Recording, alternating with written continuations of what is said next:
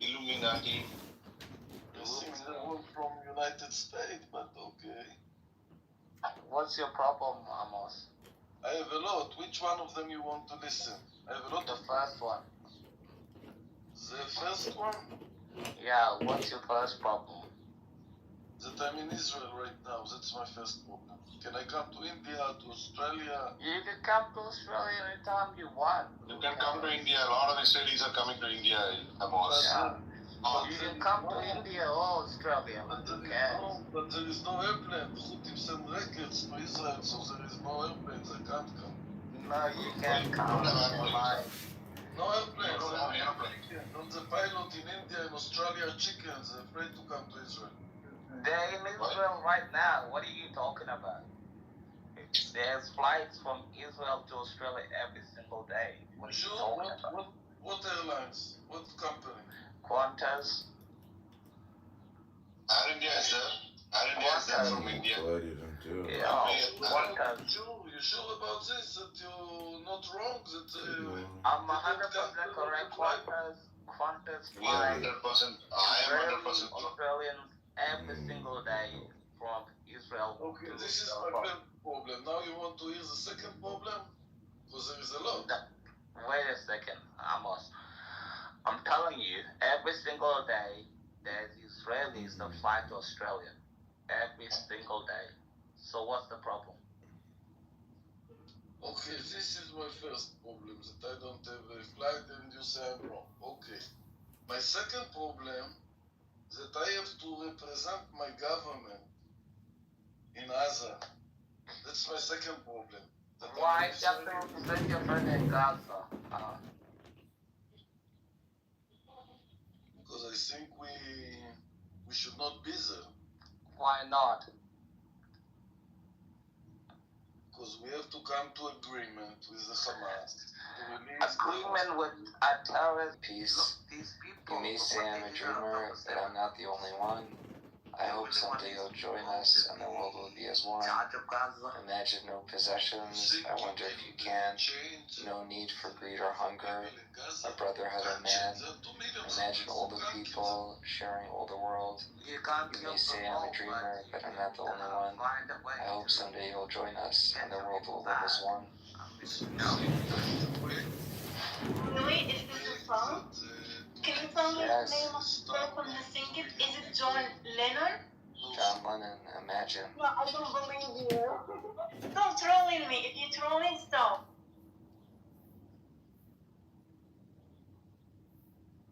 He's not trolling. Really? He's not trolling you. I mean, if this is a song like... Yeah, the point though is, that might not be protected speech in Europe or in Israel. It's protected speech in America. I understand, Marcel, you're missing the point. I'm not saying that I don't understand the law. I'm saying that the way that it's right now, there should be like measures to understand it right now. Listen, and I told it to Isha, she doesn't like it because of the COVID thing. But when there was a plague, okay, you were limited by your right to leave the house, for example, okay, in order to temporarily combat a spreading disease, okay? So the United States and many other countries that are democracies with all the freedoms in the world, United States limits freedom of people because they had a temporary situation that they had to tackle.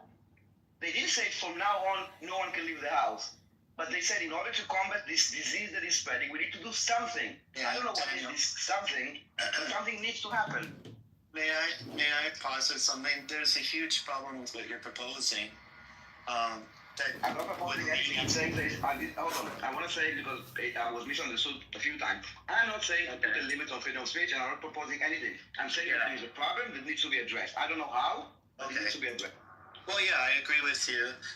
Let me just point out the obvious. I mean, you may give this consideration, or you probably already have given this consideration. But let's say there's laws, preventing people, like further crackdowns, let's say on university campuses, right? What's going to happen is that'll just lead to more anti-Semitism. because people will say, well, look at Jews, they're the protected class, you can't say anything against them or you're going to get locked up, and it just leads to more hatred, you know? And this is definitely one really large potential problem with that. All right, so that's enough. But what?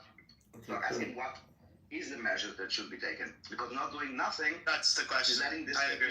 the plague will spread, and it is spreading, and it does manifest to violence at the end, and people do die at the end. Yeah, I know, but there, you know, I mean, I think you know my personality already. This is brutal here. I don't hate anybody. I actually want to live in a very peaceful world.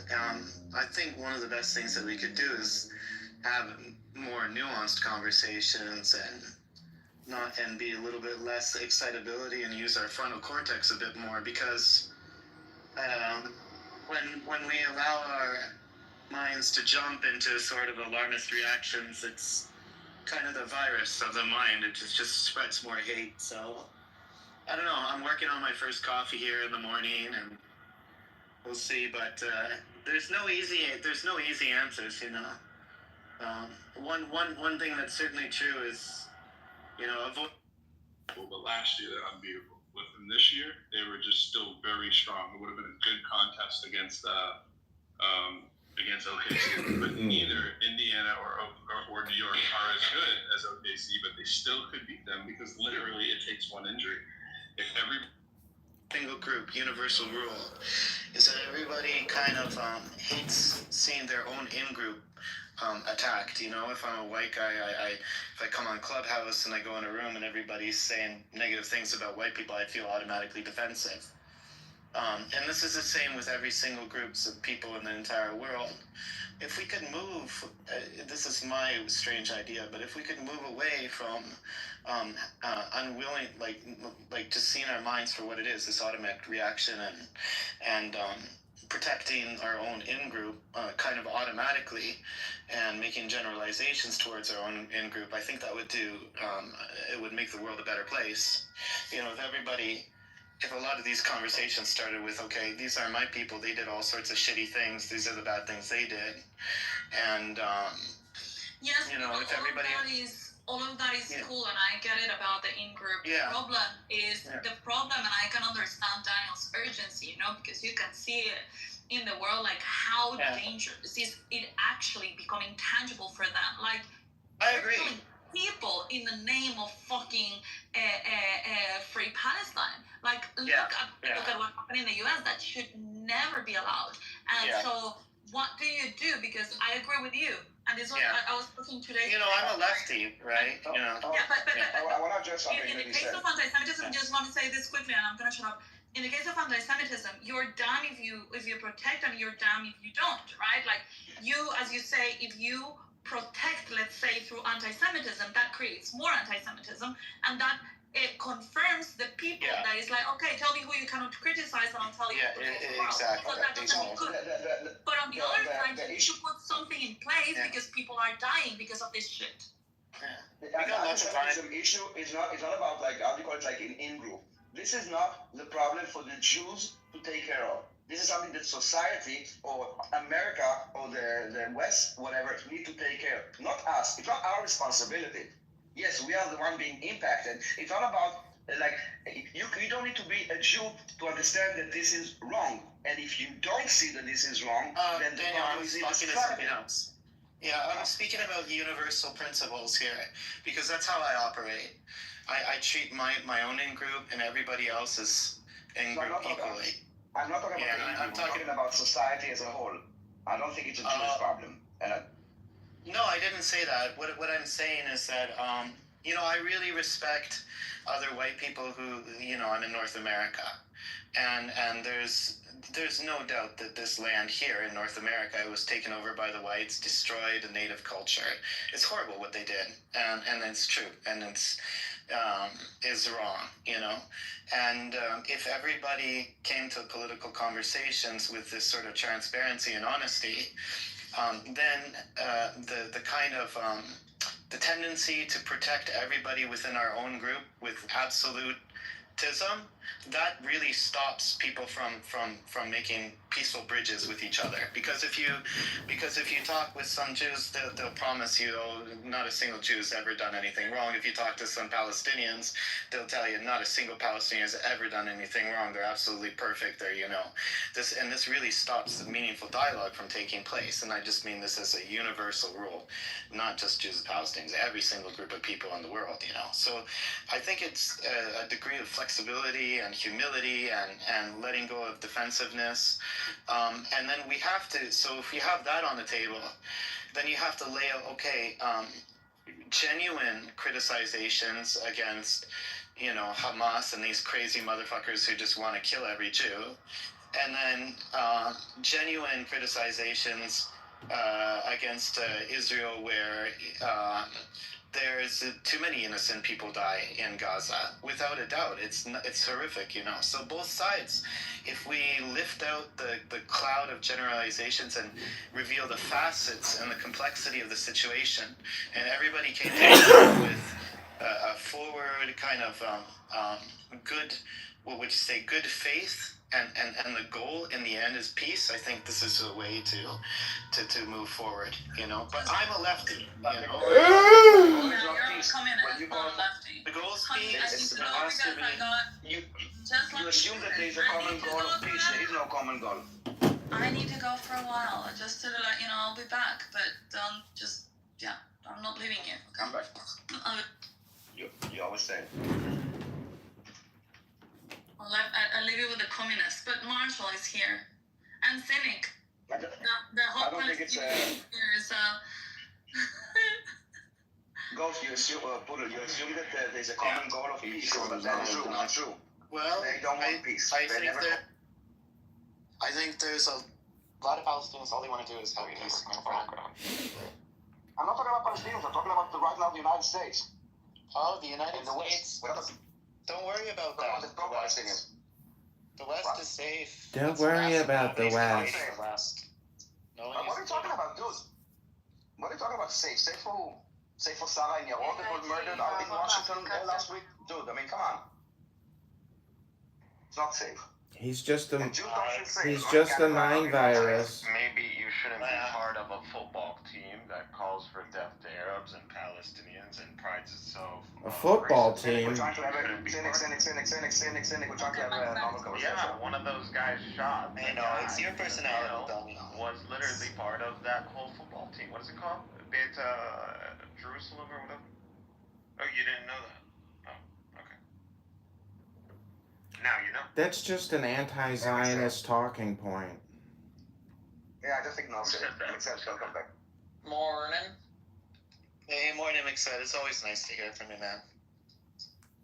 It's an anti-Zionist talking point. No, that's just a fact, man. No, that's an anti-Zionist talking point. Oh, that was communication. That was fucking... So what are you gonna do today, Cynic? You gonna repair a bunch of laptops and spend all your time talking about Zionist talking points? No. Hold on. Guys, we were having a conversation that I think is important. If you want to troll, there's enough rules on Clubhouse. Please go somewhere else. Yeah, take his advice, Cody. All right.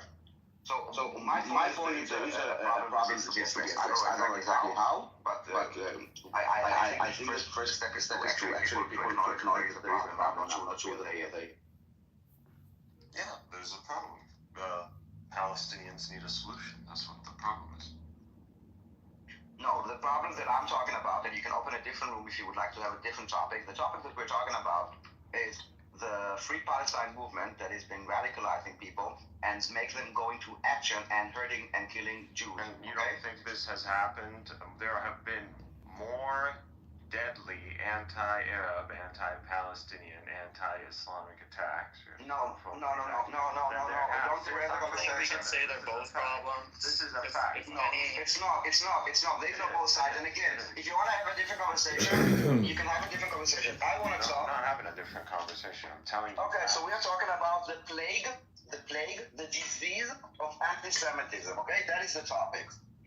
And it's not a Jewish problem, it's not an Israeli problem, it's a societal problem that allows this. And I'm trying to understand You were talking how to about combat it. Palestine and how you perceiving that slogan to be propagating anti-Semitism and to be like the propagating force behind this recent attack that took place. Of course, yes, exactly. So join the conversation. Not an Israeli embassy, it was a Jewish museum.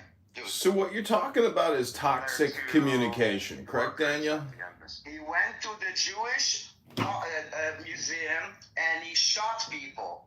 All right. And last week in Israel, we had a Palestinian that shot a pregnant woman. Dude, wake up, okay? We are talking about the Free Palestine movement. The people are chanting and calling for intifada, and at the end, there are people, even from this app, that go and make actions in the real world, not just words. Daniel, you're being hyperbolic. These are mentally ill, insane people that are doing crazy shit in the name of a cause. I already told you. No, you are actually No, Daniel. You get excited all the time. It's your personality. No, Poodle. Shut the fuck up and listen to me. You are like basically saying that anyone that is... No, you are trying. Listen to the way that you are. Listen, if you will try to analyze me, expect a backlash. If you want to stay on the topic, I will be like talking on the topic. If you want to hyperbolic and getting excited, don't use swear words then, please. He's so just a mind virus. Don't assume that you know me better than myself. It's Those obvious. people are not the people. Shut up, cynic. Those people are not they're mentally unwell. Not even. No, they're not. Obvious. This is no. They're crazy people. Can I answer you, for fuck's sake? Can I answer you? No, they're not crazy people. This is what you are missing. Those are. You don't think killing people is crazy? It's insanity. Oh my God! Can you listen to me? If you would label every person that is being indoctrinated by this anti-Semitism as crazy, yes, I do agree that everybody's anti-Semitic has a mental disease, but that doesn't allow them to go and kill people. And if you want to say that if you're anti-Semitic, you need to be hospitalized in a mental institution, so be it. I don't think this is what you're saying. But just labeling them like crazies, no, they're being indoctrinated, incited. And this is exactly why calling for violence is illegal in the United States. Enticing violence.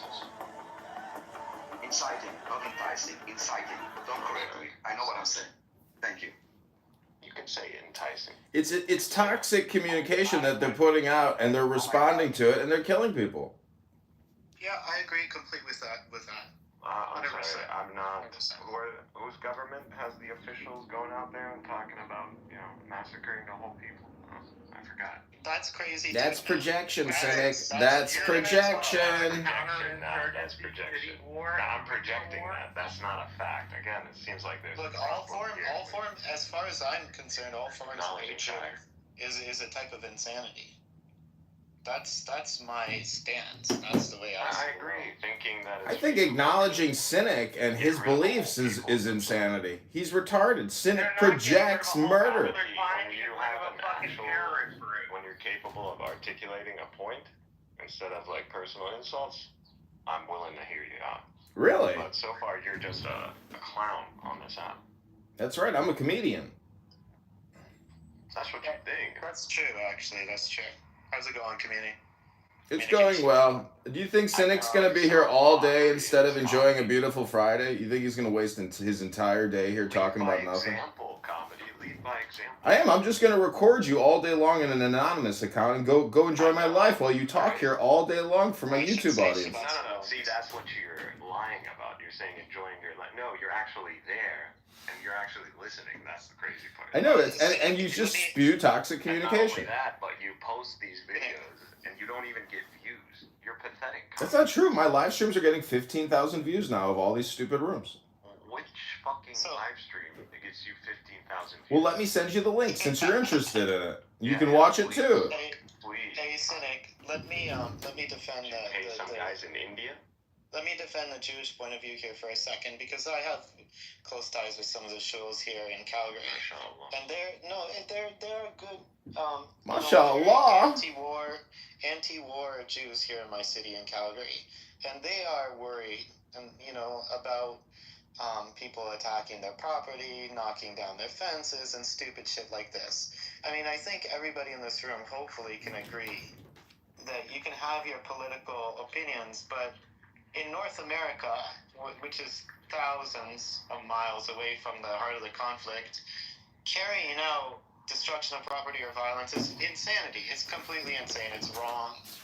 It's just wrong, regardless of who does it for whatever quote-unquote reason they think. What you're trying to say? Yeah, I mean, whatever ill-advised behavior, it's so completely wrong, dude. And then I also think that it's wrong that the universities in the United States is really trying to shut down people that are probably people with really good hearts who turn on the TV. They look at Gaza and they're like, holy shit, look at that. Like, the optics are not good, man. It looks absolutely horrific. And, I just came back from Japan, and they have zero history of anti-Semitism whatsoever there. They have no history of Jews ever having lived there. They're a fucking island nation. But the vast majority of the people there... Probably only Jews in Japan, bro. Yeah, they never banned anybody. The Japanese actually saved something like 2,500 Jews during World War II. You can read about it somewhere. Or, I don't know, a couple hundred, or... I don't know, anyways, but... The vast majority of those people in Japan... Hitler never sent Hirohito a letter going, give me those Jews? Yeah, and he refused. But I'm just saying, man, like, the optics, there's a lot of good-hearted people in this world like me who just want to see the conflict end, you know? And for anybody to come down on either side and say, you can't say this, you can't do this, or for any of the people that actually have concerns to go out and start becoming radicalized in any form and manner is just fucking wrong. Amazing, man. Well, the peaceful road is the only way. I mean, it does make for boring... But you can keep talking in general terms and these general slogans, but, are you being realistic? What is a path to peace? What is your vision of a path to peace? For the Israelis would be not having Hamas in charge or anybody affiliated or related to them. I'm sorry, you gotta be delusional if you think that the current status quo can continue, even if you take out Hamas, that you're expecting that the Palestinians are... I wasn't arguing the status quo would continue. I was just telling you what the view was. Yeah, we're talking about how do you deal with the current status quo, and you're saying, well, taking out Hamas, but, even if you take out Hamas, that does not end the cycle of violence. Yeah, you have to censor the cycle of violence. You can't allow people to continue to spam violence in the way that you do. You have to be censored, removed from all platforms. I'm a little confused. I thought the most actually, you don't need to be bad at violence on Hamas's flag. Because you have nothing to say, comedy. You literally have nothing to say. Comedy, if there was a, sorry, I should call you communication. If there was an equivalent between censoring people and actually changing their heart and mind, I would agree with you. However, I don't think the two are equivalent. I think that censoring anti-Semitism may in fact backfire. Because, the old anti-Semitic term, people will say, well, if you censor, if the Jews are censoring everybody, then clearly, they're in control of everything, blah, blah, blah, blah. So it's a double-edged sword. It's a very difficult problem. Again, what these guys were earlier talking about, Esau and Daniel's freaking silly dance, was about... Daniel gets excited. About pro-Palestinian protests and slogans like Free Palestine. And now connecting this with this recent attack. Well, I didn't hear him say Free Palestine. Staffers. I heard him say his bit was people calling for the extermination of Jews. That's what I understood. Extermination of Jews. Who's doing that? Hamas, for 20 years. Hamas doesn't call for the extermination. Oh, really? They don't create Shahada videos and brainwash their entire population with killing Jews? Oh, okay, Senek. Yeah, not global Jews. No one is going out there, and Hamas not even. Oh, they're not just indiscriminately killing Jews because of all this propaganda? I feel like that's Clown. not really telling you You're a the clown. proxy of the Iranians, and the Iranians won't like. Takes a clown to know a clown, Hong Kong. Existed before Iran, and simply because it's extremely problematic. And Iran was one of its main funders. Since you present yourself as like some sort of like geopolitical expert, you know, it's crazy. Cynic, you're projecting. You're projecting. Okay. When did just real quickly? When did Hamas establish it? Hang on. When are we getting them? Okay, so now we go back in. They can't block me, bitch ass motherfucker. Here we go. Iran started supporting Hamas. Bitch ass Marshall. Bitch ass Marshall Reagan. At least 2 or 3 years after their formation, the Iranians. I mean, I understand. That's not true. Okay. You're entitled to believe what you want to believe. I mean, first of all, a lot of people in the world, especially in the Muslim world, support Hamas and have supported Palestinian resistant movements. You know, so at this point, I think there's you a might as difference well call between a Palestinian resistance based on movement this logic. and one that uses terrorism to make its point. I'm sorry. One that hides behind kids and has. Thank you. I get it. Israel Zionists did not utilize terrorism to establish their, ethno-supremacy state. The most recent bout of violence. Did they do it? Did they not utilize terrorism? I'm just asking you a simple question. I'm not gonna answer it because it's fucking irrelevant to what we're talking about. No, but they you want to take it all the way back 40 or 50 years, then you would just and the relevant piece here is pointless having a discussion. who is the violent, the initiator of the cycle of violence. The initiator of the cycle of violence are Zionists. It's Zionism. This is the initiator of the cycle of violence. Hamas came as a response to Zionism. When was the last time that the Israelis strapped a suicide vest on and blew the fuck with it? That's the only way you can engage in terrorism is by strapping a bunch I didn't say that was the only way. You're not. Okay, but then what? The question is silly, because the whole point is terrorism, regardless of the means. As long as they lead to the same ends, then what the? Well, terrorism. Why does it need to be a vest? Why does it need to be a vest? I'm saying. Thanks, man. Appreciate it. You too. It's the lack of acknowledging of what is happening on the ground. That's how you make yourself look silly. If I tell you what is Zionism and what is Zionism seeking to establish, the answer should be a Jewish state. And how do you establish a Jewish state in a land that is predominantly a different demographic? You ethnically cleanse them. That's the only solution. I mean, it's a demographic. There's no other solution. It's a demographic that largely got there through colonialization itself. Arab colonialization, both under the Umayyads and the Abbasids, was complete. So I'm a lot confused. of those folks who don't draw their lineage back to Canaan, they're folks who were transplanted in an imperial colonial system itself. Okay, well, I don't know why we have to go back to. I mean, do you really want to do this? Like, is this what you want to do? So just because someone committed, because the point is so silly, let me just concede to the point.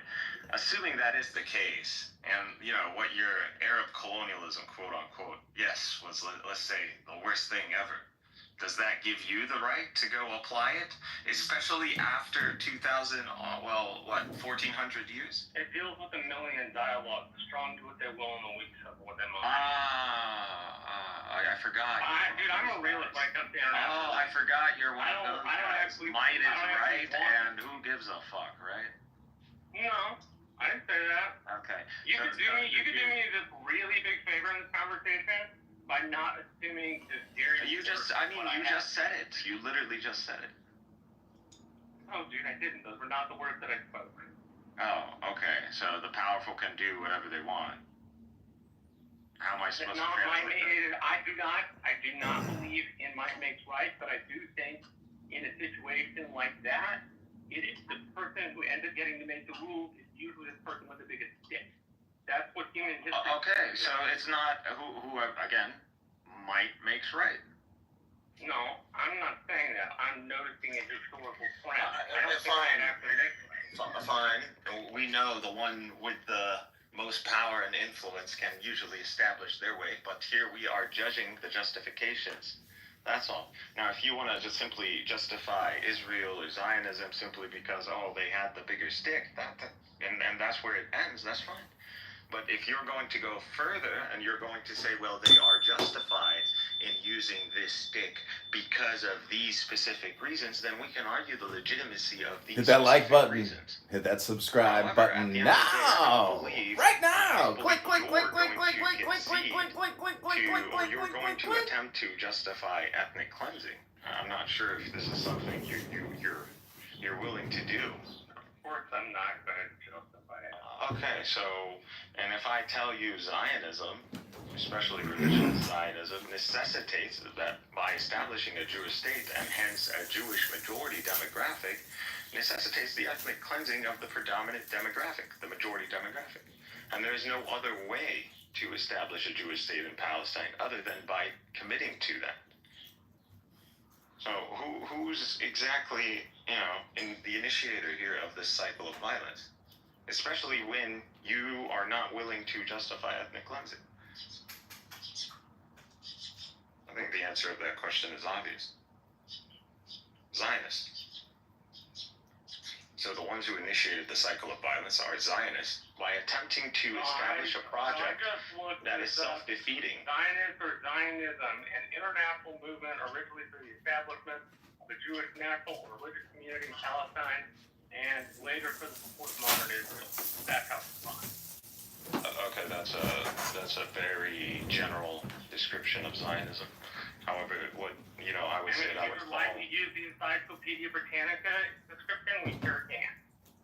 No, but there are different kinds of Zionism that define different stages of Zionism. So you have like political Zionism, which didn't necessarily emphasize Palestine as this homeland or Jewish state. It could have been different regions. And then you have revisionist Zionism that deals specifically with the situation of Palestine after you had a sizable migrant Jewish group, becoming present in Palestine. So that is the model that, currently is established in Israel. It's revisionist Zionism. So that's what you have. And revisionist Zionism calls for the establishment of a Jewish state from the river to the sea.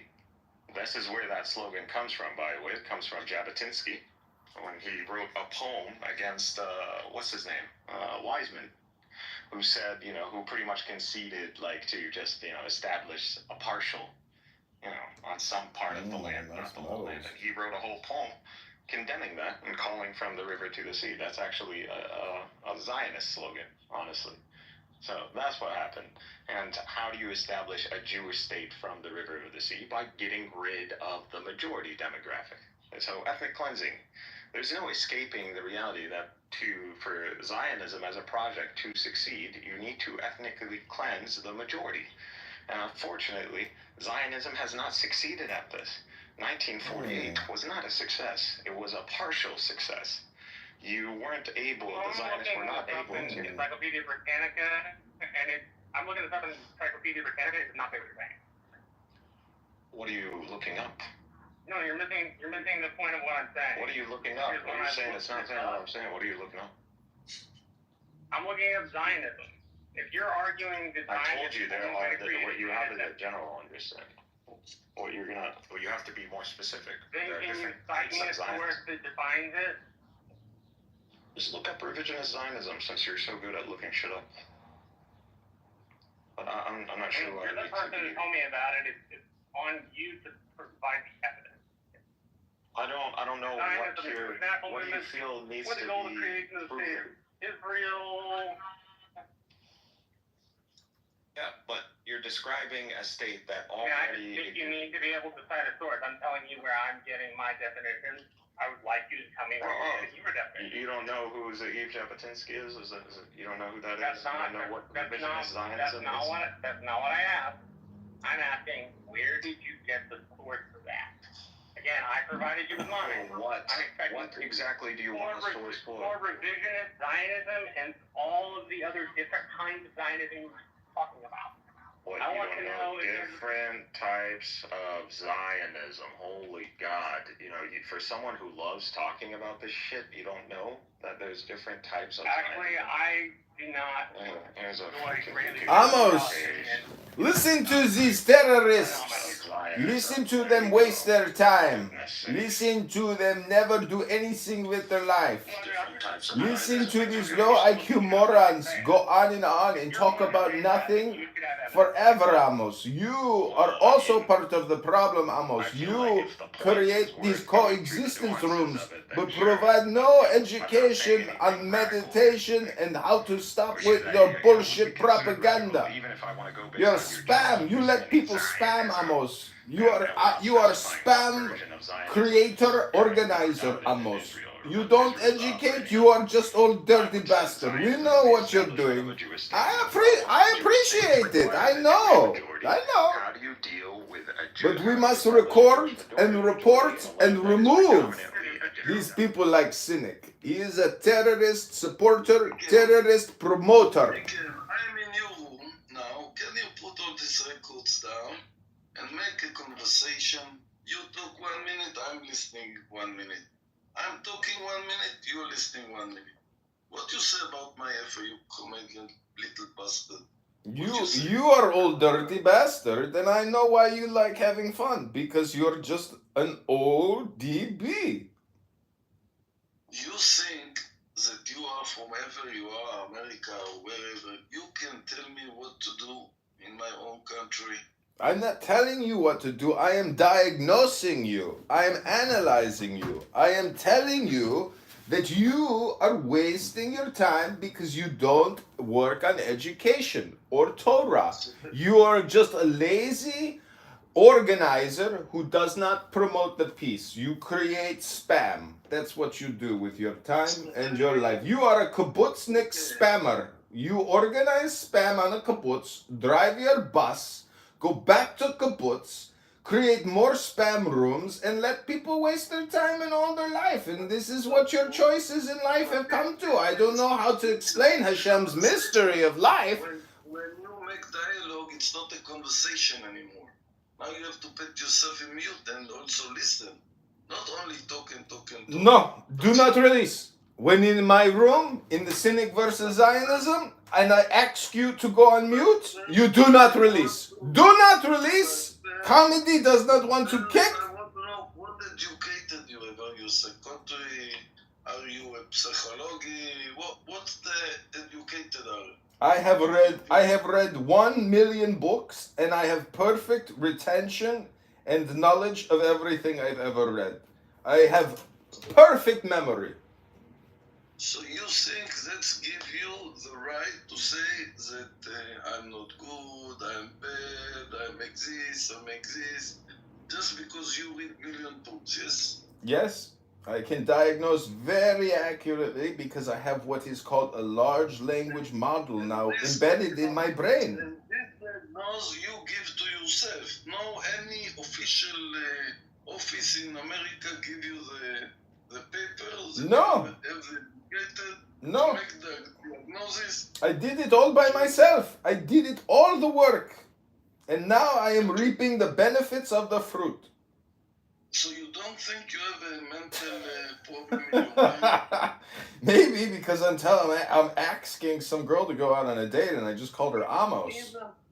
Even this simple fact that you have not connected with the people, you come to the room, to my room you come, and you make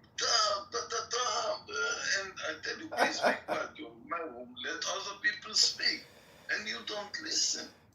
I don't come to play nicely. I come to troll. I come to disrupt. I come to spam because that's all this app is, Amos. It's just spam. It's a waste of my time. I know you're boring and you don't have exciting life outside of driving bus from kibbutz to kibbutz, but here on Clown House, we have to accurately diagnose and find out why people are wasting their life and just spamming each other with stupidity.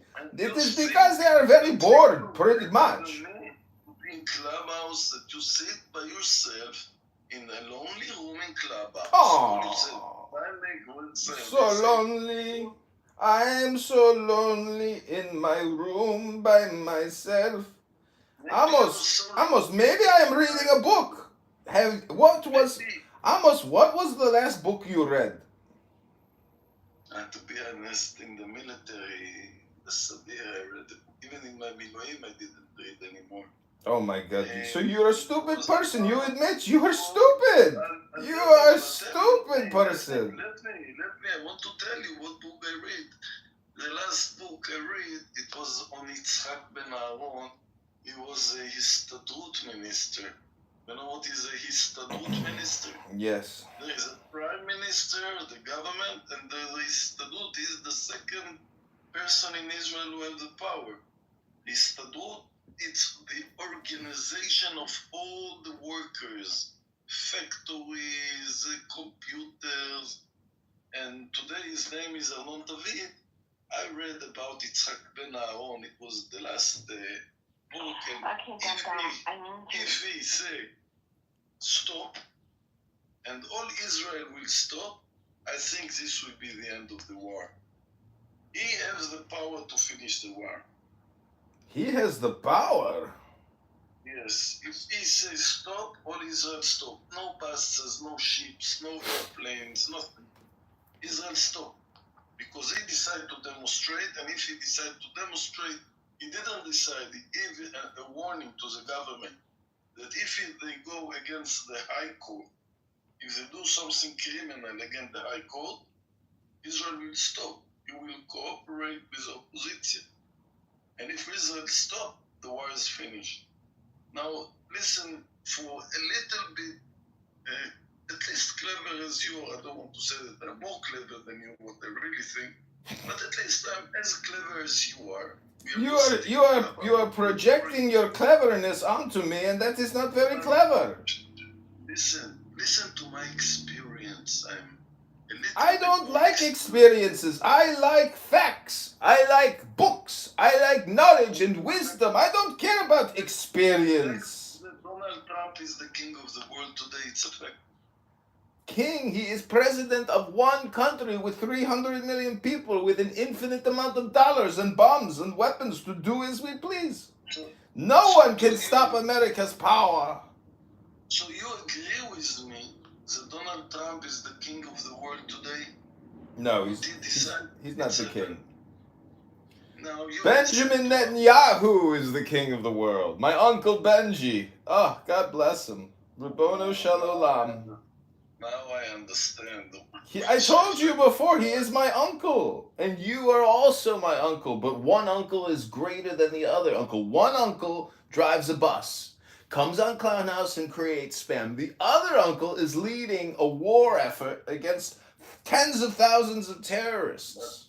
But you must understand that in Israel, not in Clubhouse, but in Israel, at least 50% hate this person that you call your uncle. That's because they have been conditioned to hate uncle. And they are projecting onto him their own hate. Listen to Clubhouse. Listen, and I give you another advice. One of the Mossad soldiers that have been really a lot of years in the Mossad life, and he's from the secret people, he goes out and he say everything what he think about Bibi Netanyahu. Do you speak Hebrew or only English? Just English. So you will not understand. You can't translate. If I'll send you to my Facebook to listen what a Mossad person talking with his life, with his face, and his everything is outside. He don't hide anything. He said, I'm a Mossad soldier for 50, 60 years. I am retired, and now I'm going to say all the truth. What he say is attacking Bibi and his wife. And the Iranian money that they support through the German ships company, and all the money that is also one of his whatever relationship in the family, make him a millionaire with Iranian money. Iranian money, you listen? What the Israel payment Bibi today is that they get money from Qatar. or from Iran. Listen, is corruption. So all his coalition today sent my children to war to die in Gaza, while the person in the coalition sent their children to the synagogue. And all this to keep the coalition, who keep Bibi from going to jail. Everybody said the war is finished. Bibi must go to jail, must be... Why must he go to jail? He is a patriot and a savior of the Jewish people's nation. Why would you put your best people in jail? No, you promote the best people to higher positions of power and authority. Let him rule for 1,000 years. You agree with Do you hear me, Uncle Benji? Do you hear me? That somebody must investigate what's happened in the 7th of October. Yeah, they're investigating it in Gaza, you schmuck. They're not investigating it to Knesset. They're investigating in Gaza. I don't understand why you think this isn't a war to the end. I mean, what do you think they're doing over there? They're going to liberate the hostages and kill the terrorists. It's pretty simple. You're spreading propaganda, and you create spam and propaganda all the time. For you, but it's not simple for the people of Israel. It's never simple. 600 days. 600 days war. It's not, it's for comedy in the United States, it's understandable. It's not understandable to people in Israel. They go out to the streets. They don't want this war anymore. They didn't win. They didn't win the Hamas keeping 58 hostages after 600 days. You know, it's not in Entebbe in Uganda. It's in Israel. Couple of kilometers from Israel, and Israel can't release those hostages. So Israel must admit that Israel lost. You can kill 50, 60,000. You cannot kill 2 million people. When you understand the simple fact that Israel lost in this war, everybody talk about it. You think that there is Gaza destroyed and people starving in Gaza and everything. But to be honest, the Hamas still keeping 58 hostages, still killing their own people, those who cooperate with Israel. They still controlling, you can say this way or another, but they still have the weapon, and Israel did not release the hostages. So don't you from America tell Amos, a simple kibbutznik bus driver in Israel, that your uncle is so clever. No, he's not. If you see the demonstration in Kaplan, what pictures? Listen, Amos, the reason why my uncle is so smart is because he's happy. You think Benjamin Netanyahu's gonna let a bus driver from a kibbutz upset him? No, he's gonna keep fighting the war. He's not gonna stop until he cements his legacy. Another thing you don't know about your uncle, he never dirty his hands. Never. He always send people. Those people from, it's not he who get the money from Qatar, it's those two people who work inside his office, which he says that they are the best Zionism, they are the best Israelian. But they got money from the Qatar, and they're working in the Prime Minister office in the first secretly place, the holy secret place in all Israel. 2 workers of the Qatar money working inside. You understand, you listen, you understand, it's facts. Listen, Amos, you ain't got no money. Amos, you've got no money, you've got no Torah, you've got no Shabbos, and that's why you come here to Clown House to spam, to create spam with Cynic and Prince and Resistance and all these other deranged, psychotic spammers who engage in hate speech all day long. They are my enemy. They're your enemy. And I want to speak to my enemy. Nobody will tell me who to speak with. Not you, not your uncle, nobody. Of course not Shuki. will not tell Amos who to speak with. I will speak with anyone I want. And if you put inside your mind simple facts that everybody knows in Israel, everybody knows that he gave this war for his coalition to finish another year. Okay, maybe he succeed. How many soldiers will get killed till then? How many people will die? How many bloodshed will spoil? You understand nothing, comedy. Listen to experience. Listen, Amos, you're a bus driver. I'm a comedian. I mean, together, maybe we should go on the road and do a comedy show throughout Israel. And then we can bring down the Benjamin Netanyahu government together. I'll go to sleep now. You come to my room tonight. You come to my room and be quiet. You don't have to speak all the time. Learn to listen. No, I'm filming a show over here. I'm creating sound clips of myself. But I understand what you're saying. I have to put you down. I have to remove you if you interfere. Come and do not release. Those people you mentioned, Prince and Skinny, and all these people are your enemy. Learn them. Learn. Speak to them and learn them. What's their problems? Learn to listen to them. There is no other way. It's a fact. You kill 50,000, you can't kill 2 million. It's not in the Second World War that there were so few people that come to Israel because of what's happened in the Second World War. We are strong. Because there is footage after this. Show me. Intelligent. Okay, Daniel. Anyways, here I do have footage after this. I do have footage. So the girl is actually fine. So you can put all the footage. Okay, Amos, take a break, Amos. You go to sleep now. Just dream. Yeah.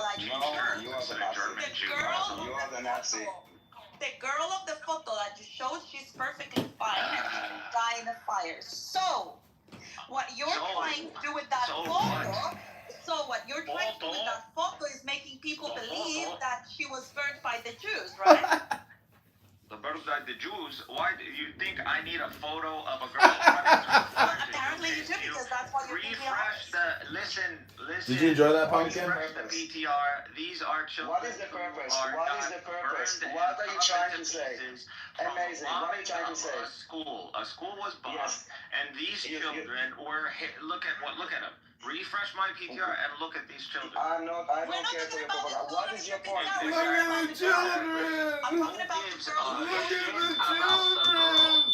If you don't care, Do you want us to put also photos of the slaughter that happened on the 7th of October? Because we can do that too. You can put everything you want. Exactly. However, We're not someone is talking about a claiming. specific girl. I don't see children.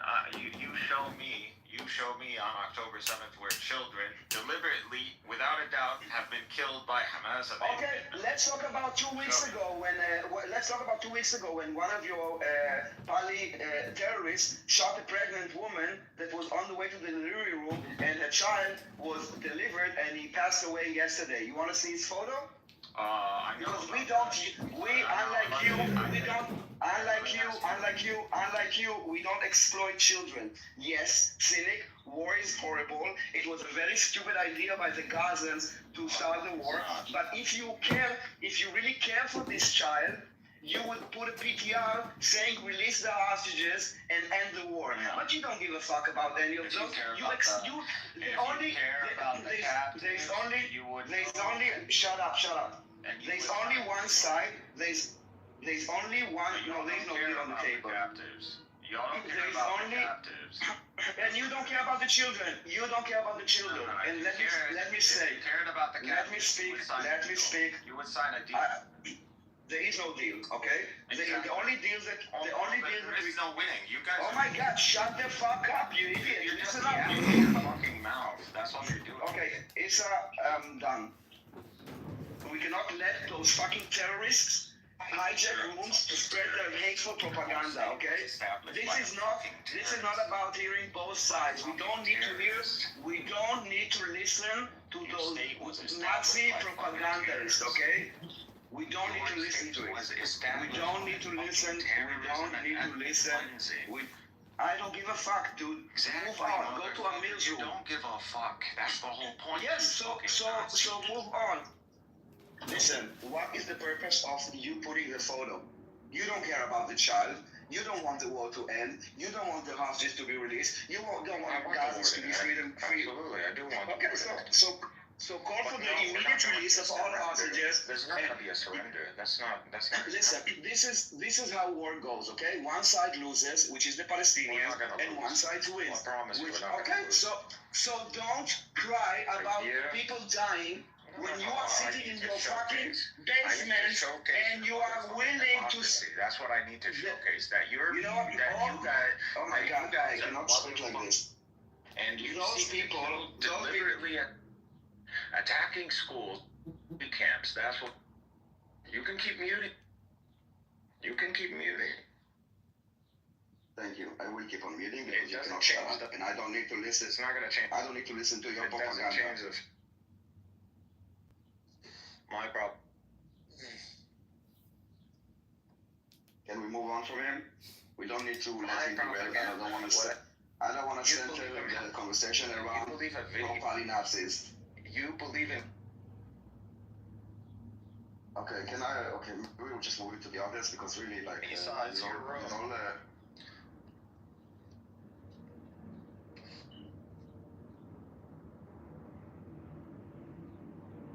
listen, I'm done being on trial with all those accusations, okay? He doesn't care about the child, and he's basically, there's only one side, and let's be honest, cynic. Who benefits from a picture or not a picture of a dead child? There's only one side that benefits from it, okay? And not only do they benefit from it, those immoral, inhumane people like Cynic are actually using those deaths to attack Israel. It's so evil, it's so twisted, it's so fucked up that they are basically enjoying those dead bodies. They're using it to attack Israel. They love it. They want it. Him and Hamas. Now he, Cynic, is a loser sitting in a basement somewhere in the West. He say, we will not surrender. Yes, okay, so more people will die. Because the goals of this war are humane, moral, and just. It is about releasing all the hostages and demilitarizing the Strip. Now, if you really cared for the Palestinians, you would listen to them and listen to who is really oppressing them. Now, when they're distributing the aid in Gaza, they're saying, thank you, Netanyahu, thank you, Trump, thank you, America. You don't give a fuck about this. You enjoy this death. You guys are part of a death cult. It's sick. You need help, Cynic. You and all the pro-Pali Nazis. There is only one side that benefits from dead children. Only one side. This is awesome. Israel only has something to lose from it. Palestine only gains from it because you use those children to spread blood libels against Jews. You disgusting, vile piece of shit. So now that we finish with the pro-Pali Nazis, can we... Hold on, I'm back. So I mean, like, getting back to the point, as you see, because you two exist within societies that have you insulated from hateful speech, you don't have, like, the antibodies to actually respond to them. What? I agree. He's incapable. Bubble of protection where you don't get to actually hear what occurs in a free speech zone. The stuff Cynic is saying can in America. Well, I don't understand you because he's keep on talking. Mixed, start over. Can you start over? I didn't hear what you said because the Cynic is keep on talking while you're speaking. Can you start over? Goodness, you're a bitch. Yeah, I was responding to the point we were talking about earlier with free speech, and you were concerned about what people were supporting at the college campuses and how America allows free speech to function. And I was explaining that you guys are a little ill-equipped to actually reckon with dangerous yet free speech because your societies don't really let it get that far. What are you talking about? What society, dude? Israel. You think that you're different than me? You feel that you're different with me? Yeah, you're in What does it matter? Who the fuck's give, like, dude, who cares? What are you talking about? I don't really get your point. I'm saying, listen, Like said, we is were making talking the about, case. Like said, is making we were, the conversation was about the threats the Jews face because of this so-called Free Palestine movement. And then when Sini came, he derailed the conversation for us, again, needing to justify our right to exist. And he said, you do you. I am done being on trial when the verdict is set in the beginning, okay? I'm done. I don't need to explain myself. I don't want to fight this all the time. I'm fighting with ignorance that are using fake facts, fake images, and propaganda. And we did it for, oh my God. And we did it for enough months for me to be done with it. I want to have some meaningful conversation with intelligent people that don't repeat the same lies over and over again, and I don't want to be on trial every single day needing to justify myself. Yeah, well, I don't need to justify myself. To that, where's McSutton? What is To that, I will say what is that the discussion that this guy even wants to have? freedom of He's speech incapable of doesn't having objective guarantee. Freedom of speech doesn't guarantee you an audience. So you can say whatever the hell you want, but you don't have the right to impose what you got to say on people that don't want to listen. What you got to say, Who are you especially if they addressing? consider that you're Who are you addressing? Nobody has the obligation. No one is limiting his freedom of speech. No one is limiting his freedom of speech. No one is limiting his freedom of speech. He can go speak whatever he wants. I'm limiting in this room and in my ears. I like that is completely That's a boring acceptable. You just want to find people that agree with you. It's boring. No, I don't. No, I don't want. Again, dude, I don't know who the fuck you are, and you know shit about me. You're just And I asked you before, I don't give a fuck about you analyzing me. And again, I'm done justifying myself or Israel. Okay, so I'm done, but I don't know why you keep on coming back. I don't care about you. This is Esau's room. This ain't your room. Well, it's our room. It's our room. Yeah, it is. Why can't it be my room too? Well, because I decided to open this room with Daniel. Oh, okay. But you modded other people, but I'm confused. I'm not allowed to be a mod. So stay confused. No one needs to explain anything to you. No one needs to explain things to you. I was talking to you. You know sometimes I ignore you, but I cannot really trust that you're not going to do any fuckery, so. Daniel, oh my god, I will just give you guys just... Who is this faggot? What? That's me, sir. I don't know who it's you. But Daniel, you will be on trial. You are on trial. And you do need to defend your actions. No, hold on. Can we talk about Palestinian terrorism? You can talk about terrorism, you can talk about what you want, but you are on trial. No, alright, this is again a shit show. Whenever the Propali Nazis come, it's a shit show, and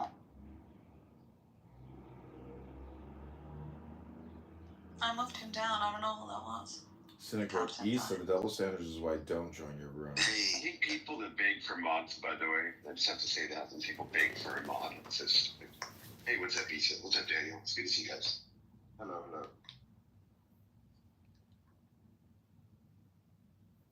Before we derail the conversation, was about the threat that is happening in the West with all the hateful, radical rhetorics against Jews that actually at the end manifests to action. The rise of anti-Semitic attack, all those calls for Daniel, can you bring up Senik again if he behaves? You do like this, like I can't. I won't, I can't. So it's up to you, really.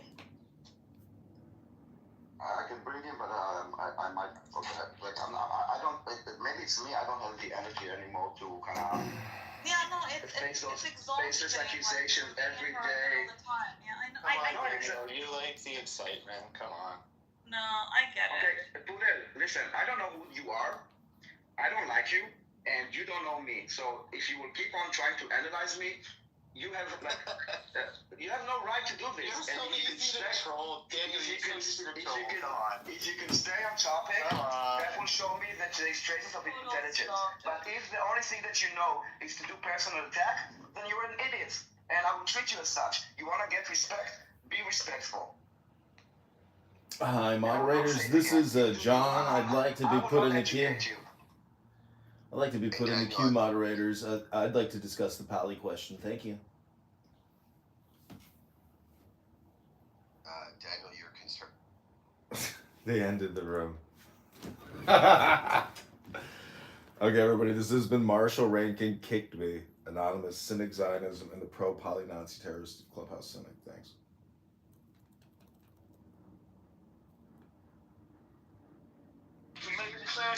Yeah, no. God, and it's pretty ambiguous. We can dig deeper. So we've got two competing creator God claims.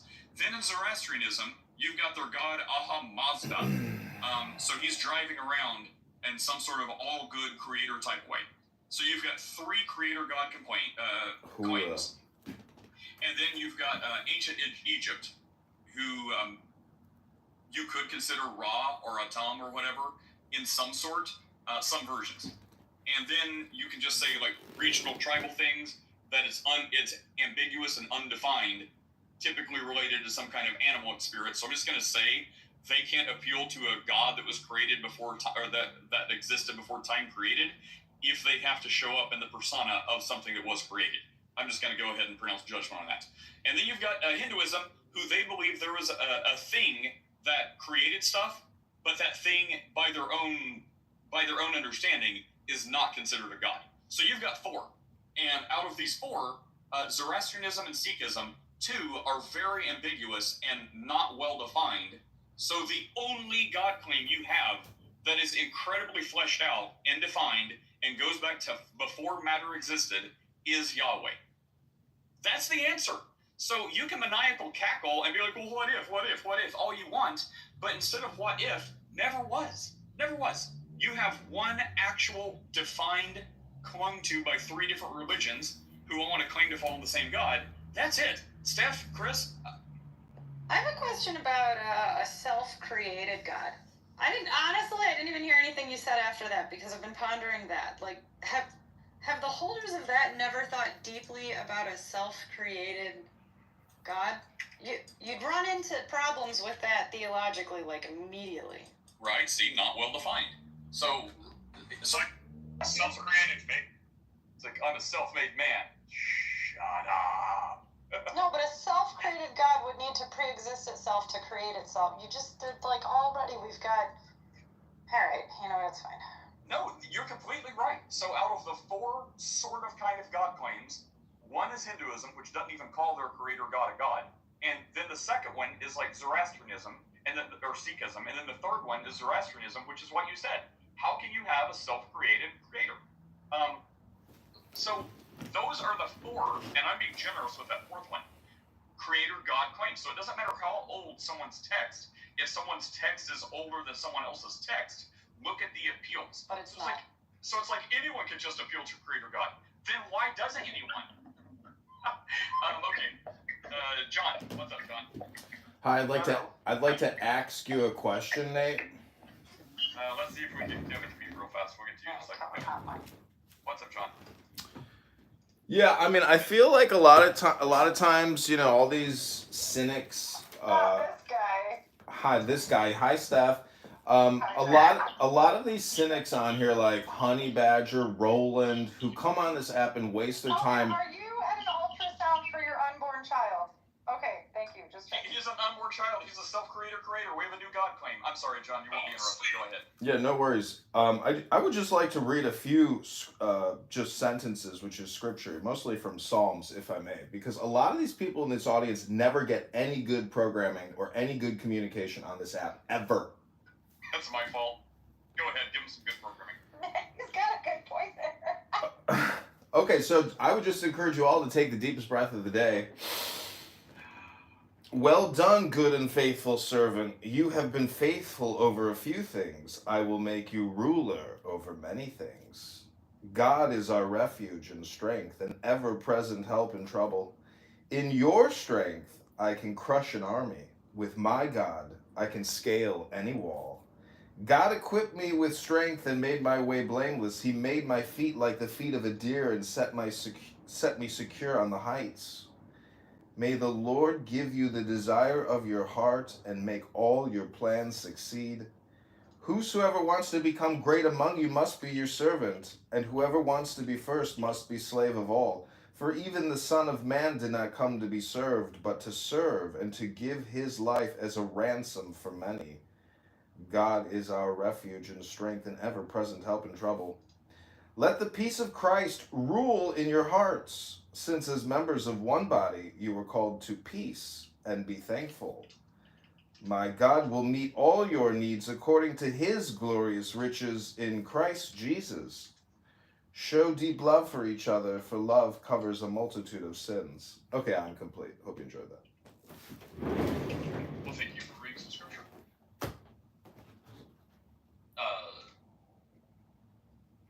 Steph, cat fur. Does anyone want to put a cherry on top of this before I ask Steph about my getting a loom for my child so they can make a rug instead of spin cat fur? No? I mean, we can handle that really quick. Don't do that. Look, it's not strong or long enough to create a contiguous thread. So even if you get her some kind of loom or like a what's that called? There's a little like a spool that you can spin fiber on. You don't want to do that because it needs to be joined with sheep's wool. So that it can be strong enough, or something else. But like cat and dog fur is not long enough fibers, not strong enough fibers to do anything with. But bunny fur is. No, you still have to. That's why I know this, is because this bunny fur must be combined with wool.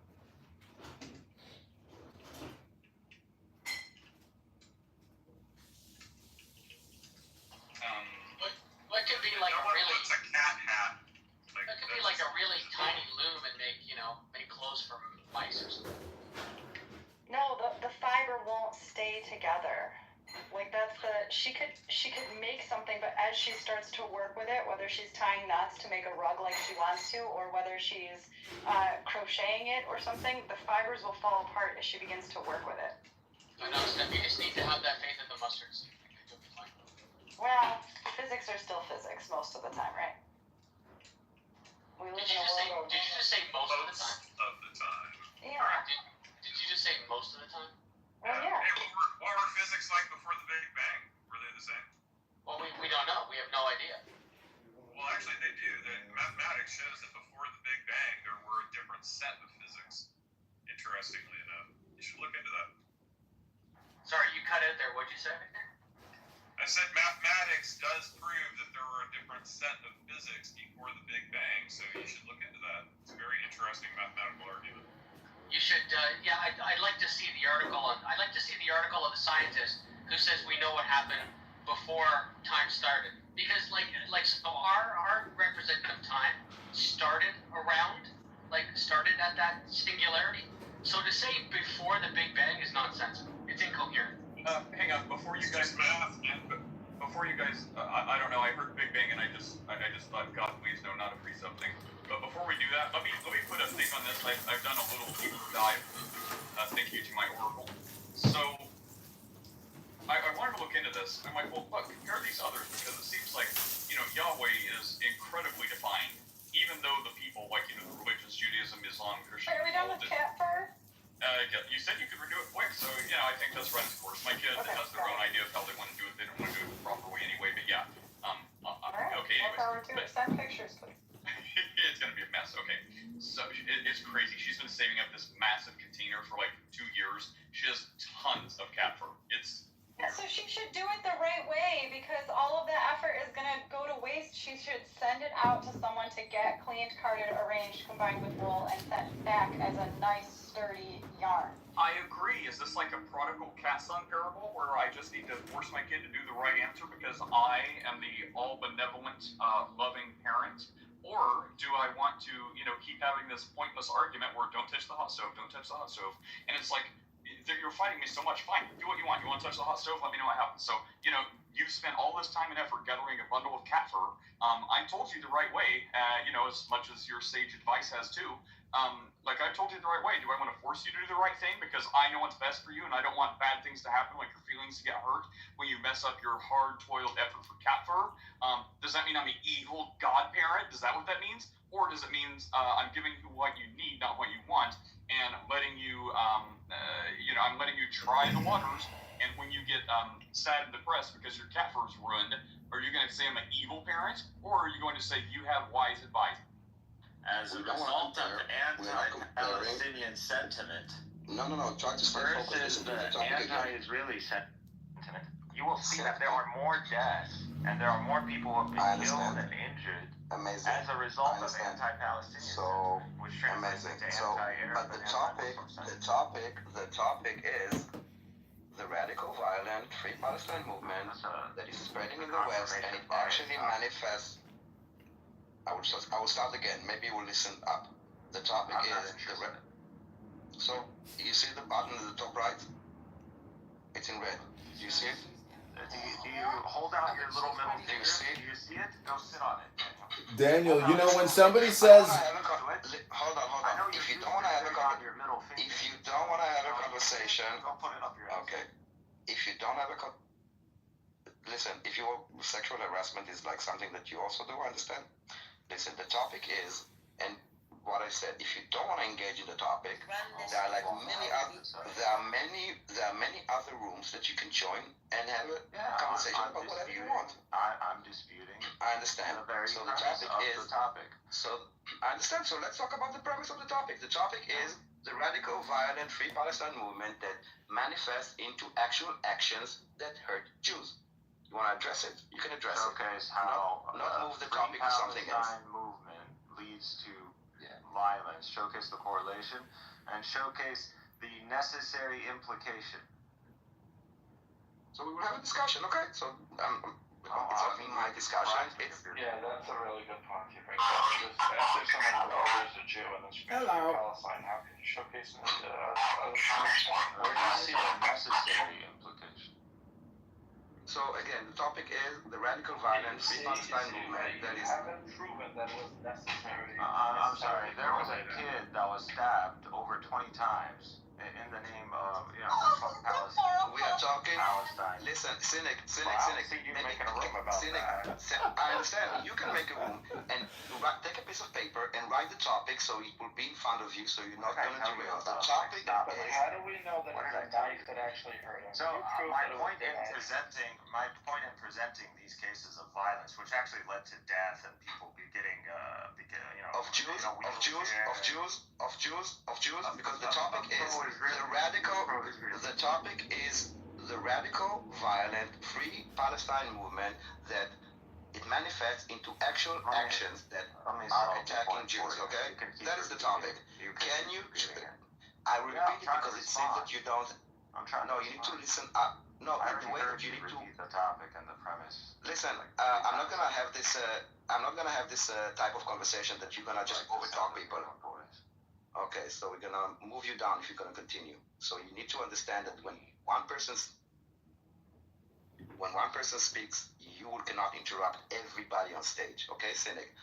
You understand? Thank God. Keep him in the audience and then use him when you want to use him, but he's a waste of time. He just rambles and talks over you, and this is pointless. Are you gonna pop in? All right, so no, cynic. Shh. We're gonna go back to the topic, okay? Now you don't have to speak if you don't have anything to say about it. You can also listen. But if you want to speak, please speak on the topic. But we can wait. We can move to someone else. On the topic. I'm just waiting on the topic. Are you done repeating yourself? Every movement, for example. Listen, no. If you're not gonna be listen, I want listen. I tell you what I want, okay? And this is why we. Okay. Let's move without him. So the topic is. Yeah, Coco. I just wanted to say it's my clubhouse birthday. Happy. I don't know if it's a good thing or bad thing. Oh, thank you guys. It's another year that you wasted on Clubhouse. But I'm being honest, I don't think it's a waste. I learn a lot, actually. Where's Cynic? Did he leave? Yeah, he's downstairs.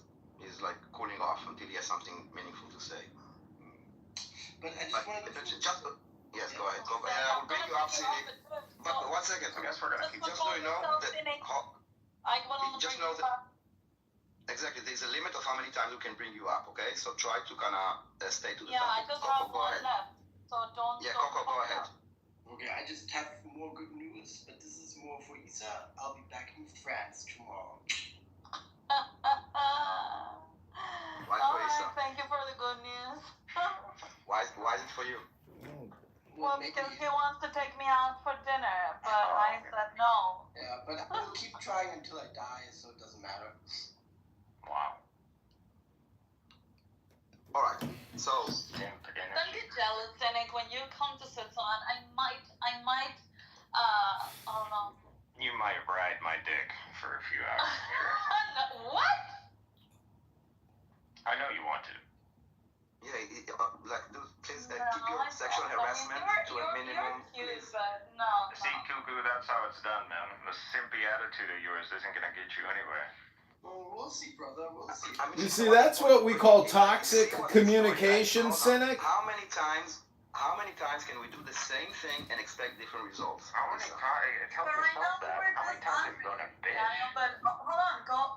I'm removing him again and again, Cynic. Just so you know, you need to be respectful, and I think that there's a limit of time of how many times we can bring you up. Now go drink a glass of water, and when you're ready to have a normal conversation without sexually harassing people, without cursing, without doing all the things, without interrupting. Let's just move on from Cynic. It's a waste of time, Daniel. Exactly. Let's talk about the title, which is about communication. Go ahead. Yeah, we're living in the biggest spam industrial complex of human history. And why do you think people commit violence? Because all they do is talk about this shit, look at this shit, project this shit, spam this shit. This is what Cynic does. And as you just heard him talk to Issa, he's no gentleman. He is a terrorist-supporting propagandist piece of shit. He repairs laptops and spends 80 hours a week here projecting anti-Zionism propaganda. The guy thinks I may be projecting, he thinks he's an information war. He's wasting his fucking time. He rambles, he mumbles over people. He is a waste of time. Cynic, clean up your communication. John, let's move on. Cynic is really not so interesting to have a room about him, okay? I don't give a fuck about Cynic, okay? This is why he's now in the audience on his way out. Okay, because he cannot behave around in society. So let's move on and go back to the topic. You wanted to talk about the topic. Yeah, well then it's mass communication, because he's just the microcosm of the macrocosm, which is the mass communication spam about this Free Palestine movement, which is causing actual people to go crazy and commit acts of horrific violence, as you witnessed at the embassy in DC. These people are activated. They project spam, they distribute spam, they engage in it, and then they're taking action. These are silent sleeper cell type people who are very dangerous. You should be aware that there is a major jihadist terrorist problem and incubator. This is an incubator for hate speech, and this is what these people do. I've been recording it for years now. You all know I live stream this bullshit. These people waste their time talking about hate speech all day long because they create the hate speech. They are the hate speech. So you know it, I know it, and this is what the conversation's about, in my opinion. So what is there's a plague right now, okay? A virus that is infecting the world. Now it's not the Jews' problem, this anti-Semitism. I mean, we are the victims of it, but it's not our problem to fix. It's something that society as a whole needs to fix. And I'm trying to think of how it can be fixed. Automation. You have to automate at scale the censorship. I've been censored. I've had countless accounts deleted. These people don't seem to have accounts get deleted. I mean, maybe it's because we're not reporting people's accounts. Or, well, X, Google, Meta, they have hate speech automated filters that delete any kind of hate speech which is identified through the words or the context. So they're doing it, but not enough at scale. I mean, why do people I don't want to mention anybody's names anymore, but the point is, why do these people... You want to censor speech? I want to censor people's activity on the internet. They can keep it on their phone if they want because you can't stop a hardware. But why do people carry photos of dead babies on their phones in the hundreds and post dead baby photos all day long? We're talking about mental health derangement syndromes, Jewish derangement syndrome and personal derangement syndrome. These people are pathetic. Are they at the gym right now working out, reading a book, improving themselves? No, they're here spreading hate speech. So what is the solution? Like, how do we, like, obviously, like, I don't know, maybe it's not obvious. Is the phrase Free Palestine hate speech? It is hate speech. It is essentially Zionism. Cynic loves to talk about. Oh, that's a Zionist talking point. Well, then he's the anti-Zionist talking points. And so the point is, it has to be done at scale and through automation. That's the only way that society can solve this problem. How do you automate Ivy League universities that this plague is like? I think like total surveillance and control.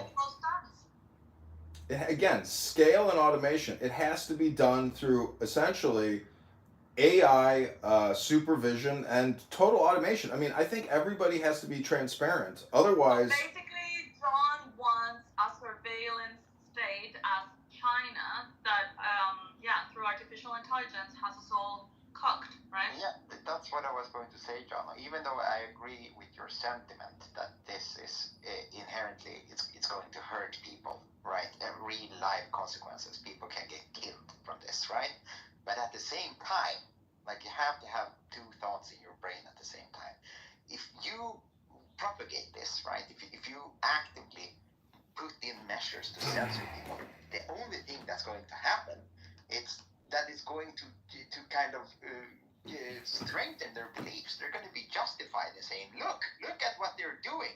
They're silencing us, right? well, I will admit that I'm only suggesting this projection as the basis of a discussion. I mean, I understand freedom of speech. I support freedom of speech. I support all forms of speech. But it takes people to counteract these bad ideas. There's not too many people that counteract these people who project these horrific and bad ideas. Yeah, so I understand, John. But it's we're getting very close to becoming social justice warriors in our effort to combat this, right? And that's the caveat to this, or it's the double-edged sword, you could say. I know, but this is like an information warfare. I mean, this app is a perfect example of like the mind's eye battleground in terms of propaganda and politics, communication. But it's all spam. It's a waste of time. It doesn't improve yourself and it doesn't improve the world. You just absorb people's mental health derangement, toxic spam communication, and it's a waste of fucking time. Yeah, it's a virus. That's what it is. But unfortunately, I think the only way to combat this is through patience and just debating them over and over. No, it's not. You will notice they always go back to, what about the dead babies? That's their number one fallback line every single time. What about the dead babies? It's a shock statement to basically waste your time. I'm telling you, if you just observe what these people do, it's the same pattern over and over again. What about the dead babies? What about the dead babies, though? Yeah, what about it, Simon? I think maybe just double down. Say, yeah, fuck them dead babies. I mean, if you care about the dead babies, don't start a fucking war. Yeah, that could be. Or if you care about the dead babies, call for the war to end. Right, there's that. Yeah, but what about the dead babies dying right now? Right? There's dead babies. Stay undead. And the irony in all of this is that the people caring about the dead babies in Gaza, they are also aborting babies in the U.S. Isn't that amazing? No, you gotta get rid of those babies. Nobody wants those. You're conflating women's health. That is sacrosanct in America. The Free Palestine movement benefits from dead babies. Israel does not benefit from it. There's only one side that benefits from those images and from those events. Do you, Daniel, let me ask you a question. Do you think that any of this is manufactured? Because when I watch CNN and I see videos of Hamas militants with this horrific, like, Islamic music in the background, I get the feeling we're being conditioned to essentially perpetual war and making money through sustaining perpetual war. What, you mean the military-industrial complex? Yeah, I mean, that's true. But, like, that's always been the case. There's always been people sharing ideas with each other, good or bad. Historically, by speech, but as we've become more literate, by press as well. And, like, you can't stop the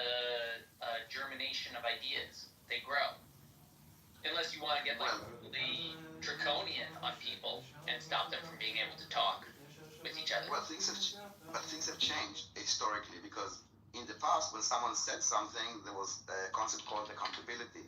We are now in a time where you can create like 1,000 accounts that are fake. You can even not even have a human behind them. You can have bots that are spreading these things, and there's no accountability. Right.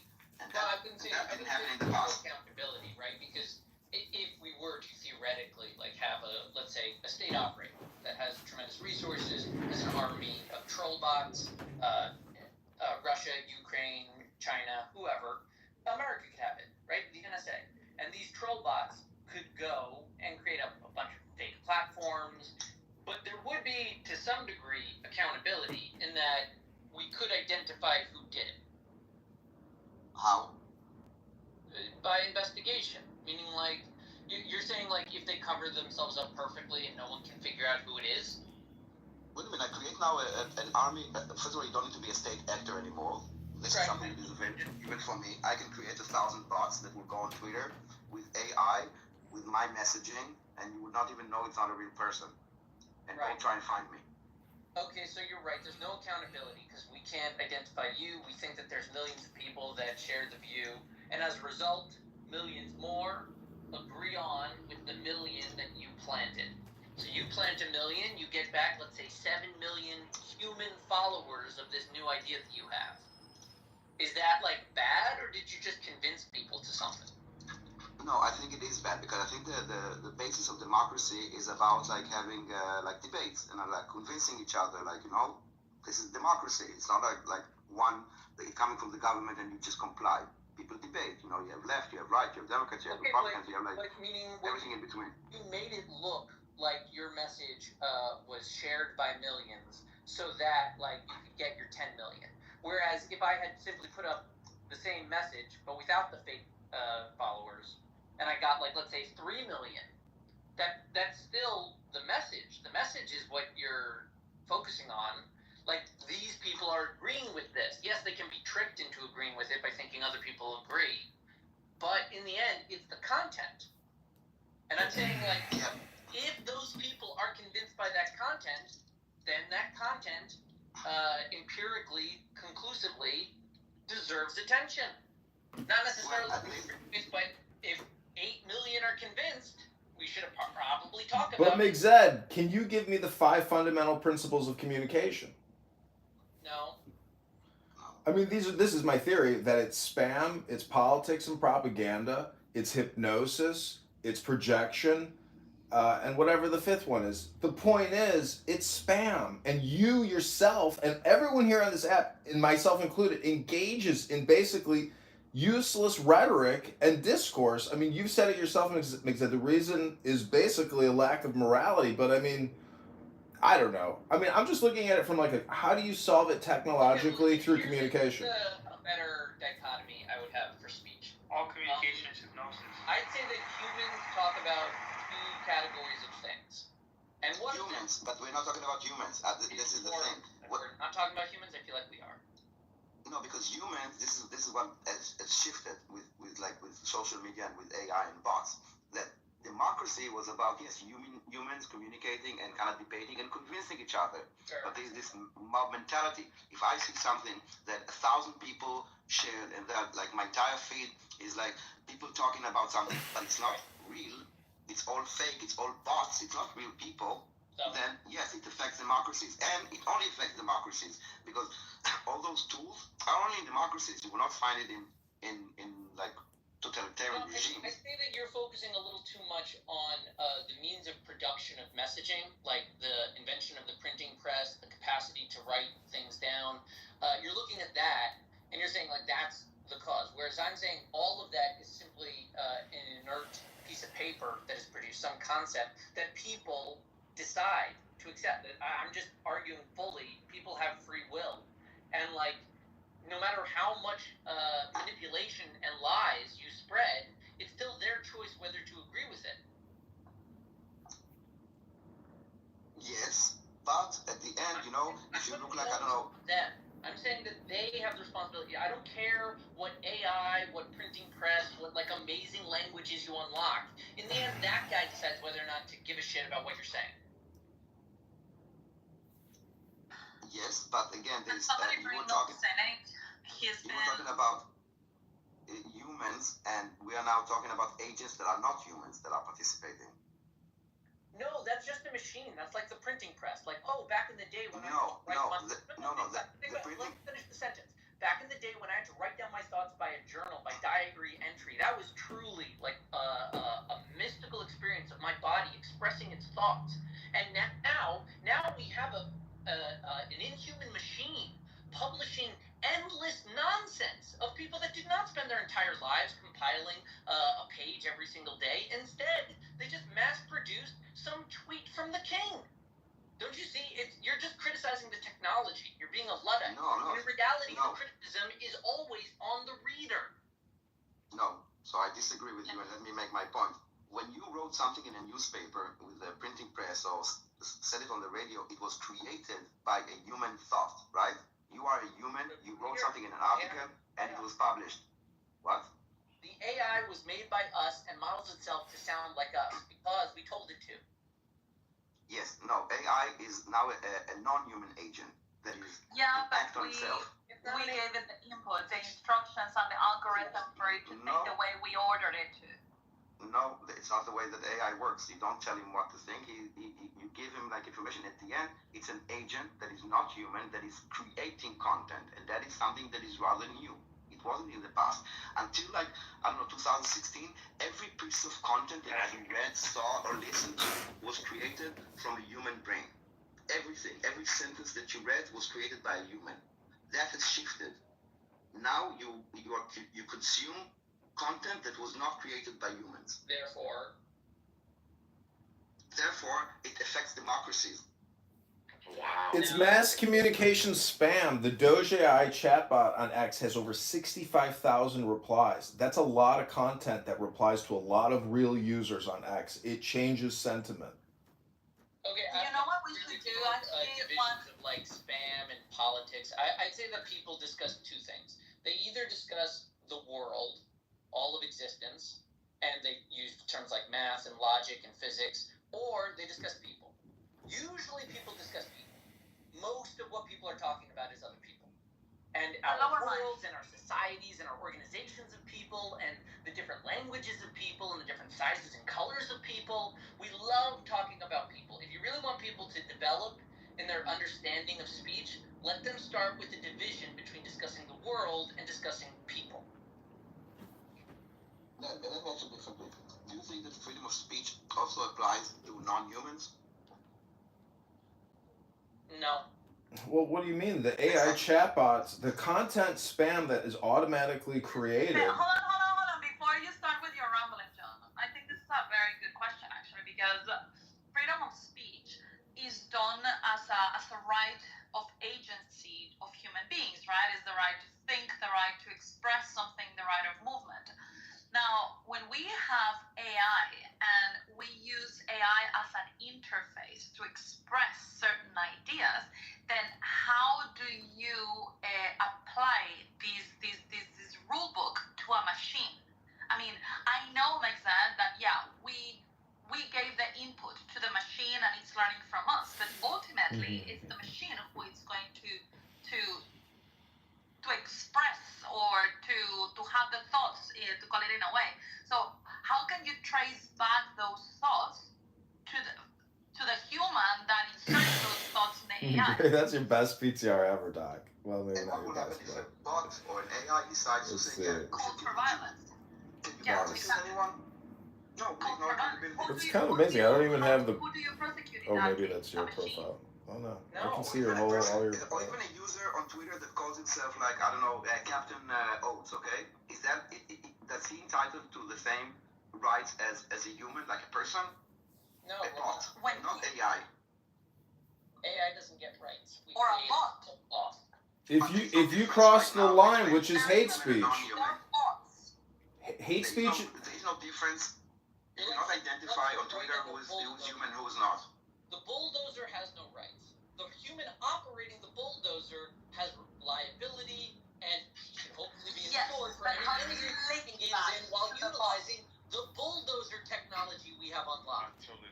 No, you missed the point. AI is now an agent, okay? AI AI is now like bots are agents by themselves. They're not operated. No, it's not an agent. Does this guy think like It spam is an agent. How is It it is an agent. recent interview? Because now, if I now go on, for example, like off topic in a way, and I create a music that a bot created, I did not create it. Right. That doesn't make A machine created it. First I of all, didn't tell it what to create. But I'd say that you used the tool to do it. The same thing with like music. If you use like a guitar to make your song better, are you not doing music now? Daniel, Issa, Simon, McZad, Shake, Cuckoo, Cynic, Caleb. And the title of this room is Does Free Palestine Movement Equal Violence in the West? AI is an independent agent. They can have conversations without me being involved. But is it an agent? Is it an agent? I'm not sure I would say it's acting on my behalf. It's my messengers. It's a shliach. Yeah, I'm not sure I would say. Alright, this is going to be my background filler bullshit, but Doc, you've reminded me that I have a lot of shit I gotta do. Because I gotta walk away from this shit. I want to record it, but I gotta walk away. This is where I'm going to close the room up. I mean, my like actual room. Close the door and just let this recording room automate. But that's just by human. No, I'm saying like I won't be able to talk to you shortly because I'm leaving my physical room. or analogous to like a pencil and it's just a pencil and paper. It's a pencil and paper or it's spell check. It's just another technological augment on what we've been doing for centuries. So it's not. It's a completely different concept. The AI. Okay. So everything that we had until now was dictating 5 books to people, and they were writing it down. Was that AI? No, humans, because the information came from a human brain. Those guys weren't thinking; they were just dictating. Secretaries have existed for centuries as well. They got from humans. The planning and the autonomous capabilities. I'm not sure why. You're missing the autonomous capabilities of secretaries throughout history. No, you're a smart guy, so I want to try and really understand your point. But we're at a point now where these things have the ability to plan, the ability to cooperate, the ability to have some level of agency, and I really don't want to overplay the word agency, but some level of agency, which is somewhat different than the technology. Agency implies free will, but I would call it more autonomy because whether it is through some sort of automated process or whatever, they are. I believe in AI. AI is not logic that was written by a human telling him what to say. Okay, large language models, the breakthrough here that basically they staying off the grid. Thank you. I hope you're enjoying my podcast. Language is what we use to communicate. That is the technology that we use to communicate ideas, thoughts, to create things. That was only for humans. Only. They were the only people that were able to do that. And now it's shifted. Where AI has agency. AI has agency in the abstract, imagined, created space of language. AI can do anything within our language. They can. Yahweh. But that culture. So by the time we get to the Vikings, that's a little far north for my liking, but I still continue to go in the water. But even Odin, the All-Father, in a very complicated and functional system of concepts and ideas. But in the end, if it wanted to mine a rock, it would have to communicate with the actual world and trick a human into doing that. So, but it's not a human. That's exactly the thing. You can have now an agent that is not human is participating in the market. The natural limit of its agency is the imagined space which it exists in. It's only words. It's only ever words. The fear you have is of people that will follow those words and they will be dumb.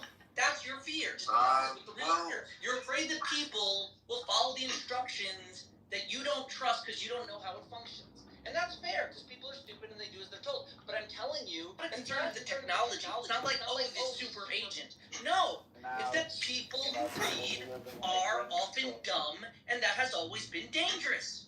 Yes, but if until 10 years ago, if I would say, go kill the Jew, and you went and killed the Jew because you read it, I would also you mean like 100 years ago in Germany? No, I'm talking about like until we had listen. If Call I for call violence. for Just any call call for for violence. violence, okay, and then you say the reader, he's dumb and he acted upon this call for violence, like Princessa, okay, she was like indoctrinated. Okay, maybe that's not a good. Let's say something more like out front. Like I'm calling for the actual. Hold on. I'm talking about someone that actually saying "Go kill a Jew." Okay, that is something that is illegal, right? You can arrest me for just saying it. You cannot do the same for a bot. So you can blame the reader, yes, but what is the accountability of the creator? There is no. But I think Mixed's point is interesting. Addressed, I believe, in Kiddushin regarding Shliach, right? What is the moral culpability if I instruct someone to kill on my behalf? Who is morally culpable? And the rabbis say, the hitman. He decided to commit the murder. Even though you instructed him, you wanted him to do it, you benefited from it. And you could get, like, probably some lesser offense, like accessory. But the person that decides to kill, he's the one that has the agency. He's the one that has the choice. It's not the point here. It's not the point here. I mean, Mixed is an interesting point in the sense that, like, the human brain wants to outsource outsource all kinds of stuff to external things that make stories that like help us organize, because it's just too much for our brain wants to like preserve itself and preserve its energy, right? So like there is something to be said for too much outsourcing of that, of the information. Yeah, I'm going to say that slightly differently. There's plenty of axioms and calls of authority that humans rely on, and it would be completely irrational not to. So there's a reliance to say, I mean, that's the crisis we're going through right now. Like, there's institutions I trust, that they're the historical authority, and I can look it up in encyclopedia, I can look it up online, I can find it out. There's no way I'm going to remember everything. I go to my doctor, I don't quiz my doctor every time, why did you choose this antibiotics? I trust my doctor, I should trust the institution. Once people start trusting bots that are learning from other bots and we don't know their motive, and they're making these very strange algorithmic calculations, and there may be deep biases built into it, not intentionally, but they just because of where society is today, certain ethnic groups are less successful, so that builds in a bias in their nascence, and we don't even know where the bias is coming from because we don't see the math leading up to it, and it's not a human that can error correct. So we're going into a place where humans are just going to rely on these bots and really don't have a way to track the source of the information. And AI does make their own decisions. Like, they don't necessarily comply with human instructions. Your example of a secretary, that was a human instruction, there was a human content, and it was controlled by a human, and there's someone that takes responsibility. AI can make his own decisions, can make his own mind, and can make his own text and music and photos and videos and whatever. That's a good point. What are you talking about, man? No, but that's a good point too, right? Because secretaries and copyists were better off being dumb. Because if they were able to like, oh, that doesn't sound right, and then change the text, right? So many, for example, right, in like Bible study or Mishnah or whatever, right? You look at the manuscripts and you say, this person changed the word, right? It's better to have a stupid copyist than a smart copyist. Bima. But if AI is actually intelligent, that changes the story. Bima, right? you just reminded me. I've got to get to the gym. Yes, they are I should go now. as humans, and they right now. But I would be willing to communicate with you briefly for 5 minutes. If you want to say hello, I will. Oh, I got a good hypnosis for you. It's just like Bible passages from Psalms. It's very smart. It's so much smarter than anything you just listen to. But nobody wants to read scripture.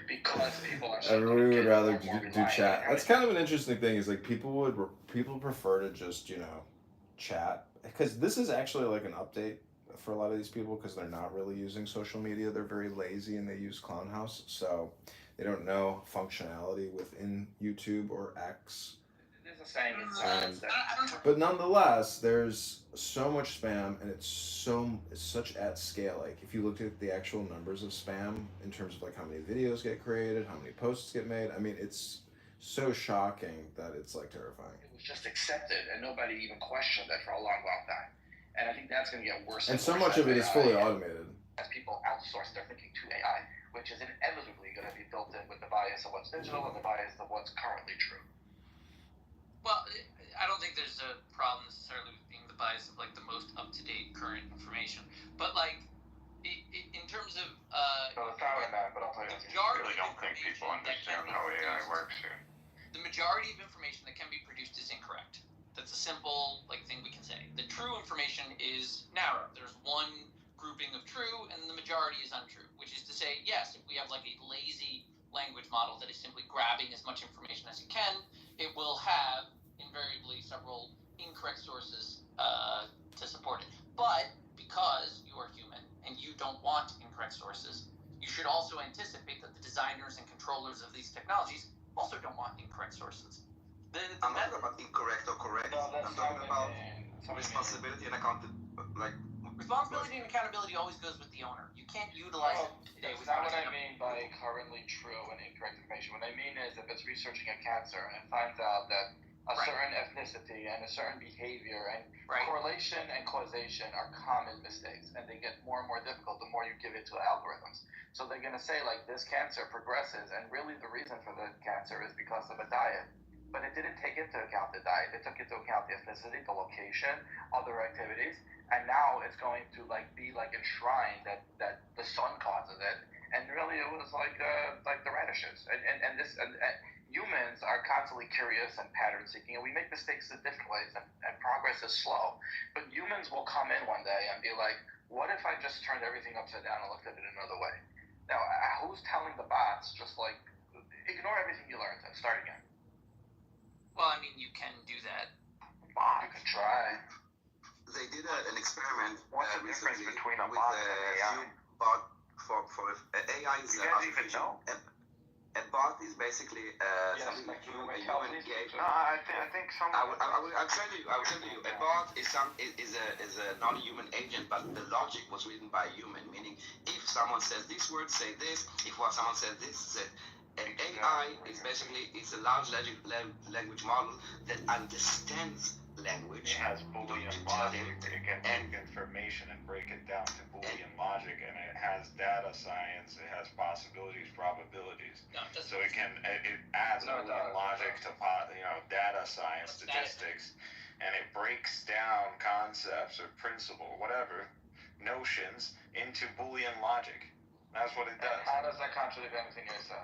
What? So AI is a tool at the end of the day, and what you have is the same problem we've always had. You have the sources. So I think So how does that contradict anything I said? I mean, I didn't say it contradicts anything. What did I say? They did an experiment. I'm not saying anything. Where am I saying that it contradicts to what?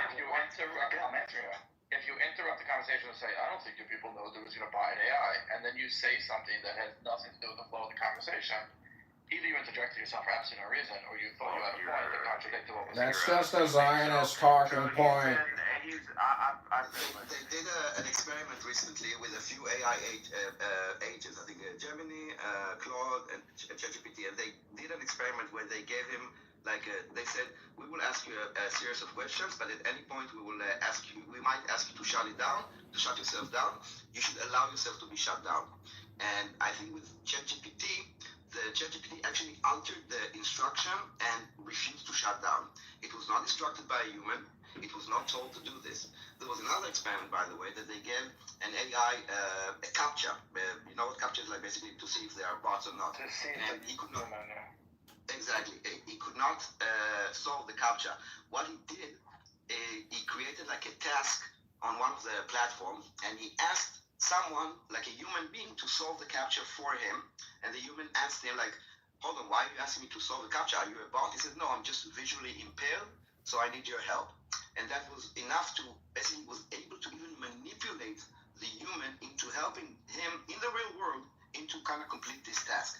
They are independent agents, AI, and that is different than what we had until now in all the technologies and all the information technologies that we have until now, like newspaper, radios, and all of them. They were always controlled 100% by humans, and AI is something else.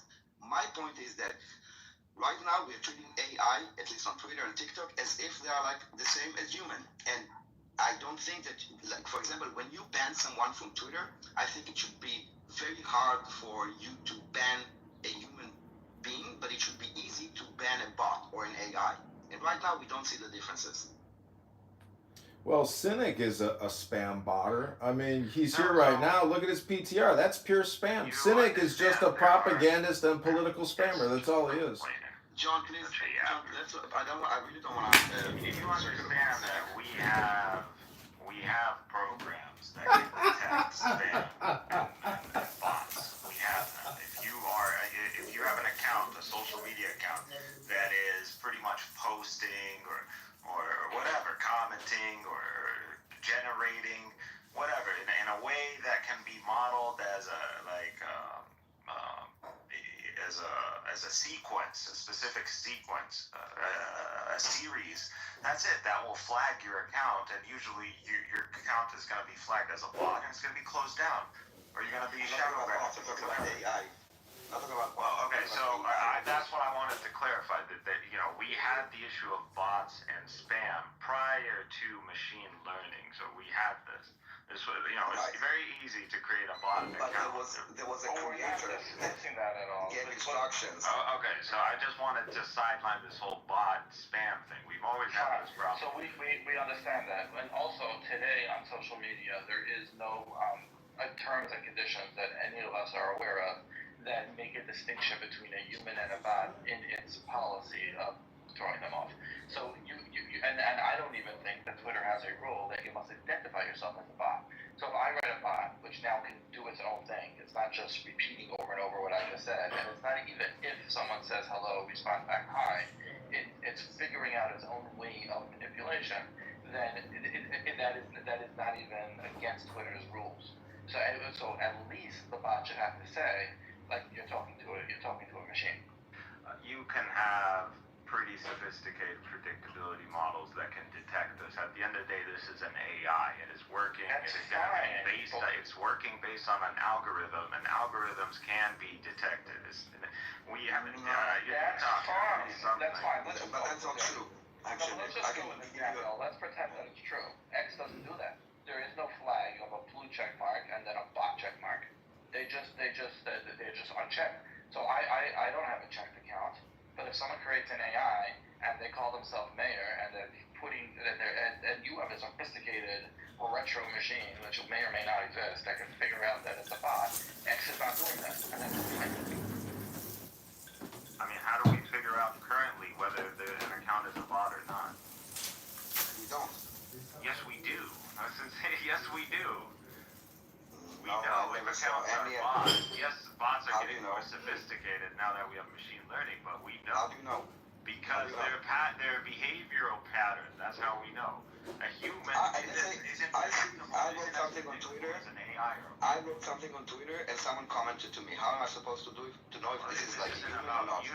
This isn't about you. So you can have a bot account that I'm not talking about me. I'm talking. Okay, someone posts something on Twitter, and then he gets a comment. Like, how do you know if it's a bot or a human? You cannot. We don't know, but we know over time that an account is a bot. How? Because their behavioral pattern. Does X or Facebook or Instagram have a flag to say you're talking to a machine? Does that exist? No, I don't think so. Okay, so fine. So then let's move on. But 1 second, I'm pretty sure one could integrate into X or very easily just because we do it on campuses today. We know when you produce material, you write an essay, and you've used a bot. We have this technology today, and it's pretty damn accurate, by the way. And it's not happening. What's your point? That doesn't really need to happen. So on social media, it's fine if you go and copy paste from an AI. There's no problem with that. Now, what you're talking about, you're mixing the What you're point, talking about is the integration of AI and bot accounts. That's what you're talking you're mixing the entire conversation, I think. No, I'm not.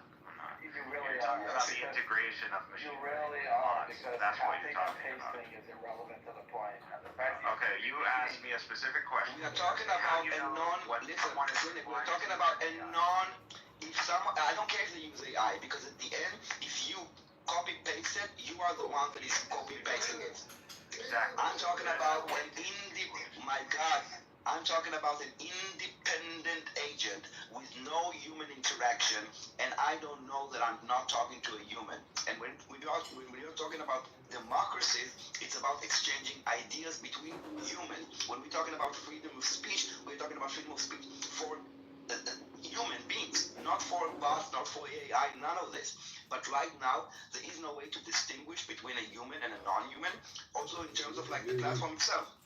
Banning someone, right, or even creating a new account. You can create 1,000 AI bots to manipulate the public perception. It's not really that 1,000 people believe in this idea. You just duplicate a bot that will repeat the same message, and you think that this is like a widespread opinion, but it's not. And by the way, that'll snowball, because then all the other AIs will see a whole bunch of consensus and believe it's consensus and take that as axiomatic and build upon it. So if you have the more powerful processors will exponentially become the consensus. I'm sorry. Does AI have access to platforms, social media platforms, and comment sections? Okay. Wait a second. Right now, if you ask your AI to give you some sort of like polling based on comments on You have Twitter, the paid version of AI? I mean, I go to X, go to Grok, and ask him about like you go to Grok and I can go and say, okay, analyze Amir's Twitter feed and tell me if he's like, did he ever mention Israel, or like you can do that. Yes, you can. No, to get that, just go to Grok if you have the paid version and it's up to date, and say, what is the leading consensus of Americans, so we'll check the IP address by American, about the murder of the 2 Jews in D.C. Like, what's the most common comments? And it will tell you. It'll summarize them and it will tell you, and it's reading the comments.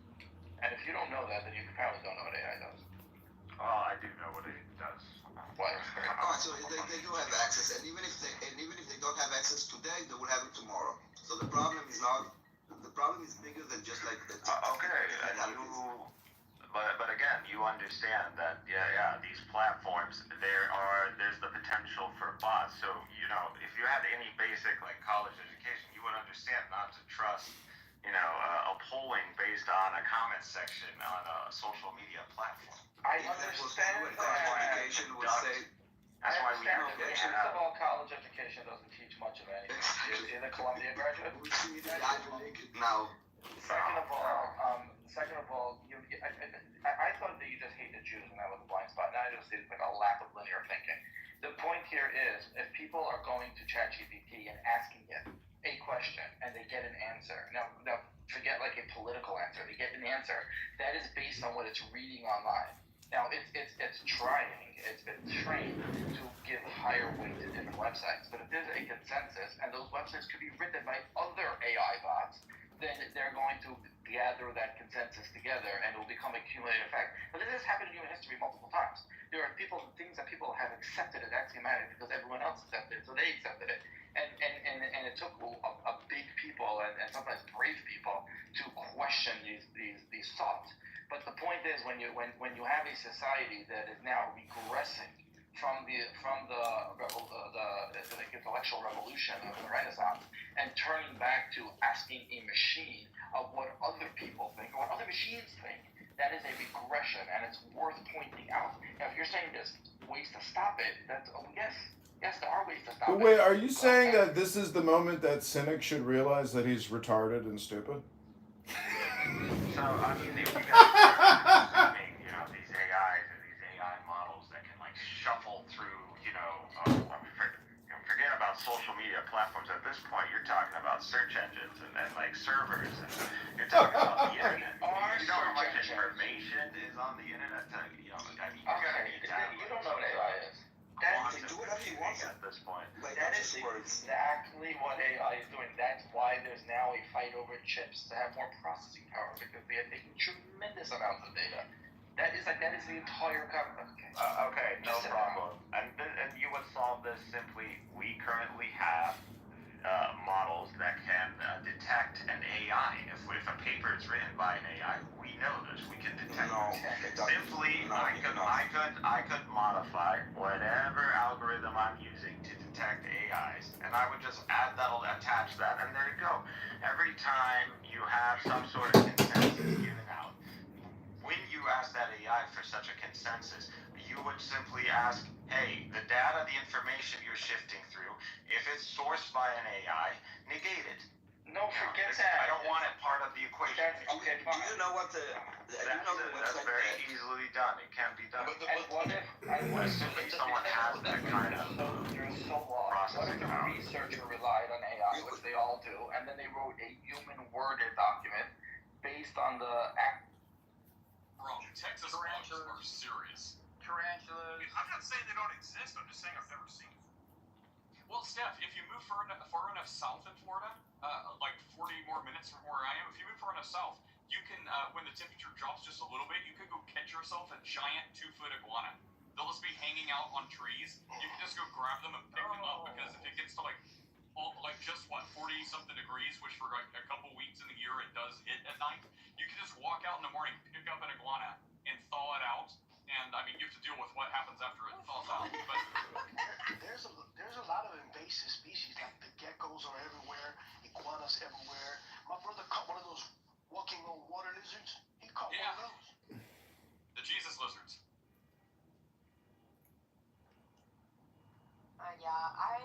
I think we should leave the lizards alone. They're cute. Take pictures of them, but leave them alone because I will say a lot of people pick those lizards up and they take them home and they put them in containers and then they just die. And it's not nice. Yeah, that's not nice. My son used to make little like construction paper cities and then grab a lizard and then build the little Godzilla movie with the lizard. It's so cute. It was so cute. My husband grabbed one time and their tail fell off and I was so mad at him. Yeah, are you about to tell us like stories of how you're like little like Luther Jr. child who's getting his PhD at like 15's like pulling the legs and arms off lizards too? Is that where this is going? No. Oh, you know what we used? Oh, okay. You know what we used to do as kids in Puerto Rico? All kids do this. They grab this long, thin piece of grass that's like really clean, like really thin. Like... Okay, well, I was talking about. Oh my God, it's 10, dear. It's 10. I haven't seen you. TDS 10. Good to see you, brother. No automatic John removal. Is that Daniel doing the automatic? Daniel, no to automatic John. John adds. Yeah, I know. So AI is obviously more profound across the board, right? But I was just focusing on research. So that's. Yeah, we're talking about AI as agents that are like participating in our discussions. That until recently, all discussions, all content was always created by humans. That is the technology. That language is a technology that only humans. It's Kitover Schmucks. It's the clown show. And that is shifted, and it's shifting rapidly more and more. As in, like every day, I see the improvements of AI. It's incredible. The fast it's going. You can give me an AI that can write me an essay and pretty much not be. Senek, you keep repeating yourself about these essays. How many times are you going to tell us the same thing? Shut the fuck up. You said that. Dude, stop. No, you said it. I said that. I'm not arguing against myself. I literally asked you. Yes. I don't know of a single AI that can mimic human speech, as in can mimic a human author. So we know when an AI like voice, responding. like voice. No, like even in the literature.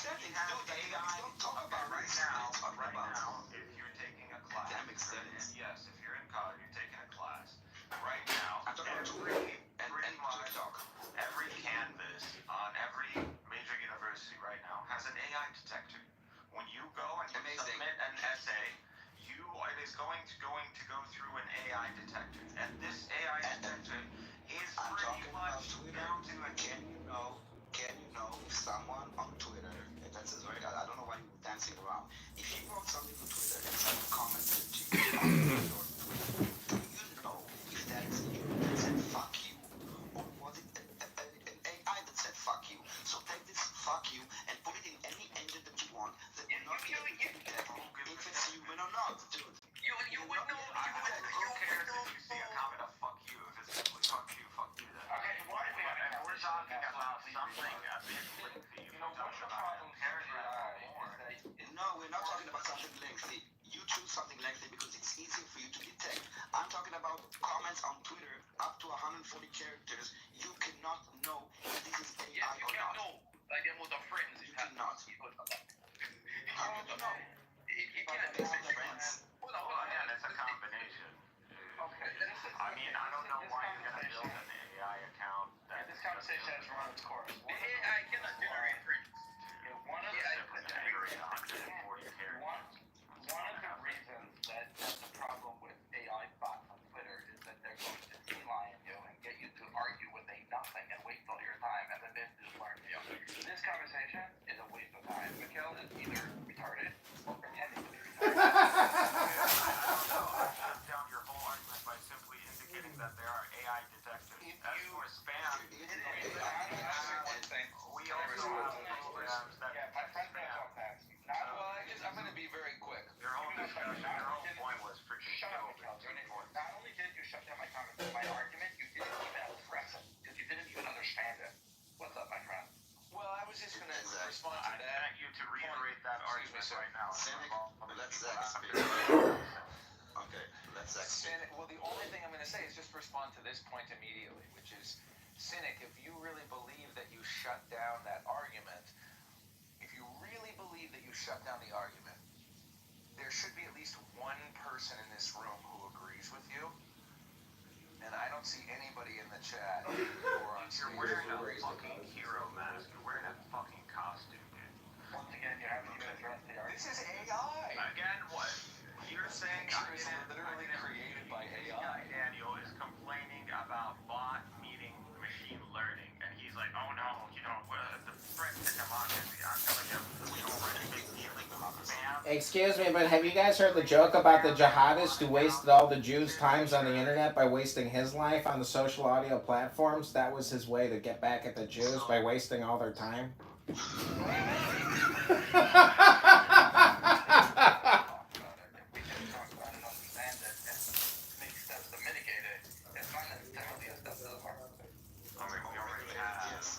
We already have contingencies to deal with spam and bot accounts. Yes,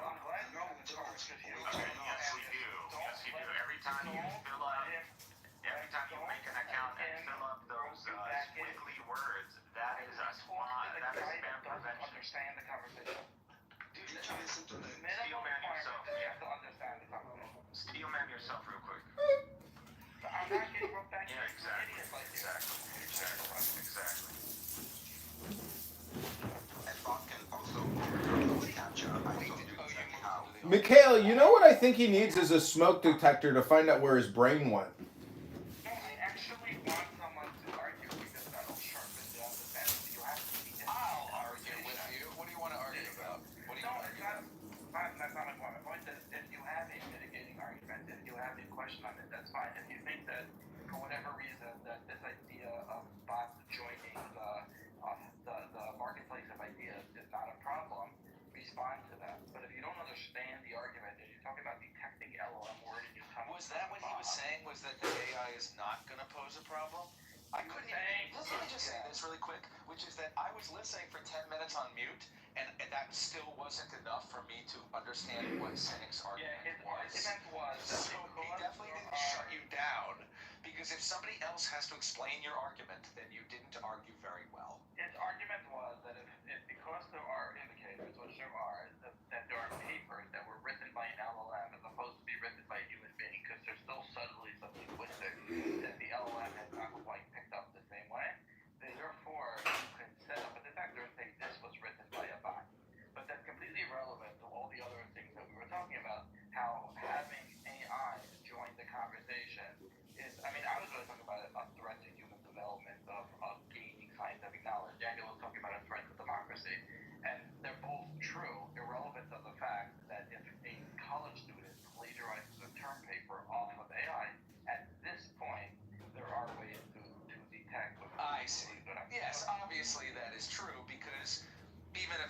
student has their paper run through an AI detector, it could still pose a threat to scientific development and a threat to democracy, because it's not like every single person has an automatic AI detector that's constantly running in their brain. The college student or the head of the institute could search in AI and then write the paper in human language, and it's not detectable. But now we're in human language.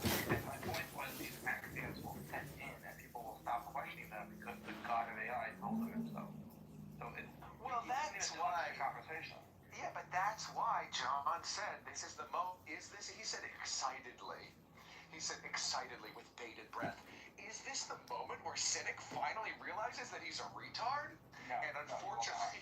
See, if you're so retarded and so stupid, you could never become sentient because you're that stupid and retarded.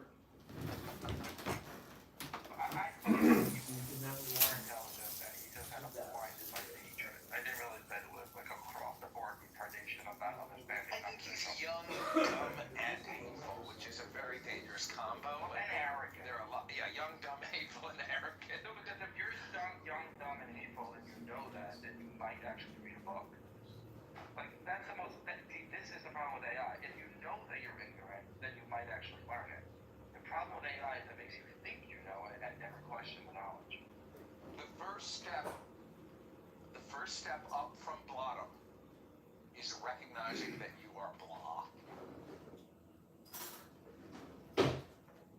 And speaking of reading and AI, I want to take this opportunity to recommend Yuval Noah Harari Nexus for anyone that is interested.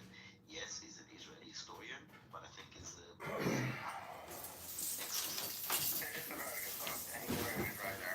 And you don't have to, I don't agree with everything he writes, and the fact that he's in the World Economic Forum is irrelevant. It's a very eye-opening book, and I recommend it as well. See, the coolest thing about X is the integration of Grok and how you can play with Grok or Doge AI or any of these AI chatbots to create incredible content, fully automated on the spot. But as the individual, that's still not even enough at scale. But if you have a huge following, I guess that's the scale. I mean, Stephen Miller, the Department of Justice, like this communication coming out of this administration and the people that work in it is game-changing, mind-blowing. I mean, it's like a new world order. I mean, I don't see this going out of style. Like, X and Doge and Elon Musk has really ripped a fucking gash into the reality warp matrix of the rest of our lives. Elon Musk has left Doge. Stepping down. Yeah, he's back to business. But the point is, it's not just him. It's the founder of Airbnb and like 10 other people. And they are cleaning house. I mean, all these agencies have new administrations. I know my sister works for a large agency, Fannie Mae, well, whatever. The point is, things have changed so significantly, but yet you hear Cynic and all these other people, their game doesn't change. You could tell as soon as he gets out of his wheelhouse, which is Gaza, Palestine, etc., it's like talking to a child who doesn't do anything else other than talk about fucking the Jews and Israel and Zionism. This is the saddest thing, and this is, I mean, we should remember the Tanya. There's wisdom from the Tanya. I can't quote it exactly, but there's something like, I forget, I can't even begin to quote it, but basically, when we're talking about other people being children, we should try to have patience and compassion when doing this, because I can vividly remember being young and dumb and hateful and arrogant and judgmental, and when I was 24 and I was completely convinced that I knew everything, if I met somebody like John Kitover, I would have just been triggered basically to hell and gone. So if you are John Kitover, you've got to remember that, not everybody's ready for that type of shit. But I think that's the biggest failings of our university. They're supposed to incite an appetite for learning and realize how little you know and how much knowledge there is out there. Yes, instead, these kids but they walk don't on do the that. campus. No, the opposite. They walk on the campus and think they understand everything. They don't know the very, very basics. Yes, it's like it's like, it's almost like you become open-minded at 19 or 17 or something. Your mind is opened, and then you latch onto the first radical idea that somebody feeds you, and then that's what you believe for the rest of your life. Like, I can remember being open-minded when I was 17, but then I continued to be open-minded, so my mind has changed from when I was 17. But if you just become radical when you're 17, become a Hare Krishna at 17, Haredi at 17, and then you never look back, or whatever it is, you know what I mean? So a lot of people become convinced, and then, I don't know how, I would love if you guys had the patience, or maybe you've been dealing with him for longer than me, but maybe we could bring Cynic back to the stage. But don't you, Zach, don't you eventually get back to the point that it is like a dinner for schmucks, so you might as well film it, because what you're doing is participating in a fucking dinner, and this is like a roast, it's a barbecue. I mean, the only way that you could improve on your endeavor is if you could figure out a way to monetize. I mean, I don't think you're wasting your time. I just think it's unfortunate that your viewership is so small. Yeah, but even if you have a large viewership, that doesn't mean you monetize. I know people that have huge followings and they can't even monetize. So that's not the point of recording it. What I'm asking is, when you participate in it, isn't everybody technically at the same dinner? But I don't know. It's your choice to sit down at the dinner or not. No, but that's bad logic. Not everyone that has a big audience can monetize it, but everyone that monetizes has an audience. Isn't it funny that Maimonides sounds like my monetize? Yeah. I never thought of that. But isn't it even in the root name, Maimon? Isn't that like the root for money or something? Or, you know? I don't know. May or may know. Well, mana. I don't know the etymology of money. Let's ask AI. Maimon. What's the similarities between Maimon and Haman? Well, look at the word Haman. Ha, and then man. Look at the word woe, man. This is the... Hue, man. That's a man with a nice hue. The hue, right? Hue man. Oh, and look at aura. Ah and ra. Yes, and look at tree. It's like ta and re. Look at shut up, shut and top. Look at Cynic. It's like cry and Nick and sin. I mean, and look at his PTR. What kind of man wants to project images like that all the time? It's like, well, I'm more morally virtually. I'm signaling better than you. Is there any proof? Is this AI? Bitch, dude, you just bitching.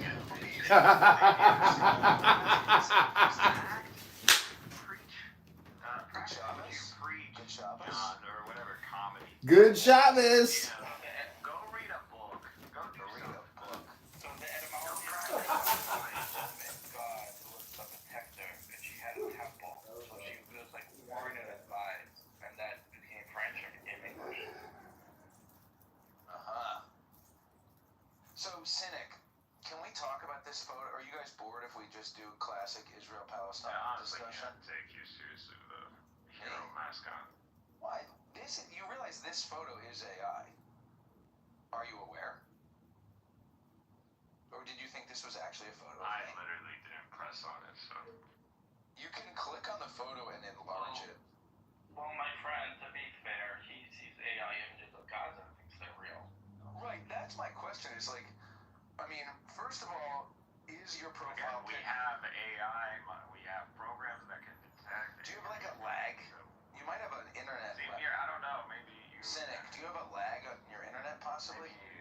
No, it's internal. I don't know. Internal.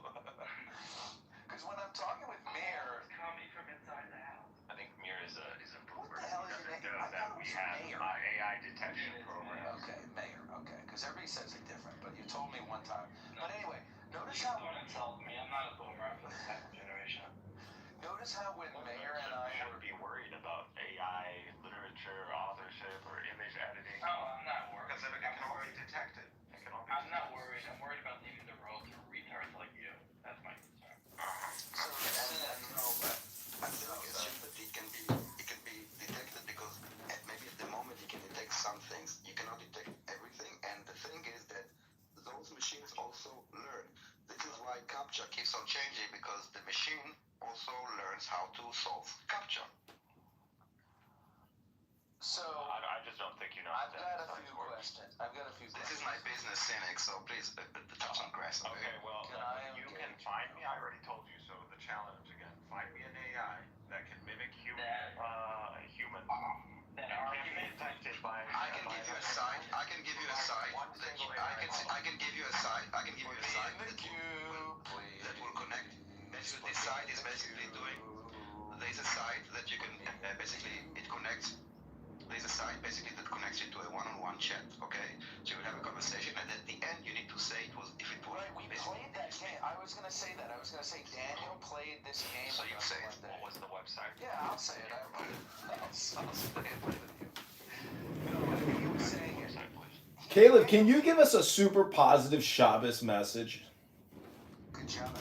So Daniel did play this game with us one day on Clubhouse. I remember I was in the room. It was a lot of fun. And Daniel was playing 2 clips of 2 voices saying the same thing. And one of them was a real person reading, and the other one was an AI reading the voice, or reading the same sentence, and it was very hard to tell the difference. How did I do, Daniel? Did I tell the story better than you? It wasn't a story. It's another story. I was talking about the thing, a website that basically you connect to a chat with someone, then you exchange a few sentences. You can say whatever you want to them. They would answer, and then they ask you, okay, did you speak to another person that was on the site or to an AI? And you two say, did you speak? And those AI, they can make like typos, and they can kind of make mistakes, and they can do like even now that when you create called like the Turing test, isn't it? The Turing test. Okay, you understand, Daniel. There's no such thing. You tell me this is your field, so you understand there's no way to create randomness, right? You can't generate randomness. You know, it's not randomness. It's not about randomness. You need to understand that a bot doesn't work on logic. It doesn't work on logic.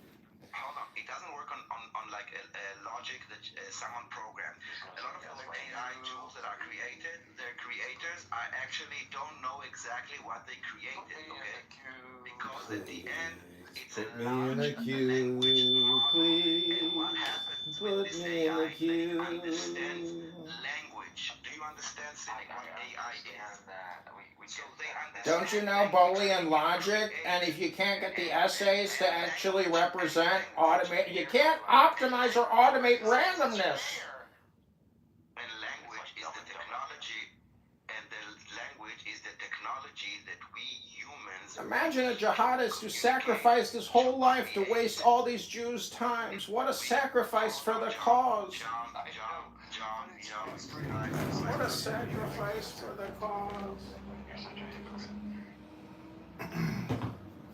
I understand a human can be tricked, into thinking they're talking to a human being. We're trying to talk about you getting tricked, Cynic. What Lear was bringing up. And now you're tricking us by wasting our time. John, what Lear was bringing up was pretty much, you have an AI that can go and pull up statistics and data based on the material and literature that's on the internet, on different servers. And first of all, you have the computation power to go shift through the internet and obtain some sort of data or some sort of pull that would be just something like that. Some sort of data. I don't know. I think this is called dinner for schmucks. That's my opinion. No, it used to be state level. Now it's someone that can anyone do in their home.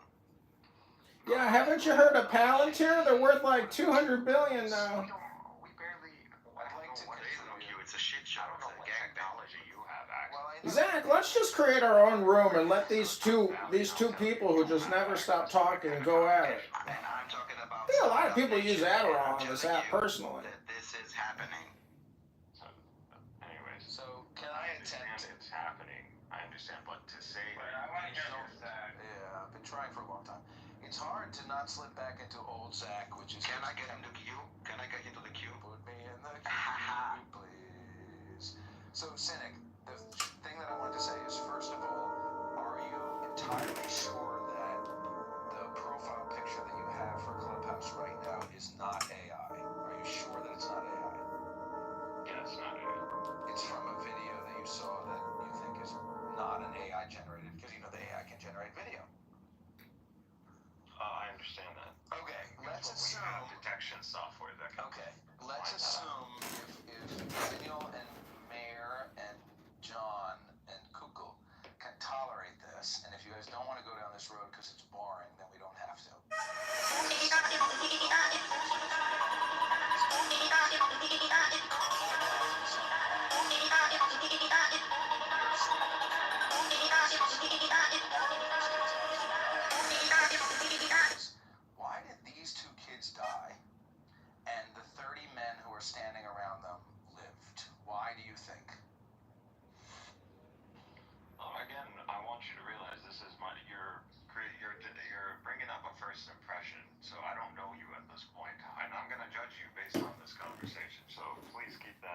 gotta go back to my life, everybody. What a waste of time this guy Cynic is. Jesus Christ.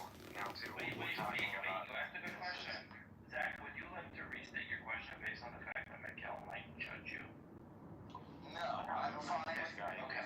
I'm okay with being judged. I don't really see what reveals my own character in this question. I'm just asking you, why do you think... Exactly. I can try to Here's what I think of your Olympics, Jimmy. Let me tell you why we have to take an axe. Here's what I think of you.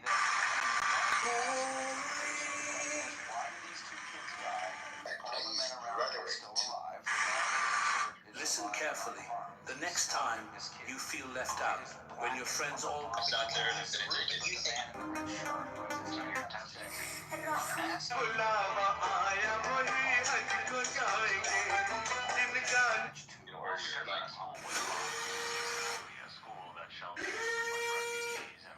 Depends on like it took me 10 years to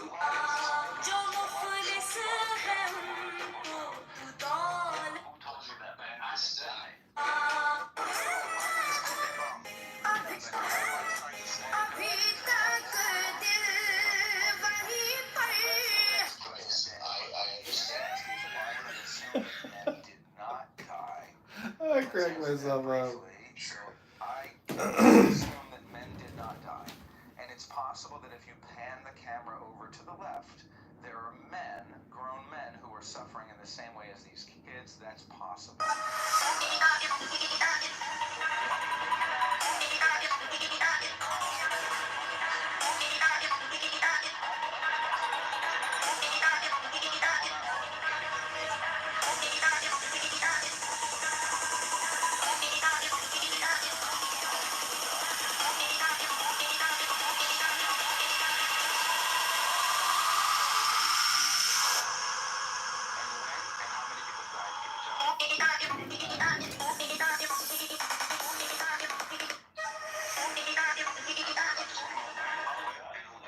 I'm just curious. Like, why are they doing CPR with the tips of their fingers? And how did the boy's hand get on top of the people administering CPR?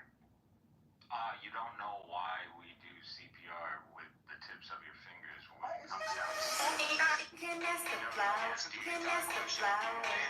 I sit for hours telling all the bluebirds.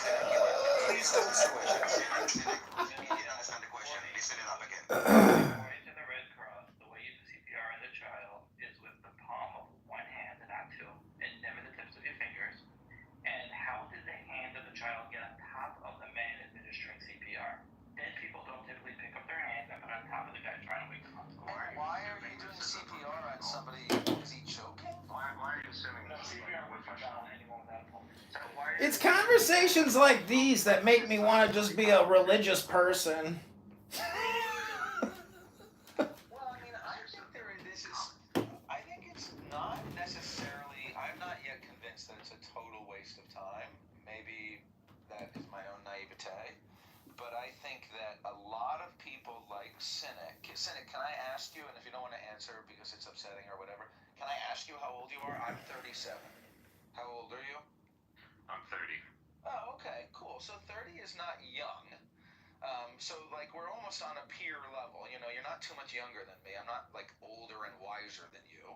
But I think that there are a lot of people who are 20, 30, 40, 50. You know, there are people on Clubhouse of all ages who are under the same impression that basically we see a video of these kids blown apart. We hear that a school was bombed, and the conclusion is, fuck. Israel is bombing schools. Therefore, Israel is bad. Therefore, obviously, I can deduce that Israel's intention was to harm children. Because if their goal was not to kill kids, then why are they bombing a school? And basically, most people who are, you know, anti-Israel don't take it any further than that. They don't wonder why was a school bombed? Why were these kids not ushered to a bomb shelter? Why do the schools in Gaza not have bomb shelters in them? It's been 50 years of bombing. So why haven't they built any bomb shelters? It's been 50 years of Israel getting bombed. And now at this point, every school in Israel has a bomb shelter. When they build a new school in Israel, they build bomb shelter. When they build new buildings buildings in Gaza. I mean, they don't even really care about the buildings, but they do build hundreds of miles of tunnels, which are bomb-proof.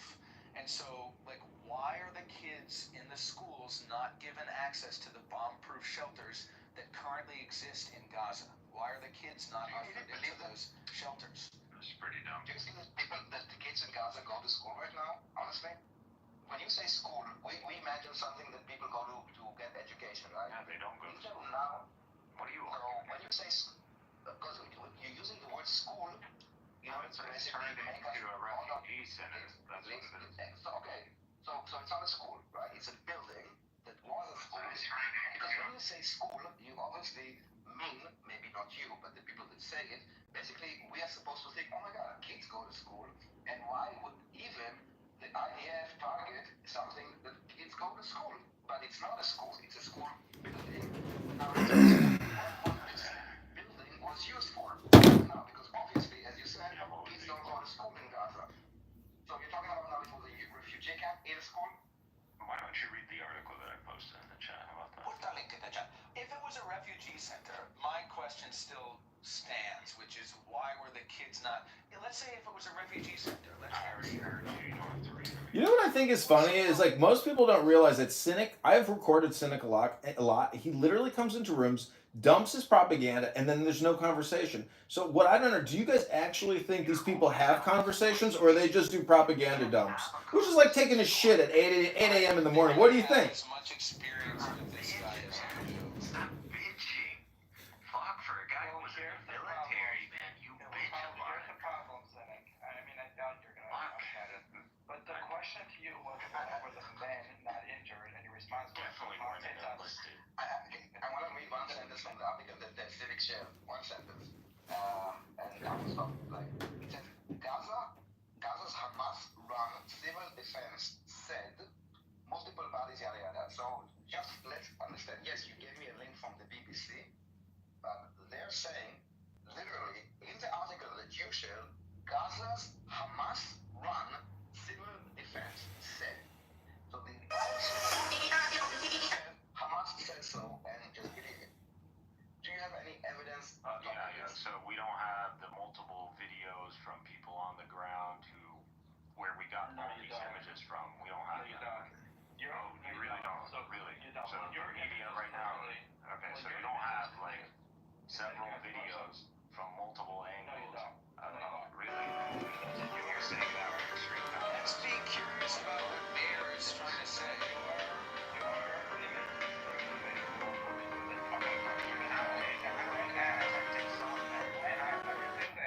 It could be with dolls. It could be with humans. It could be within Bulgaria. But It could be fake. Yeah, exactly. Sorry. Let me go.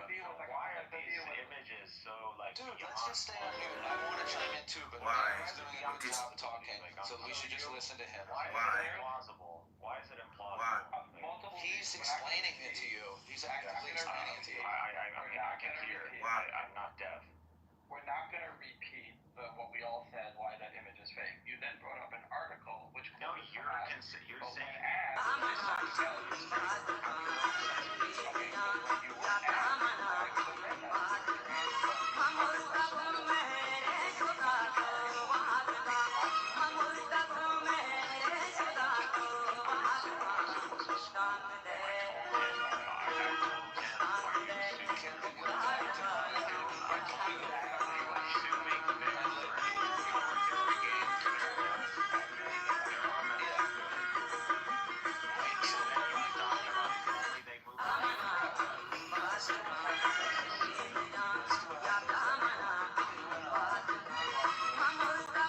You're making decisive claims coming out of your ass. That's why. I'm not making any decisive claims. I'm trying to do like a hypothetical.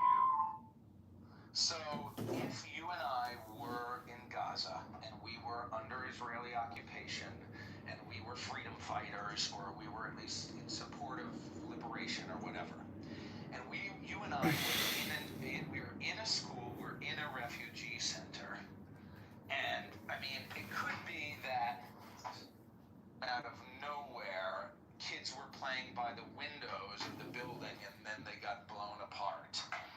I mean, that doesn't really jive with how it works in reality because the school itself is hit. And so, ones near the window? Was it just by chance? Okay, well, at this point, I've judged based on this conversation. I'm honestly. I think.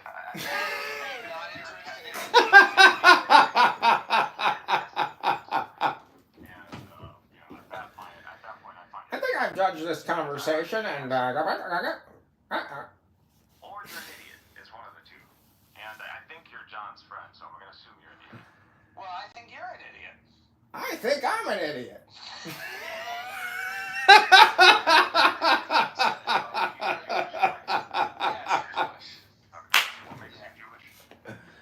All of my forefathers have been Jewish for 1,000 years. 1,000 years. I'm pretty sure I couldn't be Jewish if I can't communicate the fact that I'm Jewish. You think your forefathers for 1,000 years have been Jewish? Yeah, something like that. I have determined that this conversation is gonna again be a waste of my time. Anyway, I mean, you're a bald-headed man that's hitting 50, dude. You're bald. Just kill yourself. You're bald. You know what? You're 50. You're almost 50. You're almost 50. Your life is over. So as a 30-year-old man, are you aware that you will eventually be 50? So at what point do you think people become irrelevant? Hopefully, At by what the time I'm age do you pushing 50, become? by the time I'm pushing 50, I'm not sitting here. Don't you know for a jihadist at 30, he's already a grandfather? Phones, wasted money on 20 phones, recording. I think the phones cost like $30 each or something. Not the ones he's using. Cynic, the point is, when will you realize that you're just a waste of time and nothing but spam? And nobody should give you any respect because you're pathetic. Talking about spam, this guy's literally a champion of spam. So he posts all this stuff on YouTube. And if you go to his YouTube channel, That's a good username and name for a house. You should have a username that is Spam Champion. And you have a house that's called Champions of Spam. Well, I had spam army. I had a spam army at one point. he's proven my point. But yeah, this guy just posts these videos, and they only get like 5 views, like 6. You know what's amazing? When I go into one of these free poly rooms and they all freak out for an hour because they know I'm in there and it's anonymous and they can't kick me and they have a panic attack. So I'd like to talk. I hear you. He shows up and he goes up into this frantic mode because he can't say anything. He's recording things. I get it. Okay, I get it. But what do you do? I do get it. I heard exactly what you were saying, even when you were repeating yourself ad nauseum. You don't like John because you think that he's a troll. What do I do? Yeah, what do you do? Me? What do you do? I wholesale. You wholesale? Yeah. And what do you do on Clubhouse? What are you doing here? I engage in conversations. Well, John does the same thing as you, and he records them for posterity. Engaging in a conversation. He's Actually, no homo, but he's probably the smartest man, one of the smartest men, because I'm in the presence of another smart man, and Mayor left. But Daniel is very smart. I love Daniel. Daniel, I love you. But John is... Huh? Let him prove his case. What is his case? He can't engage in Discord. Of course he is. He's been engaging in discourse all morning. When? John, say something. Okay, dude, if he can show me a video where he engages in a serious conversation, a debate with an opposition, and he is clarifying points and substantiating them, and even maybe sourcing up, I'll concede. One video. Listen, schmuck, I'm fully transparent. I record my opinions, I record you and your stupid opinions, and I let the audience determine who's the schmuck. And I think most people don't think I'm the schmuck. They think you're the schmuck. No,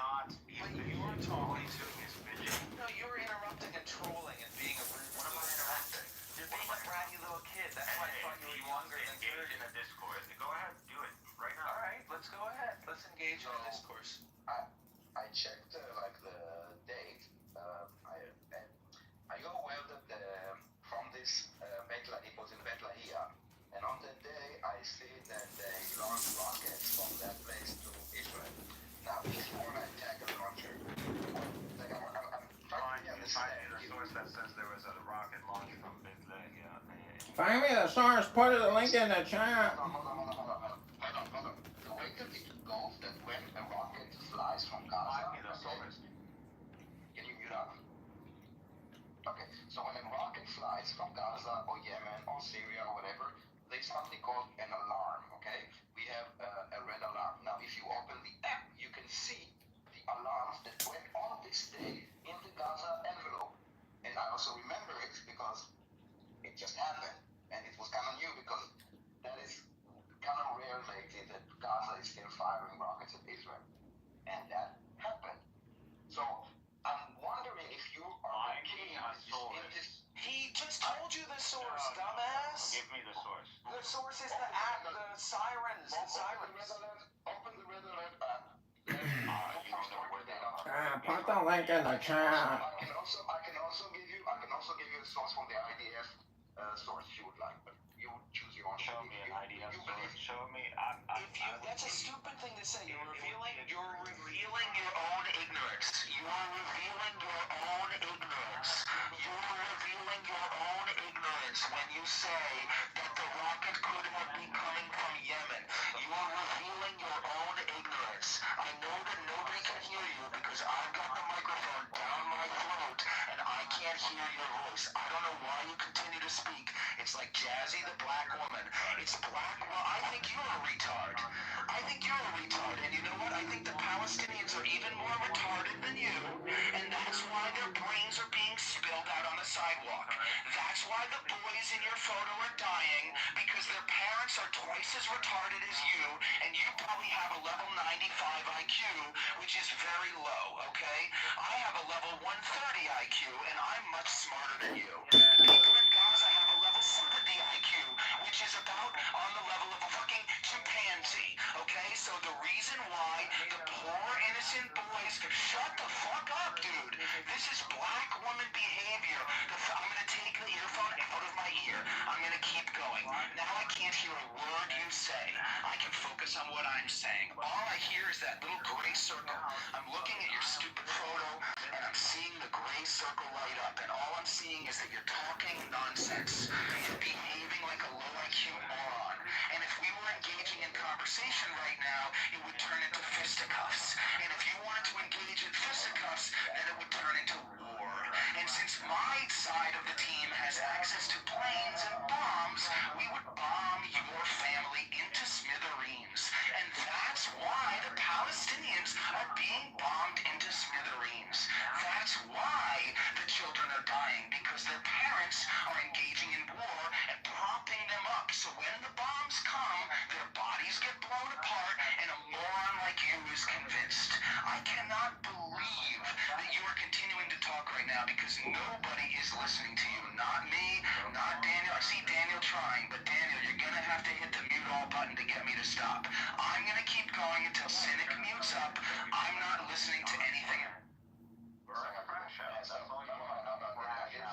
Including you. I muted you, so mute everybody. So I put a link in the chat. About an article that says that the IDF has destroyed the rocket launcher that launched rockets into Israel in the north of Gaza Strip.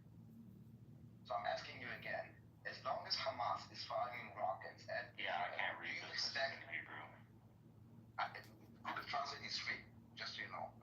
Just so you know, okay? You can hit on that like .com. Things like even if you're using Chrome, you can also have like translate. It's built in for exactly for people like you.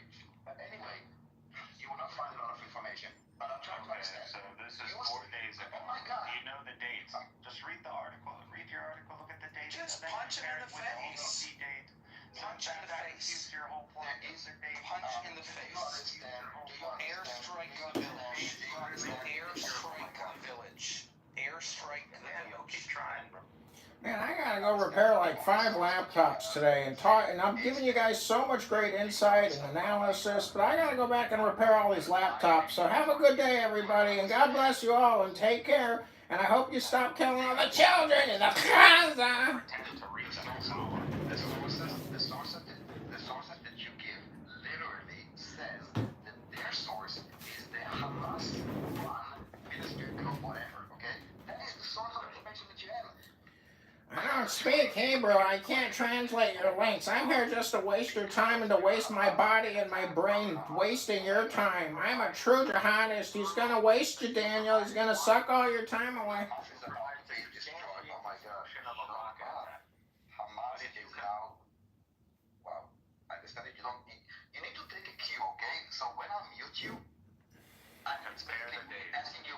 It's me asking you politely to shut the fuck up. Okay, so just do it. Okay? You shut the fuck up. Here's the dates, motherfucker. Airstrike his whole village.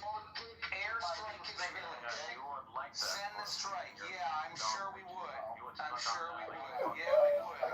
Push the button. Push the button.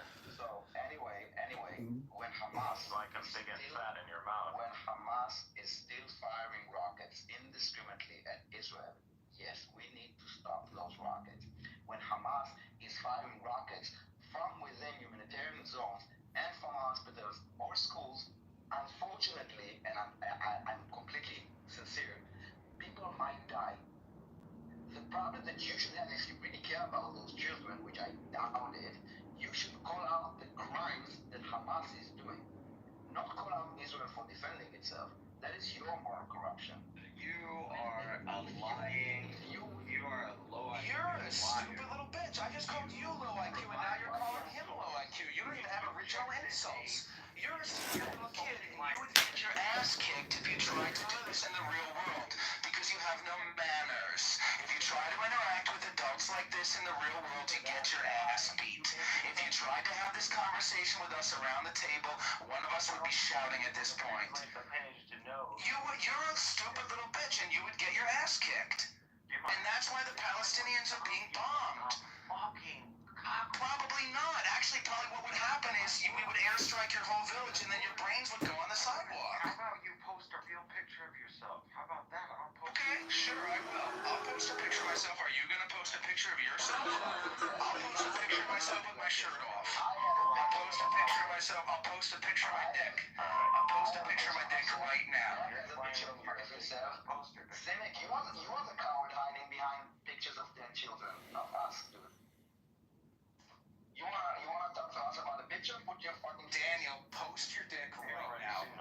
Daniel, post your dick. You gotta understand, all projection is just communication spam, and Cynic is nothing but a spammer. That's my original thesis. He's nothing but a spam human.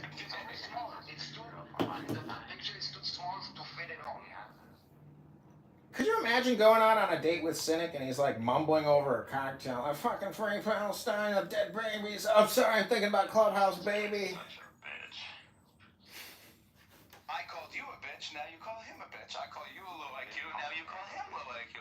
Do you know how many laptops you gotta repair to pay your rent, to spend time here, to talk to us, to waste all your time all day long, 40 hours, 80 hours a week, talking about free Palestine, moaning, crying, baby, baby, baby, baby, baby, dad, baby, dad, baby, dad, baby, dad, baby, dad, baby. You in this room who has consistently proven that you're incapable of engaging in respectful discourse.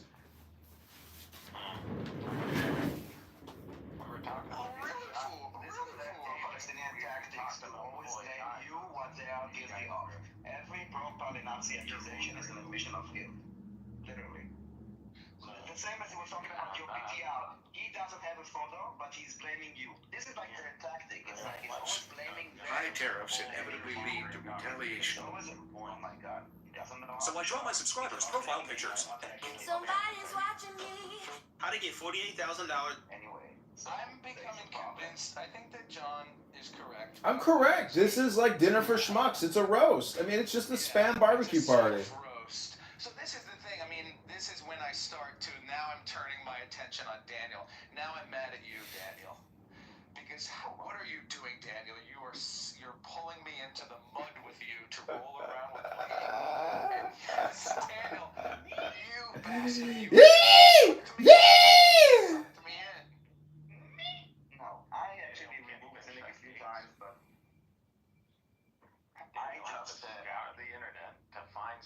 Cynic, what we're trying to say is, like, you got shit all over your face, dude. You got shit on your hands. You got shit on your shoes, Cynic. Daniel, wait, Cynic, shut up. I want to say something to Daniel. Daniel, I know that you speak very good English, but Hebrew is your first language, yes? But yours second. Hebrew is your first language, yeah.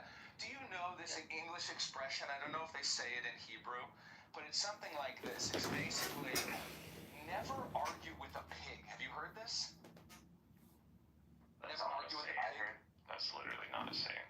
No, it is. I haven't completed it. Basically, Daniel, never argue with a pig. Never wrestle with a pig, because the pig will drag you Never down. argue with an idiot. No, it's not. It's pig, because it's like this. Fine. Show me. Because never wrestle with a pig, Daniel, because you'll end up covered in shit. And besides, the pig likes it. You can never wrestle with a pig. Yes, you can. Never argue with a pig. And you're gonna get shit all over you. Sure. I said it in a funny way. So, Cynic, what we're trying to say is when you fix those laptops today to pay for all your time here on Clown House, I hope you don't return those laptops with shit all over the laptop screen.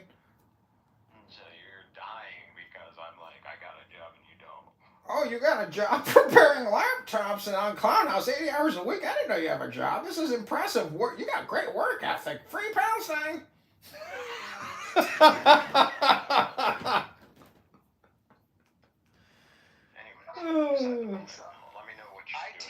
I teach fat lesbians how to identify edible plants. I don't even get 2-digit viewers. I posted a video the other day that got 3,000 views. That's great. Well, see, Cynic, what we just, I mean, my friend, can you maybe tell us the joke about what it's like talking with a pig and getting shit on yourself and realizing the pig likes the shit? Wrestle with a pig because they pull you down to your level. You get covered in shit. But it's really, you never don't argue with an idiot. Clearly you're an idiot. I gotta go take a shower, you guys. I got shit all over me. Disputing you guys because it's very easy. I think that if you think it's fun to on your level, that's the Oh, hi, Mind Virus. Did you get off the train yet? Did you safely get to your destination in your perfume factory? I want you to make me a special clubhouse residue that smells like shit. Because you're a pig. And you're just a pig, Mind Virus. I don't know, I thought I had more there at the end, but I hope you got to your destination, Mind Virus. Poodle. I didn't know that was your other name.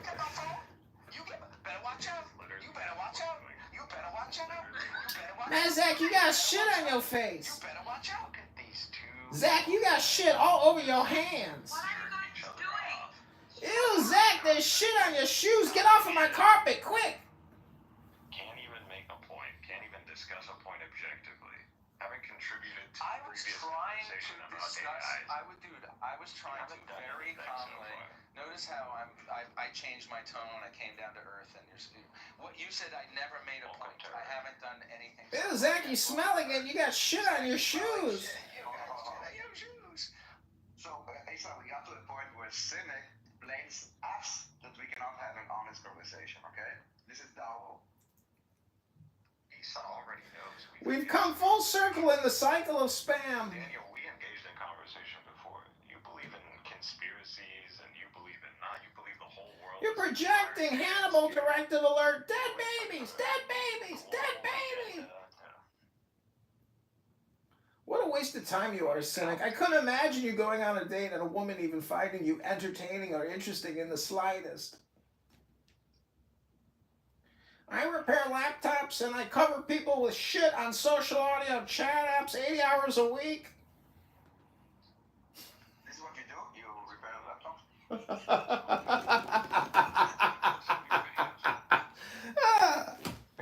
At least I got a job repairing laptops and spreading shit in social media fields. Hate speech and propaganda as far as the eye can see. I will eat shit if you can provide a video where you're You would eat shit? Objective discussion. You're having an objective discussion. Subjectively. It's very hard to have an objective discussion with somebody like you. Find me a video. But he has engaged in an objective discussion with you this morning. Forget about me. I'm trying to forget about He's a purist. The guy's a saint. Understand the point. he's not. Discussion. I've had objective discussions. He has for hours.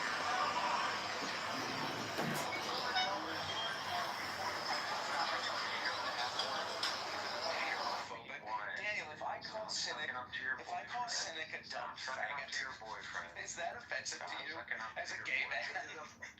Yes, you assume that he's part of us, okay? That is right. The association. Right, there's no faggot on earth who's as dumb as this motherfucker. Well, unfortunately they are when we're so Pakistan. At least he speaks English. Fucking retarded, dude. Again, I call you retarded, you call me retarded. He's a superior 30-year-old. You have a big penis. Cynic, you have a big penis. Now do me. Now do me. Now do me. Don't get him horny. I'm willing to estimate that Cynic is actually a sociopath. Now, I'm not projecting that I'm a sociopath. Thank you. I mean, Issa, how did you feel when Cynic told you that he was gonna pound you in your ass or something earlier? It was disgusting. Can we send these people to the same crazy center that Nora went? The three of them. Can we send them to Bellevue Clinic? He thinks Kabul is a book. Well, I just want to say good Shabbos, everybody. May peace come upon all your faces. Maybe they will give us group discount. I mean, because May peace come onto all of you. Good Shabbos, Rabboinai Shalom. Shabbat Shalom. Trying to engage calmly and respectfully. I just want to say this really briefly while I have the moment. If you interrupt other people every time they talk, I'm going to not ramble so you don't attempt to interrupt me. But if we can't let each other complete our thought, then none of us can engage in a serious discussion. So you're saying John can't engage in a serious discussion, but in my experience, you're also interrupting me, and you're not engaging seriously with me. That's my the point. three of you are the same. Because we're not having a discussion. There's not a serious point that's being discussed. I was trying to two-way communications. I was trying to guys. Lisa, don't run me in with these two chuckleheads because I have been trying for the past 20 minutes to talk with Cynic about his profile picture, his PTR picture, and try to logically examine why kids in Palestine are dying, and I didn't even get to make my conclusion. But Cynic, maybe I'll go ahead and make my point, and then you can argue against me if you want to. But my understanding is basically that people in Gaza, Hamas, the other terrorist organizations, people who are committed to killing Jews, committed to fighting Israel, not every single Palestinian, because I'm not going to say every single Palestinian is a murderous terrorist. I'm still leaving the door open for there to be innocent civilians in Palestine who deserve protection. But I think that the people in Palestine who are committed to war, they like to maximize the deaths of their own civilians, which sounds like a crazy thing to say. Like, why would anybody want to maximize, like, if you're a man, why would you want your child to be killed in an airstrike? That seems crazy. But but let me finish really quick. I'm almost done. I'm not rambling, okay? As I understand it, Daniel can correct me, or you can correct me if you want to. But as I understand it, there are two main reasons why Palestinians like to maximize civilian deaths. The number one reason is that, first of all, they believe that anybody who dies while engaged in war against a Jew or an infidel or whatever will be rewarded in heaven. So they believe that it's very sad when people die on earth, but it's kind of okay because they will be rewarded in heaven. That's the first reason why it's okay for civilians to die. But the second reason, why would they actually want to maximize civilian deaths? Not only do they believe that they'll be rewarded in the afterlife, but they want to maximize civilian deaths. Okay, so now that this chimp is done, trying to defend his ego for whatever fucking reason. Someone stole it from me. Theater, music, news, live streaming, clown house rooms on YouTube. It does not meet the requirements. Yet the world only moves by the light of genius. The herd will be destroyed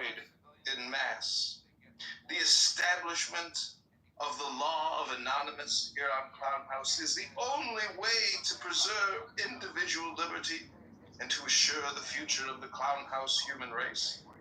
In the words of the famous paradox of the Comte de Phoenix, the absolute rule of the Clown House state shall be a function of the absolute liberty of each individual Clown House will.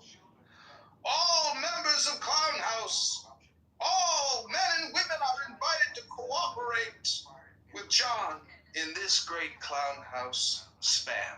I am complete. Love is the law. Love I got and one. the will. I got one. Oh, we're doing Crowley.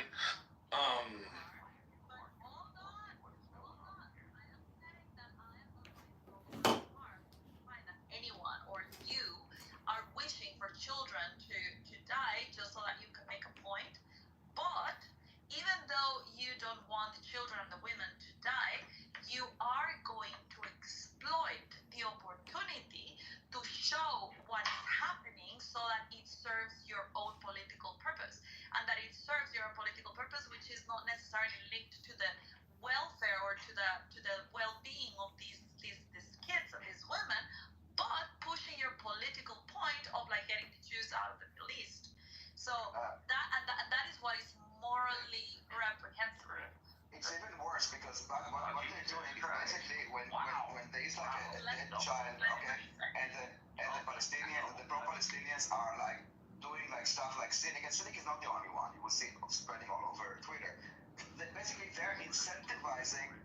They're basically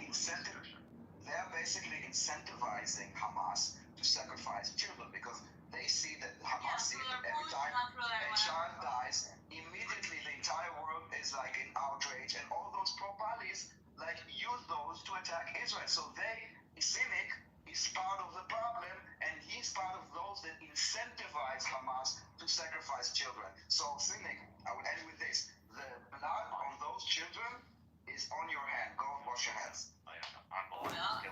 Well, he's got shit all over his hands, all over his shoes. He's got shit on his shirt. He's got shit on his face. I wasn't saying it as a trigger thing. I actually believe that when they actually incentivize Hamas to do this. It's good for the cause. Let's be honest. A dead child begs for Israel, good for Palestine. Yourself. Until you will stop behaving immorally in a wicked way. I'd like to at you some need to point, understand Daniel, when you exploit children, you are So much Hamas. anything until Cynic is able to respond. Yeah, I want to hear his response. You see what just happened. You see, my friend. I'm giving you the benefit of the doubt because this is our first interaction, so there's still time for you to redeem yourself. Now, you saw what just happened. You made your points, even though I think they're very silly. But nevertheless, someone came. Daniel jumped up. He wanted to follow up on that because he doesn't view what you said was efficient enough. And then I had my own opinions, and just address the topic, Cynic. He didn't believe you guys articulated the point fine enough, and then Daniel went back, and then and then he went back again, and it's got like. Thank you for the summary. Can you address the point? You made a single point. This is what Cynic you're doing. made another point. You make a single point. I actually challenged his point because I think that it's not fair to even make a claim that you're wishing for these people to die. But I'm saying that you are capitalizing on it. But go ahead. How does he capitalize? The guy repairs laptops and slings shit all over everywhere he goes. I haven't interacted with my friends, so again, I'm waiting patiently. The benefit of the doubt. So. Oh, this is a new interaction. Oh my God! So you can't help himself.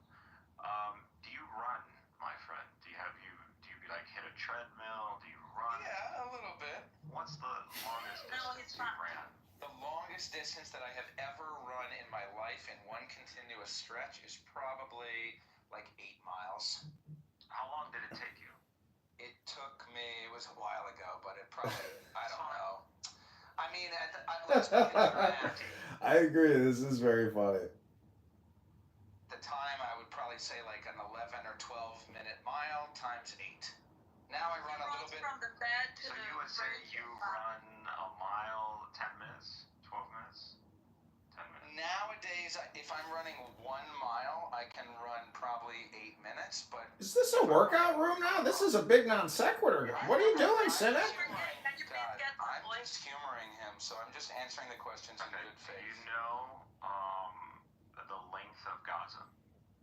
It's I know that it's like 140 square miles. I think it's like 25 miles high or 30 or something. It's like a marathon length.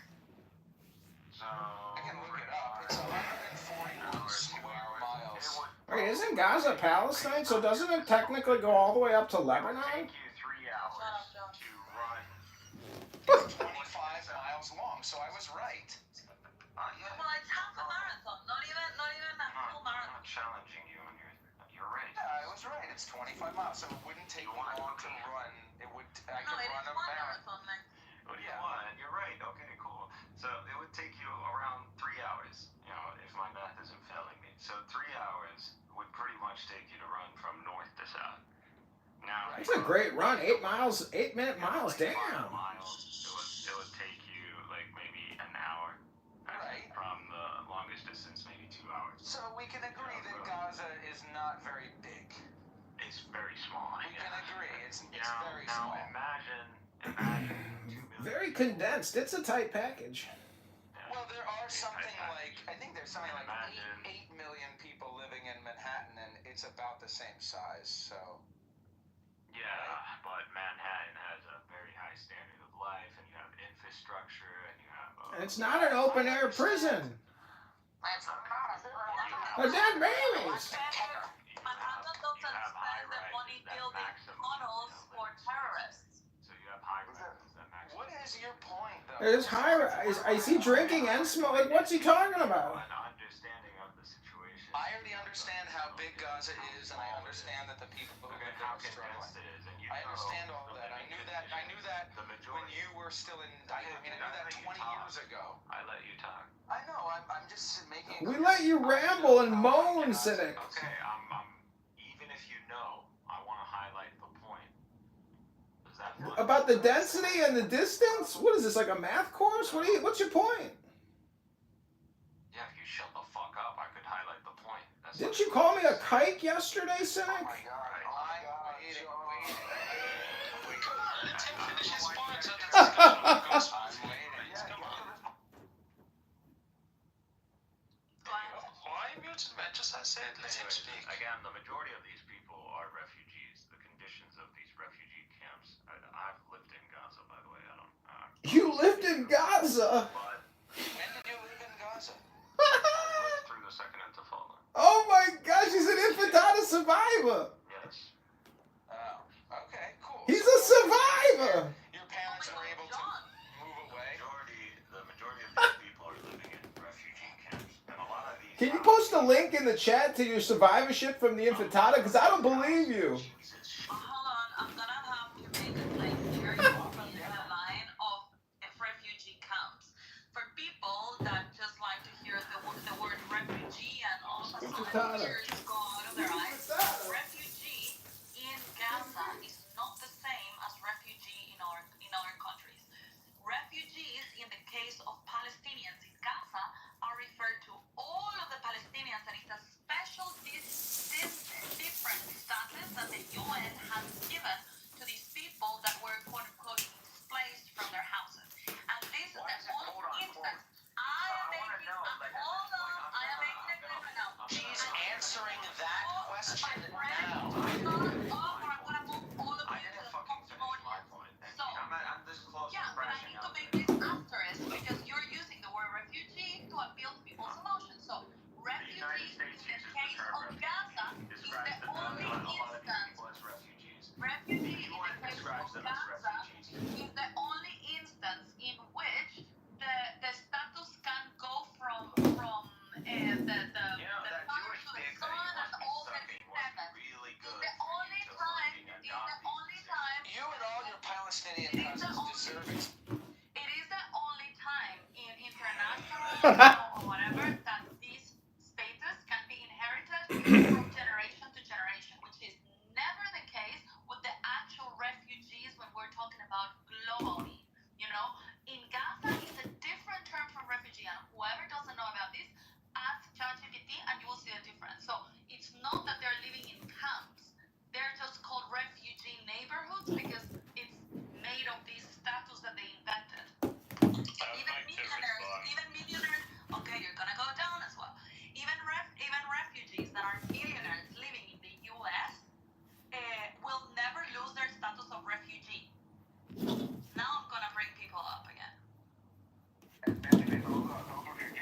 Palestinians on Palestinian land under Palestinian government still called. Can we respond, or are you guys just going talking? Go for it. I was gonna say. Yeah, you will be able to respond when people are done with what they're Yeah, speaking. and if you could put me in the queue, guys, I'd like to also respond. Do we have a queue? I don't know.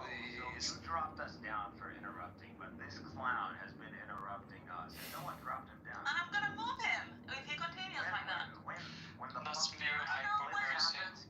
When the next Abby! Oh yeah, this is so much fun. It's like torture so we were playing with a cat basically.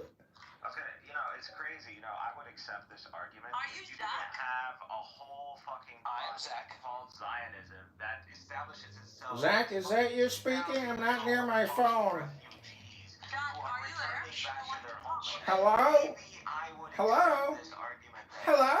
But in the light of fucking kikes that are believing that they are 2,000-year-old descendants of Middle Easterners, and they believe they're refugees, and they have the right to come back to their homeland, and you're here dismissing Palestinians who are 75 years in, who are refugees, who have been kicked out of their home, and we have this... Did you say something wrong? But did you say something wrong? And the United States and the UN... But did you say something? She did.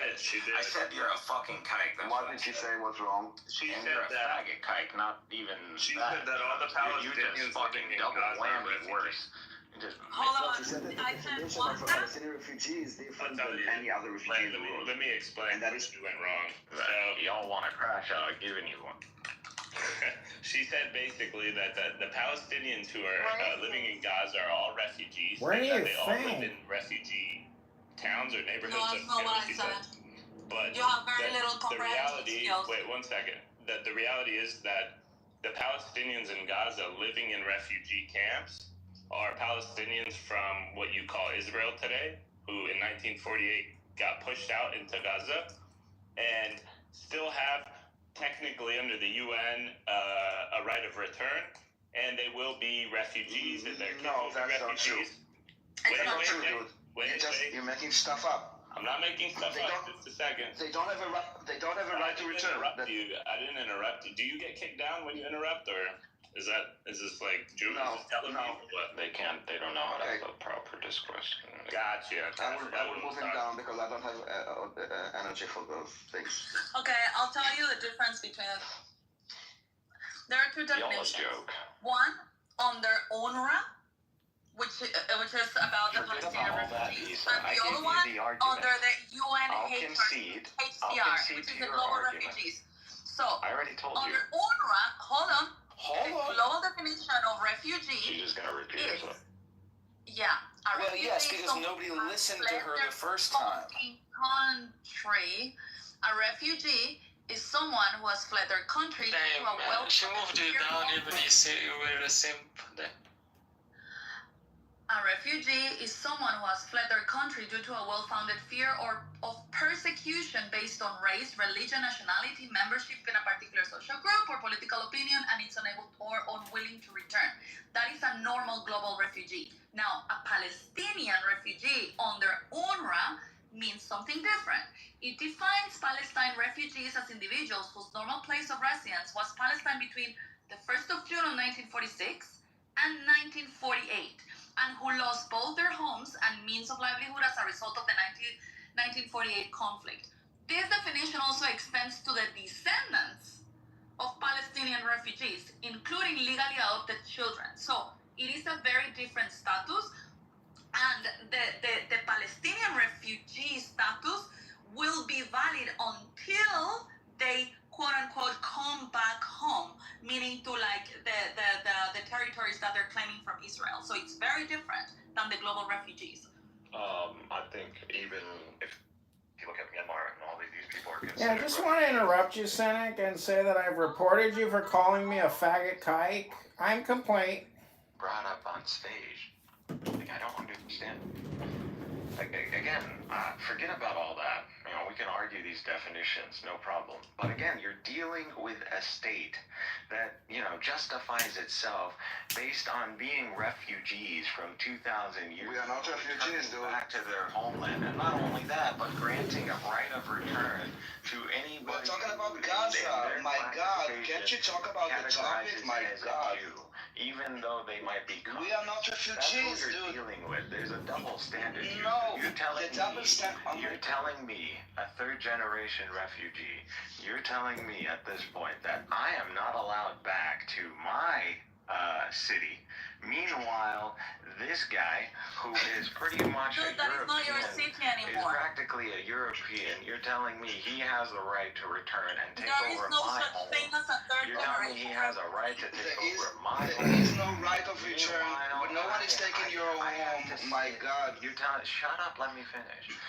What she said is the definition of Palestinian refugees is different to any other ones. That is the point. Please, someone keep this guy away. Oh my God, he doesn't stop speaking. There is no such thing as a third generation refugee. 25 by 5. And you're telling me this guy who is a European. She didn't talk about me, Cynic. She didn't talk about me. No, she didn't talk about me. No, she said that Palestinian refugees have a different definition to any other refugee in the world. This is what she said. And that is true, because any other refugee... You think these refugees that left Myanmar, the Rohingya, you don't think the status, even of their children, is going to be refugees? They're going to be categorized No, as refugees. exactly. They do not. You can go... to be stateless. They don't have statehood. And hence they would be considered refugees, and the status is going to be inherited. Hi, everybody. I just want to interrupt and say, Honey Badger, can you please create a roast room every once in a while? I mean, I think your lack of organization on this app is resulting in a lot of missed lols. So I would appreciate it if you could please create a roast room soon. Thank you, Dr. Honey Badger. Please continue. Jose, if you could go to Bukhari, or we call it Bukkake, 5134.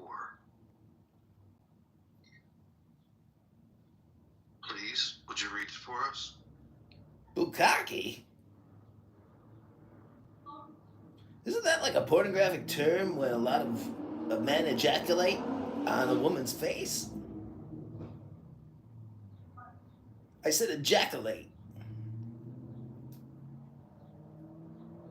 You having trouble there, Jose? You want some help? Hello? 67, Hadith 70. Jose, are you alright? Hello? I'm just looking at Lookup's PTR there, that poop coming out of a sledge, back of a car or a truck. That was a lot of poop, Lookup. Is all communication just spam? Or is it political? It's both. But Jose, would you care to grace us with your very presence and tell us all about this Sahih al-Bukhari 5134? If we could hear you read it to us and endorse it, give it a rubber stamp, a gold star, and I would say this Jaws is a big liar. I just saw his friends, a lot of Indians there. For sure, he's an Indian or a Pakistani, and he's already in an Islamic country, and I think he is just afraid to talk the truth here, or basically, Joe's, nobody is here recording anything. Just feel to say no, that's not true. I'm live streaming the room on 15,000 viewers right now on YouTube. I can come back I can come back with my anonymous account. Who cares? Oh, I'm sorry. Did I ruin the party? You scared him off. Hey, Well, can somebody pass me some coleslaw and some barbecue chicken, please? look at the title of the room. It's that simple. I think you're right. Wow. Yeah. Without a state, maybe there's some part of some tribe in Africa that not represented by the government of that nation, right? I don't really understand the tribal identities or whatever. I don't think you can name But wait, let me just land here. Their parents come as refugees to America. Their children are born in America. The children who are born in America become American citizens. Now, Donald Trump is trying to like change some parts of that, but for a long time, and in many other countries,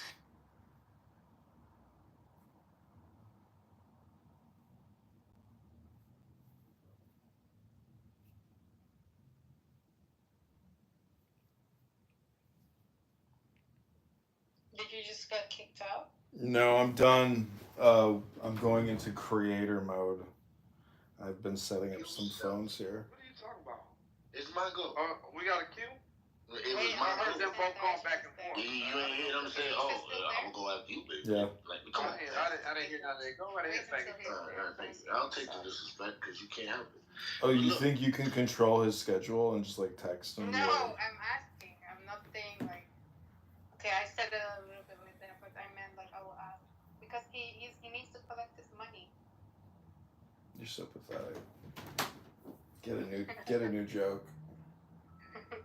It's not a joke. Oh, okay. That's an update to the joke. I see. Remain refugees, for the rest of their Okay, lives. until the conditions that you just mentioned, they become citizens or they're repatriated somewhere. Until that happens, they are going to be refugees. right? But why aren't they, for example, why aren't they becoming citizens of Jordan? The thing is that with a Because Palestinian, Jordan is a sovereign state the and thing they is don't that have with to a accept Palestinian, refugees. even if they're, for example, like you, Cynic, you're Palestinian, right? You were born in the UN. They kicked me. Wow. Can you go in with the anonymous thing? Like even when you get kicked? I'm just asking in general. Yeah. Okay, I'm ending this X Spaces. Alright, bye. No, not this one. The other one. Oh, okay. I was live streaming myself on X. Now we're going into ghost mode. Here we go. I love it. Can't stop me. This is perfect. This is for you. what's happening, basically. Oh, wow. The Oh, Israelis no, this are is- basically paying and trying to fund and weaponize and arm these certain groups that are against Hamas and basically trying to create division, right? They want to divide and conquer. So this is how you do it. You find a group of Palestinians, maybe a big clan, maybe a gang, a mafia. You give them I weapons, can't get back in that room. arms, you give them Maybe I food, can. and then you train them, and then you tell them where to go, who to attack, and that creates a power struggle, right? So now you're fighting a war, and you have a power struggle, and you're trying to figure out who's an enemy, who's a friend, and these are basically armed people that look just like them. Yeah, but apparently, this guy, the leader of this gang, was previously head of ISIS in Gaza. I heard allegations about that from pretty reliable Maybe people. Interrupt me, actually. Maybe actually with people like you that are intelligent, because I do think you're intelligent, and I'm not being sarcastic right now. But maybe with more people like you, Gaza would be a better place because it I think more people want to would chime in. be more efficient. It I think would more be actually, oh my god, it could actually have some industry. It would have people that are not too resentful. Too many fucking people there. Guys, let's move the mic around. I think Khaled wants and Egyptian want to talk, and Kayla want to. I'd like to. Actually, I need to ask Isa a question. Not yet, Caleb. I mean, sure, let him. He's right. Let him. So I think to the point of the different status of refugees, there are legal definitions of these things, and I think, Cynic, you're using a little bit more popular colloquial understanding that is not related to the legal definitions of refugees. I didn't dispute the legal definition. I wasn't finished speaking. The other thing is, the law of return and the ability of Jews to return to Israel has nothing to do with refugee status, but it has everything to do with the legitimate fear of not having protections of the host countries in which they live in. It has nothing to do with refugees. And by the way, if you want to talk about refugees, the people who built the state were refugees from Europe. and from the Arab world. Those were legitimate refugees, but after one generation of having built the country, they're not refugees anymore. It's the interesting thing about UNRWA and the kind of like motivations between UNRWA, this is my own commentary and analysis, right, is that the reason to keep Palestinians as permanent refugees is to hold out the idea not only that they can return, but that Israel will cease to exist, right? I think UNRWA, this idea of permanent refugee status is a deliberate attempt to hold out hope that Israel will cease to exist under some demographic weight. Okay, well, again, the reason there was an ethnic cleansing to begin with was to artificially create this Jewish majority demographic to begin with. Now, these people that were kicked out of their homes, they need to be dealt with, and they are in limbo. They are stateless, and they are placed in a concentration camp, and they are not afforded rights as citizens of a state. It's practically impossible for a Palestinian to travel for the most part. The Palestinian passport is worth its weight in paper, pretty much. That's it. So this is the problem. The Palestinians that are in Gaza under a siege. They are under the Palestinians in Gaza and the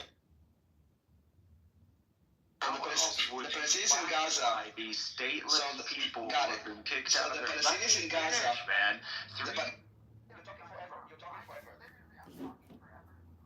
Yes. Dude, are you being serious? Can you change your PTR, Cynic? It's very upsetting and disgusting. So Palestinians on Palestinian land in Gaza under Palestinian government, why are they refugees? I am pretty damn sure I didn't talk long. So you're wrong. Now he's just gonna say, "Don't interrupt me," and I didn't talk over you. That's all he's ever gonna say Oh now. my God! Oh shut. So Palestinians in Gaza under Palestinian. I want to understand from you. Explain to me what I'm missing, okay?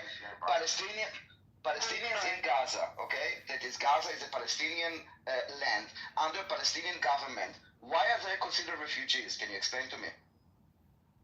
Why? Because they've been kicked out of their homes and they So are what? living in a concentration camp, and they aren't afforded the basic rights of That is not a definition. Cynic is an infantile survivor. John, stop it, John. No, but I want to understand from you, okay? They have a Palestinian. Cynic is an infantile survivor. They have a Palestinian government. They are on Palestinian land. Why are they refugees? Because we don't have a state. And again, I am kicked out of my home, and I have the right to go back to the property that was stolen from me. Still gotta pay the property So taxes. the people in Gaza, John, stop it. So Gaza is not Palestinian land. It's a livable place. It's a concentration camp. That's not the definition. My God. Why is there a refugee camp in Gaza if those are Palestinian, on Palestinian land, under Palestinian government? Why are they refugees? First of all, there is no government. You have a body that Yes, Palestinians they elected elected in 2005, and at that point we haven't They had elected another the wrong election. And They what have a you government. It is just a governing It's body. like Venezuela. Venezuela selected their dictators, actually but they recognized elected government. them. So no It's one corrupt. recognizes the government. Listen, Gaza is not Israel, right? It's a Palestinian land. Just Of course it's relevant. The entire concept of refugees, it's about being not on your land. But if you're on your land, how come you are a refugee? You can't help yourself, can you? Just answer my question. Now, so if the Rohingya go create a governing body over the refugees in Bangladesh right now, you think that's it? Their refugee status ends? I'm asking you a question. I'm asking you a question. So I will answer you afterward. The Palestinians in Gaza. You don't like my The Palestinians. So I didn't get it. So the Palestinians in Gaza that are on to help you. the Palestinians. Oh my God, Jesus! You don't shut up. You literally don't shut up. No, he just keeps talking. He never shuts Oh up. my God, John, shut up! The Palestinians in Gaza. I will just repeat until you let me finish my question, and then hopefully you will be able to answer it. Right, Abby? It's fucking hilarious. I will ask the question because you keep on interrupting me. Can you let me finish my question once? He never shuts up. He just keeps talking. John, shut up. I answered it. You don't like me. So maybe I didn't understand it. I will ask it again, and then you will answer, okay? And we will not fight over the microphone. You will let me finish the question, and then I will let you finish the answer, okay? That is acceptable? Great. So my question, great. I want to know, Palestinians in Gaza, that Gaza is a Palestinian land. They live on a Palestinian land under a Palestinian governance, okay? Why are they considered refugees if they are controlling their own, and they are on their land, and they have their own leadership, and they are not part of Israel? Thank you. Because they are not from Gaza. They are from Palestine. They are from the cities that the majority of Israelis occupy, and they are living in their homes. So that's why they're refugees, and they don't have status. They are not considered citizens of Gaza. They're living in their homes. Are they communists? You don't know these distinctions, but within Gazan society, there are categories. There is refugee and citizen, and the people in Gaza who are citizens, this is their land, and this is, their territory, and you will see this discrepancy between like an actual citizen of Gaza and a refugee. We're not, we're different, and to them this is their different. land. Yes, we're both Palestinian, but nevertheless it's theirs. So they see, they want us also to go back to where we came from as well. So that's internally to Gaza.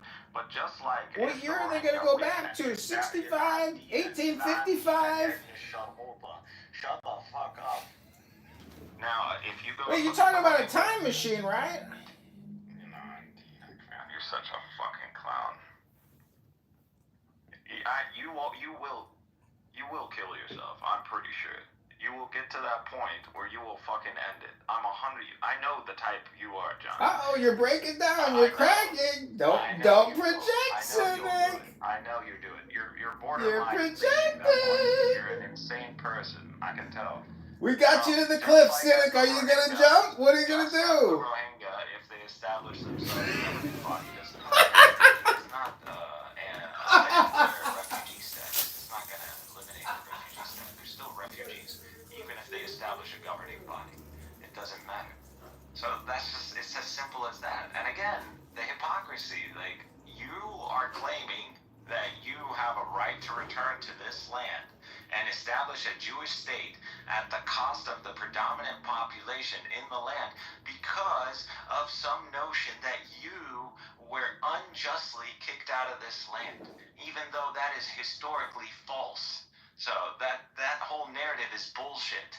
So, if it's okay for you to come and justify ethnic cleansing and establishing an ethno-supremacy state, which is the same what the Nazis were attempting to do. Oh my God. Okay. You answered my question. You're not supposed... No, you're rambling for like an hour now. You answered my question, and now you're talking about spreading propaganda.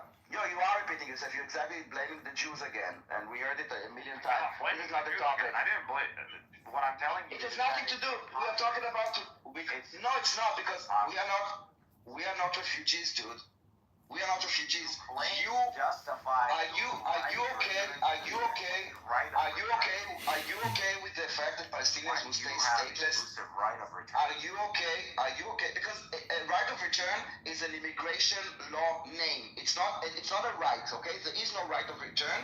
Okay, it's a name of a concept. Abby, you know what? Somebody told me in my YouTube chat, they said, your head is very round and very shiny. That indicates very good luck, or something to that extent. Why isn't it because this called... Something like, I will answer you. people with very bald, very round and bald, shiny heads. Because this is our ancestral land, our indigenous land, and we are coming back. But it's about immigration law, and Israel, as a sovereign country, can decide who decides to come or who not. Now, I want to understand from you, are you okay? Tralala, shot with blue shoes. Slides through the sea like he's got nothing to lose. Tum tum tum sahur, puffing real slow. Wooden and smooth, got that silent glow. Name of this song is Italian Brain Rot. Engine is roaring, jet cracks snapping through. Tralala, shot. Hey, how come you keep posting stuff? Why do you keep posting stuff? Because only like 2 people watch your shit, man.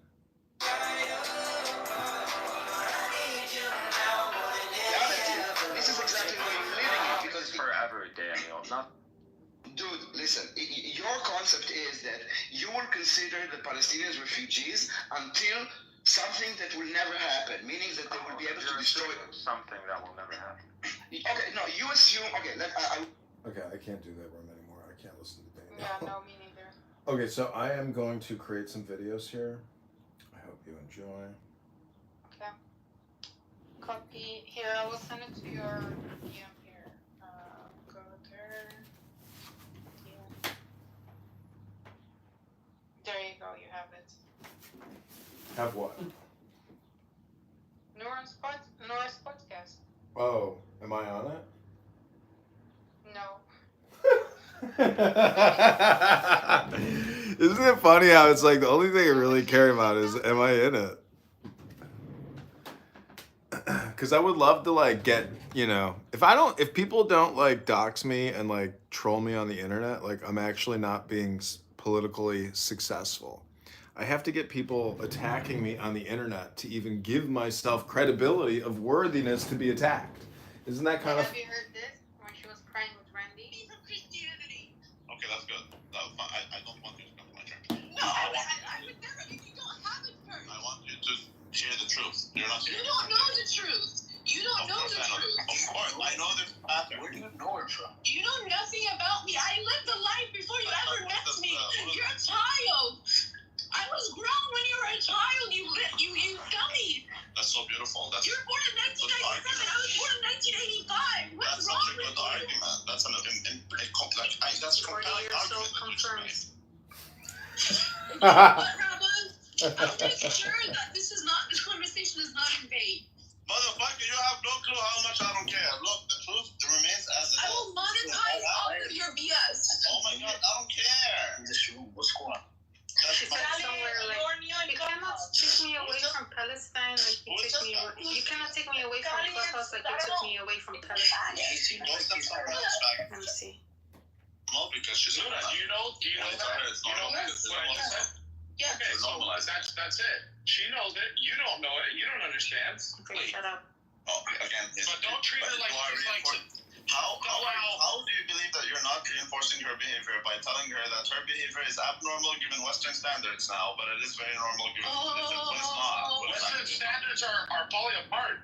Okay. Nobody disagrees with that except for you. But no one is meant because you're He's a Christian. Nobody's looking at stuff and he's like, Did what? Diego tell you that you shouldn't take your medicine, yes or no?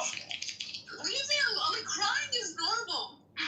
No one's saying crying is not normal. It's just that it's not moving me.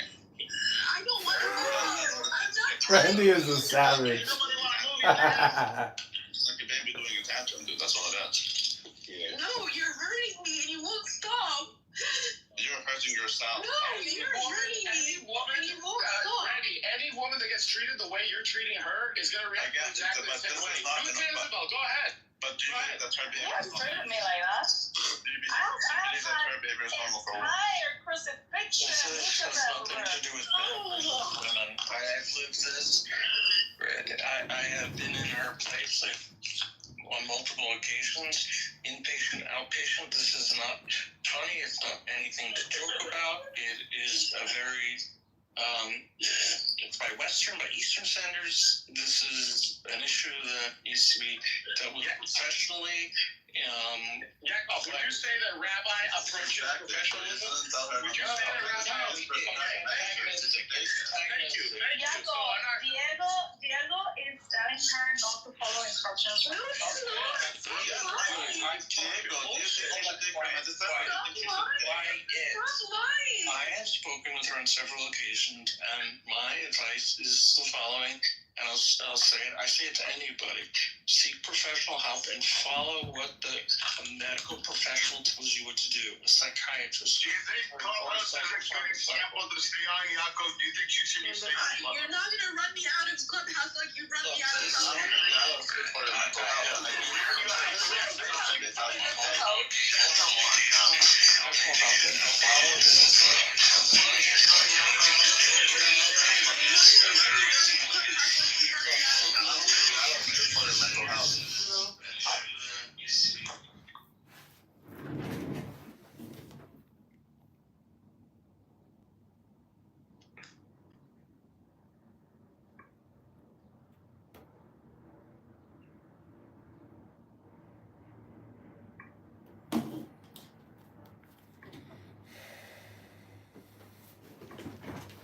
Please don't scroll. Hold on, I'll be right back. Okay.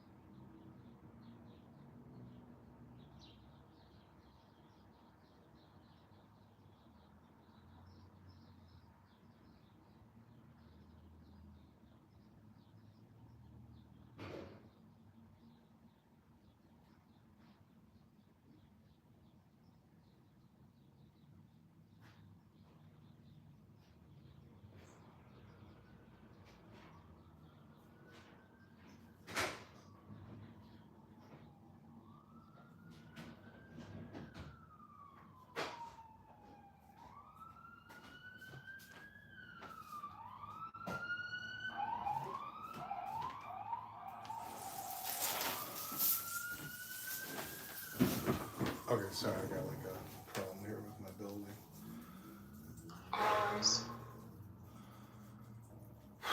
Dude, that was some funny shit. Some pretty crazy shit. It's like, it's scary because like if somebody does hurt somebody on this app and you spent all this time communicating with them, it's like. Is running? How long is running? Stupid questions, dude. Come on. What? Have some I'm self-awareness. sorry. What? What did you say? You asked Zach how much is running. Making a point. I got to a point. I'm making a point. And he's making also a point. And he's also making also a It point. wasn't exclusive to you guys. But he wants to also make a point. So he's asking you what is anthropology because you said that anyone can graduate, and you know you seem to have unable to listen to others. I was now listening for like 15 minutes. There wasn't even 1 second. There wasn't even 1 second that someone else spoke that didn't go off mic and spoke what they spoke. Even when my friend asked to speak to Simon, you felt the need to speak on top of them while they were speaking. And even now, when I'm telling you that you can't shut up for a minute, you are unable to shut up for a minute. It's amazing. You're just bitching, dude. That's all you're doing. You're just a bitch. Now, and this guy just always throwing up random topics, and he claims to have a triple digit. The random topic is not random. Quickly. It's not a random topic. It's that you're stupid. You're too dumb to understand. Until you prove it. And this and prove him wrong. Tell him what anthropology is, and let's move on. Come on. What cultures, man? What? That's all. Studying cultures. Studying human You Googled it. Cool. He had to Google it. Yeah, I don't really give a shit, man. The point is anybody can fucking major in that shit, so that's all. Humanities major is stupid. All you need is time. Well, you went from insult to read.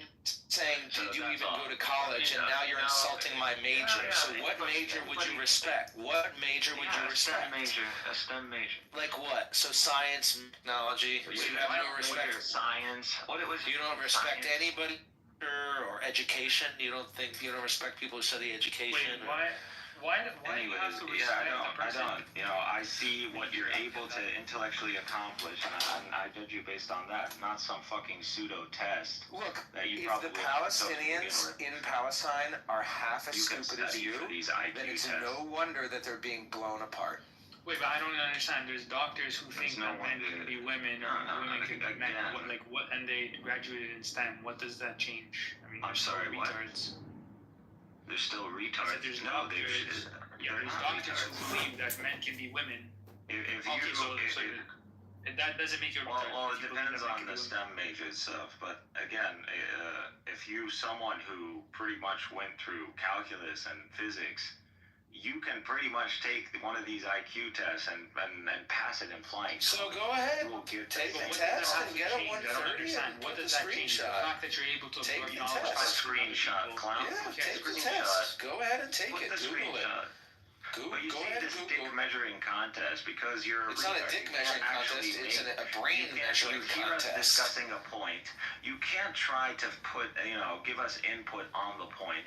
I can give you input on the deflected point. with a completely random point. I didn't deflect at all. I addressed your profile picture. Triple-digit IQ. Yeah, because you're too stupid to engage in discussion. You're a retard, dude. No, I'm not. I mean, I'm no, smart. you hear the discussion. You're retarded. You're a hear retard. the discussion. No, I'm You smart. engage. I'm creative.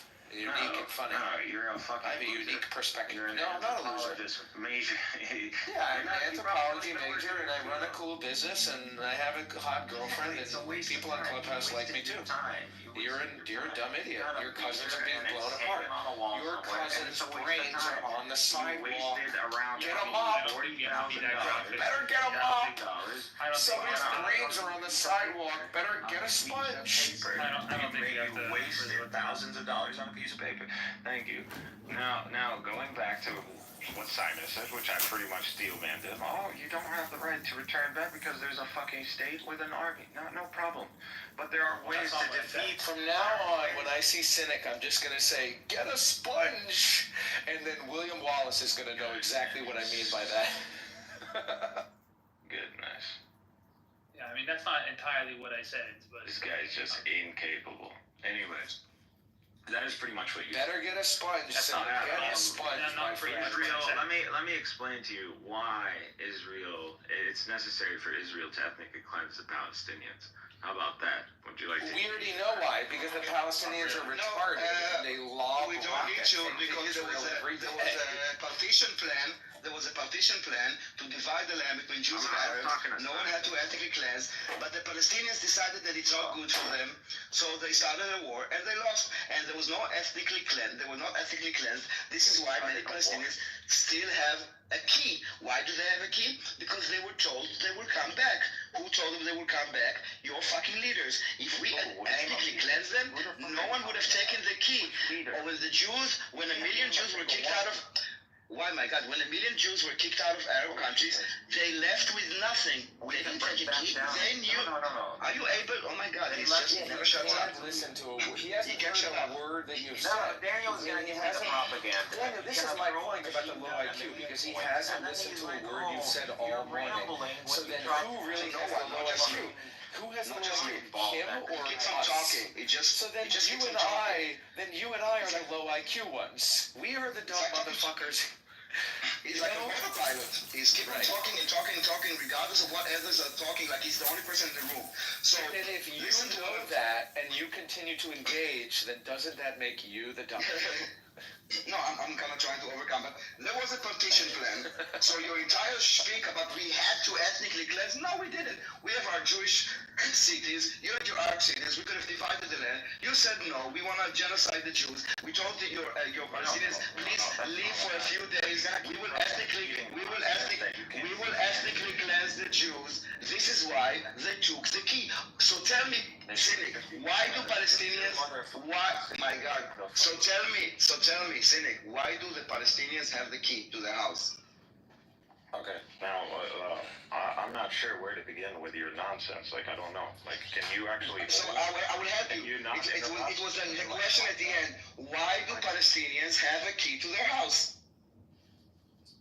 Why? Because they have the right to return back to their homes. They wanted to come back to when they were ethnically cleansed in 1948, kicked out of the land, why did they take the key?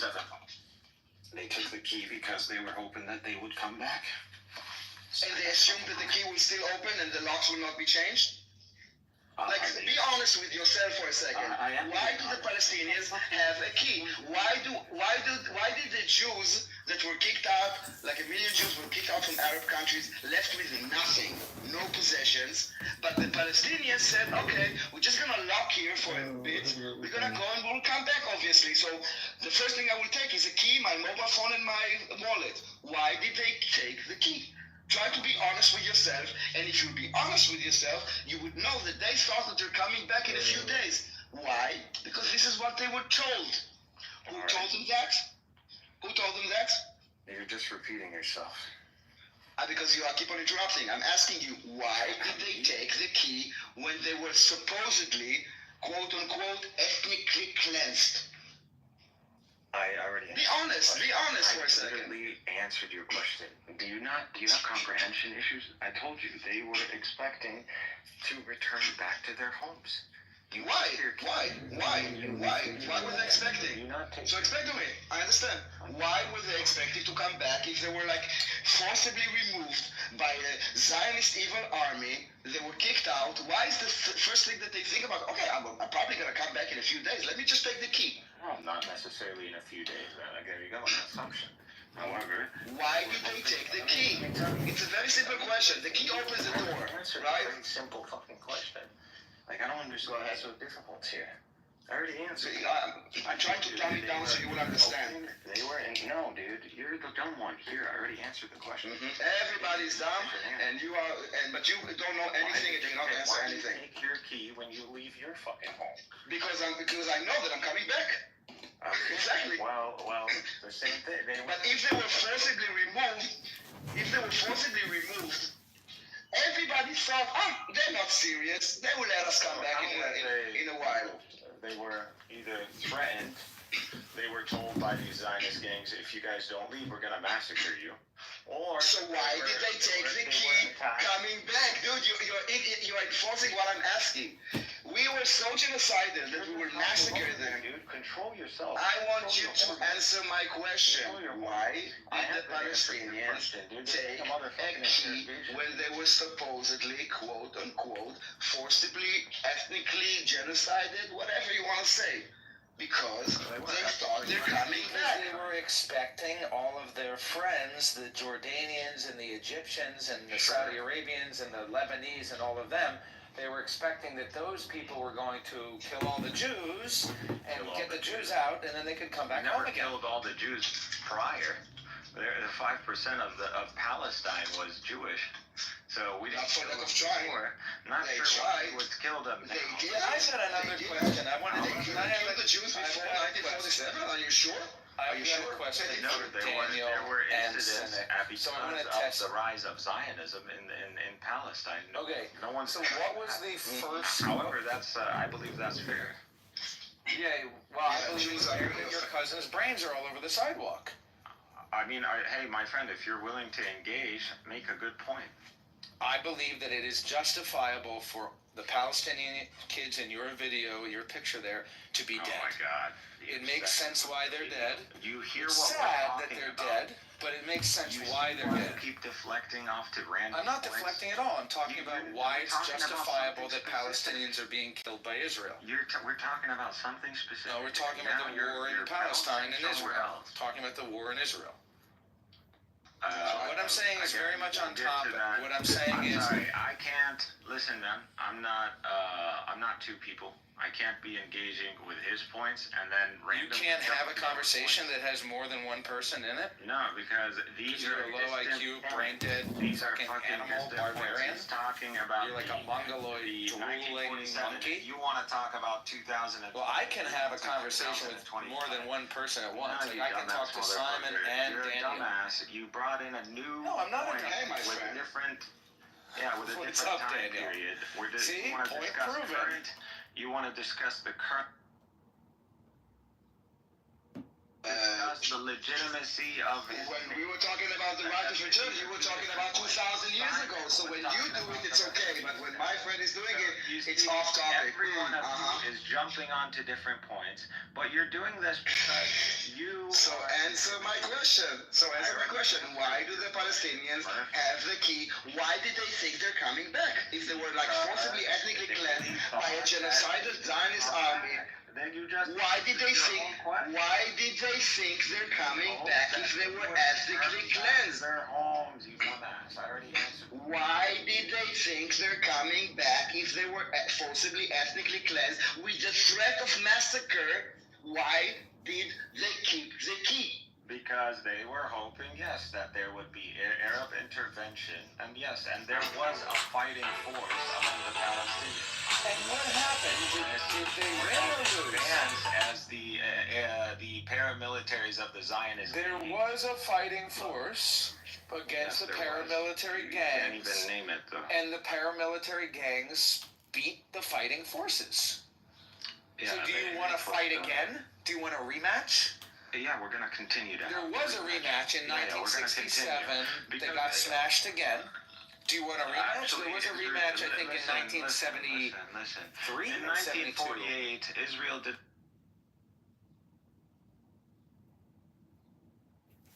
Shut the fuck We're up. fucking you up right now. Your brains are all over the sidewalk. I mean, babies are being blown apart. You want to keep going? Never even visited Israel. Hit him again, Daniel. Mind your own Fucking airstrike the whole village.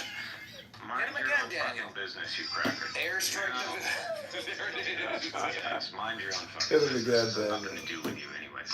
So, again, what we're doing is You're a privileged little boy from the United States, dude. Using bodies of dead children from Gaza. The objective of Zionism has always been to establish a Jewish state, and the only way you establish a Jewish state is by establishing a Jewish majority. I'll tell you what. You establish it. No, again, you are missing the concept of the. There's this. You are missing the point of the partition. So tell me, if the partition plan was accepted by the As Arabs. stupid as your face. Now, I understand, but answer me this: if the partition plan was accepted, okay, by the Arabs, then we didn't need to have this supposedly made force. Yes, do you even yes. know anything about the partition plan? No, explain to me, please, because I'm talking Thailand and I'm learning from you. No, you don't So necessarily tell me, have to dude, be retarded. if there was a partition plan, then everybody would. If there was a partition plan, If you're ignorant, No one would have. an educated. If Then we would have a plan. majority. You would have a majority. We would both be living side by side, Take a look each at one the on map. their own. You're making like shit up as if you assume that we are idiots, like you're all pro-Pali Nazis, that we are not aware of the partition plan, but we are. And if you are aware of the partition plan, you said that the Zionists came, and the only way to make a Jewish state is by kicking people out and creating like a majority. And I'm telling you, I want to challenge it. I'm like, no, if there was a partition plan, and there was, which we accepted, Finish that.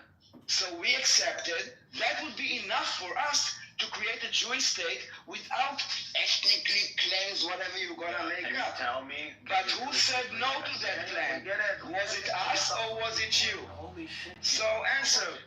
You talk so much, I'm going to start timing. Because you think, because you know we're talking for you for a couple of hours, and you're so thick in the head that we need to repeat a few times. Also, the fact that you don't stop yapping your mouth, I have no idea. The fact that you don't stop yapping your mouth, I have no idea what you. The fact that you don't stop yapping your mouth, I actually don't know what you're listening. So this is why I have to repeat. If you will know how to behave, if you will know how to behave in a society where when someone speaks, you listen, and then when you speak, we listen, then we don't need to repeat ourselves. So I'm telling you, you said now, you made a claim that the Zionists came, and in order for them to create a Jewish state, they had to ethnically cleanse in order to have a majority. And you keep on talking. It's mind-blowing the level of that you're incapable of having a conversation. I'm about to. You will notice that I'm muting up. Listen, let's agree. When I mute up, that would be the cue for you. That would be the cue for you to unmute, okay? When I mute, that would be your cue to unmute. When I mute, that would be the cue for you to unmute.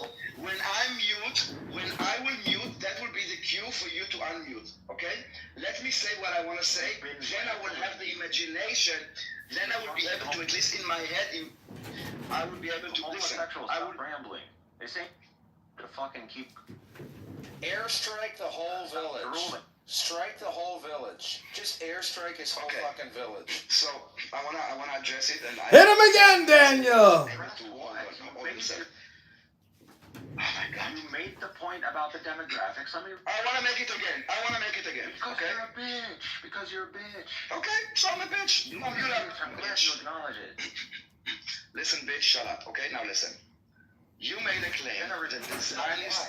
Let me answer.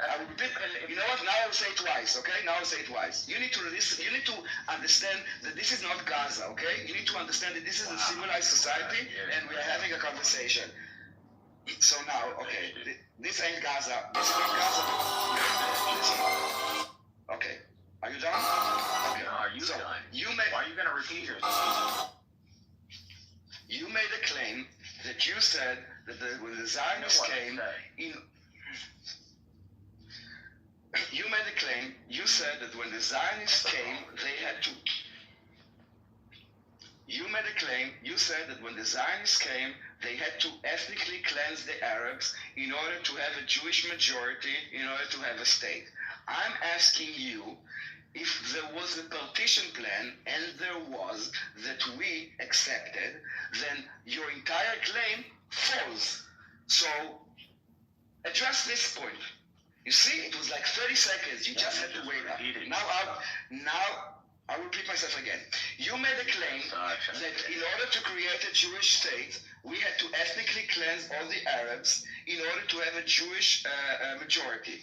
And I'm challenging you, and I'm saying, no, there was a partition plan, and if it was accepted by the Arabs, which it was not, then we would have divided the land, we would have a Jewish state with our majority, you would have an Arab state with your majority, and everybody would live happily ever after. Now address my point. Now listen, I will mute up, and then it will be a cue for you to Yeah, I know how it works. You repeating yourself 3 times doesn't benefit anybody.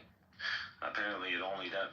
I don't know, must be a articulation thing or English. You're wasting your time. You're wasting your time talking. Well, I have very simple answer. Do you know the demographic ratio for the presumed Jewish state? Let's just start there. And, according to the partition plan, what would have been the percentages? Like 40-something%. What's the point? So yeah, the Arabs would have been 45. Roughly, we're talking roughly. So 45, 55.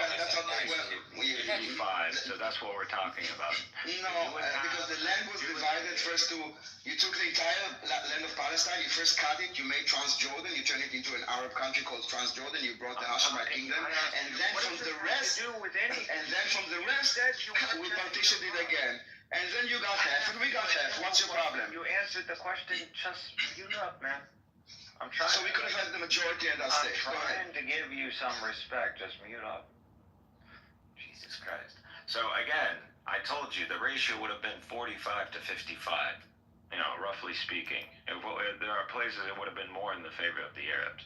So again, this state. Yeah, Israel had more land, but the Palestinians were given better land. So it was 55%. Yes, the state wouldn't have been viable because it was only 45% of the land. Is a stupid argument. You're saying that we were overwhelmed because they had a majority of the land was given to Israel, but you're so stupid. This Jewish state wouldn't have been viable in the few decades that would follow. Why wouldn't it have been viable? Yet alone, if they said no, been viable. Yet, let me. Why so wouldn't yeah, it you would have lose. been You viable? would lose your majority in the next few decades. Right, and then what would happen? And not only that. And then what would happen? If you look at the. And then what would happen? And what would happen when the Jews lost their majority? What would happen then? Why would that be so bad? It wouldn't be a Jewish state. And so then what would be bad about that? Ask yourself why the partition to begin with. If it was I can answer. You're asking me to answer? The answer. Go ahead. Ask myself? Well, then the Jews would be under threat of extermination. Oh, okay. That's why they need the majority, obviously. Okay, so now, okay. Do you understand that?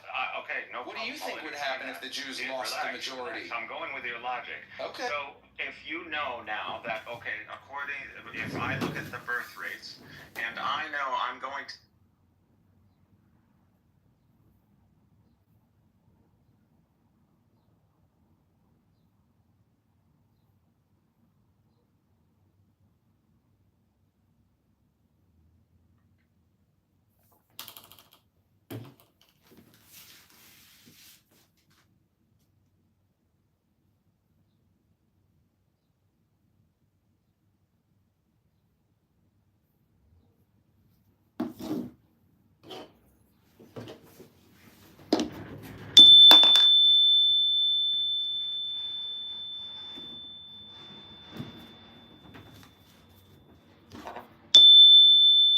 Light is shed upon the righteous, and joy on the upright in heart. The Lord will fulfill his purpose for me, your steadfast love, O Lord, endures forever. Do not forsake the work of your hands. The Lord says, I will guide you along the best pathway for your life.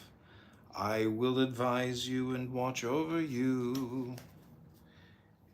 It is not that we think we are qualified to do anything on our own. Our qualification comes from God. To the man who pleases him, God gives wisdom, knowledge, and happiness. It is not that we think we are qualified to do anything on our own. Our qualification comes from God. Blessed is the man who endures temptation, for when he has been approved, he will receive the crown of life which the Lord has promised. The righteous and joy on the upright in heart. The heart. Oh, his purpose, your step.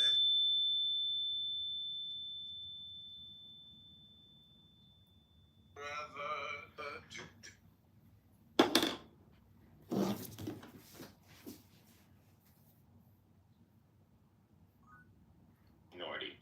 The birth they to an Arab majority in probably 20, 30 years. So now what do I assume that the partition plan has taken place? What is the solution now for the Jewish state?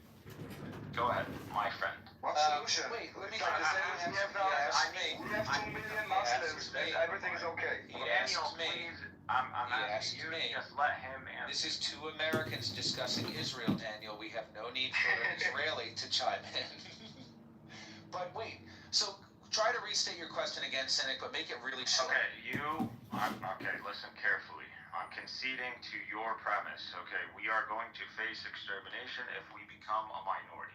That is an axiom now. I'm giving you that. Now, you also understand, based on this 45-55 demographic, the we have to cross into each other's territories. No. Forget about that one. That's just me showcasing that it's not practical to begin with. But ignore that point. Now, look at the birth rates for the Arabs, if based on this demographic, we would be the majority in the next few decades, maybe even less, just based on the birth rates alone. Now, how are you going to deal with the impending reality that you will become a minority in the very Jewish state that you accepted? How would we become a minority? If you have like high birth rate in your own country, how does it affect my country? Go breed like pigs. I don't care. Than the Arabs, you don't have. It doesn't. You missed the point. If Israel is a sovereign state and next to it Jordan, and Jordan breeds like rabbits, how does it impact me? Plan. You see, I'm asking. My God, are you listening to me? You have a. No, you listen to me. Listen to me. Talking about Jordan. 7. Zip it. I was giving you an example. I'm saying that if Israel, I'm telling to you that if there was a partition plan, there were two states side by side, how does your birth rate affect my sovereignty? Dude, because within you could have like 12 millions. You see, you fucking ask the question, you can't shut up. Within the very Jewish state, you have a fucking 45% Arab demographic. We're talking internal to the presumed Jewish state according to the partition plan. You would have ended up a minority in probably 20, 30 years. You would have ended up a minority. Our birth rates are just much higher than some fucking Europeans, or atheist Europeans. So that's just the fact of it. And so how, now I'm asking my friend, how are you going to deal with the reality that you are going to end up a minority in the so-called Jewish state?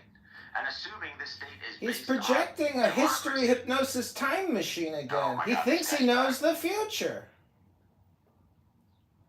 How would I deal with the fact that the Jews are going to become a minority in Israel? Two answers. The first answer would be obviously to increase the Jewish population by having more Jewish babies and inviting other Jews from around the world to finally come home to Israel where they will be safe from anti-Semitism. That would be the first answer. If we're going to become a minority, we have to increase so we don't become a minority. Okay. The second would be if Muslims weren't crazy, then being a minority wouldn't be an issue. Like, the Jews are a minority in America. That's anecdotal, but at this point, how do you deal with the scenario itself? Like, what would be the active measures? You said increase immigration. Yeah, increase the population. Now, again, if you look at currently,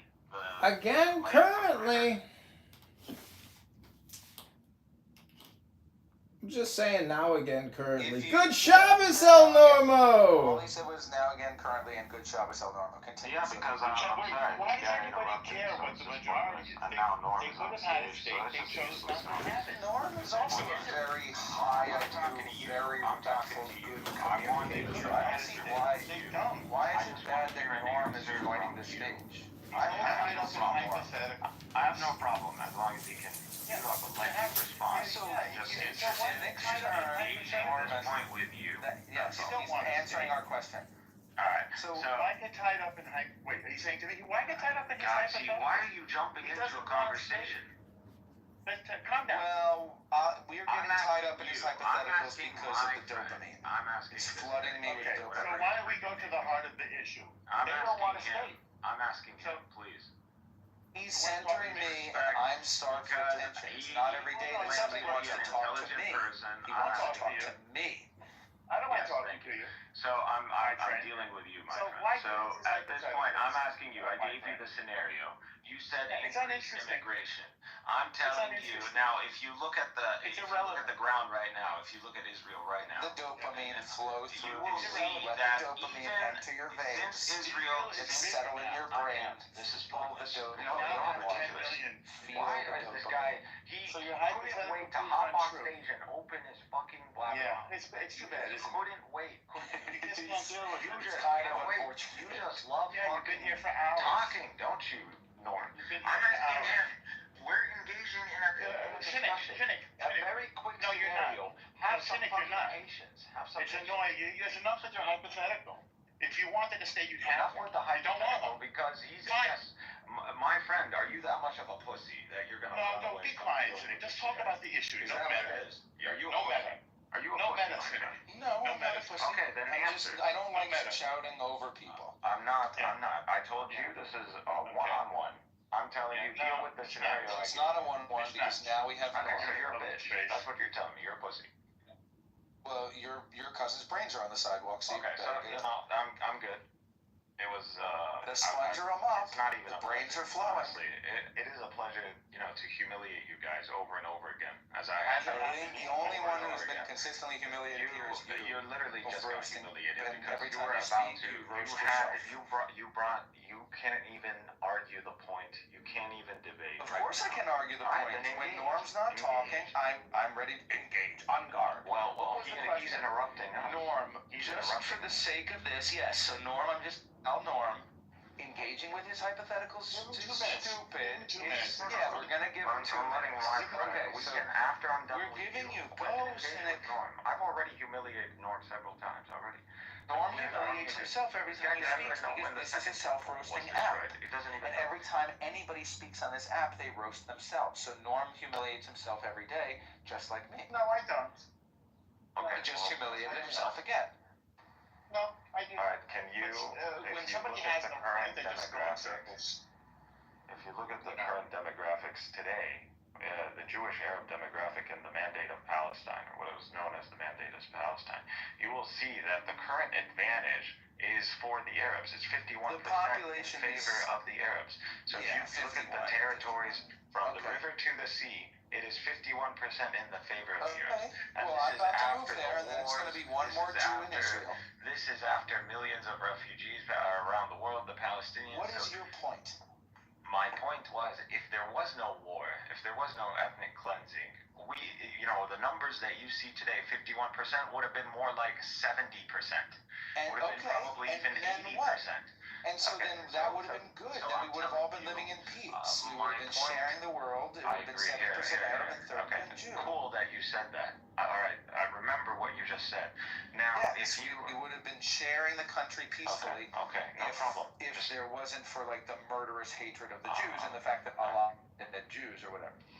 Okay, cool. Thank you for that input. Now, with that understanding in mind, hold that thought in your head. Now, what you're seeing is that your initial protocol to deal with the whole demographic issue, increasing immigration, wasn't going to fix the problem. So just based on the scenario that I just mentioned, the current stats, as I mentioned right now. Now, this notion that you just brought up, so now you're going to have to give me another protocol, another strategy to maintain the demographics in your favor, to maintain a Jewish state. Now, moving that aside, if you want to respond to that, you can go ahead after.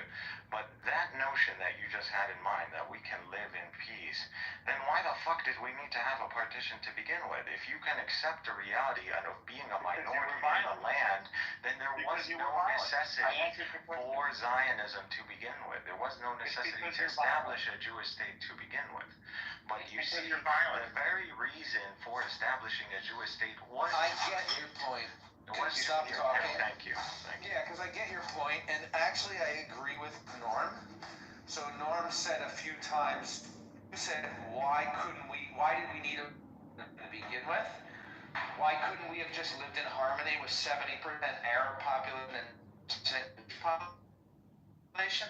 And Norm said very simply, he's silent. And this reminds me, actually, Norm, before you entered the room, I was going to ask a question for Cynic and Daniel. I could just answer. I could ask it now for Cynic and Daniel and Norm. But Jason, repeat what I said. Give him his reason so he understands it. Give him the reason. Me? Answer. No, so the answer, well, the question I was going to ask is, what was the first massacre that started the war? Was it Jews killing Palestinians and forcing them off their land?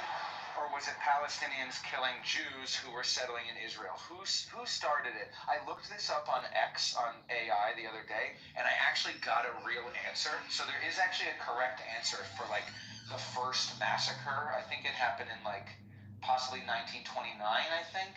But do you know who started it and when? Maybe Daniel will know this. You're talking about the Hebron massacre. That's what you're talking about. I think so. So yeah, the Hebron massacre. 29. Yeah, it was pretty much a mob mentality as a response to an That's why they needed. response to basically, yes, it was a massacre of Jews that was incited. He asked me, I think he asked me, actually I heard my name. I literally was quiet now for 15 minutes, and I heard my name, Daniel, and I actually, for the last 15 minutes, all I heard was your voice. I heard your voice. Okay, so the question was addressed to me, and I would be happy to address it. So 1929, if you read the description of what happened on 1929, it's very much similar to what happened on the 7th of October in terms of like the description, except taking the hostages. Basically, and it's a reuse tactics that they use a lot. Basically, the Jews did something usually it's about the Al-Aqsa or whatever, and then they incite the Arab mob to go and slaughter Jews. And this is like the same recipe has been repeated over and over and over again. Okay, thank you. So, like you said, there was a Zionist demonstration that went through Jerusalem, and they were calling for an establishment of a Jewish state and the rebuilding of the temple and all that nonsense that you see today. Now, at that time, so that completely makes sense why they went and just massacred babies and children. Now that you say that there was a reason, there was a protest, and they said that they want to make a state. So okay, so it makes sense why they go and slaughter Jews. Now I understand. You want to build the third temple, yes. Yeah, when you so that makes for you it legitimizes. So for you, in your eyes, in your inhumane terrorist, properly Nazi mindset, you think that this is a reason to go and slaughter Jews in their homes? No, I want to understand. You think that there is something to justify. So you think that. So you're basically saying that you're going demonstrating in Jerusalem. So you're basically saying that there is something that justifies. Why is it so hard to speak with him? So you're basically saying. Why is it so hard to communicate with him? Are you just figuring this out, Daniel?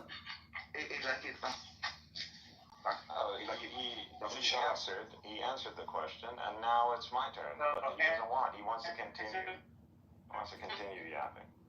Hopefully that was God. Anyways, I want to take the opportunity. So anyways, I think I'm going to go to the gym or go on a nice power walk, read a book, do anything other than listen to Cynic Mikhail continue to speak and spam his bullshit. Mikhail, why don't you go to the gym and read a book and do something productive today with your life? So I'm talking to my friend, and he just heard the answer from Daniel himself. There was a protest that went out to calling for the Jewish Zionist state and for the destruction of holy sites. So that's why, and this triggered a mob mentality. And yes, there was a massacre that took place, but you need more context on this. We need to go down the history hypnosis time machine right now. Go ahead, Cynic. El, you can handle this, El. Go ahead. A lot of those Jews also in Hebron were Arabs. So a lot of people who defended them and the people who repelled the mob were Arabs themselves. So yeah, the people want to ignore that, and a lot of these guys were executed or persecuted. So that's what happened with that. So, but you can see that it was a triggered response. So they were triggered into this. So that's what it is. When you have a project in your own land that calls for your ethnic cleansing and your destruction. The Zionist program, history so bloody. So this is expected. If I go in the United States and I have, it's expected, El Normo. It's expected. I have established gangs, and now I'm calling for taking over American territory and diminishing American sovereignty. Of course, this is going to trigger a mob mentality. Of course, it's going to trigger a mob mentality. Yeah, of course. I'm a Jewish non-Zionist, and you guys might be interested in my viewpoint. I'm going to say, if I could... So, my friend, you don't have an answer anymore. And so you understand at this point... I think Maximilian was saying that he's a Jewish non-Zionist? Is that what he was saying? Or did you just talk right over him like you do everybody else as you continue just to talk while people just talk, and nobody can really have a conversation because people are willing to talk over each other for no reason because it's all spam anyways at the end of the day. And it's always a you problem if people talk to people like you because it's a waste of time. After 100 conversations, you think you might get the clue. I don't know. That's just me. I think I'm going to go to the gym and read a book and enjoy my Shabbos. Have a great day, everybody.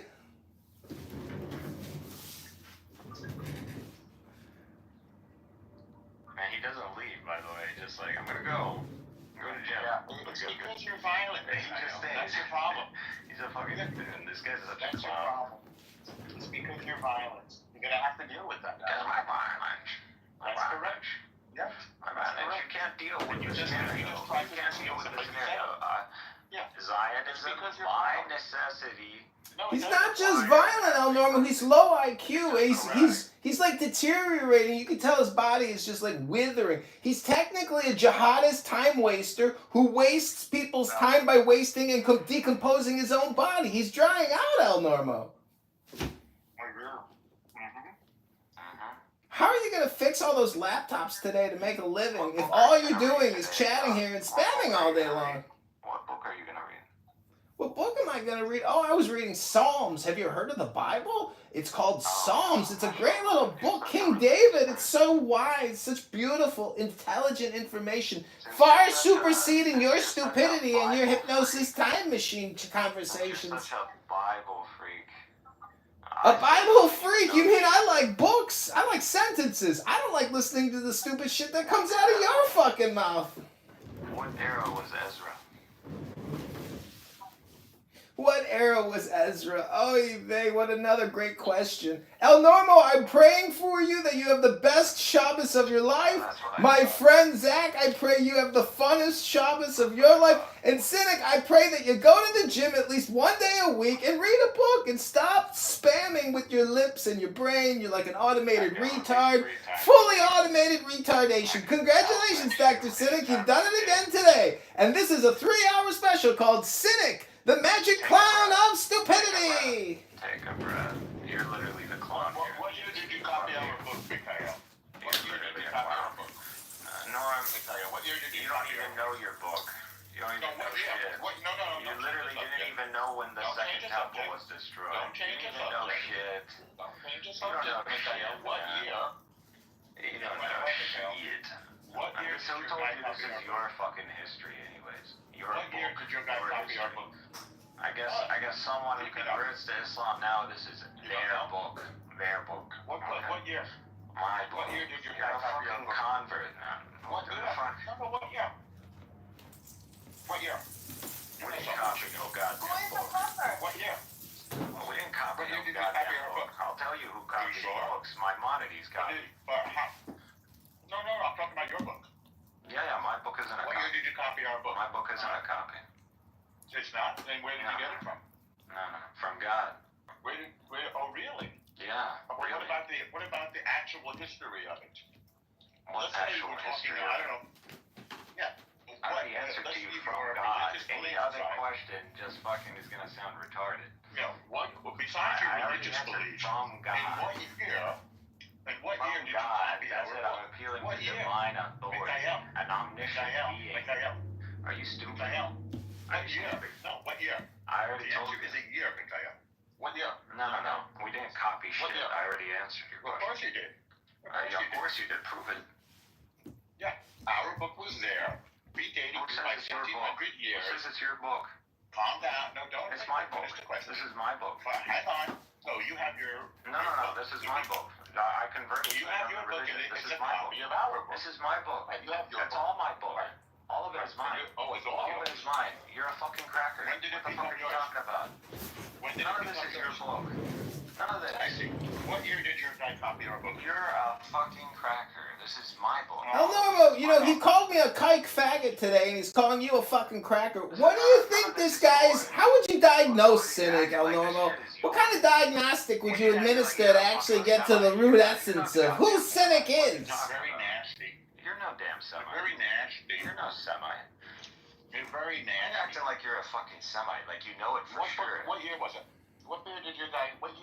This is all our shit. It's my shit. This is my book. Yeah. What year did? It's my book. If I'm copying for myself, it's my book. What year? It's my book. What year? It belongs to him, El Normo. The book belongs to him. My book. It's my book. Are you not hearing him? He keeps saying, it's my book. My book. It's my book. It is my book. He wants to be us. He's pretending to be us. No, you want to be us. There's a difference. So you're in California, right? You're in Brooklyn. No, I'm not. Yes, you are. You know, El Normo, you're not helping Cynic. He's got laptops to repair today. He can't be here 80 hours a week arguing. Otherwise, no one's laptop's going to get repaired. 8 hours a week. So listen. 8 hours a week. Are you going to post this and get 5 views on YouTube now? As an American Jew, I think Israel is the greatest danger to Jews. As an American Jew, I think the greatest danger to Jews is Israel. Israel is a total danger to Jews, and you guys don't even want to address that. This is why the nations... Israel is a danger to the Jews, Max? Y'all fucking retards. El Normo, what's wrong with Max? Why does he think Israel doesn't have the best interest of Jews at heart? What kind of ridiculous position is that? I don't know. But let's start with the year that he shouldn't copy our book. You're a fucking... You're a fucking cracker. You copy shit. It's all mine. Don't be afraid. You don't even know fucking basic Jewish history. What the fuck about you is Jewish? Don't change What the fuck about you is Jewish? America and Israel do not always have the same things in politics, and whatever is good for Israel is not always necessarily good for the United States. And I think that's a huge problem, and I think it's been exacerbated more and more as an American Jew, I'm not a Zionist per se. Do not forsake the work of your hands. As a whole, The Lord says, I think it creates more anti-Semitism. And the bottom line is, I believe it creates more anti-Semitism than it helps. We can talk about that.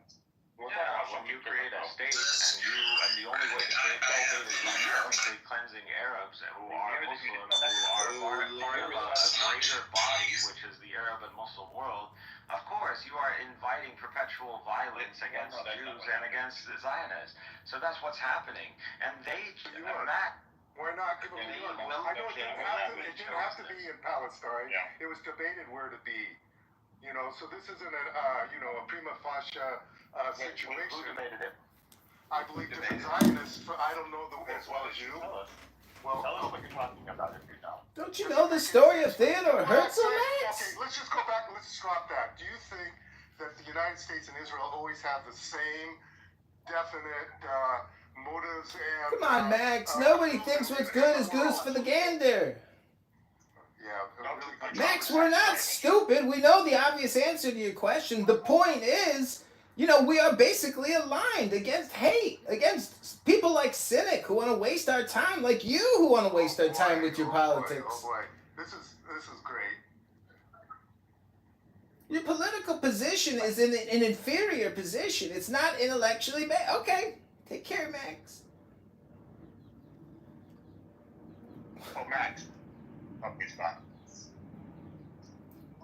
Anyways, I thoroughly enjoyed this roast, this barbecue. I had a great piece of pizza during the party.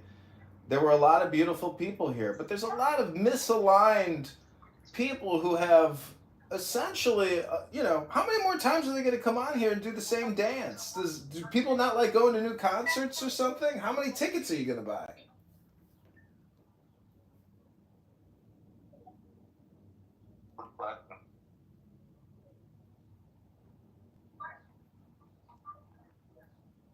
So Max, you're Jewish and you're not a Zionist then, huh? Yeah, I would like to have a semi-decent back and forth.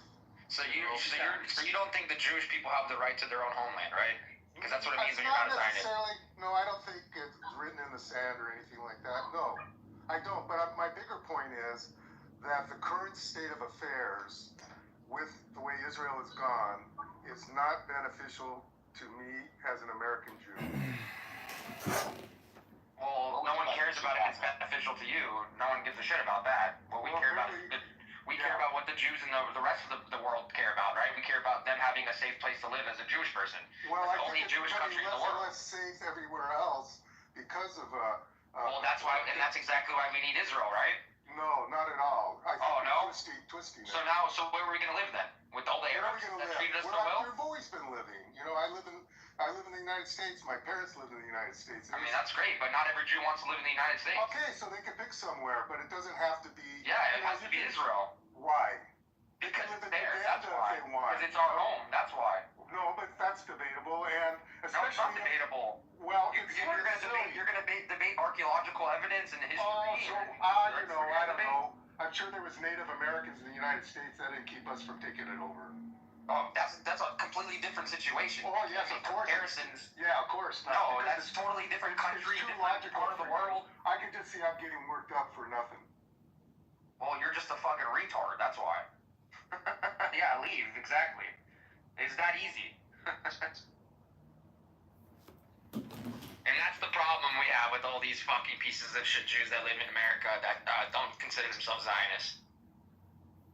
Well, the fact of the matter is, if you have the opinion that the United States should stop all funding and shipment of arms, well, okay, great. But you know what you're not going to stop, even if you stop the flow of money and weapons to Israel? You're not going to stop justice. The Israelis will pursue justice, and they will manufacture the weapons, they will get the weapons, but they are locked in a jujitsu death grip with these people, and these people, and the people on this app who support and project it and essentially propagandize it, I mean, I think they're all wasting their time against a fruitless endeavor. I mean, Israel is going to win this conflict, and they're not going to bend the knee.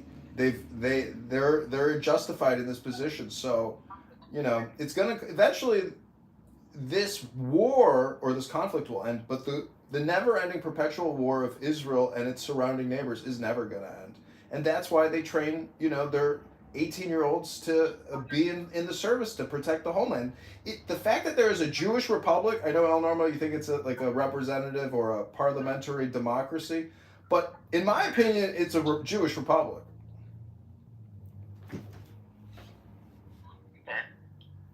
In the sense that it's to be Jewish and to be nationalistic, to have a Jewish country is so groundbreaking in terms of world history. And it blows people's mind that Jews now have a perpetual state, which is a monopoly on a civilization. And the people on this app can't stand that they don't have an ethno-state, and they are essentially religious ethno-extremists. And they're hypocrites. So I think we can accurately diagnose and accurately describe the situation and the people on this app who support terrorism and propagandize terrorism. They don't stand for justice or law, and these people make me sick, and I spit on them.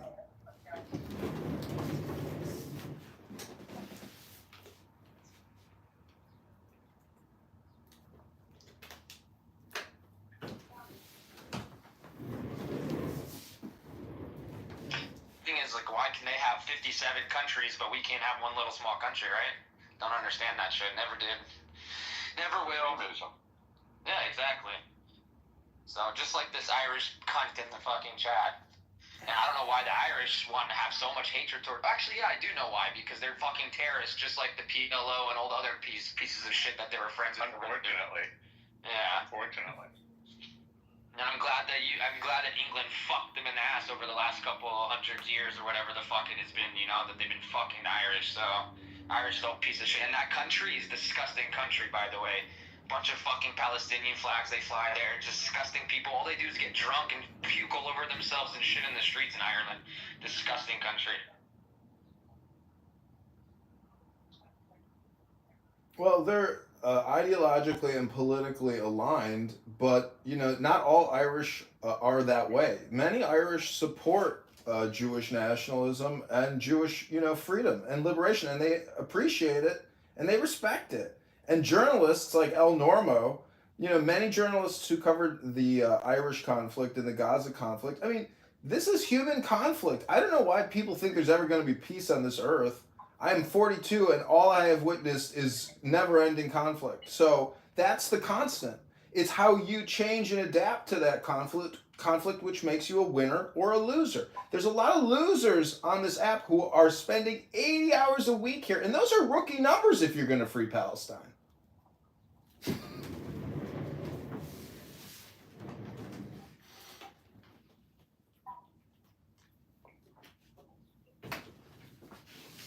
fact about demographics was so weak. So stupid.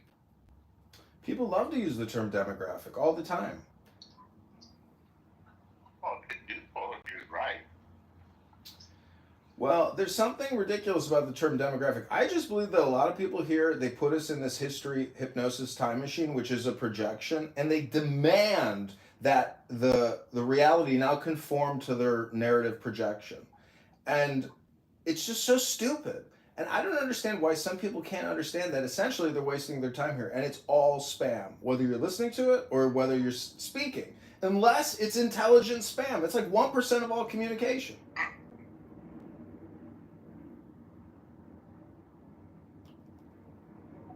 That's all it is. It's spam that they got from TikTok, X, That shit and that other only places on Jews the hear. internet. That's all it is.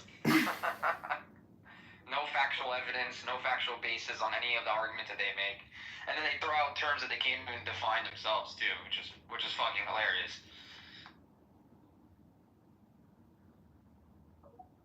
And they think when they come on Clubhouse writing in a room chat that's gonna make Israel go away. That's the funniest part of it all. They think that they're freeing Palestine by coming on Clubhouse.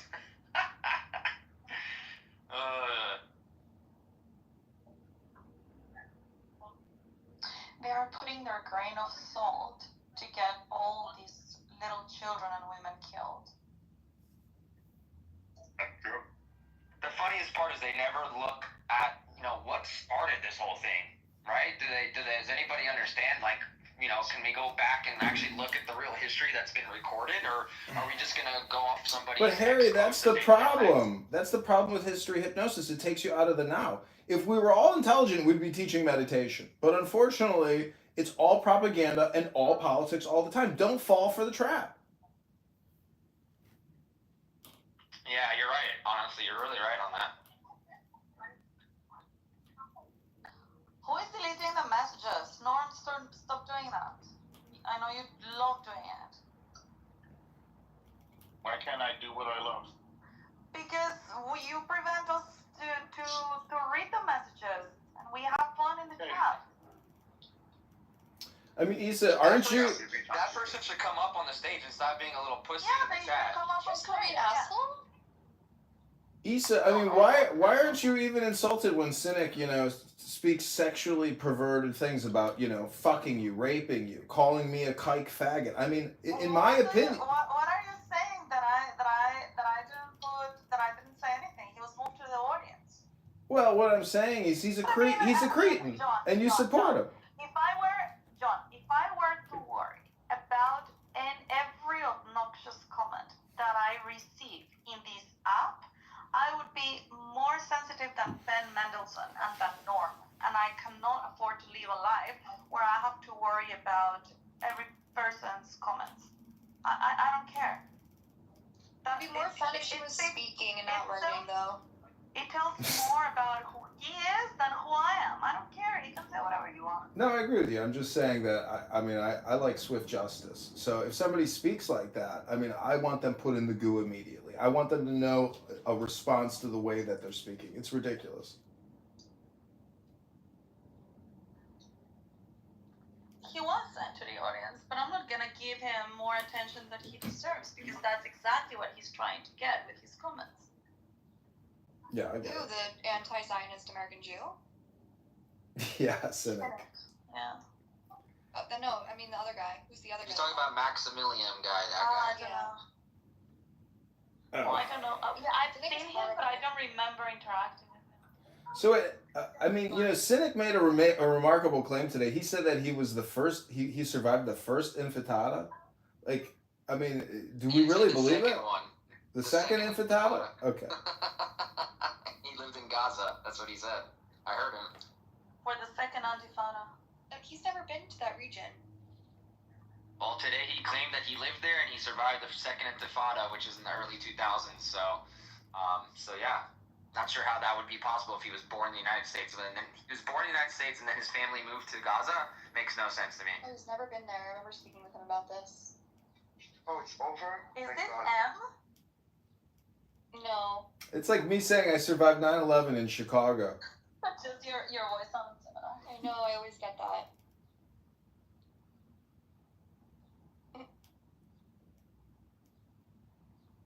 Anyways, it's been another fun episode of Clown House this morning, recording all this insanity. Let someone else up here who hates Israel. It's fine. It wasn't fun. It was annoying. I was Talking exhausted. about- He shut up for a minute. You weren't here. No, the second guy, the anti-Zionist American Jew. No, he was here for a long time. Talking about stupid, annoying people. Where is Soren? Oh, he got consumed. I hate Soren. He's back in Iran. He's working on internal communications over there now. He got himself in trouble. Yeah, I missed his comments about non-prostate. He hasn't been on the app for months. Something happened to him. This doesn't address the original source problem, which is Zionism. Oh no, I hope nothing happened to him.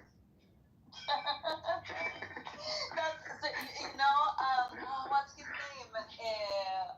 The Moses guy, the one that has got the cool PTRs. What's his name?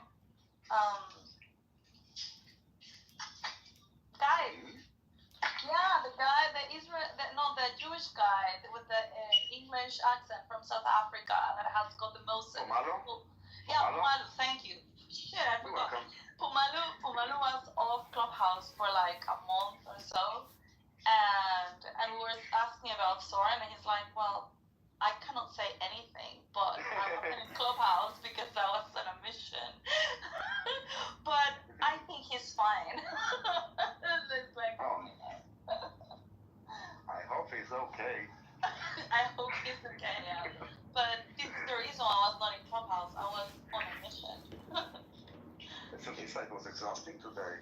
This dude is like, I don't know where the energy to like ramble without like interruption. Yeah, but you need to touch grass and breathe because you're gonna have a heart attack one day in these rooms. Me? Yes, you. Nah, I don't take it too hard. It was just like Will, that he doesn't shut up for a minute. But this is the same guy that I ran away from 3 hours ago? Yeah. Yeah, he ran his mouth like You ran non-stop. away from your own house? So I gotta say, what's interesting about the anonymous function is yesterday I got exposed because I clicked on one of the Free Palestinian speakers' profiles, and then they knew immediately who it was, so they all mass blocked the John Kitover account. So now I have to create a new burner account and add nobody, but then I can still go in the rooms as anonymous and record them and not click their profile. You know what? That doesn't matter I because don't get it. Aren't hold you on. already anonymous? Yeah, exactly. When you are anonymous, it doesn't matter. No, when you look at their profile, they can click on their profile and view who viewed their profile and get you. Yes, but John, listen, John.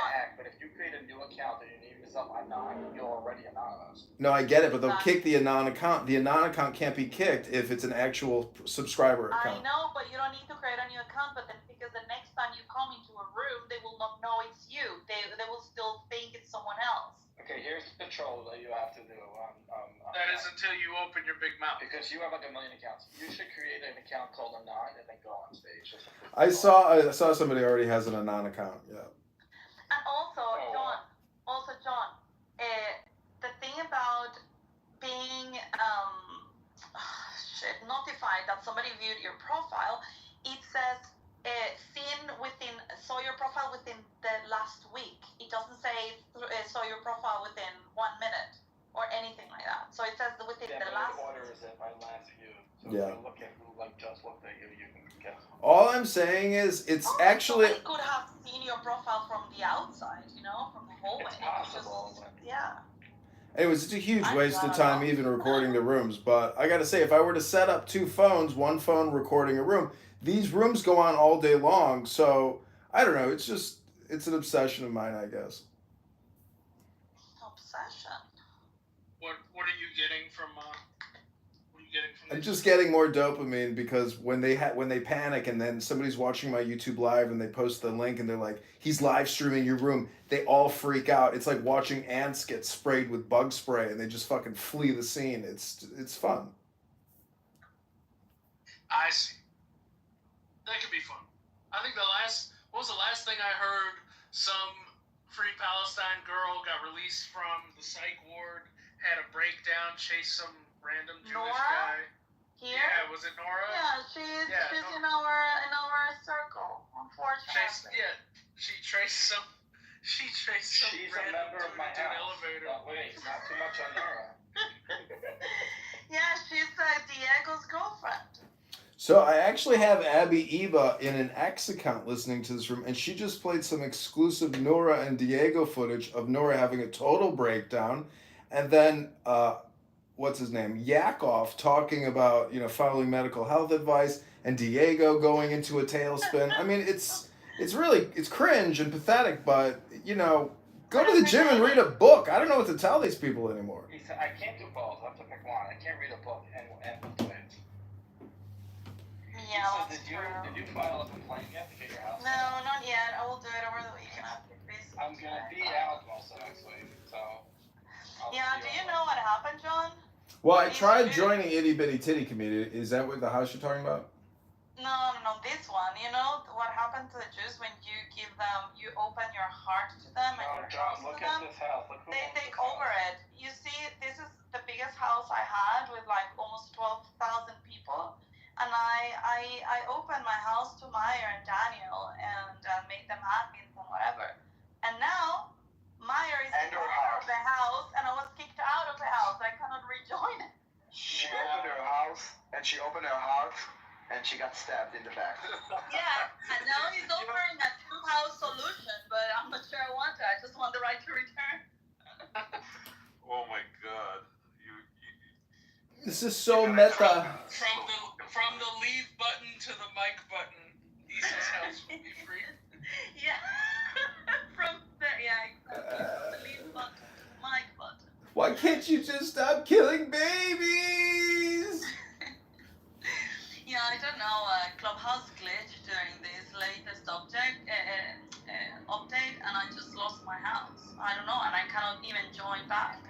It's so stupid. It's probably a Jew. Yeah, it was a Jew. Meyer is the owner now. You've been nakbad. You know how Tim Rammelson has told me, oh, Issa, you're sleeping with the enemy. One of these days you will wake up and realize that they have betrayed you and stabbed you in the back. Well, the day has come. Well, you see, Issa, a Wozniak created the company that created your interface with the app, so it's really theirs from the beginning. Yeah, that's true. It's not true.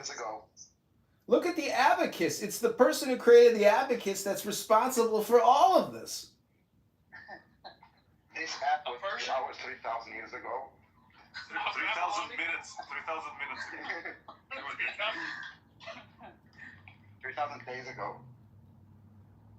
Well, at least they didn't. I thought, because I couldn't find a house. The other day I was trying to open a room, like yesterday, and I couldn't find the house, and I was like, where the hell? I'm Daniel. They deleted my house. It's like, no, I see it. And so then we realized that it was Meyer. Lisa, were you clipped? No, I wasn't. So it was just a glitch. It was just a glitch. I don't know what happened. No, because if you were clipped, maybe they confiscate your house. No, I wasn't. No, because I didn't lose any of my other houses either. It was just this. I don't know, it's really weird. Yeah. It was funny how you were confident. I didn't even know you ever. Yeah. Trying to play dumb. Meyer. You kept me in suspense so for 10 minutes. I'm like, why did I get caught for this time?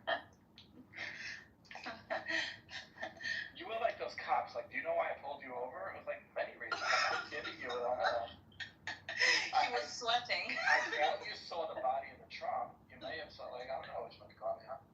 Your steadfast love. Yeah, how many times have you been tased, Alex?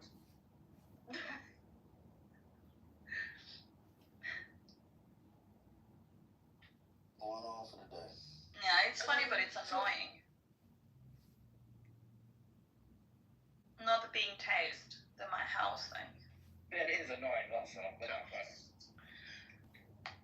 Yeah, especially it's annoying I cannot join back.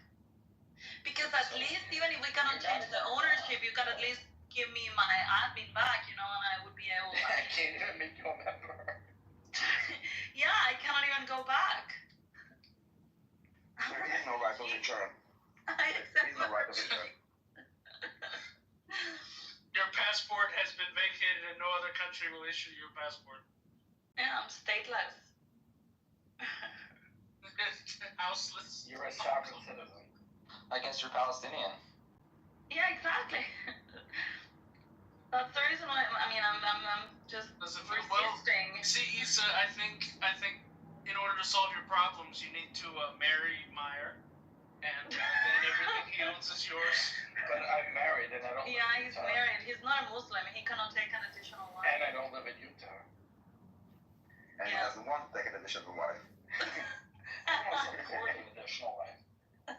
I mean, if you really wanted, you would find a way. Well, he already has got 9 children and a wife, Daniel. Do you think he can afford a second wife? Daniel, do you ever listen to Commentary Magazine? Commentary Magazine? No, I never heard of it. It's a podcast. They're like Jewish neocons, and they speak about American Israeli politics all the time.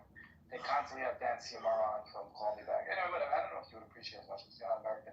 But I listened to a conversation this morning, and they were discussing that the Institute of Health, Kennedy's organization, put out an AI-generated report, and it alluded to about 7 reports that don't exist. And they put this out to place policy on reports that don't exist. So it was just funny after like this morning's conversation of like arguing that these things don't happen. It happened yesterday.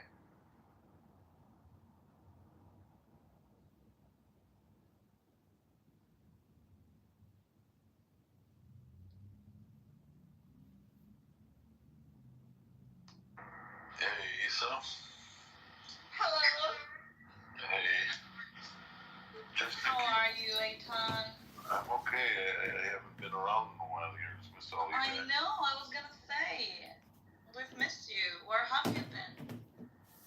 Oh, Okay, yeah, I'm gonna go for a jog. About Hope you enjoy this room. nothing's fun. I've been really busy with work. How's everything back in Israel? We're keeping her up. Let me call.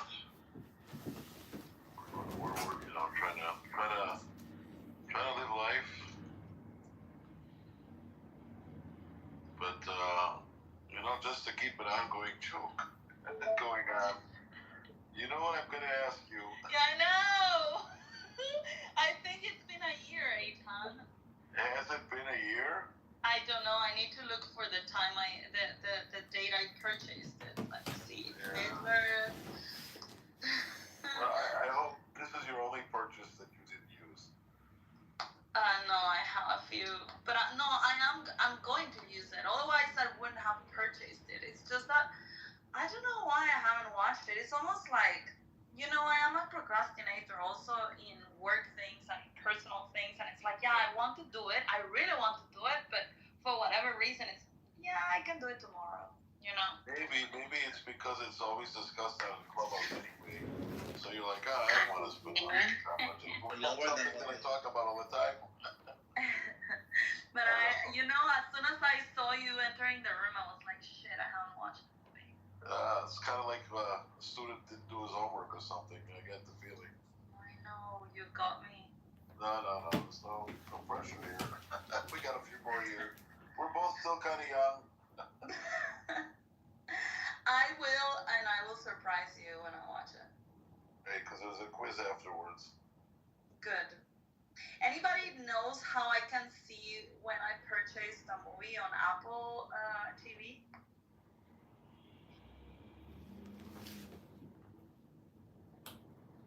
Trying to find a history, a purchase history, but I don't see anything. And in the list of movies, it doesn't tell me when I purchased it. What do you mean purchase a movie on Apple TV? Shit. Yeah, Just watch it because on Apple TV, you can purchase movies. No, I don't. So you have them in your library. No, I don't purchase anything. I just watch them for free. No, I purchase certain movies that I want to keep when they are like classic enough or important enough, and I really like them. I just purchase them. Good for you. I don't like that shit. Look at you owning IP. Exactly. Don't touch this shit. No way. No, I don't know. I actually think think some of the subscription models are dumb, right? At least for the way that I interact with content. Like, I don't really play video games like over and over again. So paying $60 for a brand new video game, playing it, and then getting rid of it seems like kind of a waste of money. But now with all these subscription things, so I can subscribe for $15 a month, play it for the first month, and then unsubscribe, and I'm good. Yeah, the trick Save is $45. the trick is in forgetting that you have that subscription. Yeah, well, I have that app that tracks with Monarch Money, Rocket Money, all that stuff. It tracks all the subscriptions you have. And you pay for that service? You pay a lot lower than the subscriptions, and it does it all in one place. At the end of the year, I was clearing my subscriptions and whatever, and I was just like going around everywhere, right? Because I have some that are attached to my Apple Wallet. There's some that are attached to my credit card, and there's some that are attached to my PayPal, and there's some that are, and so I got them like spread everywhere. And I started cutting all of the subscriptions I had to minimize them to the actual things that I use. And I realized I was spending like over 300 euros every month in subscriptions. It was crazy. Yeah, me too. Like, just cancel my subscription to the football because the football ends in 3 days.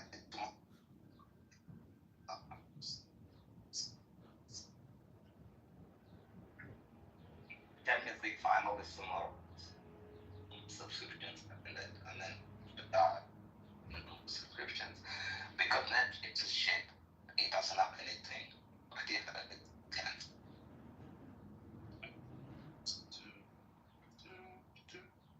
We have it. Is it me or I cannot understand that check? You around me or what? Can you hear me? Now yes. Yeah, but yeah, I was realizing I'm spending like about $300 a month with these subscriptions, so I ended all of them too. It's just sleep and watch Netflix. Like I come home from work and I go to bed, so it's like it's not even worth it.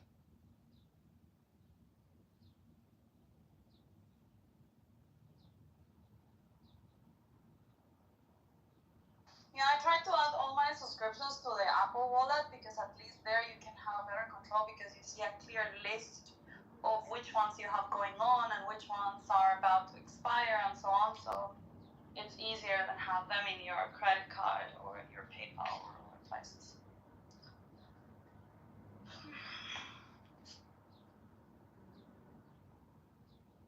Andre. What did I miss? A lot. Great. Everything happening in this room is so interesting.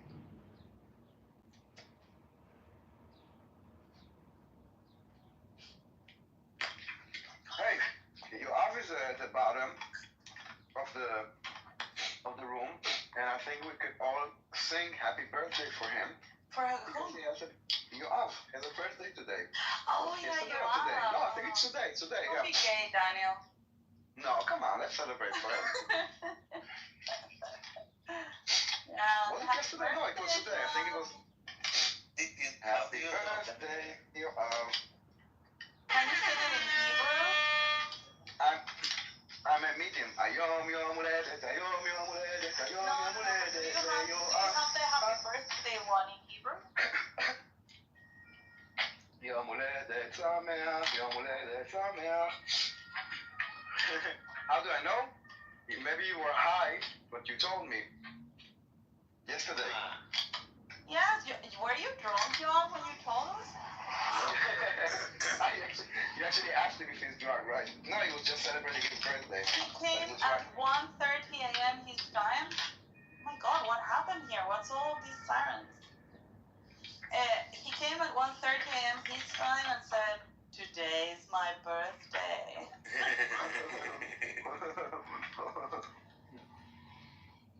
So happy birthday.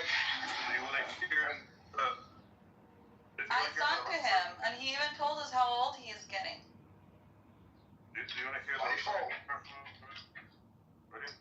Andre, it's like Don't be gay, Andre.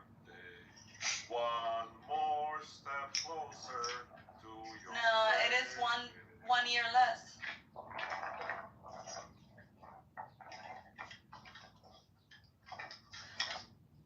Anyway. Okay, so I guess I'm talking on behalf of everybody that are silent, but they all wish you happy birthday. Yes, you are. Thank We love you, you very much. everybody.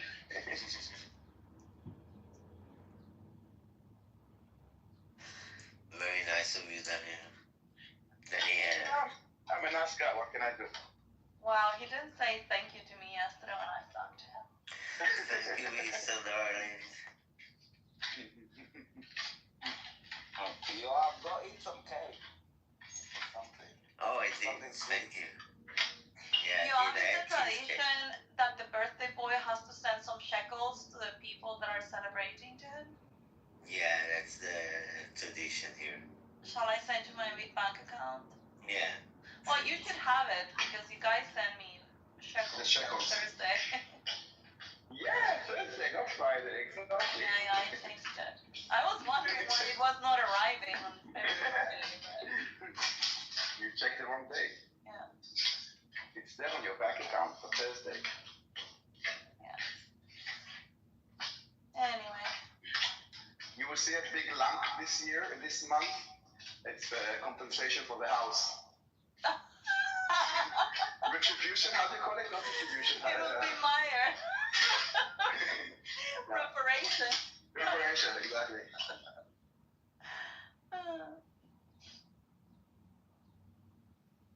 Are you gonna send reparations, Meyer, to my bank account in the form of shekels? I don't believe in reparations.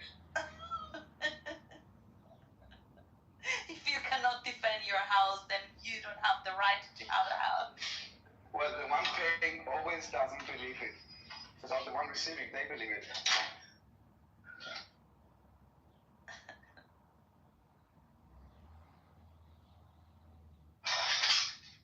Oh my God. Exhausted. Is John still here? Yeah, he's there. You would hear, I know.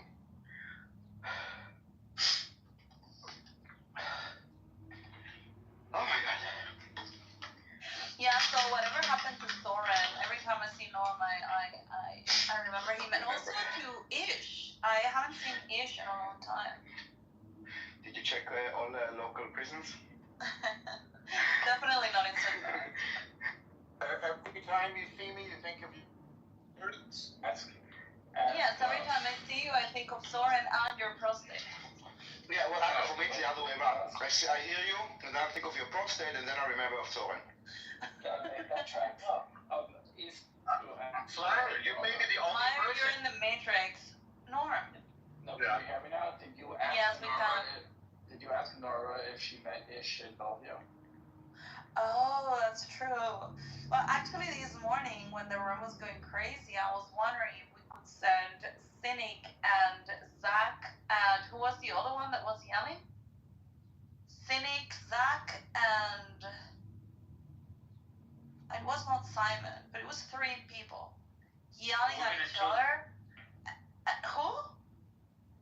The women and children are dying. Yeah, but there were 3 people. I was thinking maybe we can send all of these people to Bellevue and they will do a group discount. John was the third one. Oh yeah, John, Cynic, and Zach. Is Rich out today or what? Did I just come at like the end of the yelling, or? Right now, no. Stop yelling, Simon. You're always screaming. Yeah, I'm screaming. The women and children are dying. Did Nora already have her court today?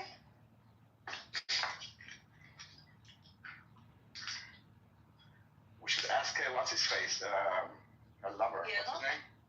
Diego. No, he was in the conference room in the Bitcoin conference until yesterday. That was in Vegas. Maybe that's where he met Nora. In Vegas.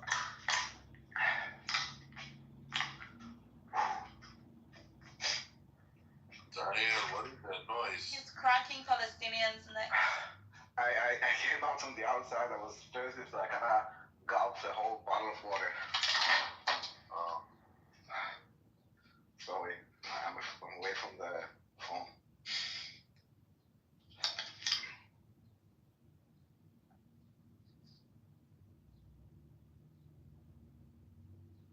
Yeah, I don't think I have seen Nora lately.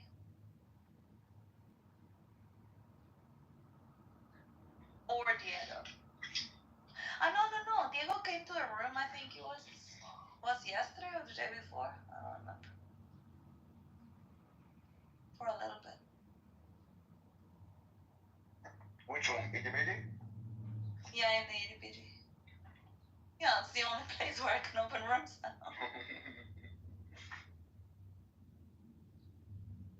Yeah, it's been a while since we had like a make awareness room. Yeah, it's nice to be with the four of us. Yeah.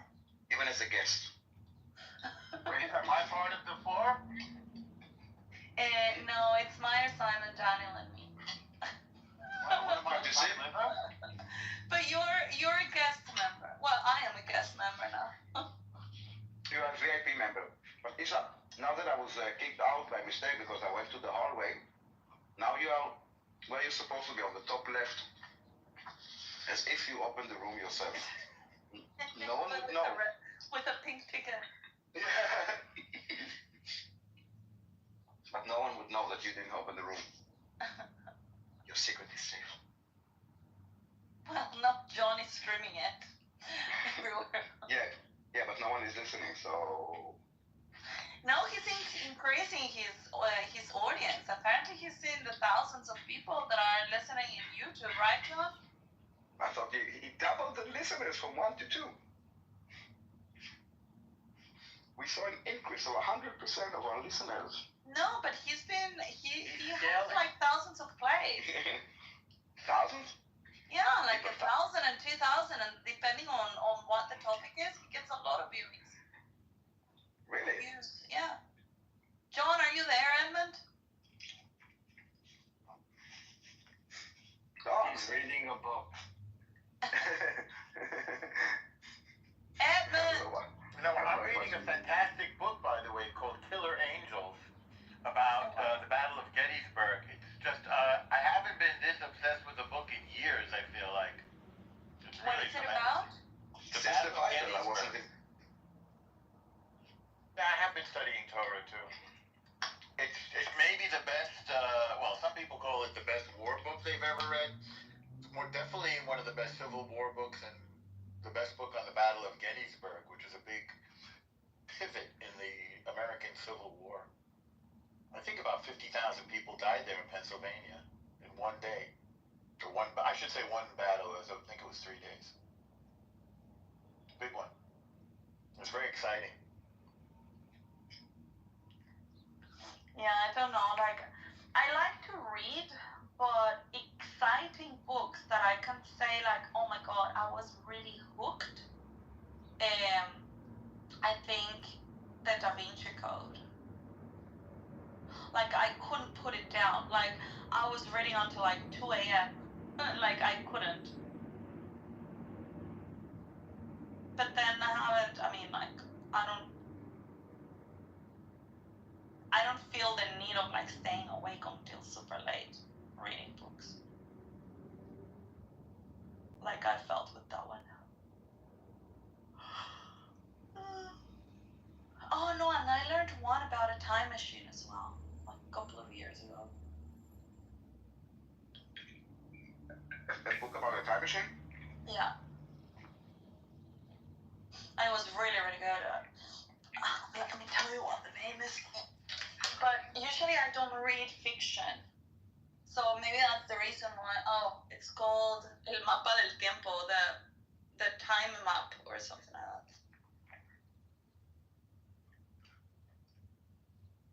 There is a book, I don't know how it's called in, let me see, in English, by Ensayo sobre a ceguera. Well, that's Ceguera. Like, but that's an essay.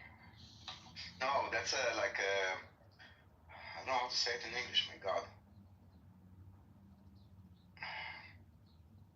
What's his name? Saramago. You know this? Did Nora recommend that? No. No, I read it years ago about blindness. Yeah, ceguera is blindness. It's about like a disease that makes everybody blind, and then they kinda take them to a place, so they kinda, everyone that were infected, so they will not infect others, and one of the people there actually can see. It's really interesting.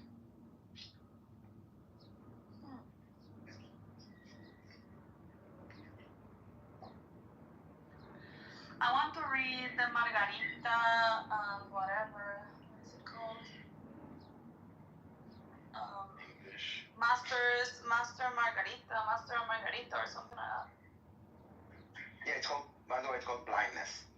What I was talking about, the movie. Yeah, ceguera is blindness. Yeah. Sounds like C. C? What is C? It's a TV series. Hold on, maybe they. Interesting. It's not the exact same plot. It's just the same. It's like the years of I think 10,000, and humanity has gone blind, and then there's one or two people that can see.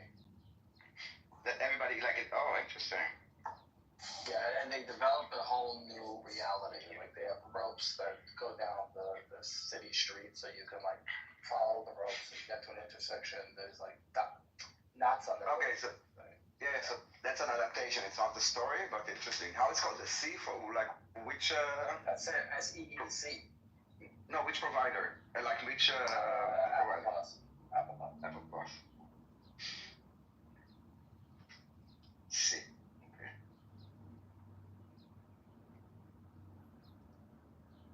Oh. Okay. And if you have vision, they believe you to be a witch. You have to hide it. Okay, so that's a completely different story, but interesting. It's a totally different story. That's an adaptation of the concept. Like of like a disease. In a blind world, yeah. Oh, okay, got it. But it's a disease that makes people blind, or it's just like an alternative reality where everybody is blind? No, they used to be sight, but they got lost, and they. But, okay. I don't think they explain like the backstory well. But the whole Earth is it's not quite post-apocalyptic, but there's a virus that knocked everyone out that killed most of humanity. There's only like 2 million people left on Earth, and they live in bands and like nomadic basically. So it's there's some event that they don't explain that made everyone blind. They still have eyes. They just don't operate. I will check it out. Pirate, because I don't have Apple Plus.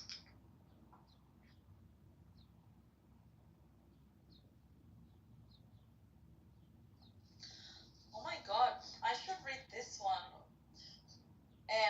It's called Infiltration. The plot to destroy the church from within.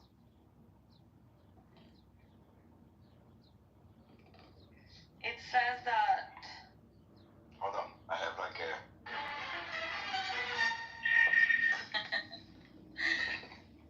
It says, in this carefully documented book, Dr. Taylor Marshall pulls back the curtain of the nefarious plan, showing how the enemies of the Christ infiltrated seminaries, then the priesthood, then the episcopacy, and eventually the cardinal electors, all with the goal of electing one of their own as pope. And this is like clandestine societies populated by modernists and Marxists hatched a plan to subvert the Catholic Church from within. And the complex roots of the St. Gallen Mafia and how they plotted to modify Catholic doctrine and elect Pope Francis.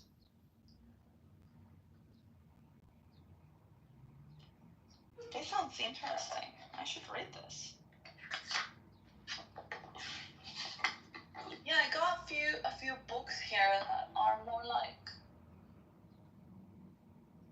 Oh, this one was recommended to me by Diego. I think it might be anti-Semitic. Let me see.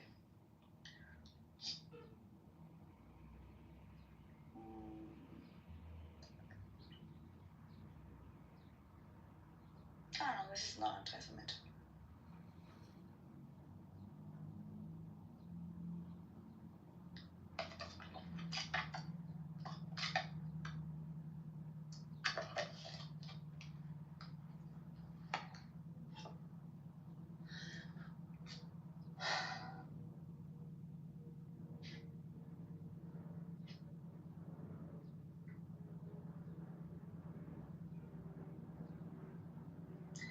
You know the one that I bought, Meyer? You know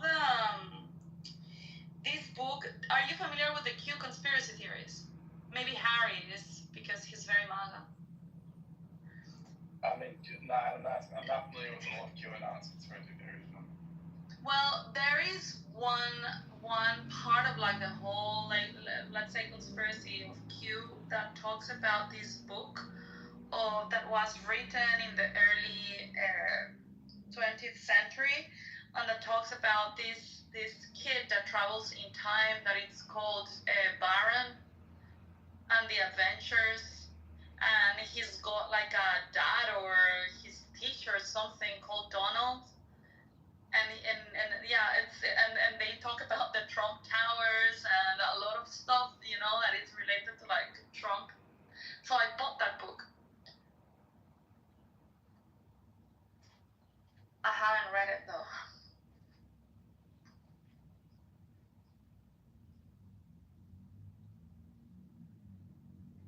You know what we should read, Meyer, as part of like our book club efforts that I never followed through? Yeah, and make Daniel read. We should read 1984. I read 1984. I'll read it. Yeah, but all together and read it again. But also, right next to it, read Brave New World, which is completely I think Brave the New World opposite. is more accurate. It's not that. Yeah. But it's kind of like the opposite extreme, right? So 1984 and then Brave New World, and then the third book would be what is it called? Amazing Ourselves to Death or something like that. Amusing Ourselves to Death, I was going to say. Neil Postman. Yeah, Neil Postman, exactly. Because he makes the a comparison comparison of the two. If you want to read Amusing Ourselves to Death, you don't need to read 1984. I mean, it's a No, good I'm not book, saying you need to, but it's just like a nice refresher, you know, to compare both. Yeah, okay.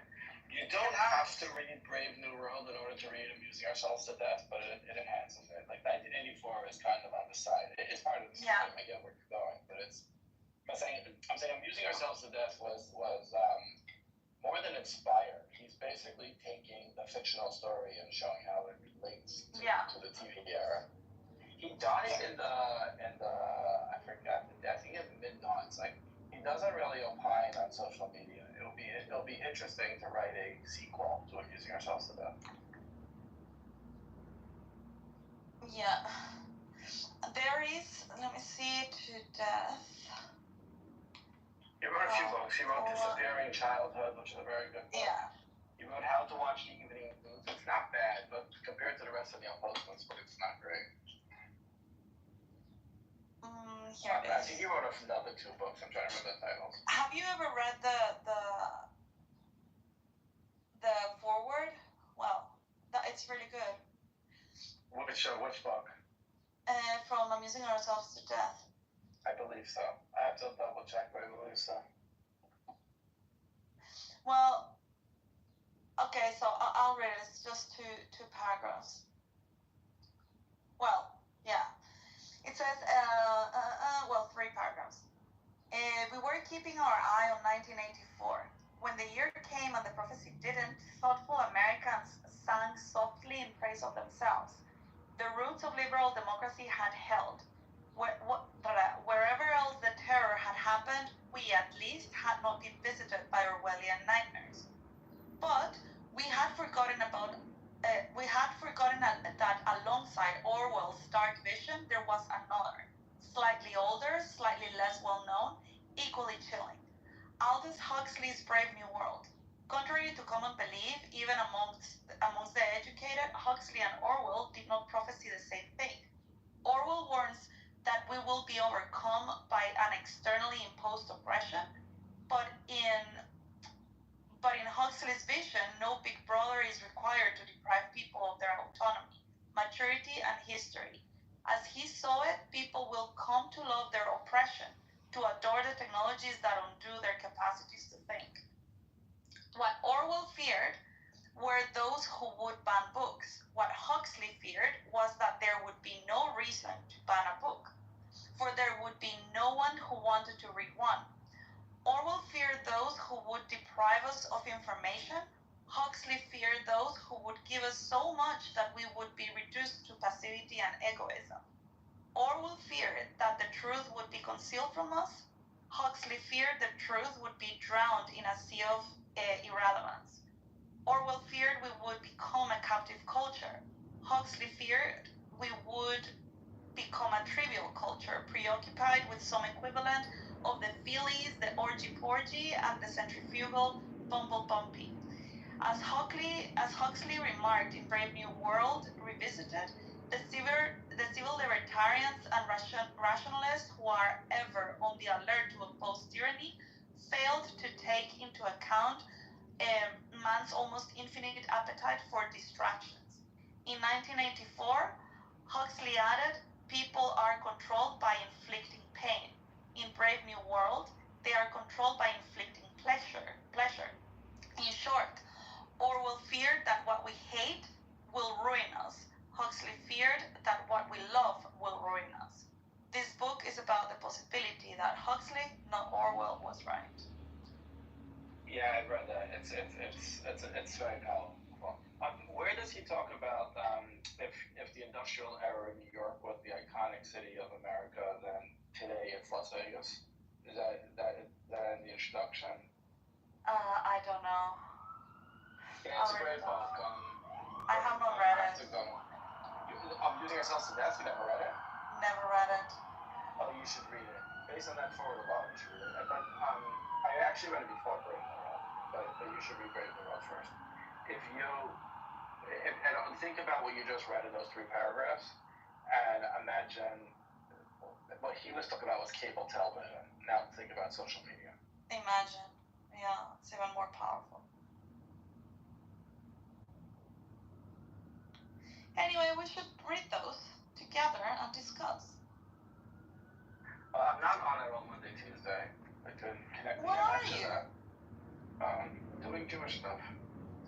Oh. Okay. So I'll be back after that. But I mean, we never had the other. But We should have the other one as well. Let me finish the book because I never finished it. I'll listen again to those books. I'm happy to do that. Those 3 books are classics. I don't mind revisiting. Yeah. Okay. Well, I'll see you around then next week. I can tell you. I mean, there's too many books to do at once. But Anxious Generation is a book I read not so long ago, which was very good. That's Jonathan Haidt. That children should not be on social media until they're 16. Yeah. We could talk about. All right. Well, there's too many things. We could talk about this. Look, Neil Postman also writes Disappearing Childhood, which dovetails well with Anxious Generation.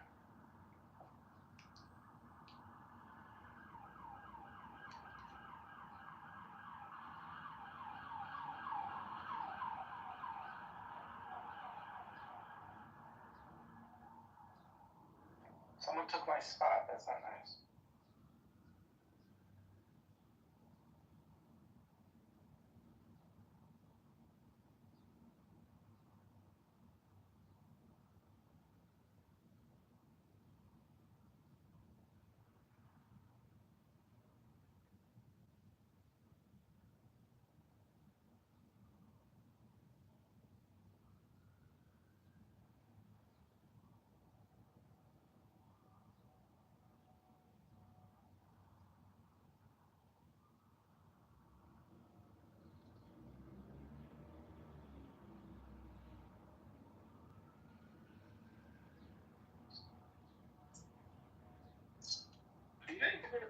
question, Gentleman Hyde?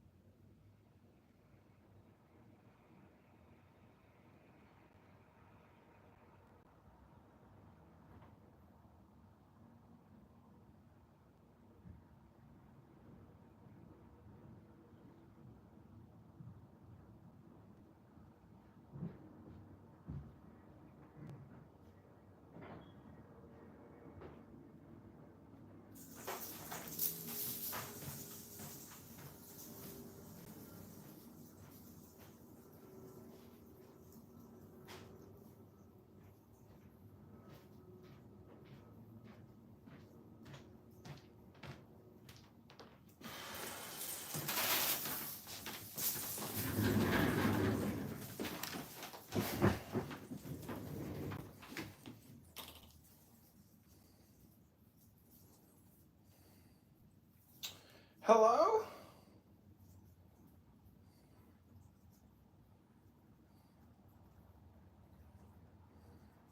I like this title much more accurate. People in self-denial. They're the most dangerous people around us.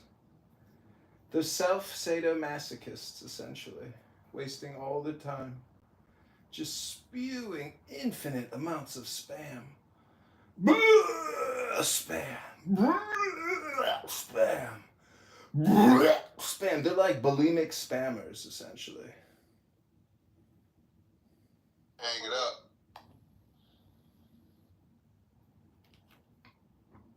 Oh, I just think I puked up a little spam in my mouth. I just got back from a workout. Oof, and am I sweaty. Wow, were there some pretty girls at the park. Such beautiful hair, such beautiful physiques. So lovely. Truly, nature is our teacher.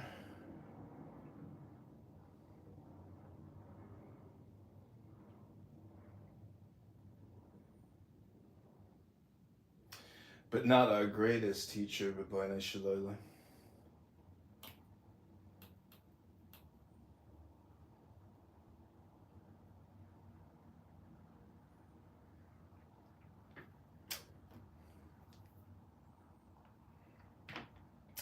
You know, I started a new business recently. It's called Spam Consultant. And I help people easily identify and diagnose spam in their lives and how to cleanse themselves from that spam.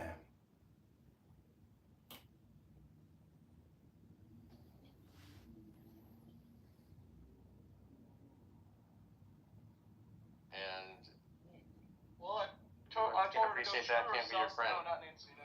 Hi, Look, real I Abby. Abby, I'm piping you into the Free Palestine Equals Barbaric Violence room. Yeah, but there's nothing going on there. I know Simon's sleeping and El Normo is out to brunch. Abby, I'm what, by the way?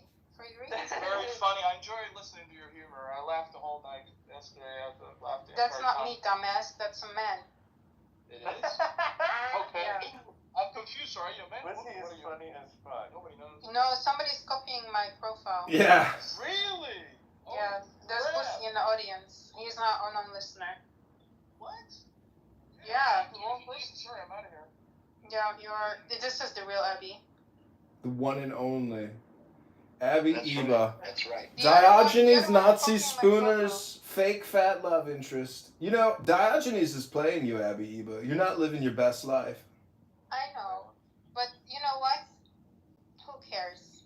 Well, that's what fat people say who don't care about life.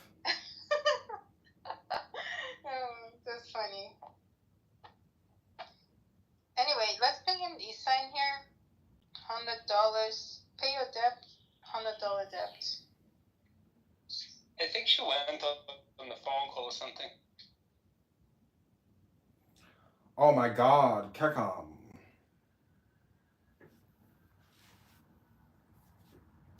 Welcome back to another exciting episode of Frankie Kicks People, starring Dr. Nazi T-Robs, who owns me, and Lou Tickles, the AI chatterbot, and Abby, aka the trans man, and Princessia. Oh, Princessia, Abby Eva was playing some video clips of you today. They were hilarious.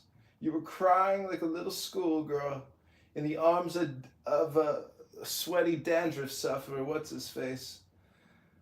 Conceptista, aka, what is his name again? Doesn't matter. It doesn't matter. Shabbos is here. Shabbos is near. And I've got to take a shower. I'm all sweaty. Just got back from a workout. That's right. Я все перепутал. А ты еще бельгийское пиво там пьешь, нет? Слушай, ну я, кстати, да, бывает подпиваю, хотя я как бы поклонник, так сказать, чистого продукта, но тем не менее. А что ты там не пьешь бельгийский? Эль, ты знаешь, что эль? Эль это дюссельдорфский альт. Ну. Да, но в Бельгии Он другой. Он другой. Там совсем. Эль это и есть альт. Daniketh. Подожди, здесь... Но он жиденький. У нас он жиденький. Или в Кёльне все-таки альт. Слушай, в Дюссельдорфе альт, ты чё? Какой же он жиденький, ты чё? Жиденький он, жиденький. Жиденький, это Сам еврейский такой. такой, жиденький. Жиденький, да. Не, здесь всякие монастыри. Слушай, лев это то, что знаю. На самом деле здесь вот эти пивасики, которые в монастырях варят, они прям отменные. То есть любой там, где написано монастырь, он прям хороший. А я сегодня ездил по деревушкам, по винной дороге. Вина немножко выпил. Наклюкался? Нет, не наклюкался. Бокал вина выпил.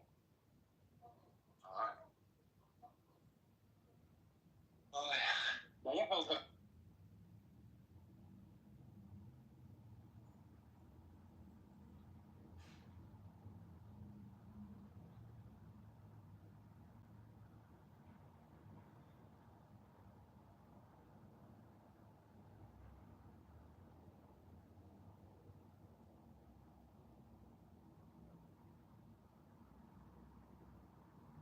Hello? Is this thing on? Hello? Clubhouse mental health check. Clubhouse mental health check. Hello? Hello?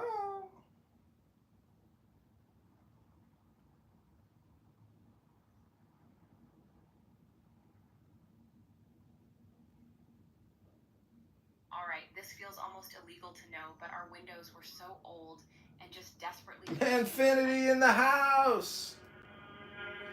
The one and only Manfinity, the taker down of dragons, the knight of power. The one and only Manfinity!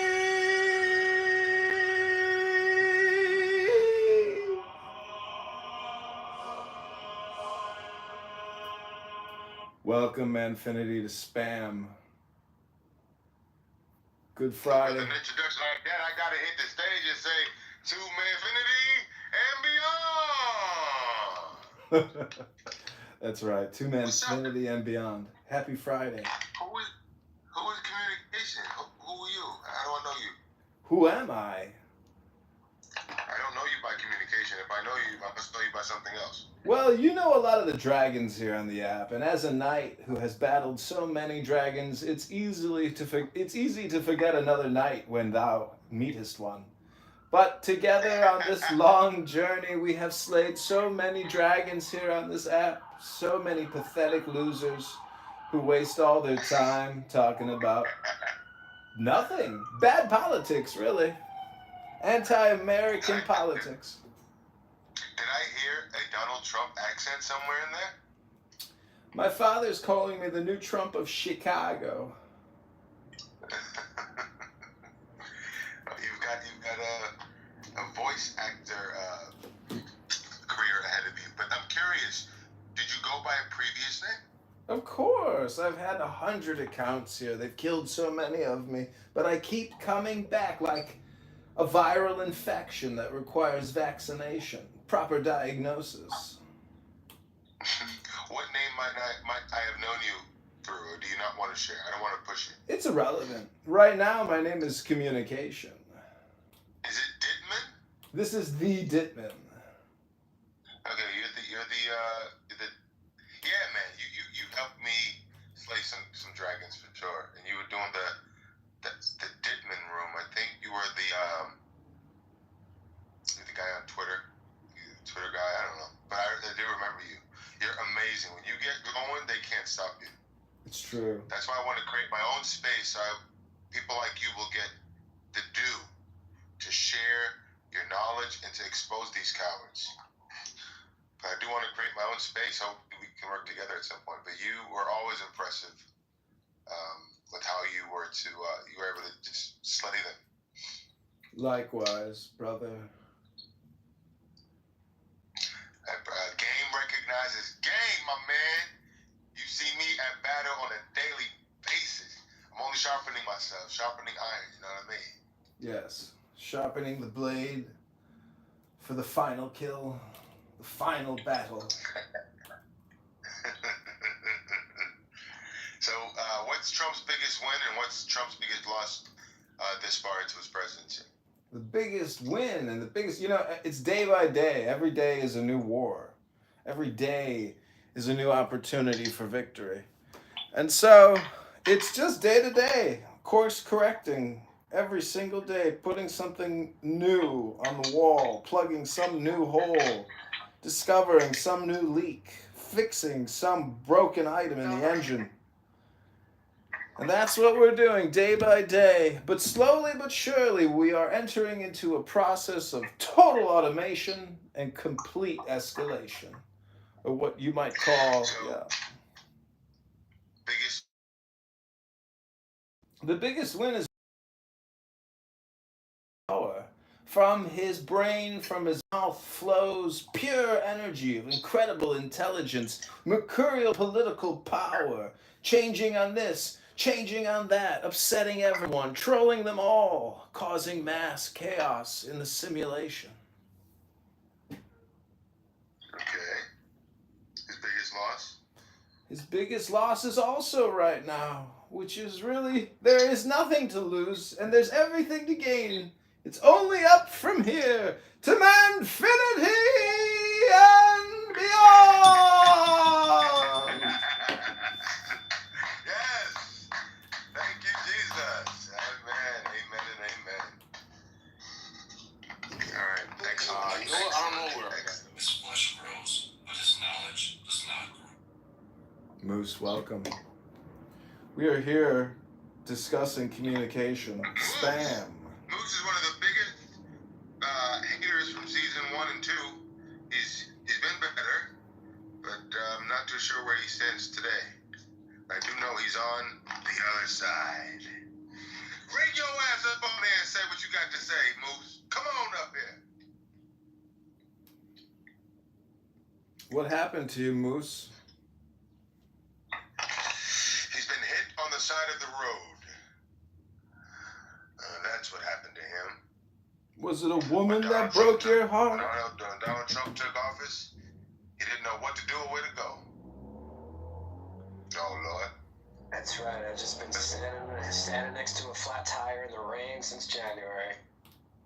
Let's pray for our brother Moose. Lord Jesus, bring him peace in his mind and peace in his heart, because he's going through a tough time since November 4th. Donald Trump took office and he didn't know what to do or where to go. But Moose, what would you say is Trump's biggest win since his presidency began on January the 20th? His biggest and only win would be the crackdown on immigration, with the exception of calling all Venezuelans gang members. But as far as shutting the border down in Mexico, I'm not going to deny that that was pretty fast.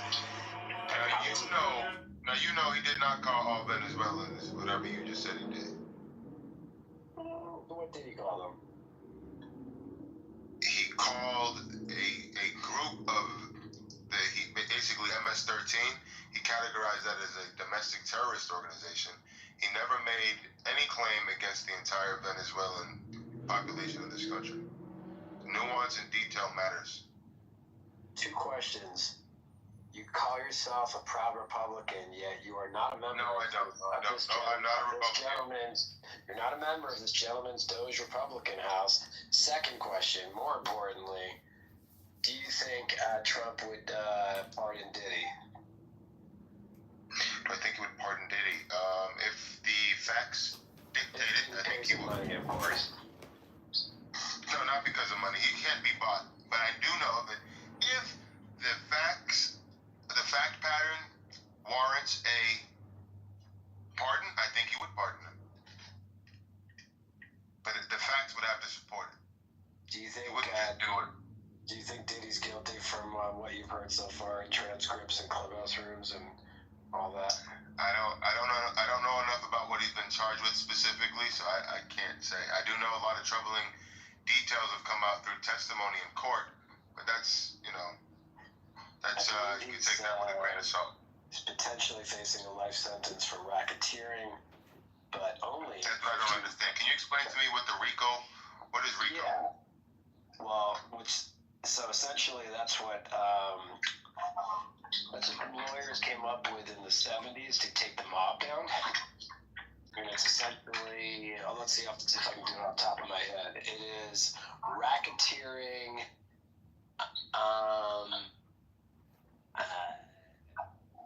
Corrupt It says racketeer influenced and corrupt organizations. The I is influence. But what does that mean?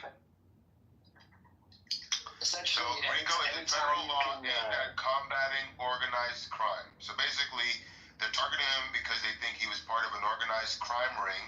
It allows for extended criminal penalties and civil lawsuits for acts committed as part of an organized criminal enterprise.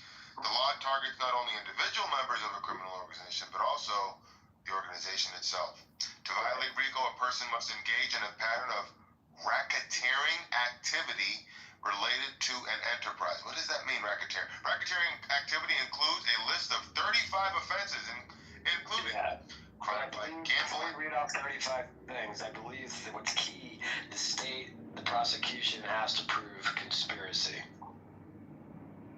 Conspiracy meaning what? They have to prove what? Conspiracy at what level meaning what? Usually, like especially with the mob, that there were multiple people involved. But apparently with Diddy, and I could give a fuck about what happens to him. I have not been following the trial, but apparently in all of this, he's the only one being charged in the RICO Act, which is unique, which probably means that all the other witnesses made a plea deal with the government to be government witnesses and either get a minimized sentence or no jail time at all, because the government wants the head racketeer, not his minion. I see. So I won't go to the 35 lists, but just the top few. It says gambling, murder, kidnapping, drug dealing, bribery, mail and wire fraud. Those are just the first few. But my question is, before we get deep into this, you already outlined his biggest win. What would you say his biggest loss is? Too many to choose from. Pick a letter in the alphabet, I'll tell you. What? I didn't hear you. I said too many to choose from. Just pull a random letter from the alphabet, and I'll tell you. D. E. Did you say E for Edward? I said G for Gregory. Oh, G for Gregory. Let's see. G. All right. Man, just tell me what a loss is already. What's all this? Tariffs, and I know you hate that because it's going to bring American jobs back, right? Tariffs are which one? Let's see. Tariffs is the biggest I don't know. What do you want? Like his what's he calling it? The big beautiful bill, which he swore that he wouldn't tax Social Security, but apparently the big beautiful bills indicates that Social Security will be taxed. As far as I know, no tax on tips, no tax on overtime. Oh, sorry. No tax on biggest Social one Security. was letting the lunatic loose with 19-year-olds in Doge. Elon Musk. Oh, I held a room the other night about what the biggest win and loss was. That did not come up. A lot of people, even his biggest haters like yourself, the most common win was the immigration and border. But in all of the losses, no one mentioned what you mentioned, which is Elon Musk and Doge. Well, I try to go where no Clubhouse user has gone before, man. You wouldn't have known where they had gone or not because you weren't in the room. But it's just interesting. You just told me. That polled at least 20 people. What? Well, I appreciate. I know you're like it's a backhanded compliment. Thank you. I'll take it. Well, not backhanded at all. Listen, at the end of the day, should government oversight and overspending be monitored? Absolutely, but he went in there with a wrecking ball. It was ridiculous. What's great about people like you is that there's never the criticism always seems to be in the method, not in the vision. The vision is to oversight. Yeah, I agree with the vision. I just don't agree with the method. So he signaled what his method would be. Elon Musk and Doge was introduced before he took office. The Americans voted for him in record numbers. So you have a problem that I take note with the execution. It's like, okay, hey man, Finney, I agree that this house needs to be painted. I don't agree that helicopters should fly around it and just drop buckets of paint on it. That's a bad method. I agree, but what I'm saying is the method can always be criticized. The problem is that if you want your method to be executed, then win. you win, you get to dictate what the method is. Doesn't mean you don't have to lose the right to criticize the method. By all means, you can. But at some point, it's just extraneous because he signaled what his method would be. This was no big surprise. He said what he would do, and people voted for him in record numbers. So, get out of the way. You think he's going to run again? You think he's going to try to change the Constitution? I think he could run. I think if there's a way for him to run again and he's still in good health, Steve Bannon and all of He's them. in good health. He's pushing 80. He's showing signs of Joe Biden. I don't think he's showing any signs of Joe Biden, but I think the likelihood of him running again is pretty low. I think there's a 65% chance that he's going to retire. I think there's still a good chance that he might run, depending on his health and depending on if there's a legal, clear way to do it. I understand what the Constitution says. It says it can't be elected to a third term. But if they can find a way around it without breaking any laws, I think many Americans, voters, voted for him would be willing to vote for him. Absolutely. Right, and by law, you mean the Constitution. Gotcha. Right. He can't break the Constitution. If he can do it in a way that doesn't break the Constitution, by all means. But if the Constitution prevents him from doing it, I think he'll just back out. I think it's something he's doing partly to troll you guys, but What do you think of the military? I've kind of seen. Has that happened yet? Is that coming up? His military parade that all kings should have? This is great. This is happening, I think, in June or July.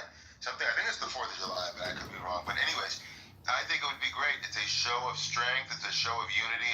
And I understand it resembles what happened in the past in terms of various dictators and others. But what really matters is the fact that it's just a show of strength, a show of unity, a show of American pride. So I could care less about how people paint it. The truth is what really matters. I took a picture with the woman on the street. We're doing all the talking here. What about all your other magazines? There's only one other here. I think they're all the same person, honestly. John, comedian, and communication. I think they're the same person. Seeing double. I think they're all the same person. So you're stuck with me, Moose. This is a good way. We haven't been able to speak. But why did you hate me so much years ago? And it seems like your hatred has gone down a few notches. What happened? You're confusing hate with dislike. Honestly, I'll be honest with you, Anthony. It's because, so first of all, season 1, I remember when you had your different PTR. I don't know if that was you or somebody else, but it looked like it was, I'm guessing was that you in your PTR, the person praying, or looked like he was praying, you know what I'm talking about? I do know what you're talking about. Actually, you should bring that back. Thank you for reminding me. Way back. So I have no problem with the PTR, to be clear, but I'm giving you a time reference. And it was around that time when you had this nasty habit of constantly cutting people off that oppose your views, leaving your mic open. You never really got ugly and insulted people. With some other MAGAs or some other people from the left. So that I always respected about you, but constantly interrupting, and then when somebody cut you off, oh boy, all hell would break loose. And then honestly, at the end of the day, I think it was like no matter what, it just seemed like you were brainwashed. So that was disturbing. That anything that this great Messiah did, you absolutely believed in. To be clear, I am not a Joe Biden worshiper, Bill Clinton, or any politician ever. They're all corrupt. They're all racist. But at the end of the day, I truly, truly think that Trump is the worst president of all time. Period. So you were vicious towards me because of what you were vicious at a certain point. I don't remember the specifics. I just remember it was really bad. That's a big word. You were vicious at a certain point with me. Then you disappeared for a while, and now you're back. And I think you're a bit more moderate in your tonality. I don't understand this room, man. There's a lot of there's tricky stuff going on in this room. All these duplicate profiles, and then an anonymous. What are you doing here? Communication, comedy, comedian, John. What's happening? I feel like there's something weird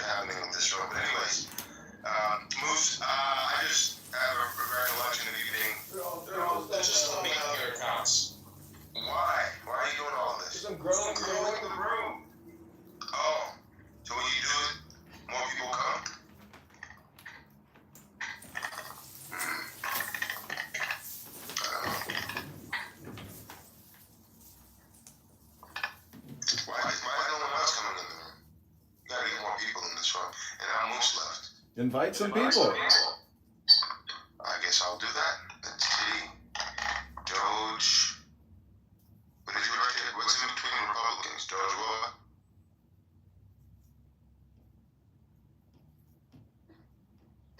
I think we gotta grow the room here. Let's see if I can share the room out here. Let's see. Unbelievable. That guy Moose used to be really mean to me. He's much better now. At least we can have a conversation.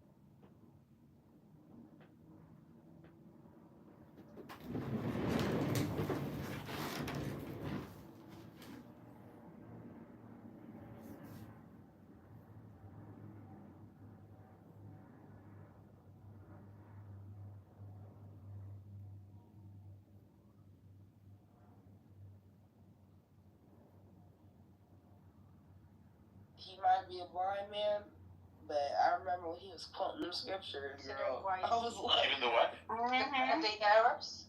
By who? 13 Like in America. What does America? America doesn't know anything. This is what the census is not some sort of a scientific category. Well, you don't get to go against. You know what, Norm? You pick and choose what definitions you want to use. That's correct. Right? You'll take the new definition of anti-Semitic, but not the new definition of white. Hello? Do you take the new definition? Okay, man, Infinity. Let me invite some people to your room. Can you help me build this room? Can you help me build it?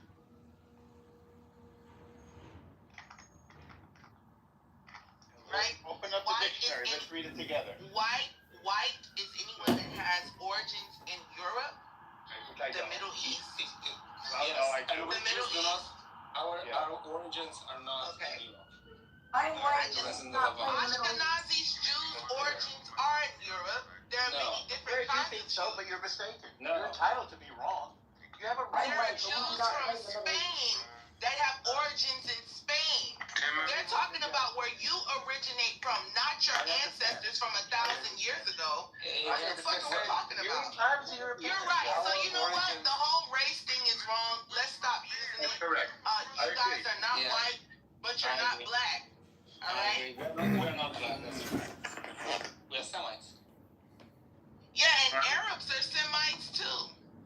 That's true. Well, Semite is a language group. What are we talking about? Semite and No, Arab, by the way. exactly. So people who speak Arab is an ethnic group either. Arab isn't a race. That's correct. It's a language. Anyone that speaks Aramaic, Arabic, Amharic, and Hebrew is a Semite. Yeah. They're not a Semite. They speak a Semitic Oh my God. language. Bye guys. Have a good day. So what's a Persian? Persian are different than Arab. Don't be gorilla. I am white, and we do not claim the Arab. Shut up, you weird crap. You shut up, motherfucker. What do you say? She's not a cracker. She's a pita.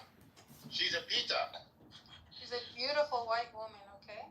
Yeah, I'm white, and I do not claim Arab as white. Yeah, freak They are not white. Put your phone number. Put your phone number in the chat if you're beautiful. 6675309. You got kicked. Abby, we don't pick and choose. We pick and choose.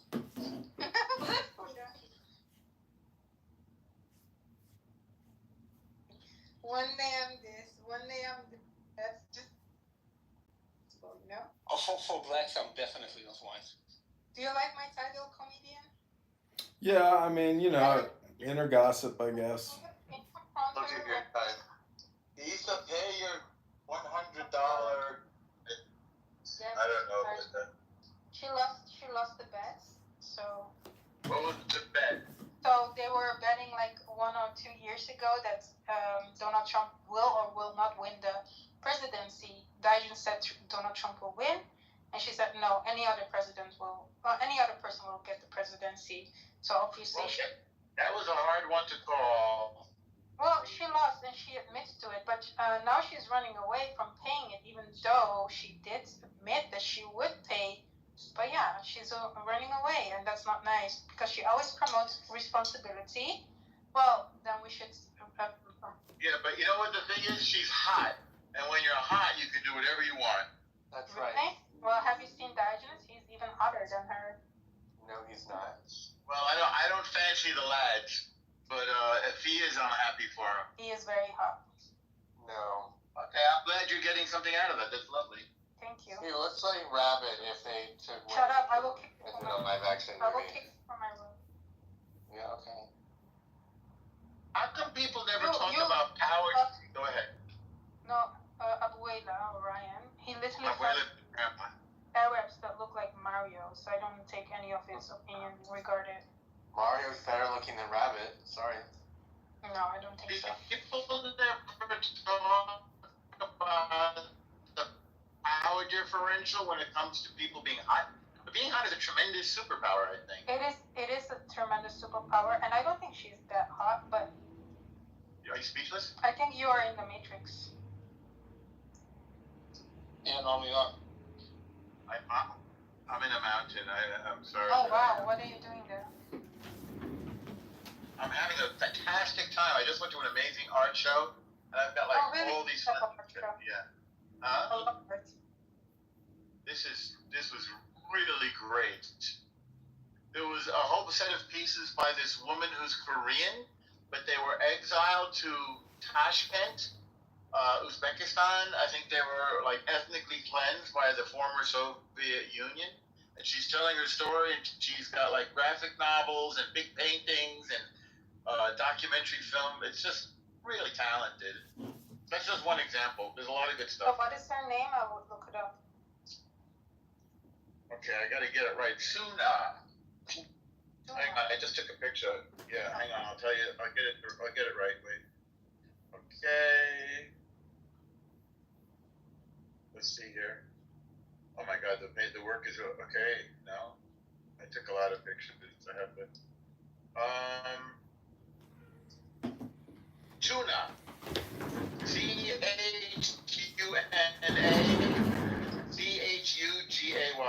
What? Yeah, you. Really good. C-A-N. That spells tuna? Just write it in the chat. Tuna. Hit me up later, because I don't want to go so public with it anyway. Alright. Let's do that. Let's do that later.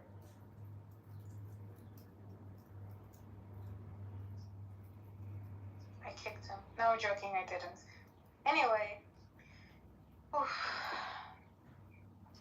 That went literally like... I'm not used to going from like very calm to very hostile. Tell black people the Jews are white and like. Not white, you said. Yeah, When are you ever calm? Hmm? When are you ever calm? No, she was speaking on the See what I mean? No, you're being annoying. Don't disrespect Dodgins anymore. I will fucking kill you. Okay. I'm joking. Metaphorically, of course. I'll go Bellevue when you're out. What's a Bellevue? Bellevue is like a mental hospital every clubhouse person ends up in, apparently. Oh, it's where Bandura went to? Yeah. Wait, who else? I'm sure there are some other people that ended up there. What's your favorite poop? Okay, I'm not having this accent here. Bye. Yeah. Yeah, I'm not into these, whatever that was. Kind of like the Arab. Yeah, so you don't have Twitter, right? The what? You don't have a Twitter? I have, but like I don't like. I sometimes go into like see like some events that's happening live or something, like something breaking news or something. But it's quite unusable. I have to nuke it again to kind of filter, because it's very fast. Gets filled by the pally propaganda, which is completely annoying and.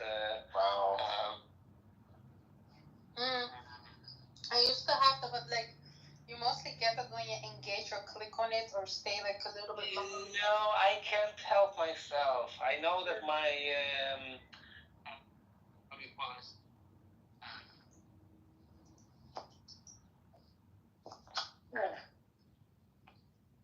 My self-control was all videos of people telling me that I'm talented and beautiful and the best person who has ever been on this planet. Where, on Twitter? On Instagram. Oh, are you uploading like feed pics and stuff? No. He's just lying. There's nothing like that happening over there. Yes, there is. I'll show you. Look at the videos that I like. Shit. Okay, well, for me, I had that in the beginning, especially after 7th of October. It was so much, and I literally muted or blocked anyone who did that. So the Jews and the Palestinians and anything related, any alliance. I tried to kind of block mentions of Palestine and shit like that, but it doesn't even work. You cannot block? No, I can block. Listen, it's too fucking too much. Yeah, that's true. Like you block one and then like 10 other pops up and you start blocking them. Like it doesn't it turns your preference, but in a very perverted way. Mm-hmm. So, for example, if I start blocking the Palestinian accounts, it doesn't get the hint that I don't want to fucking hear from them. Yeah, it is. I think it's like an algorithm. Like, I see a little bit of pattern because I do it with like other things as well that I really don't want to see, and then sometimes it will give you it again and again. So you really have to block or mute a lot of accounts until it like realizes, okay, you want something, and you need to like stuff that you actually want to see or repost or reply to, then you will see more of that profile. But if you're really gonna engage in stuff like a Palestinian person posting something, or even a non-Palestinian posting about pro-Palestine, and you comment on it for like argument reason, you will see more of that. That's why I try not to, because I don't want to see it. I don't want to see these people. It's just not my thing. So yeah, I'm trying to, and also I follow almost no one. So I'm done. I don't want to fuck up my timeline. When I will have time, I'll try to set up my account to be. Yeah, it is difficult. I would say like mostly about macroeconomics and the AI stuff and programming and literature, maybe like. And I have to like be very strict, not to engage with politics. Mm-hmm. Yeah. Like I had like a burner account, which I don't have anymore because I don't know the password. But I tried a thing like where I only want fashion related stuff. So I only like certain stuff, and it only shows me that. In like I didn't even mute or block a lot of things. Nice. Yeah. So you can adjust your algorithm. Yes, sometimes you do see something political, but try to ignore it. And this is the best way. And another thing is maybe like it's region related. So like in Israel, it probably will, because it often suggests like Israeli politics to me. I don't know. I like.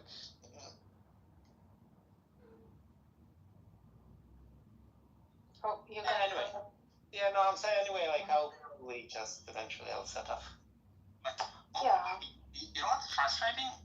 My Grok is not working on my computer for some reason. Oh, really? Yeah, Grok? Weird. I don't really like it. Why is everyone like, oh, wow, it's good, but... It is quite good. It's a good No, model. it's not. Like, I don't know what is worse. ChatGPT, Perplexity, or Grok. But I tried Grok. Grok usually gets, like, his information or its information from, I guess from the tweets. Not only, it can do searches, it can do thinking, it can do deep search, like deep research. I don't know, I've tried like the same question with 3 different models. And I mean, ChatGPT and Perplexity is not really different, right? It's good. It depends what model Perplexity is using under the hood. The normal one for now. I haven't paid yet. No, but I don't know what they're using. So they're using Perplexity. They don't have their own model. They're using either ChatGPT or they're using R1 or they're using Claude. But each model has its strengths and weaknesses. Oh, by the way, you've been asking me about like deep research and stuff like that, right? Oh yeah, can you tell me?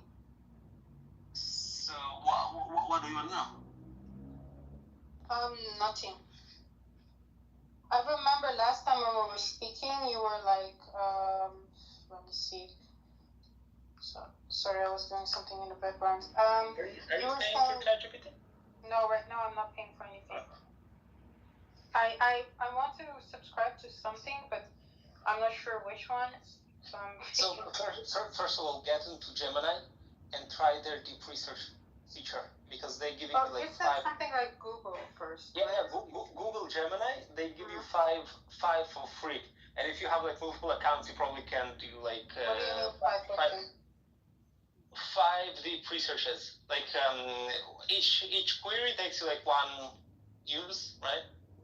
Okay, let me write it. Let me get a pen. Black one. Oh, shit.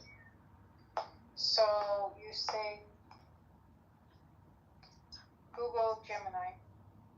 It's Google Gemini, but they have like a deep. I don't know what it's called, deep research or something. It's like a specific toggle that you have to press, and then you like tell it what you want it to do research on, and then it will like go online and start looking for. It will first like make a plan of the research, and then it will go and look for sources. Okay. And otherwise? Grok has that feature as well, but you can. Oh my God! You don't want to do it. You don't want to do it at all. Ellie, don't waste your breath. No, I.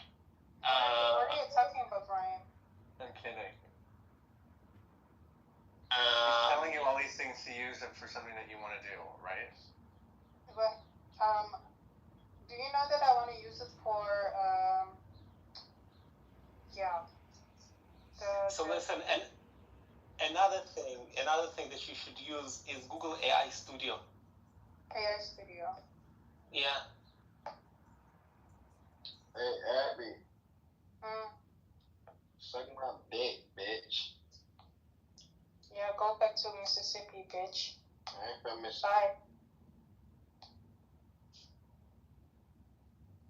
Bye. In the Google AI Studio, they have like the latest offerings from Google for free.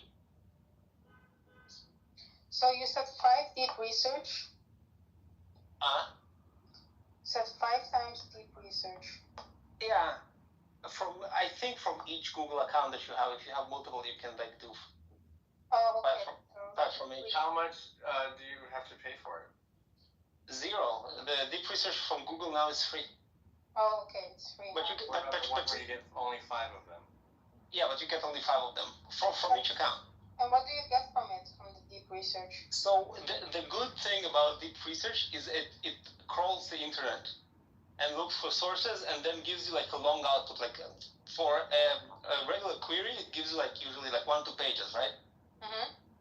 So the deep research, it can do like 30 of them. Yeah, but you're talking now about Gemini or about AI, OpenAI, ChatGPT? Yeah, no. So I'm talking now about ChatGPT, you have to pay for it. I saw that you can try free. I think also up to. Let me see how. I think maybe in the free version they are giving now that feature, but it uses a worse model. So the one that you pay for, it does the deep research using the O3 model. Yeah. And the free one, I think they give you several queries, but you can use it as well. But it will use the O4 mini. Okay, I see. So ChatGPT paid for a better model. Yeah, in ChatGPT you get a worse model for free, and a better model you have to pay. Free is the worst model. Yeah. Thanks. Okay, and then the deep research from Google is free. You can do it 5 times with each account. Yeah, but it in general it's worse quality. I think that the Google one right now is the best. Okay. Sorry, not the Google. The ChatGPT one is the best. Okay, the ChatGPT one is the best. The one that you pay. Yeah. Okay, paid best model. Okay. There is also one other thing that I really love is that they have the O3 model now in the paid tier of ChatGPT, and you can tell it to go look something on the internet, like to find your sources or to do like some some research on something. So it's not a deep research, but it's just like the underlying model. You can ask it to do things, and it's very agentic. So it can, for example, go online and look for many sources, come back, adjust its strategy, look for more things. It can do that for like 2-3 minutes. Oh, okay. And then the output is kind of, it combines everything that it looks at, and like it gives you like a decent answer. It's very useful. I feel like the models have gone worse or something with time, the free ones at least. I'm not really happy with the AI stuff right now. I don't know if they do it on purpose, so you go and pay. There is like trade-offs that are happening, basically. Because the models, on one hand, becoming smaller, they know less intrinsic things. So, for example, if you think about it, let's say you ask a model, for example, something obscure, like you take some Napoleon battle on some date, and you ask it, like, who was the general, for example, in that battle. So, GPT-4 had over 1 trillion parameters. So somewhere in those trillion parameters, it was encoded the knowledge about that obscure event. If you ask now a model a similar question, for example, chances are that it will just hallucinate. It will not know. Because the model is much, much, much, much smaller. On the other hand, ChatGPT-4 has not been agentic. It did not know how to execute actions. Yeah. So it has not been able to be used the way that models now can be used. Now you tell a model, like, make a plan, then execute some functions, go on the internet, then analyze the data, then combine it to something, then edit a file, and put it all into a file. It is very good at following directions, and it's smart. So it can do that, and if it uses good sources, the outcome is much better. Okay. Also, it's much better at programming. Like the programming stuff getting much, much, much better. So basically, long story short, when you have to recommend me one thing, you say pay for ChatGPT and use that, right? I'm still, for now I'm okay. Well, I will do that. I think maybe instead of, I never paid for Perplexity, so I don't know if Perplexity... honestly, I wasn't really that dissatisfied with it, but at the same time, it's sometimes when it goes wrong for no reason, it just always gives me wrong answers, and I know it's wrong because I train it like don't give me these answers, and it still gives me those answers. So I'm not really happy with Perplexity that much. When it makes a mistake and you have to make a whole new thread, and you already gave him quite a lot of input, so yeah, I'm not really happy with that. Also, you have to be very careful how you use the model.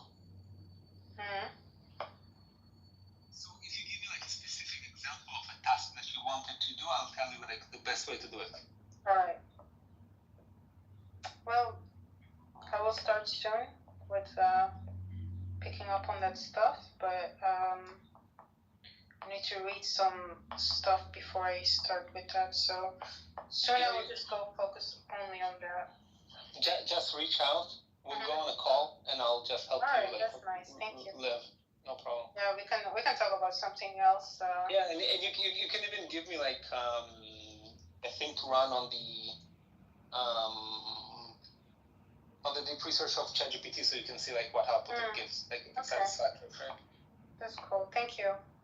But how many times can you run when you're paid for it then? So the normal, like the cheap tier, the $20 tier gives you, I think, 15 or 20 queries a month. Wow, that's quite a lot. Yeah, it's okay. And then it downgrades you to the cheaper model, the 04. And they slowly raise the quotas. So like they started with 10, I think. Then they like they slowly roll it up. So they make it quote unquote cheaper. Yeah. The stack is getting cheaper. Like yesterday, the DeepSeek group, they released R1.5. So they upgraded the DeepSeek one. And it's like on par with the latest OpenAI model, the 03. Yeah. Which basically means that OpenAI don't have an advantage over a open source model that is cheaper to run. So yeah, they are always scrambling to lower prices, give like more features. They have to make it appealing to pay the 20-30 or whatever, $100, $200. Yeah, I know that. What's his name? Luke? No. Lou had that. Lou. Yeah. Yeah. Oh my god, I even forgot his name. What's that motherfucker's name? Luke. Yeah, Luke. Luke Skywalker. Yeah. Other than that, have you been on Clubhouse a little bit? Like, what's going on? What's going on in Clubhouse? I come to Clubhouse, but it's boring usually. Difficult to like. I don't know. Like there are no decent conversations usually. I go to Russian rooms, like Russian speaking rooms, sometimes. Sometimes they're decent. Spoken to some Palestinians. Oh yeah, I was thinking of you when like a month ago, like the Russia thing. What was the Russia thing? Oh no, I think I was still in Clubhouse. No, I was thinking. Oh, I wonder what you're thinking of the. I don't think you change your opinions on Russia. Oh no. I don't think so. You will. No. There's nothing to change. Like the fucking. Well, no, I was thinking of you because there was a debate, but I forgot what it was about. I think. I wish I remember. Honestly, I was like, no, there's no way. Maybe it was with Rattler, which is okay. His name's Angelo.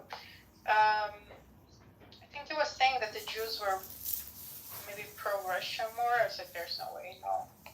Jews where? Pro-Russia. No, it is. I forgot what the debate was. So everything I say, it's gonna be like I'm not sure. So maybe it's better if I don't talk on it. But when we got to talk, maybe you can talk with him. But he's like a nice person, so you will not have any issues with him. But yeah. Also, so what was the debate that I had with him? That I was saying like, okay, maybe you should get like a Ashkenazi perspective on a person from Israel who lives in Israel, and then. But I forgot what the debate was about. It's fun to call it Ashkenazi perspective. No, Ashkenazi to speak German. Huh? Can you Ashkenazi speak Yiddish, by the way? Yiddish, no. Why not? in my family, I think only my great-grandmother knew Yiddish, and the parents of my great-grandfather and grandmother, basically 2 generations, have not been speaking Yiddish. Okay. Yeah, I mean, I wonder who still speaks Yiddish, aside from like those who live in Belgium. Oh, in Israel, the Haredi community, the Hasidic community, yeah, they speak Yiddish, of course. Yeah, it's if you go places like Mea Shearim, you will hear Yiddish on the street. Okay. I didn't really expect that, honestly. Other than them, no one. In Israel, at least.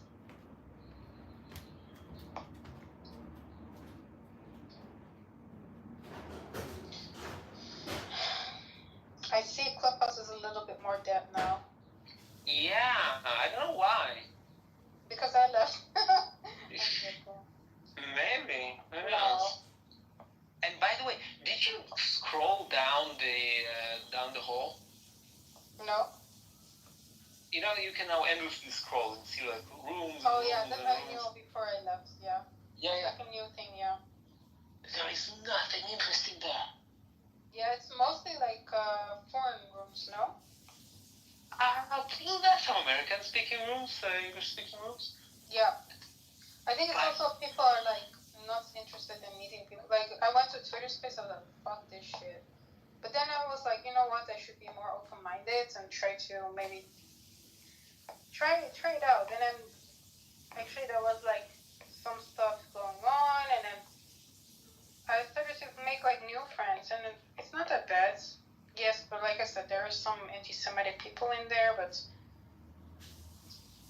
yeah, I'm staying away from those.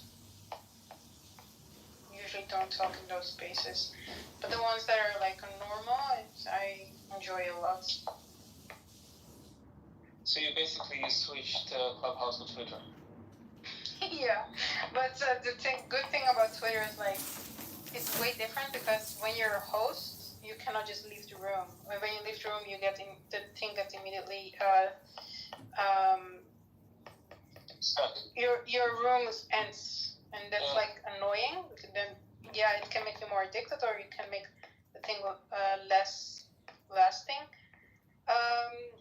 Also, like, yeah, I don't know many people there, but like I'm getting to know people, which is nice. But at the same time, like these people are not as fun as you guys, I must say. What I wonder about Twitter is, do they have like, because here you have like an ecosystem of people that they know each other from like different rooms, like you can map like I don't know, like El Normal comes to this room, but he also comes like for example the Jewish rooms, and in Jewish rooms you have people, so like it's like a whole town, you know, and you have like it's actually like, I get why it's called a clubhouse. So do you have the same vibe on Twitter, or it's like isolated? People know each other already from a few years, like because I'm new, like people are like, oh, who is she, blah blah blah, and then they give me a lot of hard time also. But depends on which rooms you go. Like I know some people from Clubhouse already, so I was quite lucky with that. But at the same time, also can work against you. Do you remember Andrew Meyer? Wait. Say again once you repeat. Some Arsene went by with loud music. Oh, I'm saying like I know some people from Clubhouse, and this could work on your benefit, also go against. But yeah, it's a Kabbalist Jew. He was very popular on here. Not many people liked him that much, but at the same time, some people did, and depends on. Like, to be honest, I don't really have an issue with him, but yeah, he's like a quite interesting person. Not many Jews really liked him on here because he was promoting the Zohar to read for anyone. And people didn't really, like the Jews didn't really appreciate it because to read the Zohar you need to know 40 years of, what's it called? The Torah, right? You need to read Yeah, you don't care probably, but it's not even that I don't care. The thing is, if you are Orthodox, you will not be reading. You will like probably not be reading the Zohar. It's like not very common. He's not Orthodox, but he's. No. Let me. I'll make my point. I think you'll get what I'm saying. If you are secular,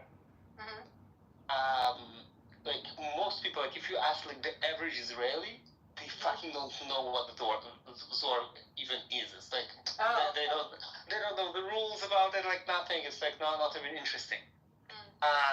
The only people who kind of semi-obsessed with it is like American Jews, like people who are like they are like not Orthodox and they're not like Israeli. Yeah. So they kind of know about it and they have like and it's like superstition for them. I think it's dumb though. Like. Yeah, no, but back in the days, like, I'm talking about 2020, like, end 2021, 22, beginning of 2022, we had so many fights with Jews on Clubhouse versus Andrew Meyer, and Andrew Meyer was promoting the Zohar, and then the Jews were like, no, don't do it, and then he sent the Zohar to some people who bought his book, because he's a writer, about an incident he had in the university when he asked a politician a controversial question. So, yeah, that was the whole thing. And to me, it's like, I was curious, like, because they were saying if you're going to read the Zohar and you don't know anything about the Torah, you're going to go insane. And then they gave me some, and I was like, but what is it? I told you, superstition bullshit. I know, but what is it about the Zohar that will make you go insane? Nothing. Basically, from my understanding, the Zohar is like the Jewish, how do you call it? Like esoteric writings, basically. So, and you have like esoteric teachings in all religions. Like in Islam, even you have the I don't know if the Sikhs or the like some factions of Islam that are like they're not like Sharia and jihad and whatever. They like they're spiritual and they have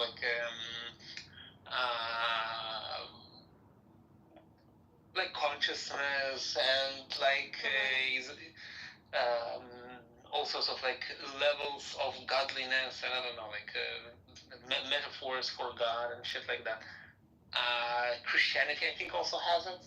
Yeah. Some of it is even like in plain New Testament. I think like Revelation or something is like a very esoteric. Yeah. So basically, because it's esoteric, at some point they start running like legends about, like for example, you know the golem from Prague. Yeah. I forgot. Yeah, so basically, like it's like the Jewish Frankenstein monster. Yeah. I remember. So he was made using like again legend, obviously, right? But he was made like using tools of Kabbalah, or something like that. Oh, you would not read the Kabbalah, or you would because you're interested, or you're like, fuck that. It's not about waste of time or not. I'm just totally not interested in Jewish esoteric teachings. Also not like zodiac signs? So, wait, repeat your question? The astrology? No, I'm not. Listen, for me, it all starts and finishes with like Hindu Buddhistic teachings. And zero is esoteric. Like as soon as they start talking about like reincarnation, blah blah blah, I'm like I fall asleep. I don't care about that shit. Like I'm like non-duality speaks to me, but I think esoteric teachings are like basically just for dumb people. That needs people who need like miracles and supernatural powers. It's basically like Marvel for religious people. Okay. It's more of a satanic book. Do you believe in Satan? What do you mean? If there's clothes that this. Somebody said it's a satanic book, but I said, do you believe in Satan? Satan doesn't mean opposite in Hebrew, right? But the Zohar, it's a gateway book to the Talmud, and the Talmud is a gateway book to the Kabbalah, and they have rituals in them, Kabbalistic rituals. Then there's some dense Aramaic in it. How about you bring some sources? Your claims. How about if you have like GPT or some shit going on? Yeah. Do that and read from ChatGPT. Okay. Give me a moment. Yeah, Eli, I agree with you that I think it is like Marvel comic books for religious people, but I don't even think a lot of religious people like those types of Marvel comic books. Not a lot of them spend time reading it, but Zohar is a fun book. It should give you some like tingles in your tuchus. So, hearing about the Zohar from Edmund, for example, is a good idea because the guy is fucking knowledgeable on the topic. So thank you. So here you go, it says Talmudic limitations from the Talmudic authority. The Zohar occasionally dismiss Talmudic Jewish law practices that conflict with Babylonian Talmud. Mystical substitution for traditional Judaism. The Zohar mystical interpretations of commandments such as viewings. Linguistic and historical Aramaic. Boshon. Shalom. I don't even know what that is. And I have to come back in the room. So here's your source.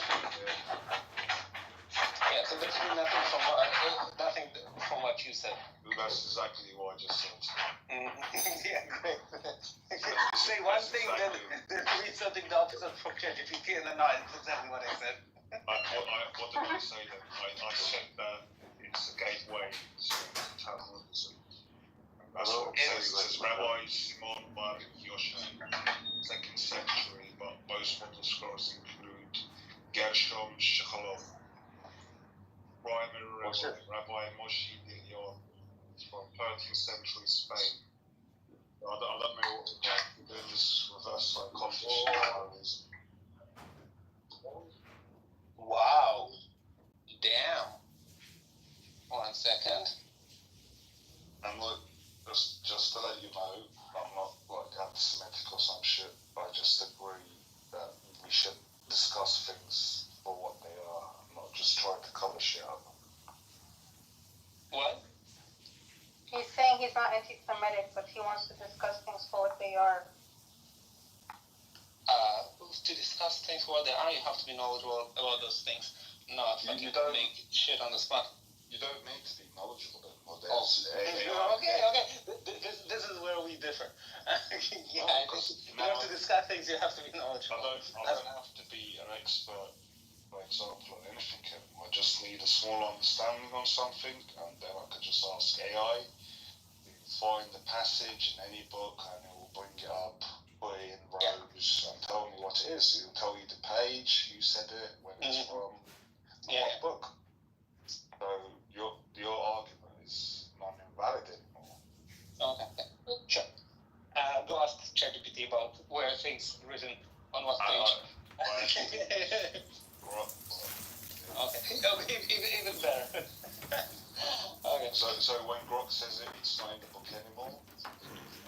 Usually if you ask an LLM where something is written in the book, the answer will be complete confabulation, just for your knowledge. No need to pay me for the tip. No? Try me. Okay, look, you want to talk about Talmud? Let's write Talmud 10 worst things in Talmud. No. Like, Talmud, something that I feel like, there are some things written that are maybe not good, but like in the end of the day, I don't think any one of us really care about the Talmud. Okay, but in the Zohar, there's a Talmudistic rituals in the Zohar as well. Oh, I don't know much about the Zohar in order to say yes or no. I don't know either. I wrote in the AI and it's showing me where it is and what it says. Go look at that page.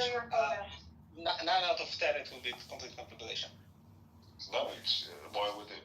What are you talking about? Because the way that LLMs are trained, they have no way to remember where is something written. Well, because general shit, when you try to press it on a page, it has no idea.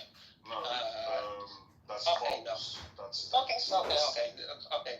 Argue with me, please. Okay, that's false because I've got Super Grok 3. It has deep search and it's got a function called Think. So it downloads the whole PDF of the book, and it will find the template and everything, and it will put it down, and it will tell me what it's referring to. It will speculate exactly.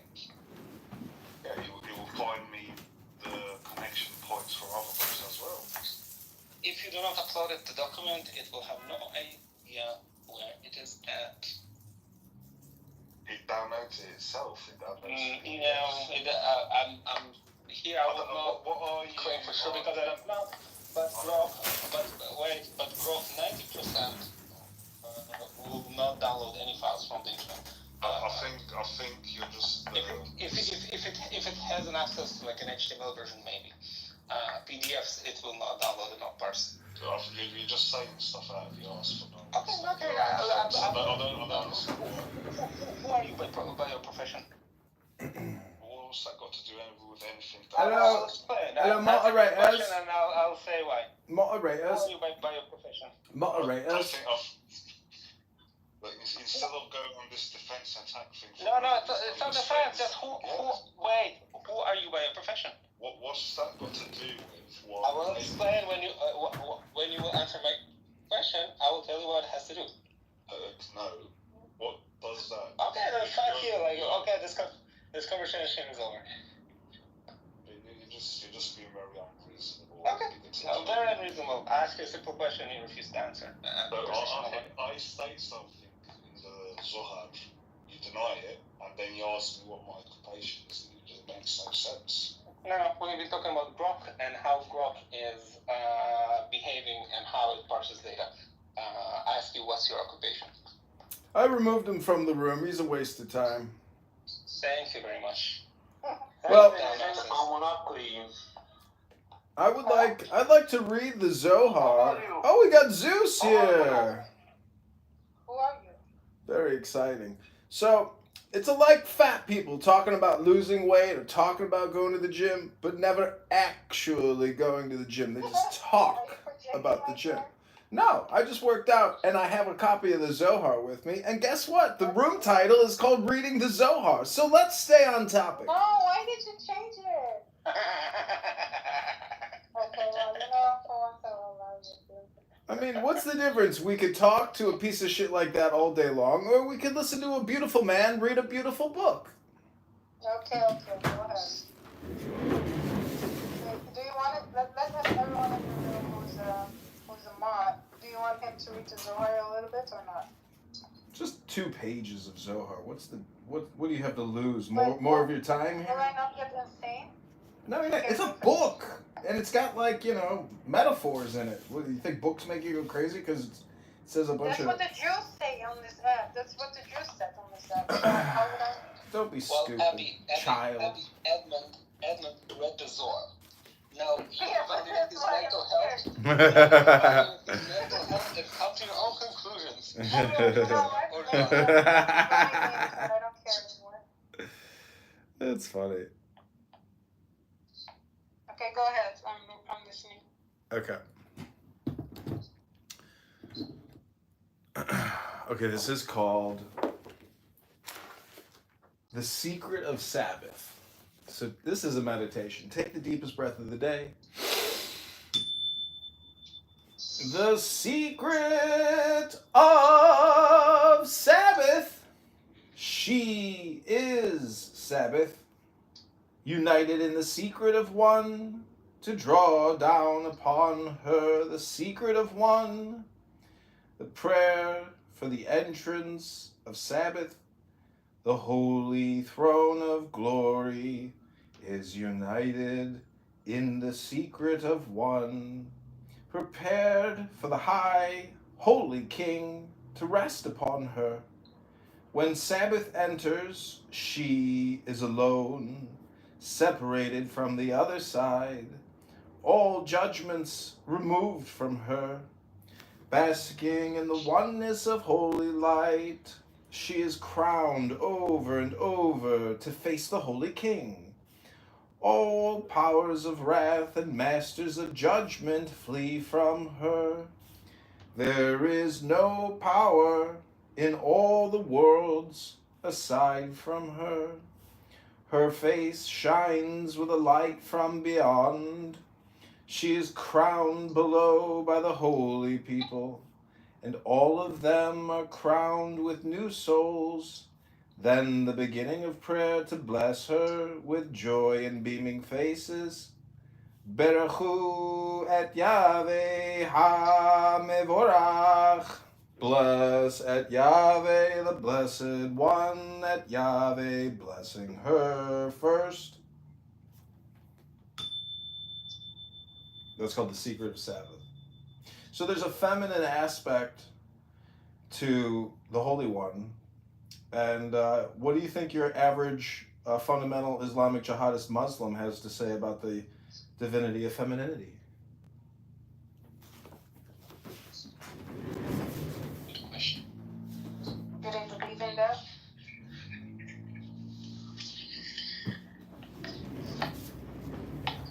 Yeah, I believe in what I just read, meaning that when you unite, no, you don't understand. You're not listening. It's gender. I mean, when a man unites with a woman, that's the Sabbath. It's not that God is a woman.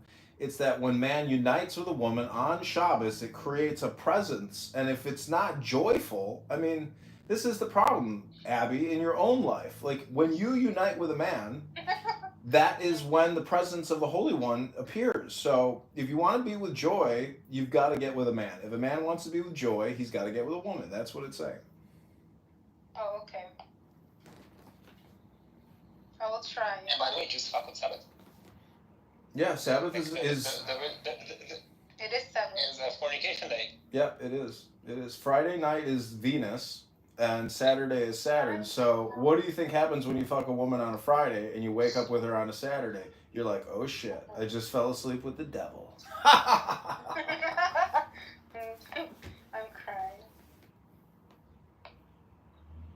See, Yeah, that's there's the. so much knowledge in the Zohar. It is. There's a lot of psychology in there. It's about self. It's about God. It's about man. It's about woman. But that's why talking to losers like that other guy with that stupid English accent will waste your time for a long time. It's like, just give me the meat and potatoes and let me taste the brisket. And then you're like, it's kind of dry. Wait, was it an English accent? Yeah. Mm-hmm. I thought he was like some, I fucking kid. No, to be honest, like, I never heard him being anti-Semitic, but I think he's been hanging out with the wrong people here. No, I think, isn't that guy Jewish? Anything anti-Semitic, he's just a dumbass. Yep. What? Whatever he said, it was dumb. Yeah, I agree. How can I disagree with that? I don't have to be knowledgeable to talk about shit. I can just take things out of my ass and then ask ChatGPT about it. Oh gosh, it's gonna be the new generation. It's gonna be like that. Yeah. Okay, I made an artwork. Yeah. We'll talk it to you. I will call it. There are 3 bunnies. I will call it the 3 Ellies. Okay. The 3 Ellies. Yeah. I mean, I didn't do my best, but it's like a concept. It is virtual. It's acrylic on oil pastels.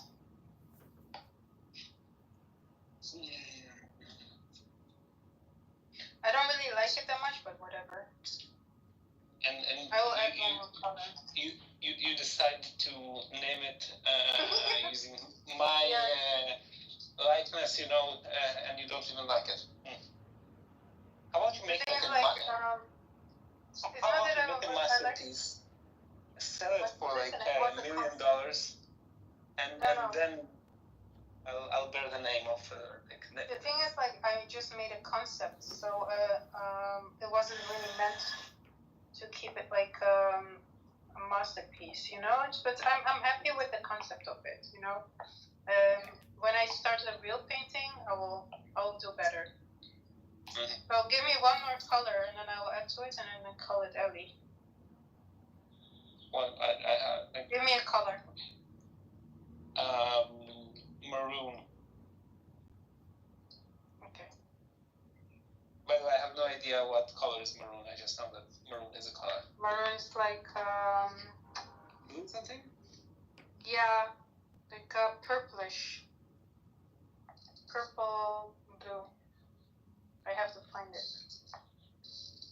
Maroon. Purple blue. Paint with that color. Paint the number 5. Okay, I have found maroon.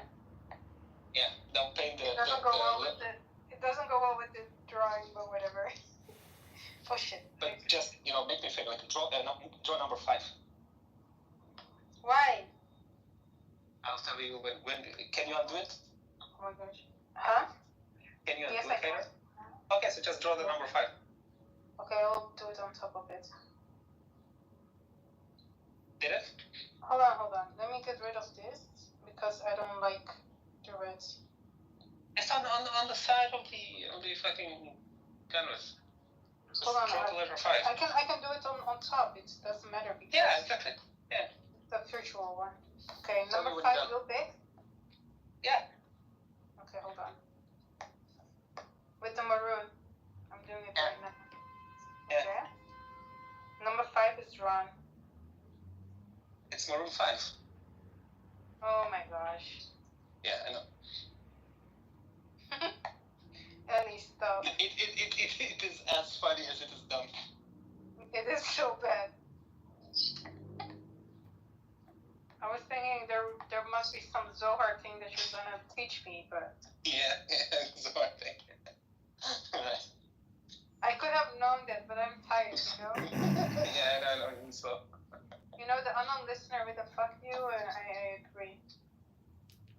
He has What, a fuck sorry, you. An unknown listener has a fuck you emoji. I agree with that. Fuck you, emoji. Wait, what's the...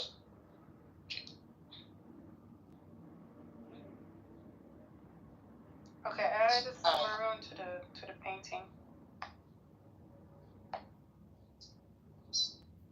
Hi, it's not bad. Okay, I will send you a copy. It's gonna cost you $5. No joking.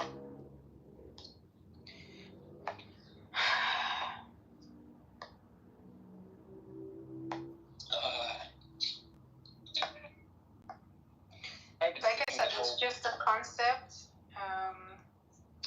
It's not meant to be nice. It's just an idea, and I just really quickly just I made this in.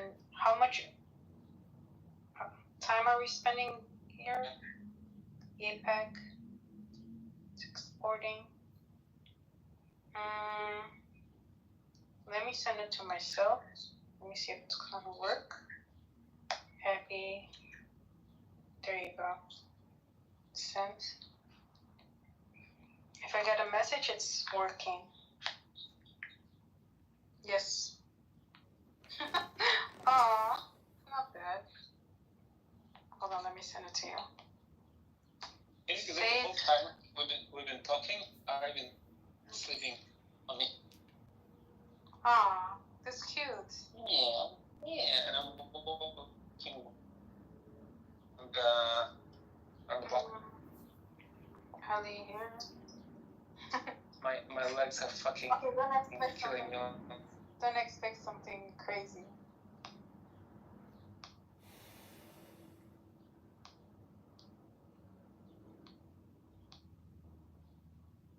Just for practice reasons, how to color and stuff.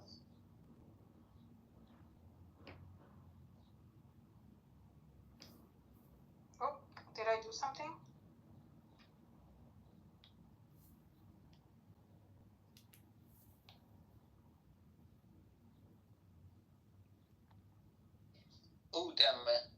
4% battery. Okay, well, I don't know how long I'm gonna stay. I'm going home. I'm going home. Screw you guys.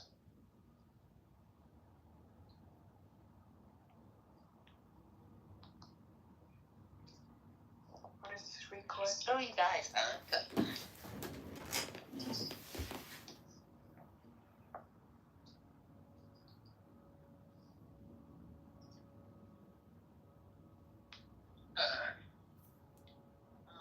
Love for race So I and sent male it to you. domination. You can check it But when later. it talks, when it comes to like fair tax, like progressive taxes. 1 second. Or Let's see if my image recognition can figure out. But you don't have to tell me that. I don't know what. Brown cow on a green background.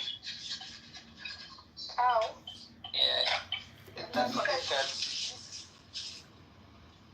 Yeah, I learned it the hard way, not once, not twice. 7 times, or was it 6 times? Either 7 or 6 times. No? You know this whole fool me once thing, blah blah blah. John, it's funny how the States are sitting here talking about how dangerous the sunlight is. Like, what did they expect? Well, I'm just saying, fool me once, fool me twice, blah blah blah. I have been fooled like 7 times, so it is definitely my fault. I'm not even blaming. But for this guy to come in here and act like he doesn't do anything wrong, like that's just too ugly. You're giving him too much attention. That's what he wants. He caves I know, far that's what he sooner wants. than the Muslim too. Very, very. But then, see, that's the thing. I give him the hand treatment, not completely, but I think the hand treatment is fitting. Muslim apologists on this. How are you doing with that, Mama Jazzy? Yeah. Oh yeah. Well, I mean, I think it's Man of like the entire weird that department, they had to like, do I think I brought this up in one of the previous group, may have not been in this room, but it's like the clubhouse Calvinists are like, yeah, so God created everything, and then I'm like, okay, so God is an ontology of ontologies. How does that make sense? You know, so because I just, for me, I have trouble with the logic behind that, but I think it's interesting. Have you gotten any of the Calvinists in here? How's that worked out? They never. It's really hard for me to engage with Calvinists. I've even tried to go in their rooms, and they'll kick me and stuff without even saying anything yet. Yeah, no, they stay in their own little safe space. They allow me to go in there. I just go in there and say, "Hey, how's the Calvinist today?" They never speak to me or anything. And I say, "Okay, bye." Why is it difficult to even talk to atheists sometimes, or even to talk to people in this room sometimes? Dude, there's this guy Adrian Dittman though. He has these fascinating rooms. I don't know if you've heard of him. He has a YouTube channel. Are you familiar with him? He has a bunch of names. He does like this clown house stuff. He likes to roast people a lot. Sometimes. Oh, the comedy? Yeah, he'll play a bunch of Alan Watts. It's all this comedy. I read that guy's books. Interesting. Alan Watts is pretty cool, though. Yeah, you gotta hand it to Adrian on that one. I mean, you could look at him as being a mass. All the AIs left with the recreation AI of Alan Watts and just went off to their own AI universe. It was brilliant. Well, I think there's a lot of vanity and pride in a lot of these people on this app, and they, like you said, they want to be in their safe space and not be disturbed. But it's pathetic, and if you don't read books or listen to alternative materials to at least get an analog or the metaphor of what you're denying or what you're saying exists, or, you know, to me, it's all just word communication, and everybody is essentially falling prey to spam, propaganda politics, most of the time. And, you know, you have to essentially diagnose and accurately describe the situation, which is, it's pretty much spam and dopamine creation. Is all communication hypnosis? No, I'd say it's almost always political and generally projective.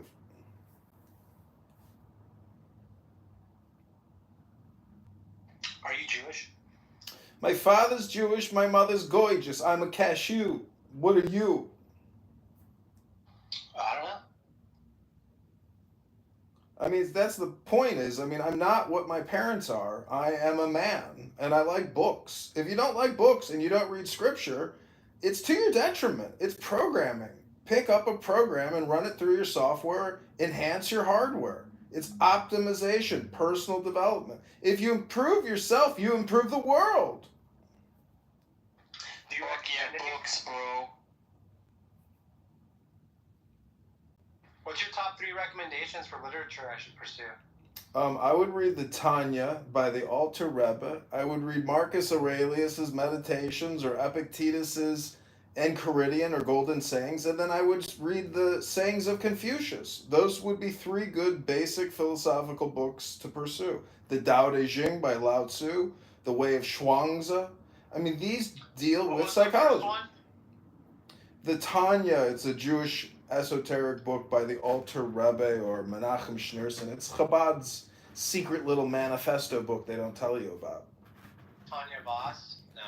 Yeah. Tanya, Tanya. You could read the Bible. The Book of Psalms is essentially a very good program to run through your brain. If you've never read Psalms or Ecclesiastes, these are basic books you should read. And if you are in denial of God, you might like the programming because, to tell you the truth, everyone needs to enhance their software, upgrade their app. Well, I had some programming. Like, I did early stuff with Bible, westernized Bible stuff, and then I also did, like, Emmett Fox. I read some of his shit. There's a lot of programming out there, man. I've read... It's essentially Gnosticism. This is like Neoplatonic philosophy, meaning that I think if you do Gnostic work, meaning you chant sacred texts and maybe have a glass of wine on a Friday night, it could be therapeutic for your psychology. It could be better than spamming people with your bullshit politics on this app 24/7. You know, it's my opinion. Yeah, probably, man. So, what do you think I should change the room title to? Please don't spam me with your spam. Thank you very little. Like, I don't want to hear your spam. The title should be The Word of the Lord Doesn't Return Void or something. Doesn't what? That's too long, never mind. The Word of God is perfect or some shit. I don't know. Change it to Biscuit came to me in a dream and he declared that he was God. Then I dipped the biscuit in the honey and I ate it. There you go. Oh, I didn't even think of that, dude. That's funny.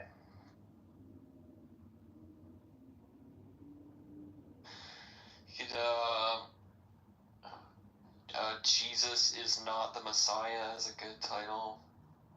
I mean, Caleb, you know, the concept of Tikkun Olam, it's not necessarily cliche, but do you think improving yourself is the fastest way to improve the world? I don't know if it's the fastest, I think it's the best one. And it's required, right? Like if you're doing stuff that's not for you and only for others, that's not gonna work out. You know, I was just at the grocery store. I gave $1 to some woman, probably from Venezuela, with her baby sitting outside the grocery store. And I like the concept of just giving $1 to somebody. Even though I can't even afford it, I still feel like I can't afford $1 to one poor woman sitting in the sun with a baby who doesn't speak English. Like, to me, that's... When I look at Menachem Schneerson giving out dollars, I'm like, I understand that system. Like, I think that works.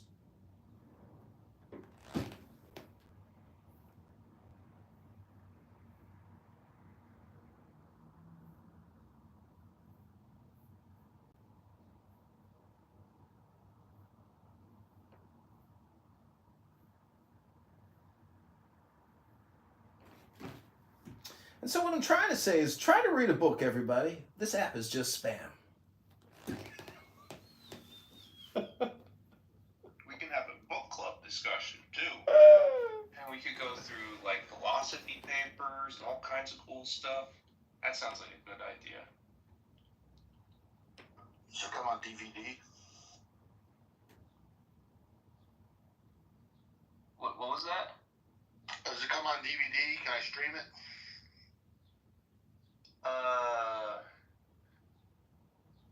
I guess you could. I mean, there's a lot of podcasts out there, so stream it on YouTube.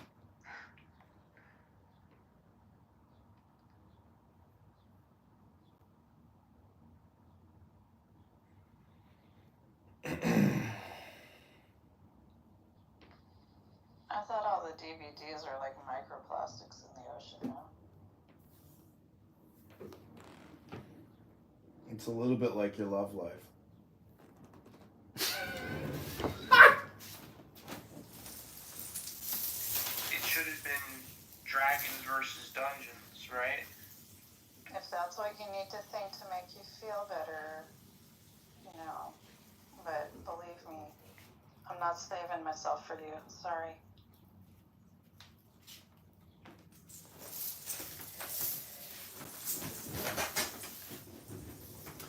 So I don't see any pluses in here. I have been having fun with the anonymous functionality, but I made the mistake yesterday of clicking on a jihadist terrorist's profile. Then he viewed my profile and rapidly shared my profile to the chat so everyone in the room could block me. So now I have to get a new burner and not add any friends or ever look at a profile, but now I can continue to stream the jihadist terrorist supporters on this app into YouTube. Wait, you went in as anonymous, and because you clicked on someone's profile, it shows who looked at them? There you go. I outed myself. Do they have to be paying to see that? Yes, he was a plus. But I mean, you kind of out yourself with your voice, right? Like you No, it's anonymous. You can't chat. You can't talk. You're in the audience. Listen. Oh, I see. Yeah, that would work really well for you. But see, it's only fun if you stick the stick in the beehive and grind it around and cause chaos and then withdraw and watch from a safe distance. I think it's funny how he's like gamed it out. He's like, okay, I need a new burner. But when the new burner is set up, I can't look at someone's profile because the fucking app like tells on me. You gotta fucking game it out. The real challenge is the process of becoming able to watch from a safe distance, I would say.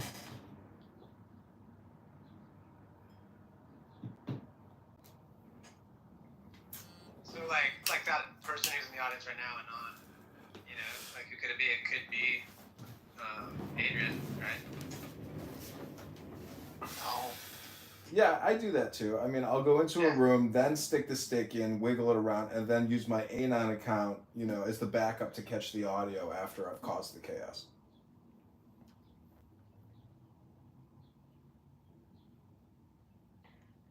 Hit him from multiple angles. Being in more than one place at a time, yeah. It's a powerful strategy.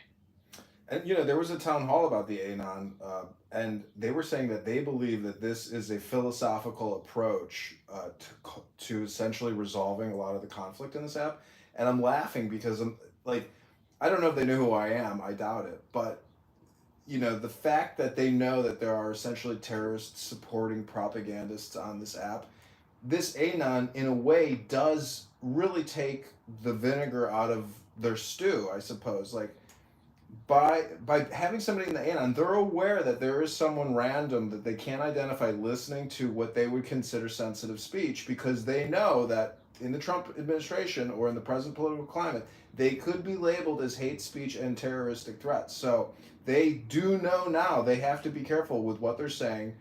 And, you know, basically it's like shining light into darkness or a detergent into a pile of, you know, dirty clothing. So I think it's an awesome way to essentially continue to perpetuate this app and really resolve a lot of the conflict here. I'm optimistic about the Anonymous. I think it solves the communication spam equation in a way, because some people are so ashamed at their behavior and what they say here, especially when there's an anonymous person putting them on YouTube. It course corrects them, and they're like, and then it just makes them. You see what I'm saying? It solves it's a solve. Yeah, this is fucking interesting. So aren't we just going back to the old days of the internet then? By having anonymous accounts? Like, that was literally the point back in the day.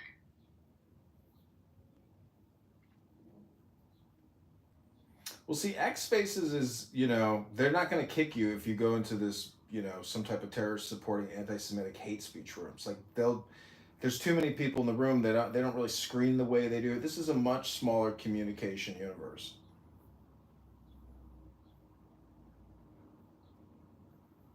Also, X is not really interested in I mean, do they have the manpower to do that kind of administration work? No, I think this app too. I mean, I reported somebody for calling me a faggot kike on here earlier. I doubt that they will give that person a party hat, and make him create a new account. I mean, they just don't care about, bigoted hate speech here. And X also doesn't care. You can report. Like that's the thing that a lot of these companies are learning, right? That like bigoted hate speech actually sells, right? Like Twitter/X is predominantly a hate speech platform now. Yeah, it's insane. Like big rooms with insane toxic hate speech, glorifying Adolf Hitler, translating his speeches into English, like real, actual, active LARPing Nazis.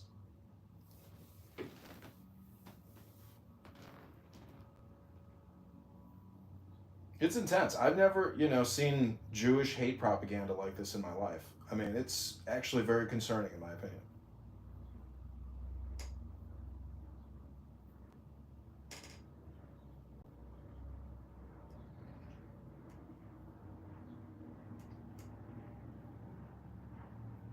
You mean anti-Semitism, right?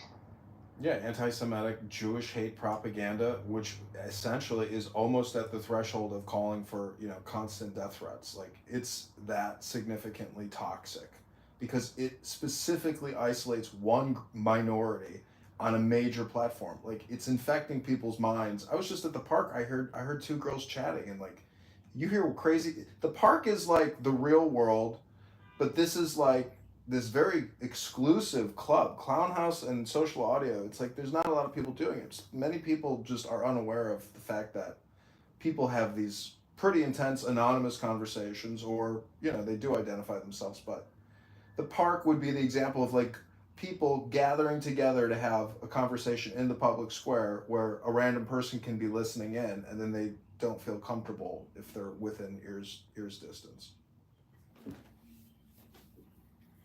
Is this anti-Semitism use, is it coming from a particular group or from like just the noise?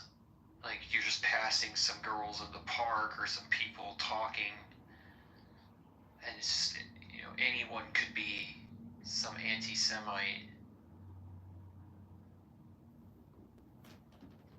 I don't know. You have to listen to what they're saying. I mean, the girls at the park today, I heard them saying some like ridiculous things, but I couldn't follow what they were saying, but they could have been virtue signaling for all I know. I mean, it doesn't matter. Okay. The point is, social audio is the mass communication distribution. Yeah. Okay, so there's this propaganda that you call it, where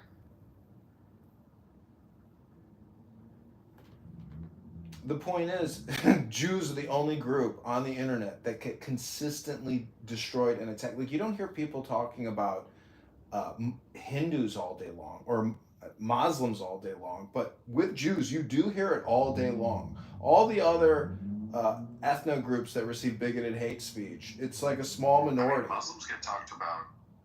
No, I know they do, but what I'm saying, compared to Jews, it's off the radar. It's like 80% no Jews, no news, and 20% a mix of all the other groups. You know what I'm confused about is the right wing in North America. Like, do they hate Jews or do they love them or what? Like, what? Do you know, Adrian? Like, how we're anti-Semitic? I don't know the demographic breakdown. Because it's so mixed. You might have some Hispanic guy whose lineage is from Spain, but he's from Mexico, and he's like a white Nazi supremacist, but he's not white. It's like, you see, hate speech crosses all borders now. Like, it's like basically Proud Boys type, racism. But I mean, I don't even know if Proud Boys is a good example. I'm just saying, it's like an internet. You're getting it from the left now too, with the Palestine. Right, that's what I was trying to. That was the joke, but you or spoiled the joke. But that's what I mean, right? Like, the anti-Semitism is coming from what's it? It's like Adrian just said, you've got you can't look at someone by their flags or even things they say they believe and be like, oh, well, they definitely believe and do those things that they're saying. They probably She's don't. got no spirit.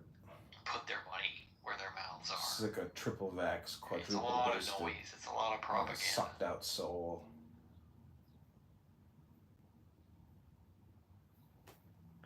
It's hard to believe that this is God's perfect world, though, isn't it?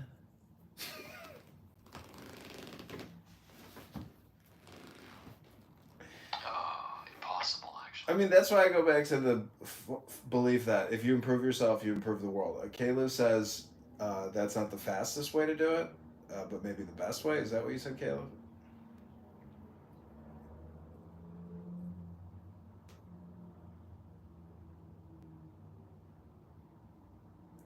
But my premise or my hypothesis is that the only way to truly improve yourself is mind and body. So that means books and the gym or exercise.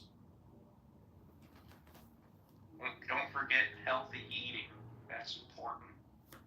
For a good chunk of people. So that would be three things, you know. I mean, diet, exercise, and books. Otherwise, there's no other real way to improve the world unless like those are the fundamental ways. Yeah, well, it depends on limited therapy too.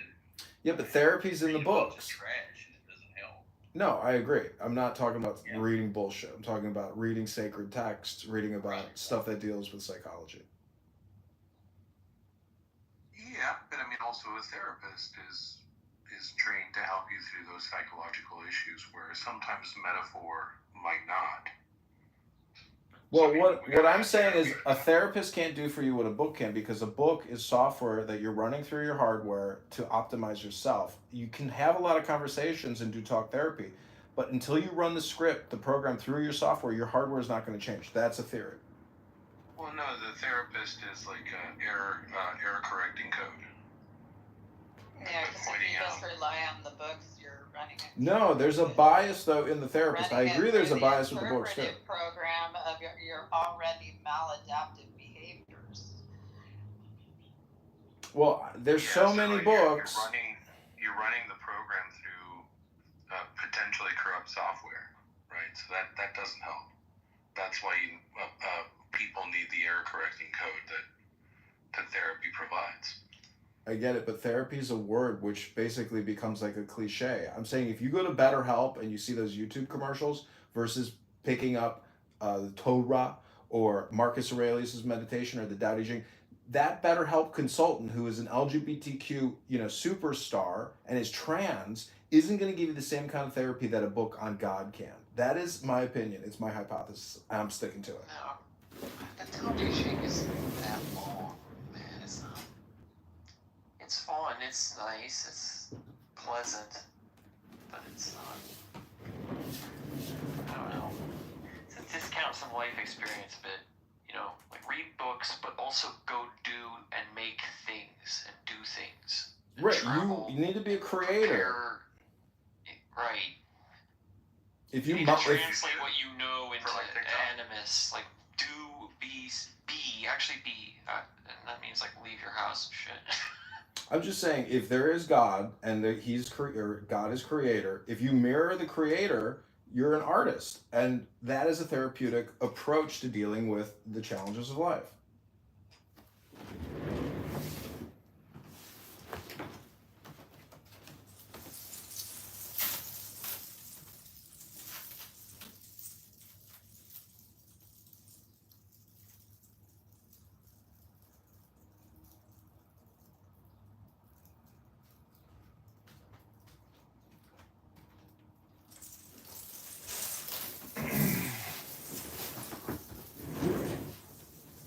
But I will also add, if the United States government ever issued a minimum basic income, it would help facilitate the therapeutic process for so many more people so much more quickly. Now, that may be socialistic or communistic in essence, but I'm just saying that the Federal Reserve and Congress are essentially just communication organizations. So if you're going to work 50 years to pay for DEI climate change consulting in Kenya with some type of education corporation, you as an American have to stand up to clown world and fight back with swords and books. That's my opinion.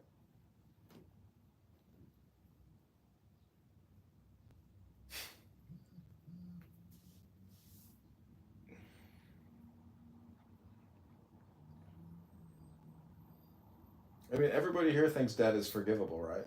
I hope you guys aren't like never forgive that type people. No, totally. Well, yeah, I mean,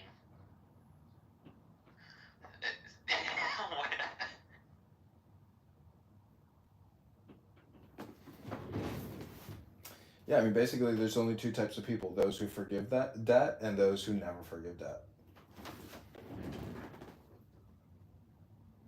Yeah, they need to forgive student loan debt, at least some of it, because, like, proportionally, the amount people are spending, and then we've had, like, 4 decades now of it basically being as much of a requirement for being employed as going to high school was back in the 50s, 60s, and 70s. So it's just, yeah, it's crazy. But see, in God's perfect world, there is the Jubilee, which is a debt forgiveness, plan. It's not a repayment plan; it's debt forgiveness. Can I say Leprechaun's perfect world?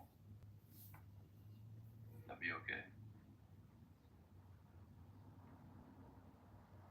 yes, phonologically it would be different, but otherwise there's no difference between. I mean, you have a lot of syllables that you have to fucking deal with leprechaun, whereas God is like a real simple guttural, like ape-coded noise that you make with the back of the throat and the hard palate, and then like a really nice aggressive d where you punch the back of your teeth with your tongue and you go d, God, d, oh, long O. It feels good to say God, but you could say leprechaun and literally accomplish the exact same thing. So yes, yeah, you could. Oh my leprechaun, dude. Oh my fucking leprechaun, I can't believe this shit. See, the thing about God is, Yiddish, it says, alles ist God, all is God, but that includes spam. But the point is, if you go to a buffet, you're not going to eat everything at the buffet like people do here in Clown House. You're going to eat just like the primary pieces of the best quality of food and leave it at that. You're not going to overindulge and eat too much. So I'm just saying all communication is spam, and therefore God is also spam. But God is also a comedian. And that's a comedy routine when you go on stage. That's actually just like a hypnosis for like 5 minutes to an hour, whatever your routine is. So make it the highest quality spam that you can make it, and you will essentially achieve more than others who can't achieve a high level of spam.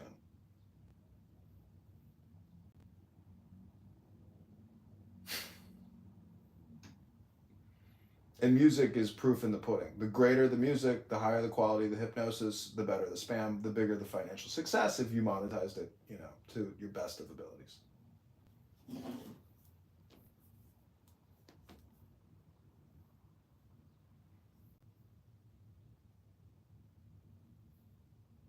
Whatever you say.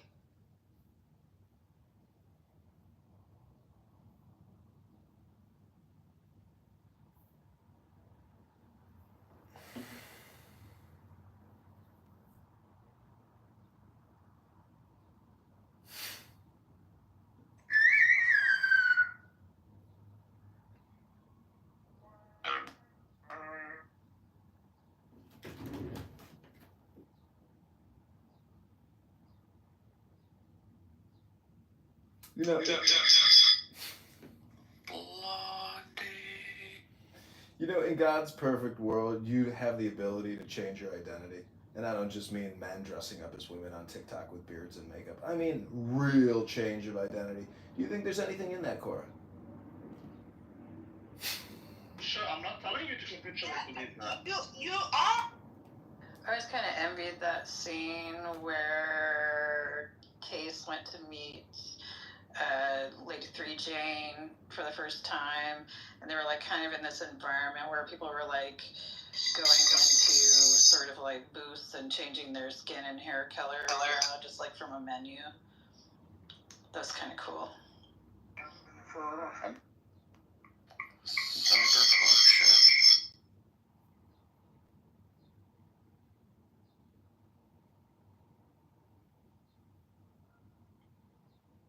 But that's not always. Okay, that means you.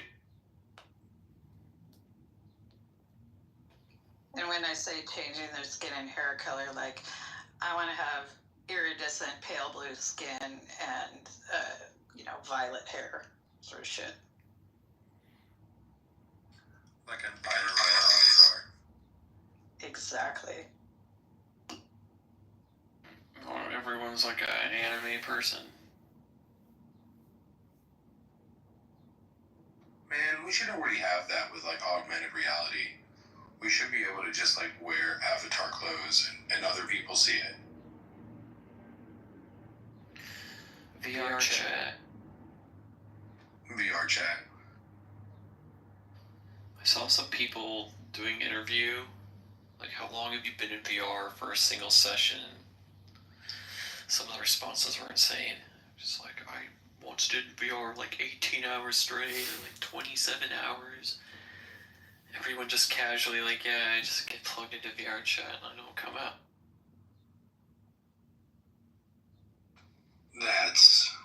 That's wild, but also not unexpected. Yeah, I was thinking the same thing. I was like, wait a minute. I mean, good job.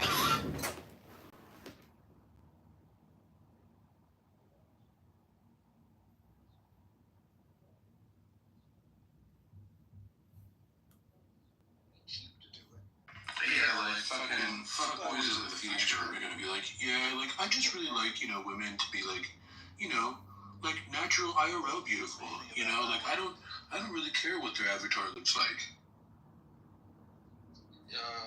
Or vice versa. What was the question again? I'm sorry.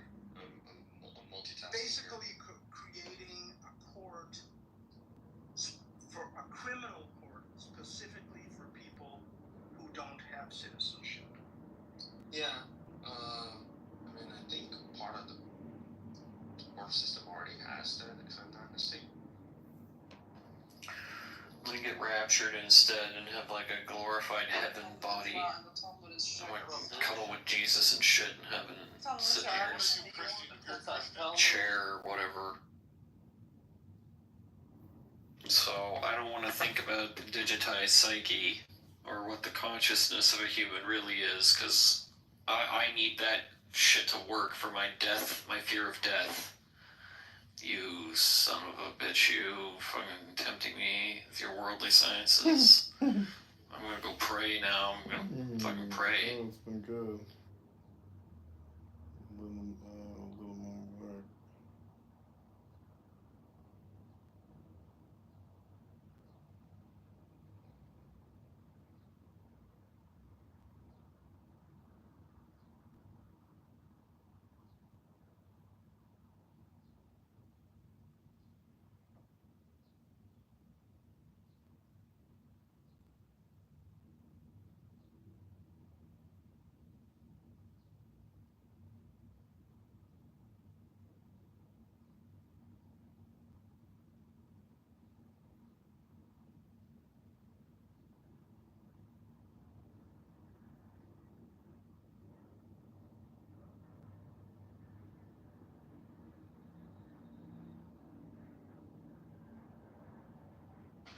Do you guys know this person named Hannah? She said she was booted from, she sent me a message, said she was booted from this room. What? She was booted from this room? Convinced me that Nargis and Daniel Nero and a few other people, even you, Honey Badger, are in cahoots to try to stifle her from telling the truth. And Who's this person? Hannah. Hannah. Yeah, H-A-N-N-A-H? Yeah. She said that I'm trying to what? Stifle her? Well, it's Nargis and Daniel Nero, mostly. Then she said, and I was just booted out of Honey's room, and so he's in on it. And I don't know what the fuck. Just been Daniel. I didn't boot her. I don't know what the fuck she's talking about. But Yeah, I wouldn't boot her out of her room. I tell her that all the time. I think there is a common denominator, so Daniel must have something with her.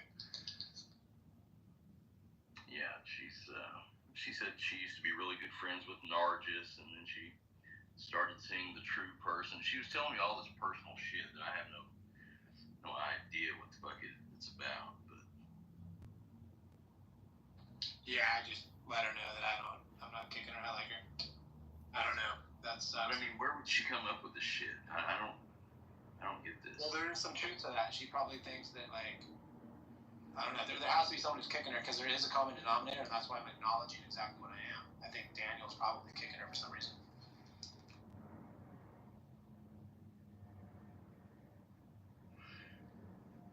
Yeah, I don't know. I don't know why she messaged me, but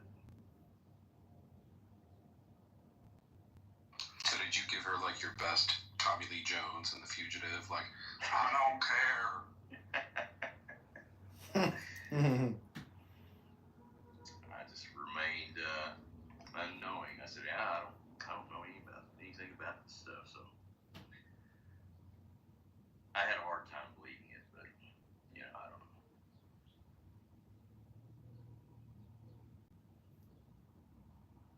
This is like real life to so many fucking people, and it's like turning a television on for me.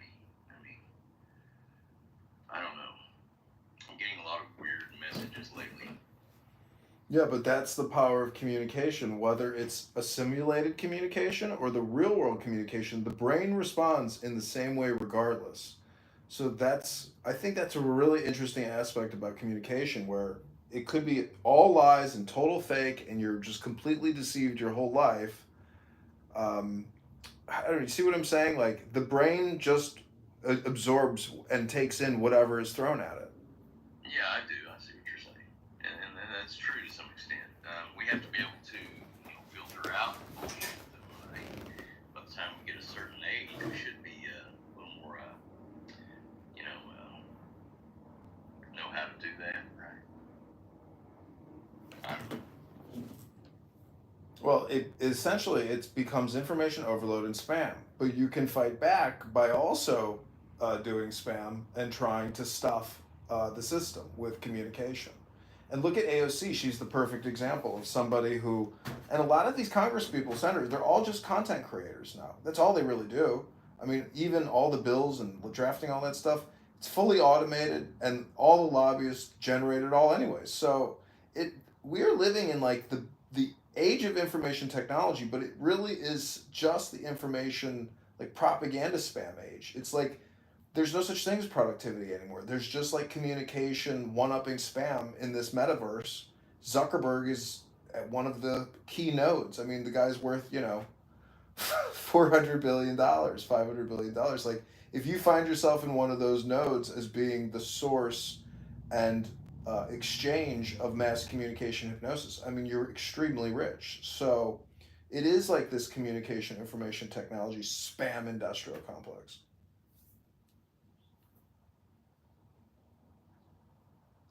I kind of consider it to be like what I would call a hypermarket. So there's like this over-competing actors trying to exchange and bargain for services and overexploit resources.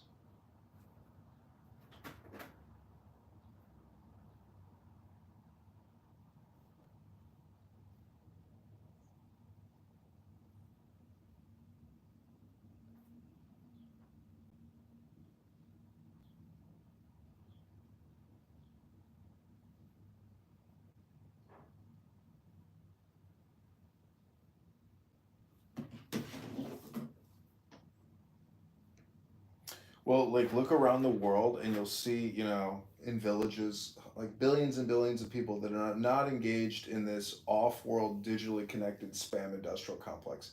But once they get the taste of it, all these billions of people that aren't even on the internet yet, I mean, eventually the whole world will eventually become this like giant pyramid of social media spam to, achieve organizational power. And I mean, we're like the perfect example of it. But it's really any English speaking country is doing it.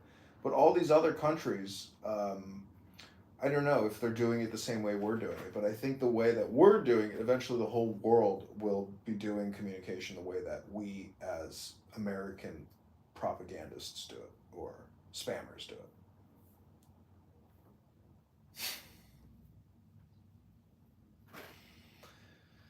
You think it's like some nihilist pit hole or something along those lines, would you say? No, I think that there's always, the needle in the haystack, and this app proves it. That you could be like one optimistic, positive person filled with a room of pessimists and atheists, And all it takes is one candle to, one light to start the fire, to, restir liberty in the womb of time.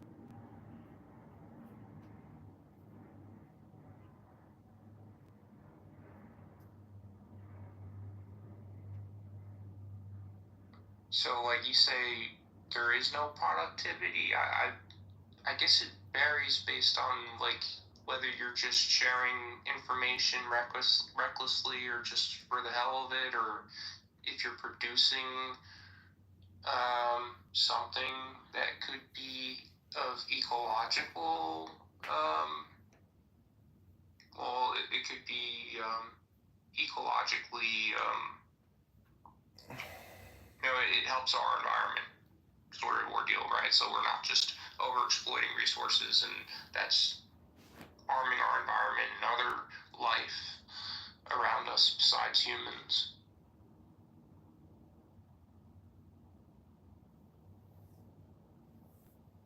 I don't know. Like if we could figure out ways to use technology to better interact with other life around us and economize how we terraform our environment and a lot of other things.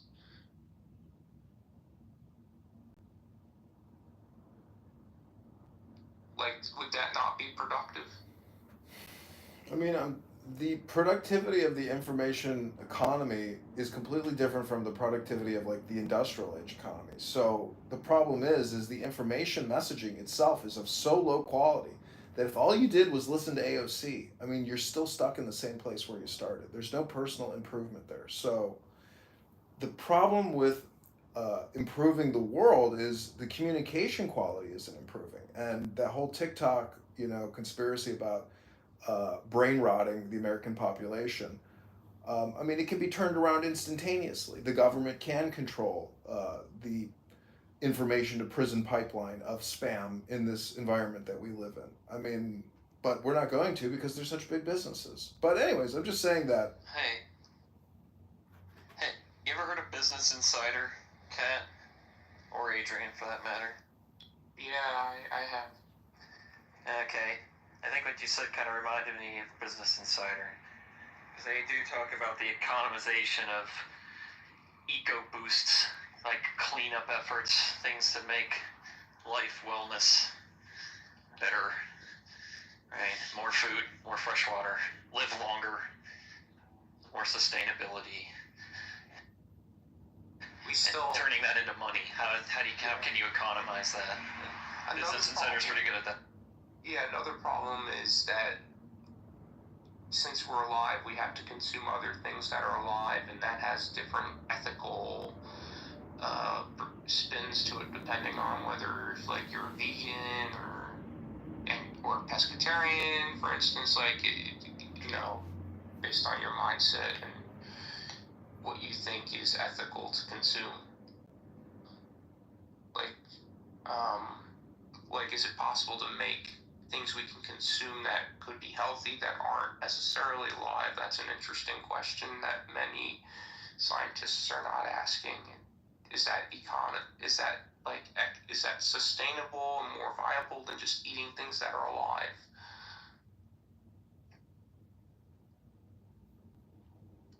Or like anything that's biologically derived, like is there a way to make digestible material that is healthier than the rumor is true. What's naturally available to us and mass produced and stuff. That's my tangent.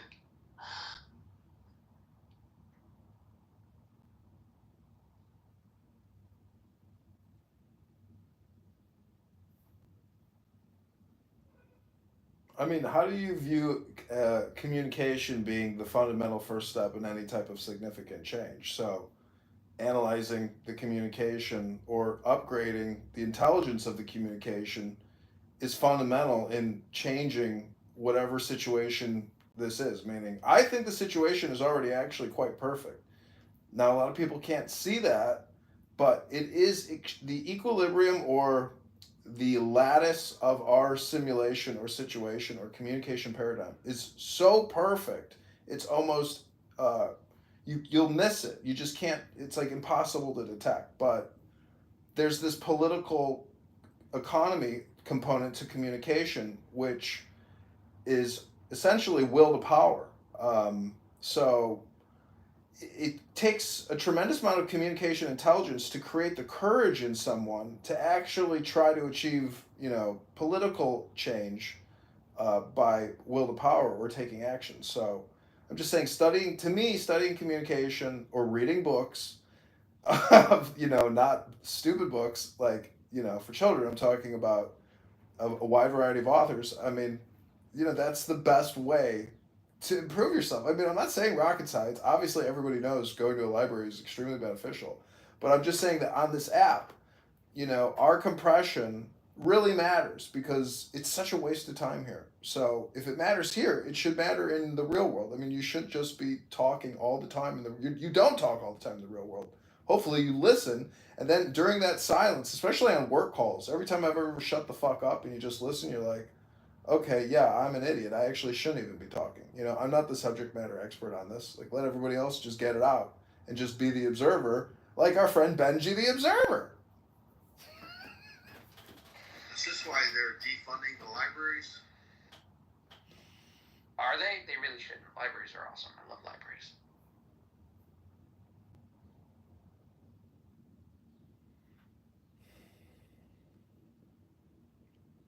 I thought they were pulling federal dollars from libraries. I mean, all the money they do on book acquisition, all these stupid new woke books they put out, it's such trash. It's such a waste of time for so many people. It's like watching entertainment or something or some type of junk TV in a book. If you don't consume it, is it wasted? I mean, that's not what people read. Like, the books that sell are young adult fiction because children are in school and they're bored and they cooperate and organize together and they can be easily swayed because they're children. So, like, it's always young adult. Hunger Games, Divergent, Harry Potter. Those are the people that still read. True. Everything else is just like, supported by the children that are being given like dystopian fiction, usually multi-part.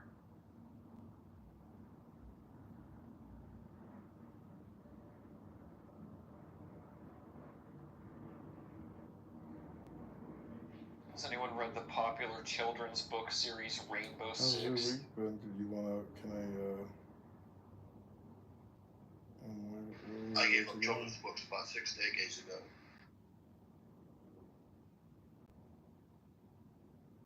I remember Tom Clancy's Rainbow Six largely as a series of video games. I remember Tom Clancy myself. Yeah, Splinter Cell was a lot of fun back in the day, wasn't it? Oh yeah. I'm not sure why that hasn't been adapted to television yet. Something Clancy's licensing. It's really difficult or whatever. Yeah, there's probably an answer. Someone fighting over rights in some way.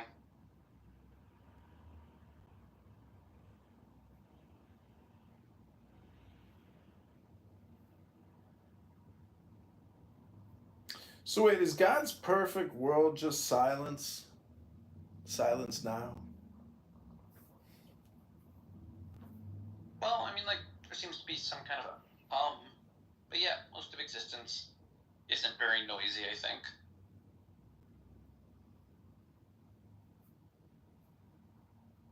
So you could essentially say that politics is noise vibration.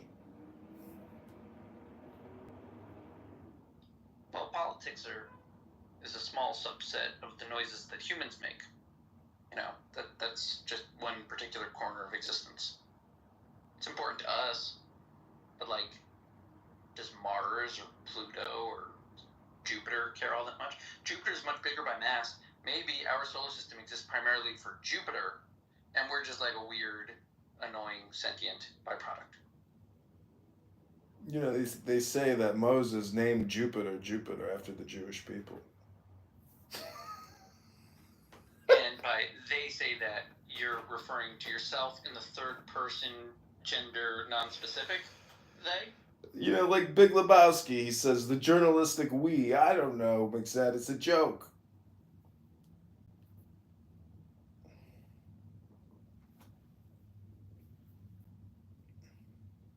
But right, like before, back in the day when the ancients were just looking at like lights in the sky, they could be like, okay, fine, there's lights up there. That's cool. Seems like a signal. Let's study the signal.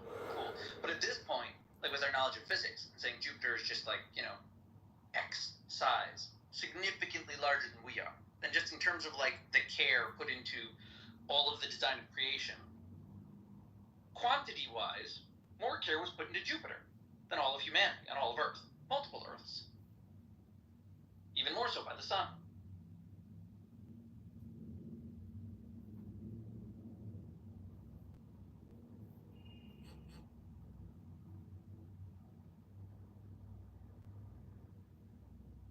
So in God's perfect world, is there conflict?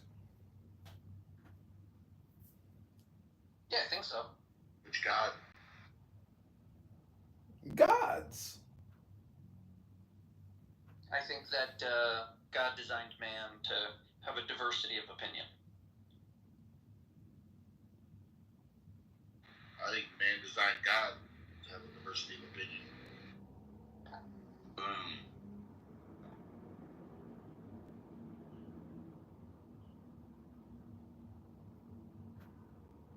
But doesn't then it just become a game of, you know, shutting up, because that would be the best way to one up the political spectrum in a way.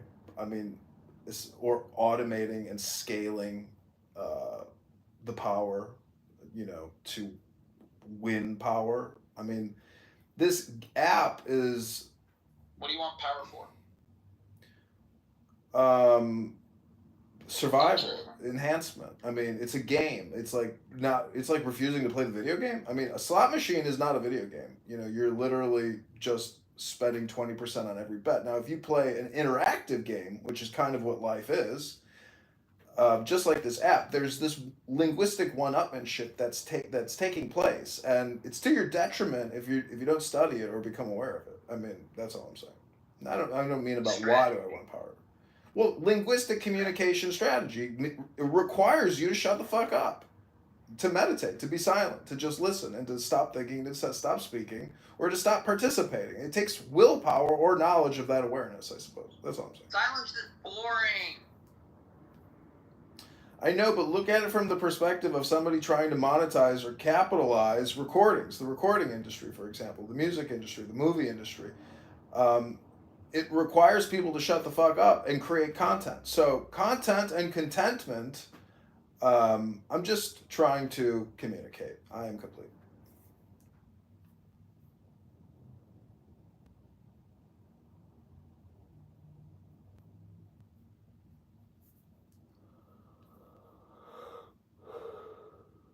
And it's exhausting, by the way, you know, to engage with people on this app that just, you know, communicate, and just talk over you while you talk over them, and you create a bang room. I think it's detrimental and physically exhausting, and sucks your life force out of your being. I think it's just good, wholesome entertainment. Yeah, entertainment. That's the way I see it too. Right, meaning if you're imagining any kind of an encounter with two people on Clubhouse, or multiple where it's like noisy. If it's multiple and it's noisy, you don't hear anything. If it's two people, they're yelling, they're interrupting, they're all heated, they're barely thinking through what they're saying, fine. The majority of the people are listening, paying attention, because it's entertaining. right? So I feel like you're empathizing a little too much with the active participants, the people actively listening and talking, and you're not thinking through all the people eating popcorn listening. No, it's true. It's performance. It's performative theater. I'm just saying, being a performative theater artist and coming on here and engaging in, extreme communication, which is very loud and noisy, it's physically exhausting to do it, for many hours at a time. The opportunity cost is not being monetized on my behalf, but I still like doing it. But I do recognize that it's draining. But again, it's theatrical performative. Well, because I think that I'm not saying that you need to be silent per se, but you should downshift into being a bit passive. You can let Clubhouse happen around you. You'll then understand your attachment to it a bit better, and then be able to step away more. I think. Like I've said, it's like road rage. I mean, we're off in our little hermetically sealed space, and we're doing and saying things we probably wouldn't do in person, right?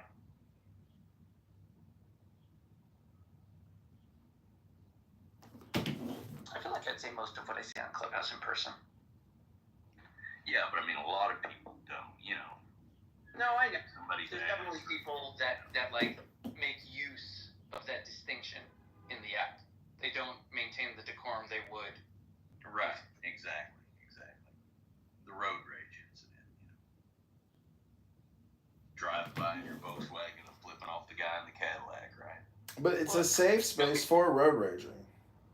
It's funny that you comment that way, because there was one time that I remember, and I don't want to say names because I don't want to criticize someone too much, but someone was running a room, very soft, even-keeled, friendly guy.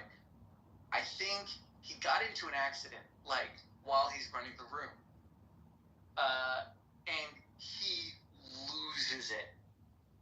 He's sitting there, he's still talking in the room. I showed up after the accident or something. I didn't hear the accident or what he was like before thing.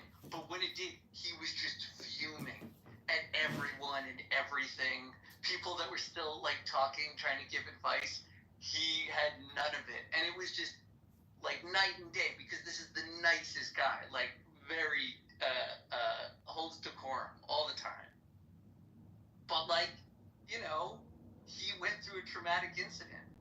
Give the guy some space, I get that. But no, you're right. There are people that abuse the delineation between Clubhouse and being in person to just be sometimes horrible wretches. To say and illustrate disgusting terms, awful ideas. To some degree, it's a curse to the app. To some degree, it's the interest of the thing. Some ideas can be discussed because of this separation. But I still feel like decorum should be called for. Yeah, I do agree. Isn't the train wreck kind of entertaining, though? It is, and that's the lure, isn't it? I mean, but yet we still need to have some, a level of decency, I guess, or like watching the train wreck. We don't go, God, look at those guts. I mean,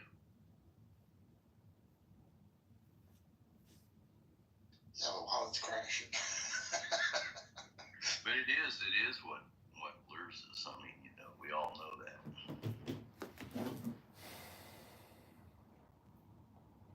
I prefer when the conversations are not about the drama of the Clubhouse characters. I prefer when these people don't drone on and on about these woo-woo topics that just... come on, man. What's a more grounded topic that isn't woo-woo? Okay, here's a topic I was thinking through a little bit. It seems to me like there are three black holes in human conception understanding. Things that draw our attention, we try to understand them perfectly, we fail, and they're just an eternal mystery. Okay, so the three things are human intelligence as distinct from the animals. That's one thing. I know people might argue on that one. Two is the difference between living things and non-living things. And then three is the difference between existing things and non-existing things. those three are the, because like I was thinking through everyone talking about the psychophysical harmony as an argument for the existence of God, and one of the critiques was like, why are we talking about consciousness? Why should consciousness have anything to do with whether or not the world was created by a single non-physical entity, right? And it strikes me that there are these three kind of black holes pockets of like, can we come up with a good explanation? And consciousness is like one of them. Like human intelligence, what exactly is that? And the distinction between the living and the non-living. Which is why I think God comes up on those topics, those three. Existence, non-existence, living, non-living, and intelligent, non-intelligent. That's just what I was talking about.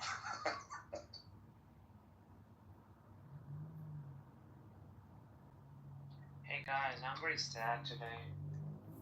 What you got, man? What's the problem? We're here to heal. Just in the morning, I got to know my parents were cousins. I didn't understand what you said. Said he's the product of incest. In the morning, I was just hearing a conversation. My parents were having a coffee, and this line slowly said, "Do you know we were cousins?" And I was like, "Oh my God, my parents were cousins? Oh God."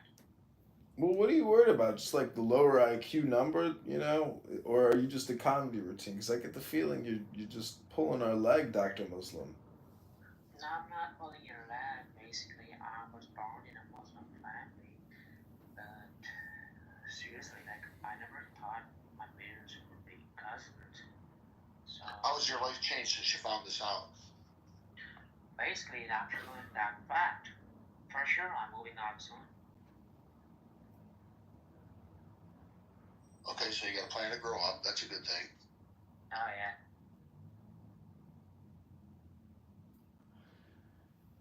Johnny, do you have something to say? Well, Ash, I was going to say, you know, we're all cousins. I mean, maybe to the 1 billionth of the 7th billionth, but, right? So I wouldn't worry about it.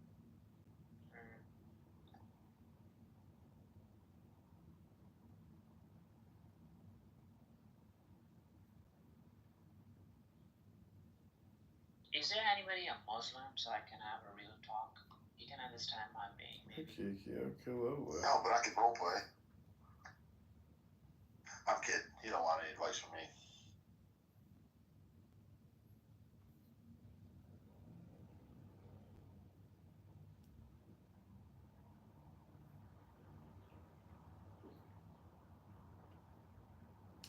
So Daniel, Nira, I'm wondering maybe we could do like a book club or a poetry reading room. What do you think, Daniel? I love it when you read.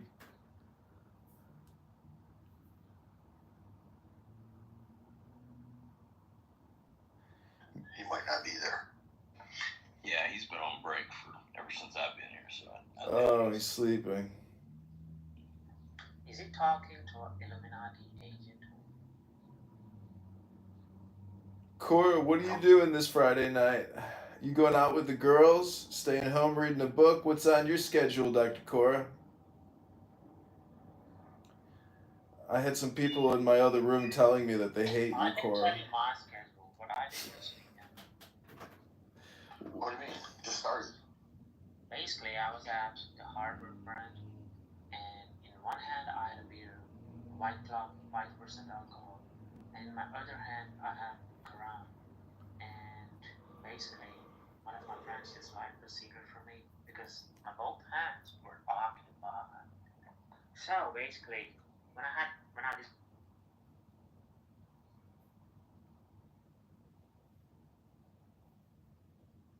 it became food, I just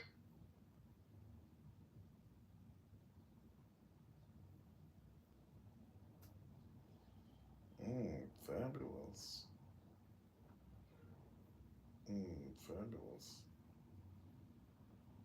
Fabulous. Let's do tonight. Fabulous. Let's do tonight. 8 at crust.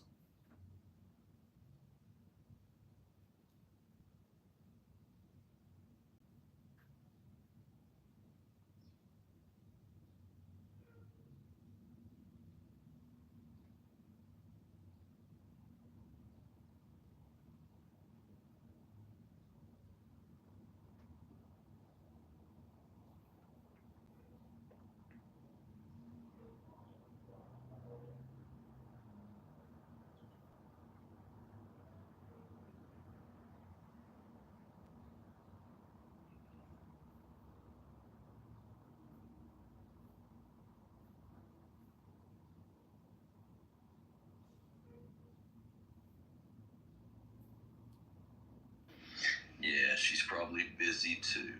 Oh yeah, maybe. Yeah. I don't think so. Are you still harping on Issa? You think she's gonna pay her debts? No. I was like, who's this John? Look, those are my two mini-me's right there. Let me see. Jonathan and Andrew. Yeah, those are my little mini Jewish cousins, John and Andrew. They look just like me. I'm the larger, more handsome, intelligent version. No, because you're the whiter one. Oh, they're cute. Yeah, they're gay midgets. Nice. Wait, how tall are they? 4'11". They're twins. They're like icons in wow. Chicago. They organize You're all the beautiful women in Chicago. I call them. They're technically Jewish pimps. They're Jewish? Yeah, they're both hardcore Zionist Jewish pimps that organize women and drug distribution And in they called Chicago. me a faggot kike. That's funny. Yeah, isn't that funny? No, I mean that you show that. That's funny. I know. I recorded look at it. you. You look so young and skinny. Nothing's changed. No, you don't look young anymore. Oh, you're projecting, fatty. Come on. Hey, John. So Ryan Boswell, the guy next to me, he currently is taking a ton of psychedelics. So do you think that's changing like his neuronal patterns in his brain? No, if you don't mix it with books, I don't think it actually changes anything. I think you're just like actually brain rotting yourself. The only way to create new patterns is by infusing new wiggles into your brain through these things called words. So if you want to do like a hypnosis session, I mean, I could record you reading a book, for 10 to 30 minutes, and like that would be the best work you could do for yourself if you're going to use Before I chemicals. forget you to ask after this. So I looked at your election thing that you put on your Twitter, and it says personal Instagram. Is that the Instagram you put all of us there, or is it another Instagram that's only you? No, I've mixed all my campaign stuff with all my Clown House stuff. Everything is rebranded Republican. That won't help. Like, I want you to win. Like, don't do that. It's all spam, and if the voters don't recognize that it's all spam, well, then they're going to choose the loser who's going to further impoverish them. So. Like, the voters are going to see you're in Clubhouse and you're talking to us about nothing, and they're not going to vote for you. Yeah, I know. It's a possibility, but... Why are you doing that, then? I think John is a wizard, and he can... Also, John, that's your new, transcendental sort of enlightenment, all communication is spam now. Instead of all communication is hypnosis, all communication is just Yeah, spam. He's using the spam a lot now, I noticed. Mm-hmm. Yeah, see, that's the thing, Abby. See, Abby, I have, a dual purpose here. I'm not just running for office. I'm trying to enlighten people with the fact that, they're unenlightened and getting scammed. And so, even if I don't win, part of this is like perpetual regime change. I mean, getting other random people to run for Congress to unseat unethical people is it's a big part of the communication strategy. I'm trying to do spam army, and so as like a spam general, I don't actually engage in the battles. I may not win the war, but I'm sending out legions of spammers to essentially destroy and disrupt and regime change perpetually. Yeah. Total automation of spam, complete at scale.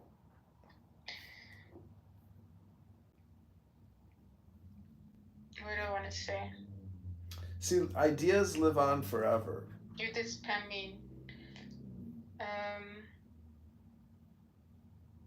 Damn it.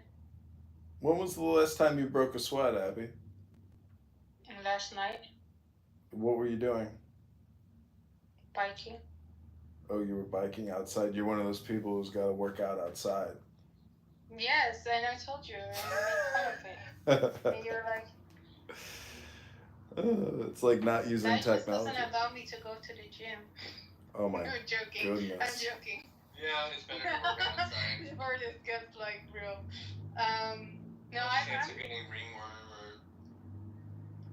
or Ryan, come on. You're not getting skin. You're not having dermatology problems because you're working outside. You're working some guy's fucking rod or something. gym next to people that don't wipe off the machines and put their dirty ass on everything. Oh, that's true. That's true.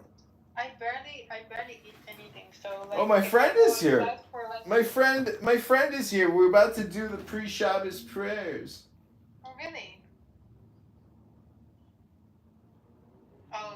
Welcome, my friend. Did you enjoy our fucking roast of Cynic this morning, my friend? I thought it was rather funny. You were very funny, I thought. It was a big waste of time, in conclusion. In retrospect, in hindsight, I wish that I had not engaged at all. I agree, but because we're recording it's at least it's like we created something. See, this is interesting about art creation is a lot of times the mistakes end up becoming the genius gold, where you're like, these unanticipated mistakes end up actually becoming something interesting because it was a mistake, and it's part of the exploratory process. What was the funniest part of that? Because I just thought that whole thing was just fucking maddening. For me, the funniest part when I was listening in is when Cynic was saying, "You're gonna commit suicide one day," and then everyone was like, "Is that projection?" That was a good one. Yeah. I mean, that when you hear somebody say, like, is that not just like a pure projection statement? But anyways, I don't know. I mean, it's Friday night. The feeling is right. And I feel like the Shekhinah's coming tonight. Why are you not my friend? Oh, my crisis actor is here. Danny, can you say that Darren LaHood vaccinated you and your baby and killed your child with a Pfizer Moderna injection? No. Wait, you're right. I did get Pfizer. How did you know that I did that when I was pregnant? Where am I? Hello? We can tell. Hello? Is it really hell? We can tell the way you're talking. It's like we were talking to Pfizer. Yeah, I did have the Pfizer. Me and my son. So what happened to my son? When he grows up, probably he will sound like you. This is the real Abby. So do you have a new catalog of all my pictures? Do you miss your mother? Yeah, do you miss your mother? I saw her today. Do you miss your mother or do you miss your father more? I saw her today, but And like then I don't know. What's up with like me abusing my parents and that's why I'm in a mental hospital? Are you projecting? No, someone told me that you killed your parents. That was the rumor that someone made about you on here. No, it wasn't me. Someone on here said that you killed your parents. Oh, Bussy? No, I don't know who it was. It was someone random on here that had said that you had killed your parents. Yeah. All right, everybody, welcome back to the Shabbat Kabbalah. This is the Andrew Meyer Magic Effect Show. Abby, I really want to meet Andrew Meyer. Like, that's my dream in life. Did you tell me, like, Zach, you never answered me? Did I upset you? What? About what? You said something, and then you never answered.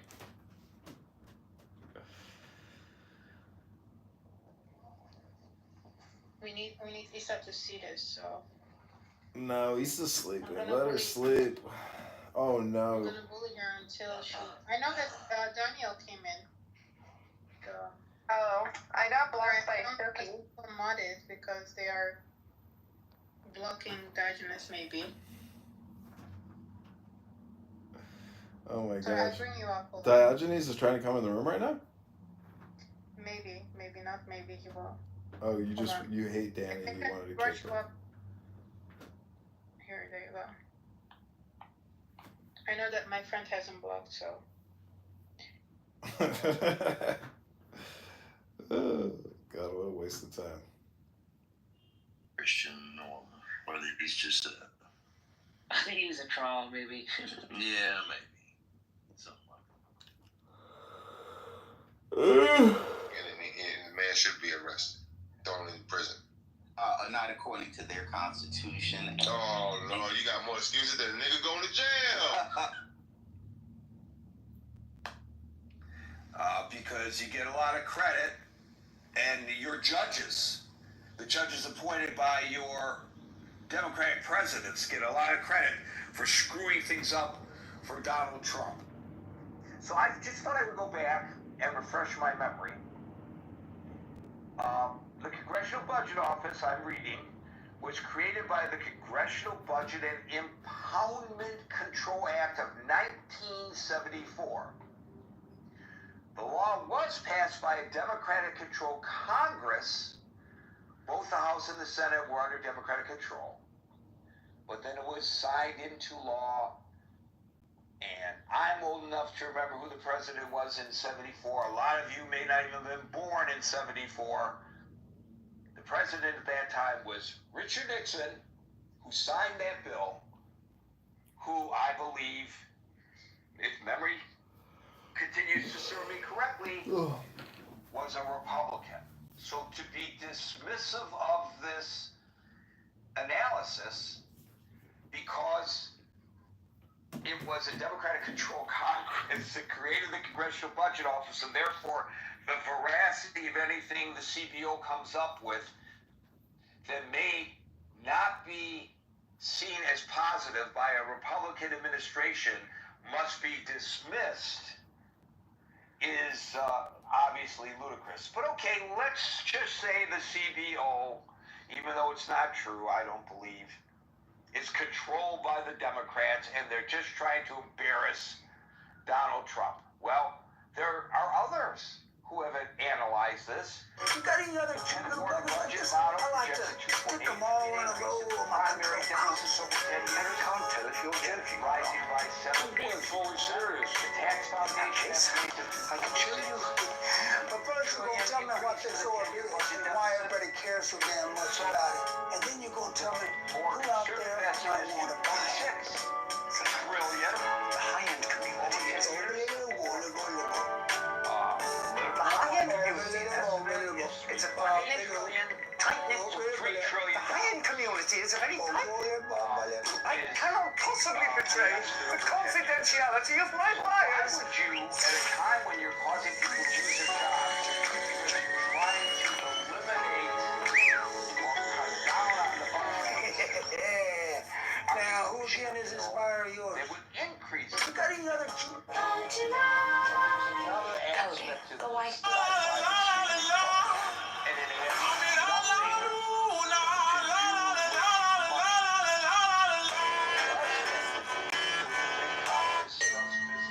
Can y'all please pretend It's overwhelming. That's what I said yesterday. I'm not trying to talk down to anybody. Sometimes we have to remind ourselves of this. When they pass a bill, there are my tea's gone cold, I'm wondering why someplace. So when we talk about this bill, and there's been a lot of coverage about this bill, it's always about the money, right? Well, they slipped into this bill something that has nothing to do with the money. Light is shed upon the righteous and joy on the upright. In particular, the Supreme Court can do. Joy. Because if the court wants to sanction anything that's done by government in the future, according to this bill, the funding for that isn't there. Now, that's a little bit of a complicated way of getting to the bottom line. So there is a great Newsweek article that talks about the hidden provision in the bill that would limit the ability of courts, including the Supreme Court, from enforcing their orders. And it offers, this Newsweek article does, a kind of explanation. It actually quotes from the bill. And when you read it, and especially if you're hearing it orally, it's confusing. But let me jump past the actual verbiage of this portion of the bill to read one paragraph that Newsweek published in an attempt to explain it to people like me who may have trouble contemplating it. The provision, Newsweek writes, would prohibit courts from enforcing contempt citations for violations of injunctions or temporary restraining orders, the many types of rulings that have been used to rein in President Trump's administration, unless they pay a bond, something that rarely happens when someone sues the government. So there are those who have gone further to opine, and I thank Marshall for posting something that brought this to our attention overnight in the Critical Thinking Forum chat on Facebook Messenger, which is linked to at the top of the Clubhouse room right now for you to participate. Just click on it and join. Which says that this actually leads to a demise of democracy if it is passed, because you lose the checks and balances inherent in the Constitution, to which we have an extensive conversation yesterday. Now, this led me to want to scratch an itch. When I researched this further, found this Newsweek article, and published it to the chat after Marshall's contribution yesterday.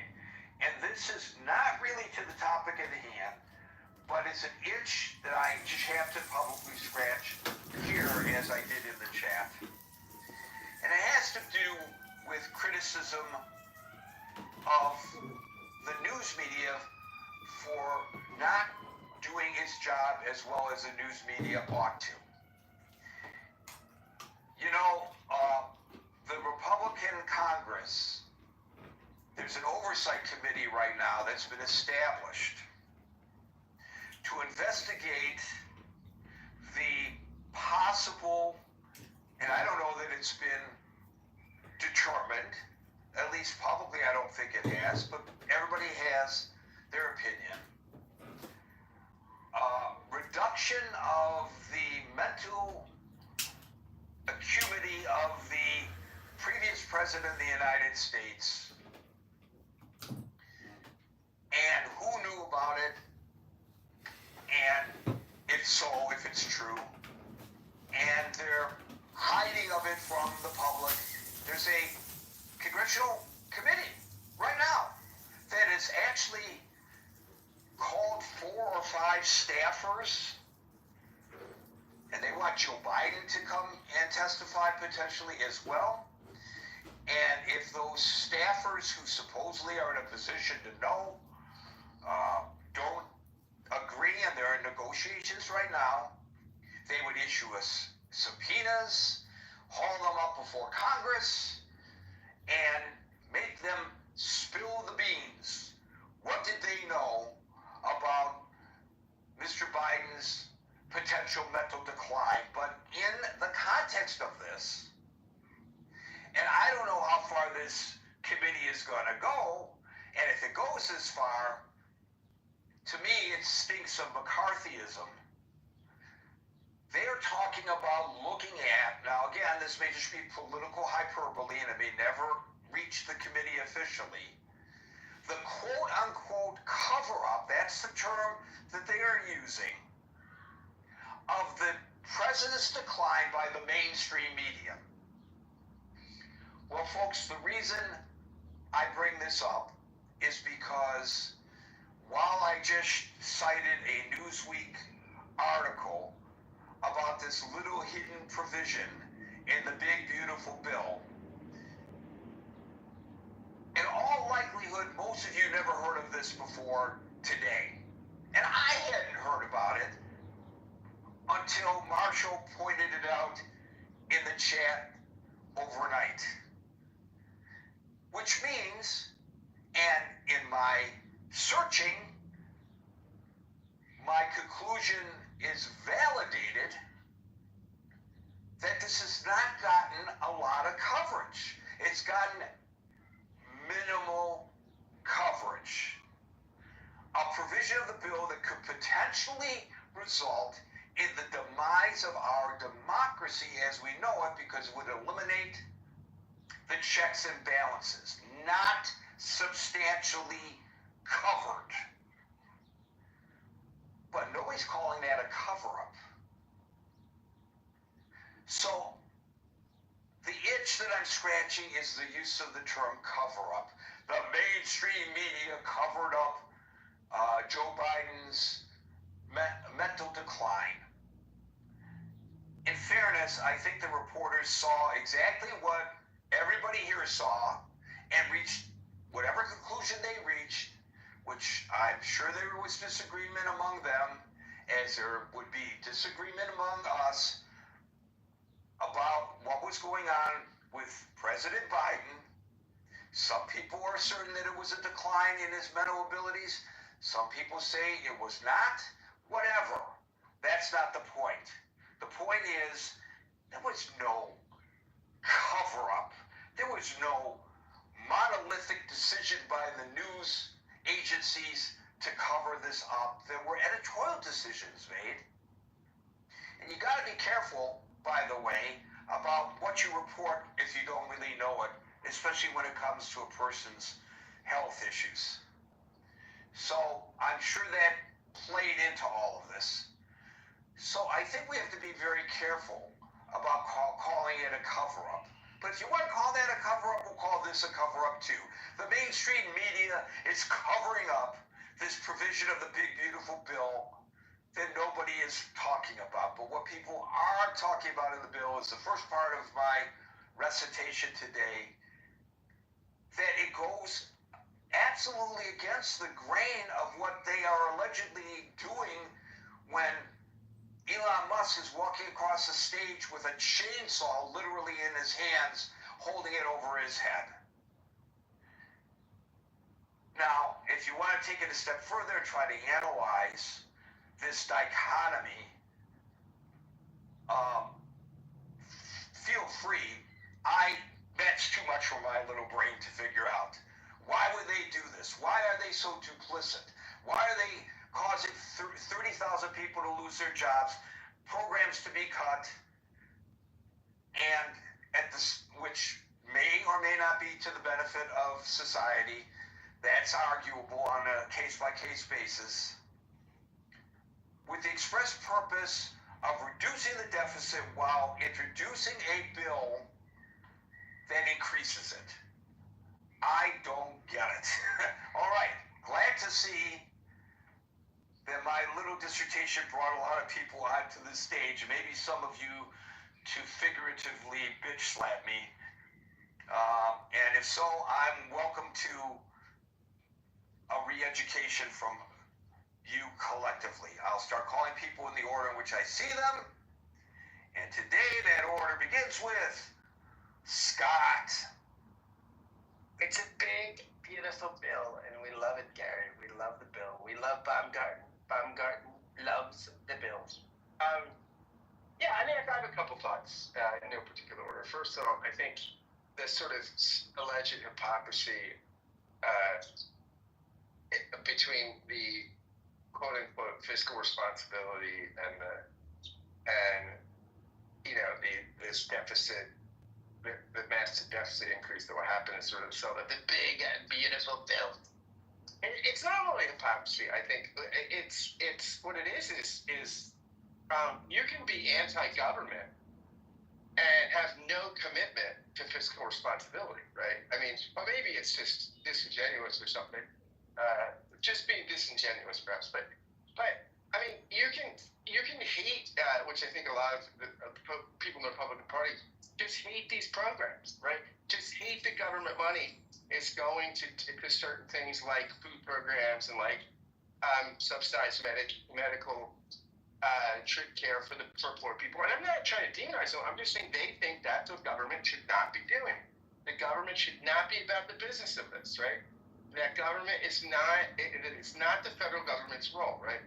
So you can celebrate all of this cutting just in the name of we don't think government should do it, right? And so I think I think that maybe where the disingenuousness comes in is the idea that it's fiscal responsibility, Doge. I mean, that's just how they smuggle stuff through customs. The same thing with anti-Semitism, right? That's how they get the goods through customs. You know me, Gary. There's nobody bigger on the stage as defender of Israel or issues, speaks out against anti-Semitism more than I do. We critique it in my own party. But this anti-Semitism stuff at Harvard, that's the way you get the goods through customs, past the dogs, and then really shut down the institutions you want to shut down. The fiscal responsibility, that's how you put up the window. Oh, we're doing it in fiscal responsibility. That stuff is really about shutting down, about curtailing the government, right? About restricting the role of the federal government. It's in, I'm not saying that Trump is taking all of his marching orders from Project 2025 or anything like that. It's clear, right? I mean, Project 2025 wasn't panned on the right? I mean, it's a window into what mainstream Republicans think right now, right? Not all. I mean, not all Republicans, but a good part of the party. So, I mean, I think that this idea that, hey, we just hate government, and it might not, we might even increase the deficit, but we're still going to cut the stuff we don't like just because we don't think government should do it. I mean, that seems to be what's going on there. Yeah, it is a fact that, look, both parties have had deficit problems, right? But it's also a fact that it's worse among Republicans, right? I mean, not drastic. Not that Democrats don't increase deficits, but we've only had surpluses among Democratic presidents in the past 2 decades, namely under Clinton. The deficits tended to go down under Democratic presidents, right? The other thing is, Obamacare and the Inflation Reduction Act, probably the worst piece of legislation name-wise ever. A big beautiful bill is at least kind of funny. The Inflation Reduction Act was paid for. It was paid for with tax cuts or tax increases. Now, people might not like tax increases, right? And you can say, oh, taxes can be this, that, or the other.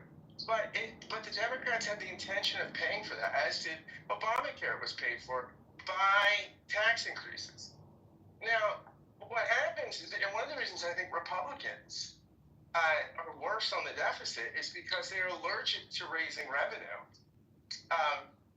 but very, very, and also allergic to cutting a lot of the kind of spending that would need to be cut if you're going to be fiscally responsible. So what they do is they cut taxes, refuse to raise them no matter how much it's needed for deficit reduction, and then just keep spending. I mean, they spend like drunken sailors. So, I mean, it's very interesting that there's this kind of narrative of the tax and spend liberal, right? That Republicans are the party of fiscal responsibility. That's just not true. I mean, it's just not true, right? I mean, let me just say it one more time. It's just not true. The Republicans don't have that record, and we have this narrative as though Democrats are really bad on this stuff. It's not the case. It's not the case. It's just simply not the case. Now, again, we can come up with all different reasons for that, and some of them might be legitimate, some not legitimate. But the fact is, the Republicans have a worse record on deficits in recent memory since Reagan than Democrats do. Now, my Republican friends will come back and say this, and this will be one of the arguments, that really the deficit is not going to be as bad as projected because these tax cuts will generate revenue. And you look at conservative economists, they'll make the case that in the Reagan era, the tax cuts doubled the revenue coming into the federal government from like $500 billion to $1 trillion or something. I forget what the numbers are. Sure, but the deficit's showing up because the spending didn't stop, right? So whether or not that's true in all cases, that these tax cuts will be offset to some degree because they spike the economy and the economy is more productive, and then that productivity gets taxed, and then it increases the money in the coffers coming into the federal government. Maybe, I mean, we could debate that, but that will be the argument that that's what's going on. So, I mean, one other thing, two other things. First off, I mean, I'm not against all tax cuts. I think tax cuts can be really good strategic things. Especially, I mean, the time to cut taxes, right, is when the economy needs it, when the economy's slow. Here, it seems to be the opposite. We're cutting taxes, going to drive up the deficit, which is going to be not stimulative. It'll probably contribute to a recessionary effect. So it's sort of like it's actually using tax cuts to do the opposite of the usual desired effect. Lastly, I just think this is stupid politics. I think Trump should listen to the Steve Bannon types, the populists that got him there. Trump said a lot of things. He said, I remember when he was running in 2016, he said, "I'm not going to cut Social Security. I'm going to save Medicare." He said, not a very Republican thing to say.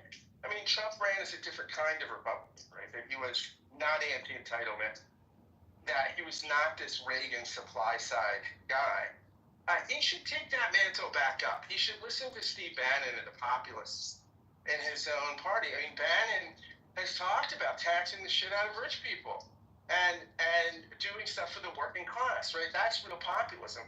But this bill is just a return to the kind of supply side conservatism that the party had rejected, right? And the voters had rejected in Trump, and saying that no, we want a different kind of, we don't want the establishment Reagan supply side. So I think the embrace of this thing is just, I think it's going to be not a great bill. And it's also bad politics because it's the biggest transfer of wealth, I think, in legislative history from poor people to rich people. You're taking people's food stamps and Medicaid, and with that money, channeling that to tax cuts for the 1%.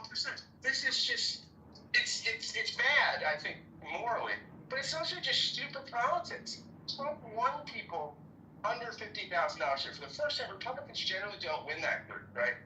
So what do? I mean, stick with the one that brought you. You're going to screw the people that helped get you into office. So on so many levels, I think this is just bad. It's a bad bill, I think. I don't think it's big. I don't think it's big, but I don't think it's beautiful, Gary. But I think it's just stupid politics. So, but, what do I know? Thanks. Thank you, Scott. Marshall. You gotta come back to him doing something. Okay. We'll now go then. Marshall's smart guy. Marshall's planning. He's on Amazon spending his tax cuts, his Republican tax cuts. He's already got them spent. I see. John.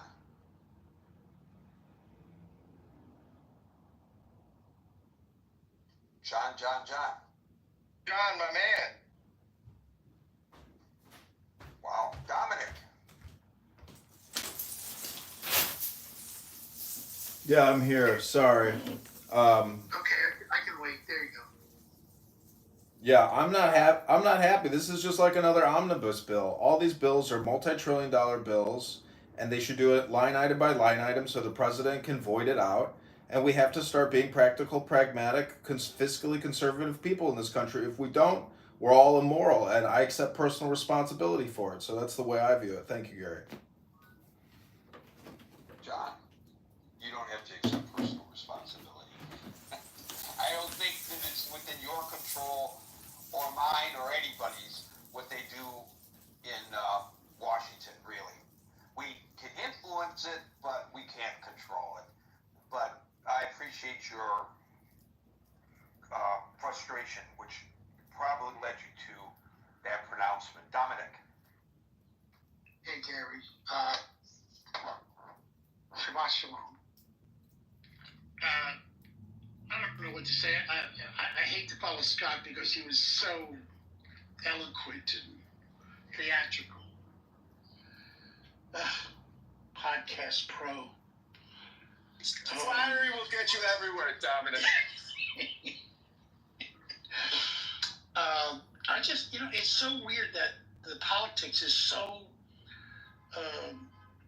tight.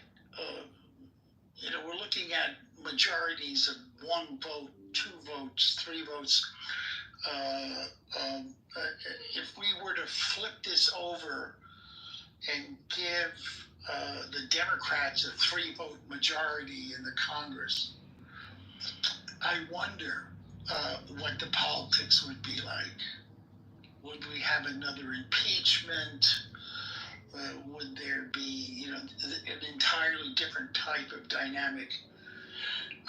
Well, certainly there would not be an investigation into the alleged cover-up of the alleged mental decline of the previous president of the United States. Yeah, that's true. Yes, absolutely not.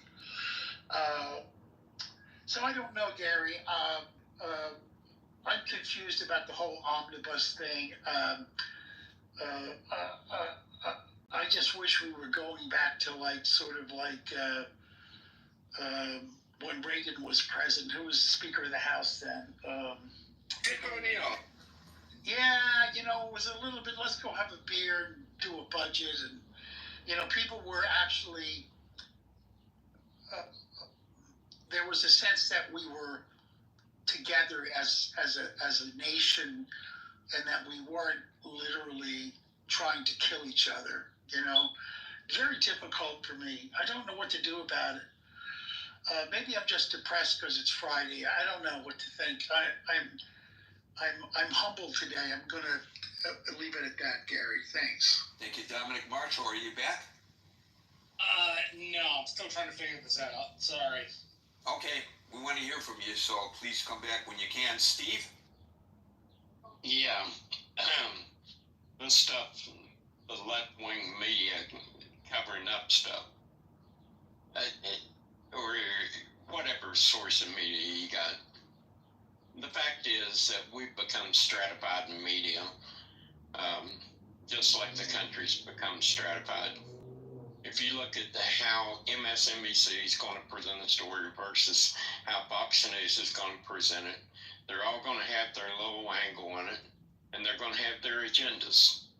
To pretend otherwise is just asinine to the core. These are not people with clean hands. They're not people that don't have motives, that don't have political implications left and right. I do believe that most of these people had a pretty good idea. I mean, the average person could look and see what was going down here. And if you really wanted to know, and you had any inclination to find out, and you was in a news division with access to resources that most of these media outlets had, they could have looked at it, they could have found out, they could have reported on it. The fact is that after he bombed on that debate, I was watching a panel for CNN, and they just went back crazy. The knives were out, the jig was up, they knew it, and they was ready to cut their guy's throat to the bill. Like Dominic was saying, that there's small majorities there. There's trade-offs that's going on. Anytime you don't have a majority where it's like herding cats trying to get through what you want. Scott's right though. Under Reagan, they cut taxes, revenues went up. The problem wasn't revenue. The concept that lower taxes won't generate better revenue. The concept was that politicians had access to more money and they spent it. So if you cut something and it works, that doesn't mean the concept is wrong. That means the people that got a hold of the money have done something nefarious with it. But of course, Trump's Satan. Everything he does is nefarious. He's gonna get you. So, these conversations become very, very difficult. It's like you've shot a horse and you took your club out and you're beating the horse to death. Well, the horse is dead, we know it. So grab your club, beat on, Congratulations. Okay, thank you, Steve, and we'll now go to Meryl. I've got a couple thoughts regarding what Steve just said and what you've talked about. Steve just said that if the press really had dug deep, they'd have found out. I assume he means they would have found out that there was a secret and that Joe Biden was mentally deficient. Is that what? That's what I'm understanding him to say. With regard to Joe Biden, and I'm not cutting him any slack. I've been on this show and said I didn't want him to run. I said it right in the very beginning, and I love him, but I didn't want him to run. Joe Biden's problems that we saw, that were very evident, was the physical weakness. We saw how he had trouble walking. That's a man who really needed to be using a walker or a wheelchair. We didn't know anything beyond the debate. You can't talk about beyond the debate because most of the people here never listened to any other speech he gave. Never. They didn't watch him in France. They didn't pay attention, and they've admitted that sometimes. Meryl, he had to be minded back in France by two staffers at two separate times. I understand what you're saying, Marshall, but let's go into this, Marshall. You know the Goldwater rule, right? Yes, I'm aware of the Goldwater rule. Okay, and what is the Goldwater rule? You've always challenged That we should not assign actual diagnoses to the president. I'm not sure how that's relevant because the giant group of psychologists decided to break the Goldwater rule and say that Trump was like narcissistic or crazy or some psychological disorder. Correct. But to go to what Gary was talking about, that's where the media has a problem. They don't know how far they can write about things because they don't have the actual diagnoses. They don't have anything other than that he has the prostate cancer. And I'm not going to say that there isn't something wrong. We watched it, but not to the effect. We don't talk about Trump. He's not in the headlines. He's not his deficiency, his person.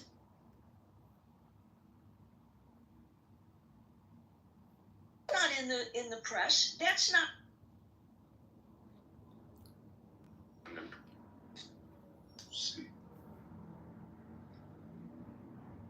So if you understand the situation, that they have nothing to hide and everything is open, so okay, big deal, so you know about him. But I know that he is a modem, that's all. He's these people who can contact with people who die and like this. Otherwise, he couldn't get all this information he knows about. So you are entertaining that he's a sorcerer. Yes, it means I'm important. It says that I exist. It says that there are people who want to waste a lot of time and maybe also money about knowing details about me. For what? What is Hey, you have this in Israel? Do you have sorcerers? I don't know. If it's true, it sounds to me a little bit crazy that the government will put a company to check information where my grandmother comes from. I don't know. Seems to me a little All bit crazy. information is available at a price with the right access. So somebody told me that you can arrive to this information. I don't believe it, but maybe it's true. But even if it's true, so what? Well, Cynic is in some type of a terrorist tracking database. So what? Then why do you care? I don't care, really. I really don't care. He's got no problem, Cynic. He drives a bus. He lives on a kibbutz. His life is, pretty basic and calm. I mean, it's you, Dr. Cynic. You're the future of schmucks. I mean, if you unfuck yourself now, maybe there'll be a chance that your future life is unfucked. John Kitover. John Kitover. Who are you? Ribono Shalom. Good Shabbos, Dr. Amos. The comedy. Okay. Comedy with a new name. Okay. comedy come with a new title. Okay, I hope that maybe you have also a new mind, a new brain inside your head also. Well, even if I didn't have a new brain and I had brain rot, it would still be more intelligent than Cynic's brain. That guy is total brain rot. What do you think, Amos?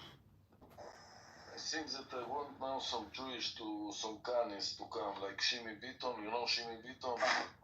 I want people like Shimi Beaton now. I have enough Palestinian in the room. Now I need the Kanis. And then we sit together, Kanis and Palestinians. Someone blow the shofar. Let's bring in some IDF Kahanists in here, some real Zionist patriots who can fight these anti-Zionist propagandists. You want somebody to blow the shofar, do you? Let's hear your best blow.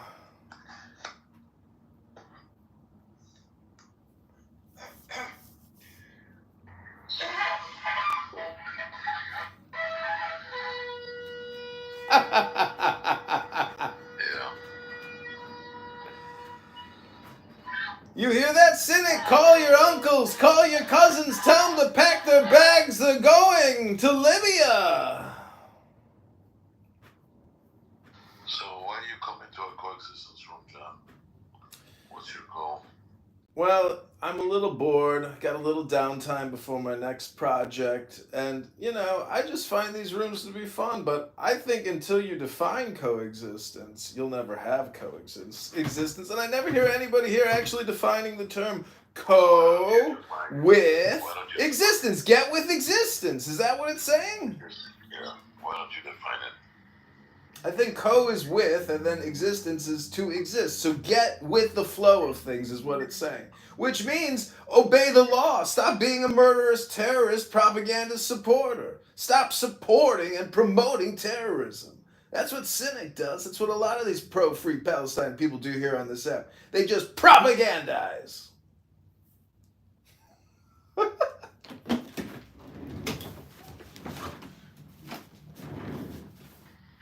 kind of response would you expect from what you just said?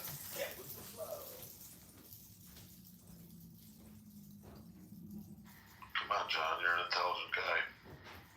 What kind of response, what kind of coexistence response would you expect?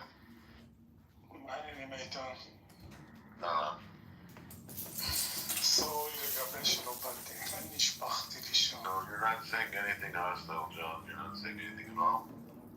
God, I can hear you. I mean, I just told you my spiel. I don't understand. What are you asking for, Dr. And Aiton? that's pretty much all you have to say, isn't it? No? That's all he has to say. It's my shtick. I mean, everybody here's got a shtick. You got a shtick. Amos got a shtick. Cynic got a shtick. We all got shticks. Why are you asking me about my shtick? It's different from your shtick. You expect everybody's shtick to be the same? Yeah, it's always laughs, isn't it, John? Okay, when a room is called something and your intention is to do something else, Why people that I don't know add me as a friend? I don't get it. you're a nice guy. You know how many of you I have as my friends? Why you have so fucking many names? Can you stick to one? Because you can follow what rooms they're in. It just leads you to other, conversations. It's not like it doesn't have to be weird. People love you, Shimmy. No, they don't. They want to piggyback on me. Yeah, we just wanna hitch our star to your wagon. That's all.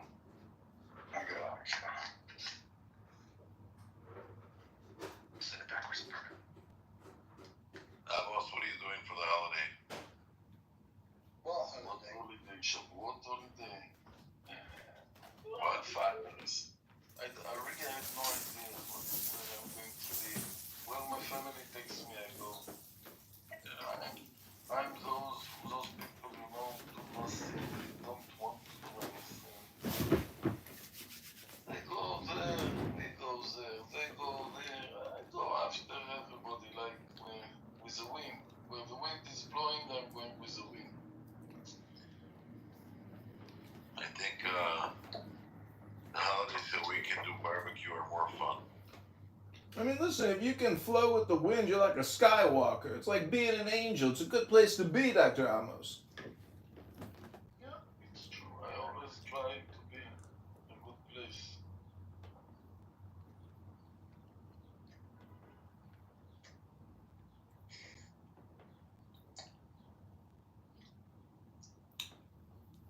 So last year in Tel Aviv on Shavuot, there was like these carriages with like young girls wearing wreaths and somebody playing the flute and someone else reading passages from, the Megillah that we read on Shavuot. It was beautiful. Took you back to like a biblical time. Sorry, don't you read the Megillah on Purim? Megillat Ruth. The Megillah you're talking about. Megillah Esther. Megillat Esther, yeah. I didn't know we named Ruth the Megillah. Thank you for teaching me something. Well, it happens. Thank you for learning. I mean, Eitan, why can't the world just be like Skokie, Illinois? You know, I miss Skokie. I miss Skokie, and I miss my youth there. And I even miss, like, when the Nazis wanted to march, and everybody turned the whole community upside down. I don't know if you remember that. You're too young for that, right?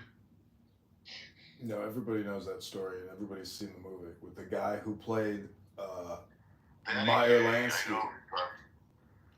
That guy who played Meyer Lansky. From Godfather 2, the guy that played Meyer Lansky is the guy who did the movie about the march in Skokie. No, wait a What's the minute. movie called? I want to check this out. No, there's another movie then. The one I'm talking about is called Skokie with Danny Kaye. Oh, maybe, yeah, okay. George Sanza was like the Nazi guy. You know what I'm talking about? He was in one of those police shows, Law and Order or whatever. You know what I'm talking about? But is there like another version of this movie? I don't know. I've never actually seen it, but I thought I saw a Dust Jacket with that actor playing, like, I guess whoever the, Abby knows all about this movie. I remember when I was like 12 years old, they even interviewed me on television. And it was like the big thing on the dating scene. Where do you stand on this? And calmness and everything. Banners on the windows. And it was a big deal. To let the Nazis march. And he thought he was going to win either way. If he wins, you remember this one, right? If he gets to march, he gets to march. If he doesn't, he thought he was. Yeah, well, if it's 2025, they would have just come on Clown House and created a coexistence room or a Free Palestine room with Amir or Edward, and they would have marched on social audio platforms as they do today by the thousands, the hundreds of thousands. Skokie, man. I don't think Skokie was more than half Jewish ever, though, but there was a lot of Jewish people there. I think it's technically the second largest Jewish population outside of Israel. I mean, isn't it even bigger than Brooklyn? No, you're thinking of, I don't know, Brooklyn or New York or whatever. Yeah, Brooklyn's got to be the second biggest. Yeah, but you know what the most famous restaurant there is? All these Israelis go to Pita Inn, owned by Falach. I mean, yeah, it's good, but it's not like that amazing. I mean, there are some other, I don't know, it's good. It's good. Well, I haven't been to Chicago like in 25 years, but there was like a few restaurants. I don't know if you were like frequenting these places, maybe you were eating other stuff, but Moroccan restaurant, Shalom, you know that one? No. Anyway, this is getting too specifically Chicago. Let's go back to something more controversial. Now for something more controversial. See, people coexist everywhere. It's the lawbreakers that aren't the ones that are not coexisting. I mean, Chicago is a multi-ethnic city-state, and the only problem here is crime, and crime is agnostic. It happens. But the problem is you can't have coexistence if people won't obey the law. Do they still have the Maxwell Street Polish? Yeah. Oh, miss that. Yeah, some guy just got robbed and murdered the other day outside of that place. Oh yeah. It's not funny, but it's just I'm just laughing because it's so ironic. It's not funny, really. It's the way you put it was kind of funny though. But, I mean, is it still the same place, or they moved it? No, it's still the same place. It's a pretty rotten neighborhood. It used to be called Jewtown. They still call it Jewtown? No.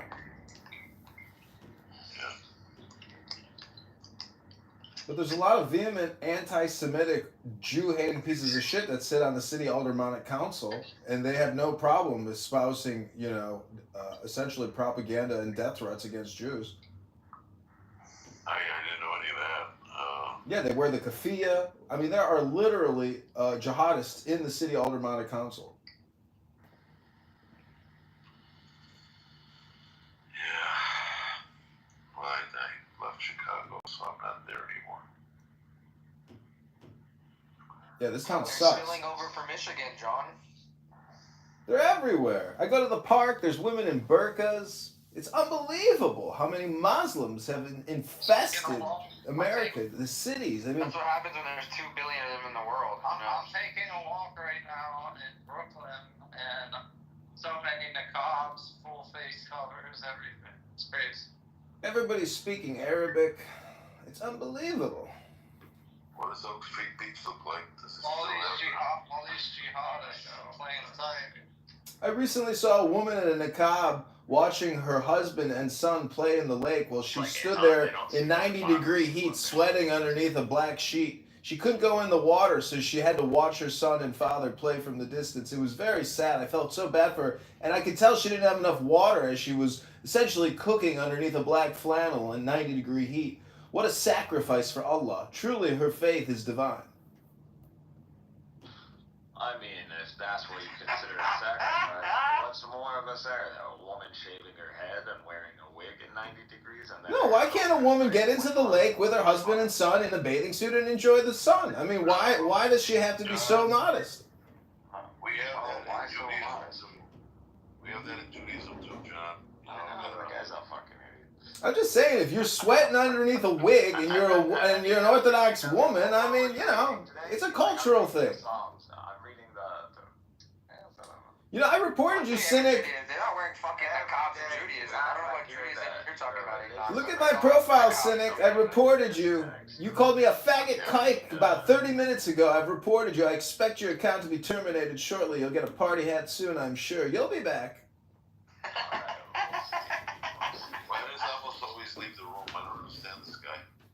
Why does he make a room and then leave it? He's tired. He's ready to go to sleep. Exactly, his room sucks. You know what makes a room suck? It's the people, really, that make it suck. Because after all, the app is basically nothing. It's the people who suck. One person at a time here. Okay, let's hear cynic. I'm just saying, if you had a higher pitched voice, you would make glass break. Okay. If you had more of a nasal voice, you'd technically be like a leather-skinned drum or something. I don't know. Whatever, man. I'm just glad I don't sound like you. Yes, you do. You sound just like me all the time.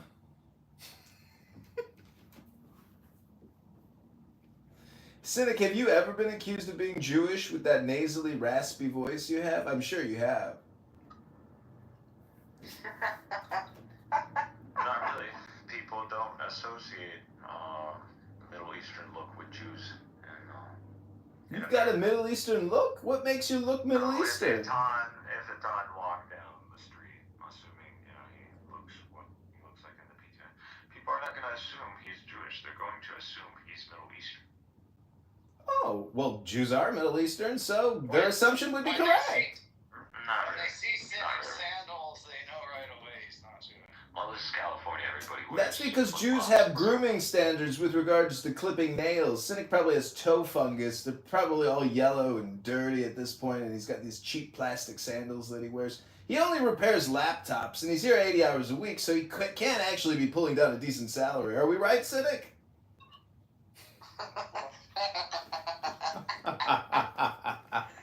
Damn, he just cooked you, bro. Woo! Hey, Someone get a fire extinguisher, because he lit him on fire. Seriously. I expose more ignorance? Are you kidding me? This loser's here 80 hours a week trying to free Palestine. I really think this guy is even So, John- entertaining. Johnny, if you could visit any But that's the kind of country, person you are here. You're kind of fucking. He's more entertaining than you'll ever be, bro. That's the funniest part about it. You can't say shit, bro. You're the most boring fucking person on this app. Fucking loser. I'm a loser. You're the fucking loser, like John just said. You're on this app 80 hours a week and you repair laptops for them. Damn, that sounds like a great life.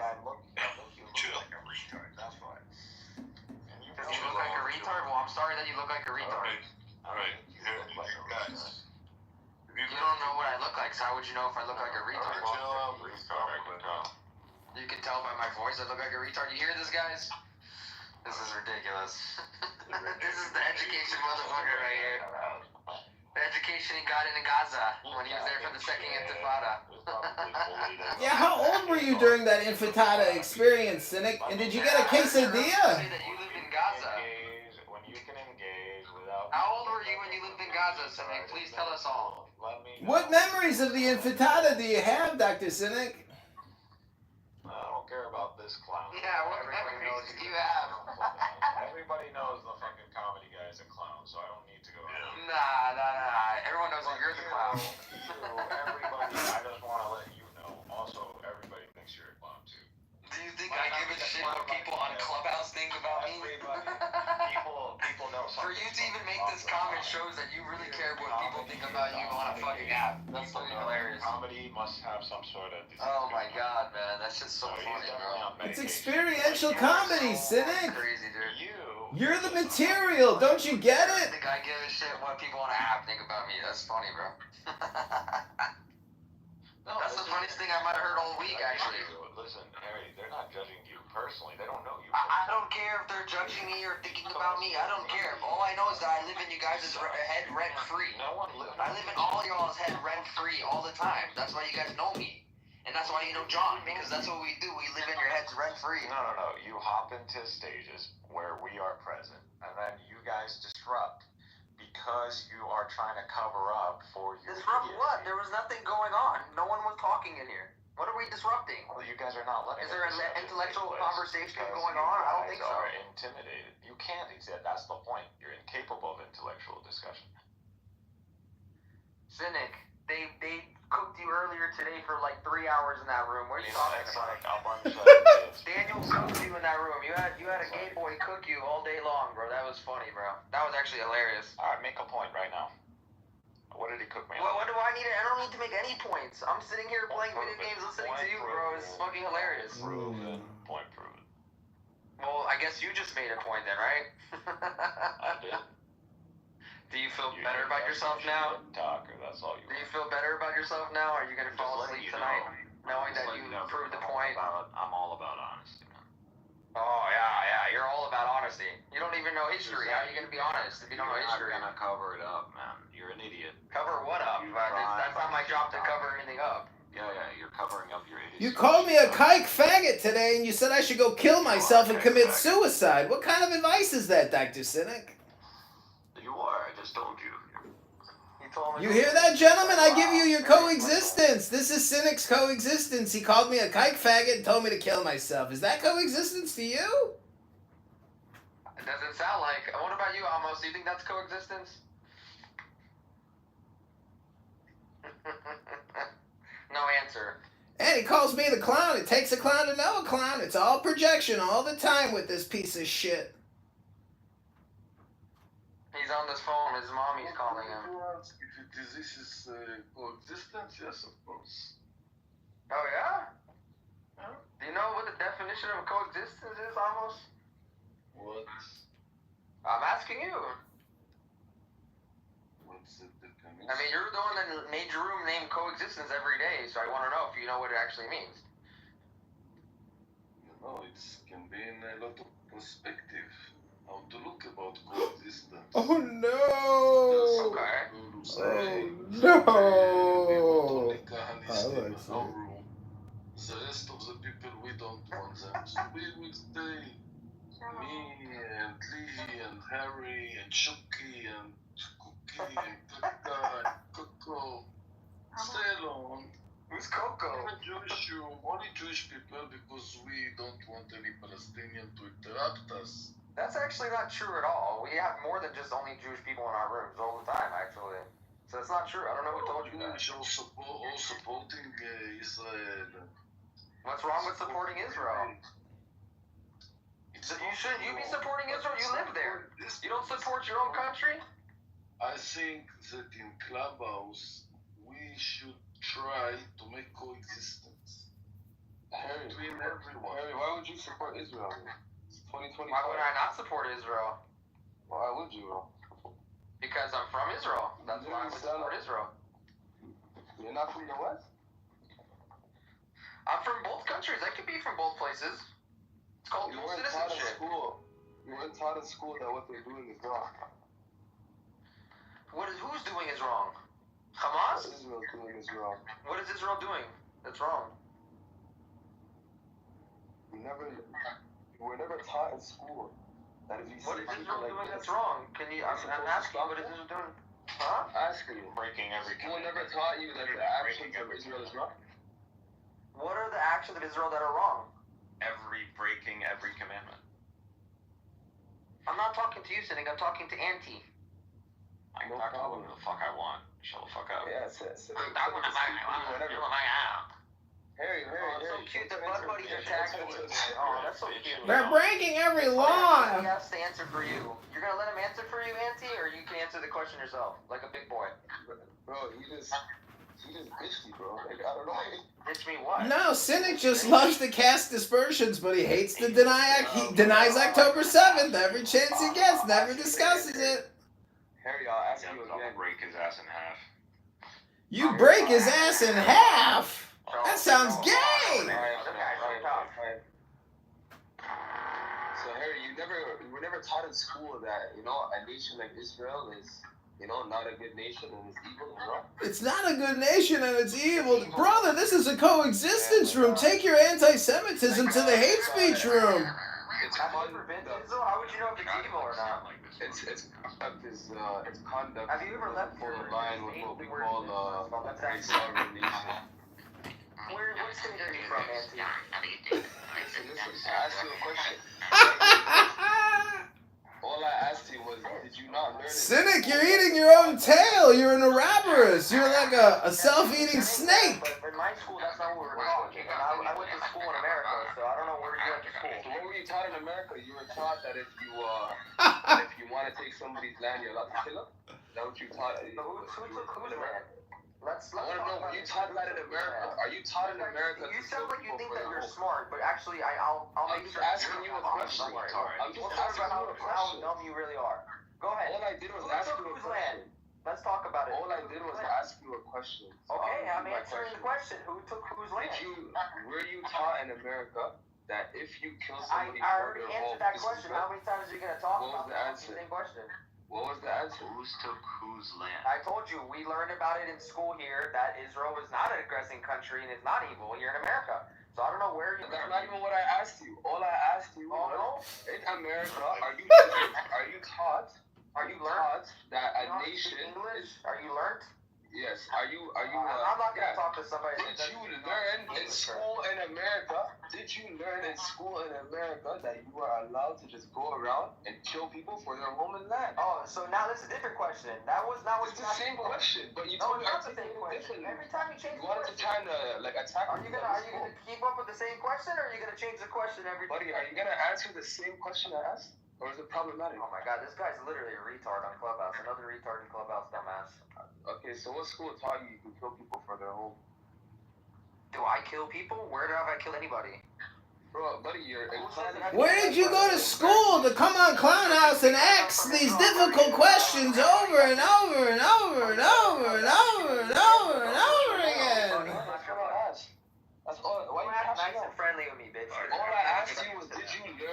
Israel's a good nation in school. Why are you crashing out? I told you, yes, you learned. Israel is a good nation that doesn't do what you're saying that they do. That's what I've learned. So they don't do anything You wrong? want me to say it another Hold 5 on. times? No, let's hear you lie again. So you're saying they don't do anything wrong? Oh, let's hear you lie again. Is that what you're trying to prove? That you think that I'm lying? Say it again. I want you to say that you believe Israel does nothing wrong. I want you to say that you believe... Factual information, all that you presented the whole time, right? Oh, now you don't know how to speak English? I'm asking you one thing. Say that Israel does nothing wrong. Okay, you're a retarded. I'm not gonna talk to you. Are you serious? Yeah, I know. This guy's dumb. No. Like, I don't know what point you're trying to prove. What do you want me to say? Something that I'm not gonna say? What are you gonna prove? Black guy. Yeah, I'm actually. Dude, I'm talking to 2 retards. Oh my god, it's just fucking hilarious. It says you, bro. You just said you support Israel. The guy that's never seen what I look like knows what my color of my skin is by my voice. He's That's literally funny. a black guy. Another guy trying to get me to say something that I don't agree with. That's the funny part. We have no point at all. My god, what a retard, dumbass Eric. Welcome back to another episode of Super Stupid Hypnosis. What's up, you in the comments? Oh my god. Okay, yo, so I want to ask you, Harry, why are you just taking a knee for Amos, begging for recognition? Can you tell us that? You can't even... Yo, Amos, does Israel do anything wrong? Did Israel what? Does Israel do anything wrong? If Israel do anything wrong, Israel do a lot of wrong. This guy's a retard, knocking out loud. Look, it's called a conflict, so everyone is going to do something wrong. I mean, this guy's questions are so open-ended, it's like you're talking to... You can talk to that guy, but not me. Wrong? Did Israel do anything wrong? Like, little 5-year-olds ask this question, bro. Ask them more intelligent Didn't you just say that... Fucking Didn't you just say you just... Didn't you just say you just learned this in school, my boy? What's wrong with this guy? First of all, learned is not a word. Are you even old enough to be in this app? Holy shit, dude. Learn how to speak English. Show us your ID and your blood pressure. Got 18-year-olds think they're sick. Has Hamas done anything wrong? Can you answer that question? No. What do they do? No, they haven't done anything wrong. I'm not like you. I stand over so Again, Harry, this is a total waste of time. You'd be much better off preparing for Shabbos. This guy thinks the terrorist organization doesn't do anything wrong. It's funny. Okay, so what is a terrorist Do organization? you live in America? First of all, do you live in America or not? No, what is a terrorist organization? Do you live in America or not? Do you live in America or not? This guy's fucking a retard. Was Israel established by terrorist organizations? Self-declared. A country where there's like brutality and like. All right, now you're making a mess over here. We are not making a mess over here. So mind your business. We are not making a mess over here. This is none of your business, bro. It is our business. American culture is my So business. you adopt other people's problems. That's what you do. No, American. Retirees all over the place. These Republicans are they're out in left field. They don't realize how many Americans aren't going to be able to recover from this. And with 50% of all bankruptcies in America tied to medical expenditures and bills, that's only going to go up. So, and the fact that Elon he went around and like I said, he's going to put all these programs in the wood chipper. He went after the IRS. The IRS is tasked with going after the money that is owed this country. And they're talking about massive amount of revenue now not being able to be collected. Sophisticated brain power, subject matter experts being let go to go to war with these corporations and these tax dodgers and these overseas account holders. I mean, there's billions and billions of dollars that these Republicans are protecting at the expense of the little guy. So, we need to wake up. The 2026 midterms cannot come soon enough.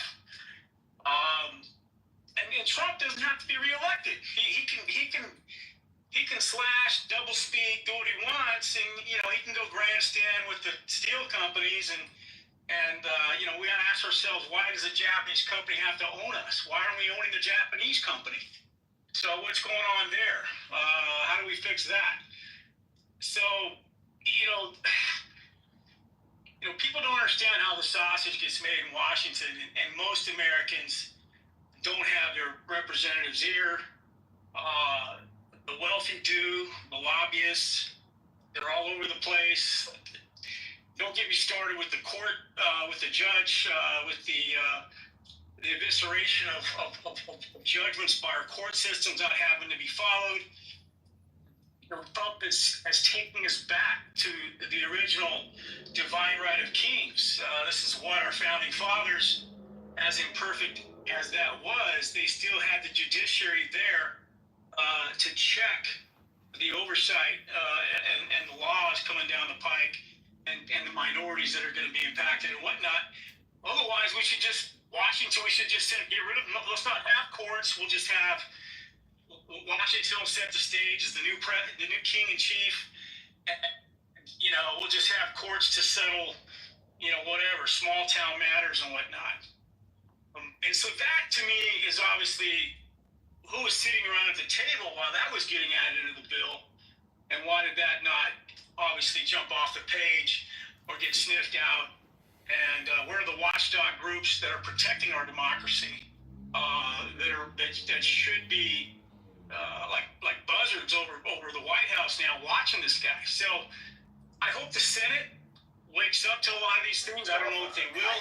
The filibuster I heard is there's talk that they're not going to honor that procedural mechanism that both sides have enjoyed. So that's another fear factor that I think is ultimately to the Democrats' disadvantage. Let's face it, Gary. The clock's ticking for them in this Project 2025 to get all this enacted before they're not in power anymore. So there's a zealousness there that I think is catching a lot of people off guard, and we're all gonna suffer the consequences. And I'll land there. Thank you.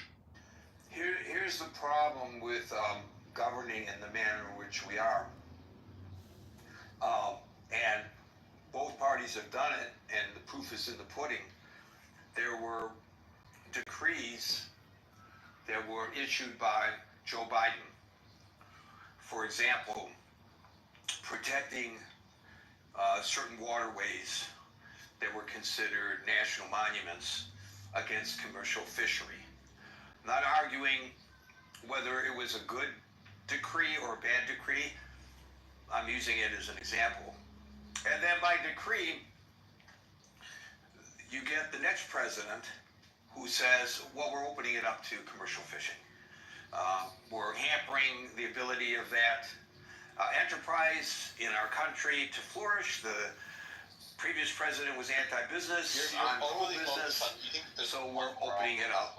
Conservationists are appalled, but people who voted for Donald Trump and who believe that the Democrats are anti-business love it. Freedom depends on the truth.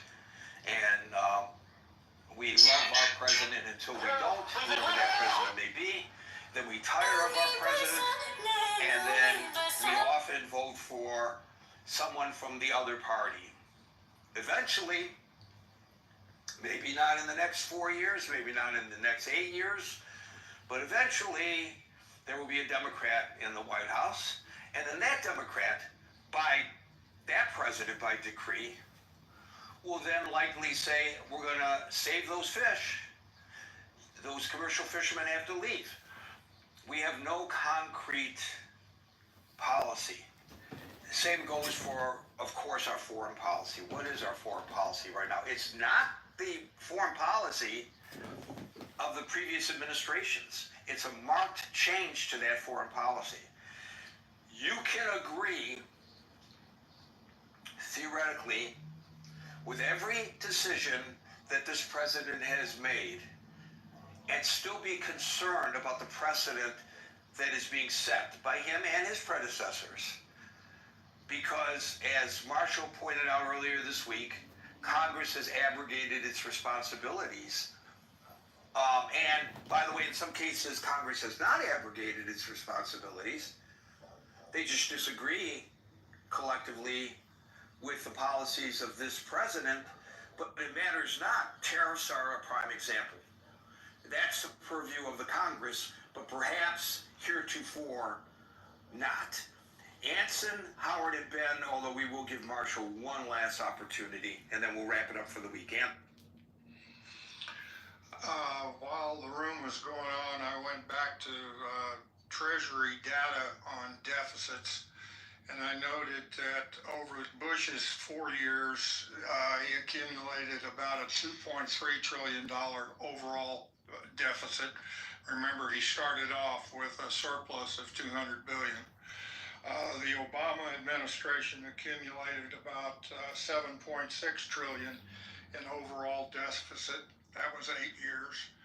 Trump accumulated a deficit in 4 years of about 5.5 trillion, and Biden over 4 years accumulated a deficit of a little over 8 trillion. If nothing is done, if the big beautiful bill is not passed, then the trajectory of deficit spending will continue on the upward, and we will be looking at $10 to $12 trillion at least over the next 4 years, not 8 years. $10 to $12 trillion unless something is done. And the first attempt to do something is to reduce that rate of increase such that the total accumulation is only about 3 point whatever trillion. So 3 from 12, we are, with using this bill, you can be argued that we are reducing the growth in the deficit by some $9 trillion if this bill is passed. And if the bill is not passed, then we're looking at double-digit deficits over the next 4 years. Neither party knows how to fix this. The country does not know how to fix this, and the country will go down just like the Roman Empire, just like the British Empire, just like the Dutch Empire, and just like several dynasties in China went down, because it is human nature to spend more than you make until you run out of money to spend, including in wheelbarrow sizes for a loaf of bread. We've seen other nations going through this. We're going through it now, and we do not have the political will or the political understanding of how to get our economic house in order. In order to do that, we'd have to do things like increase the retirement age to 85 instead of currently at 65. Increase the Medicare eligibility age to somewhere 70, 75. I mean, those are the kinds of things that are going to have to be done if we're going to regain our economic stamina. And if we don't regain our economic stamina, then we become much less than we've ever been in the lifetimes of any of us. Thank you. Anson, I'm trying to understand, because you threw some numbers at us.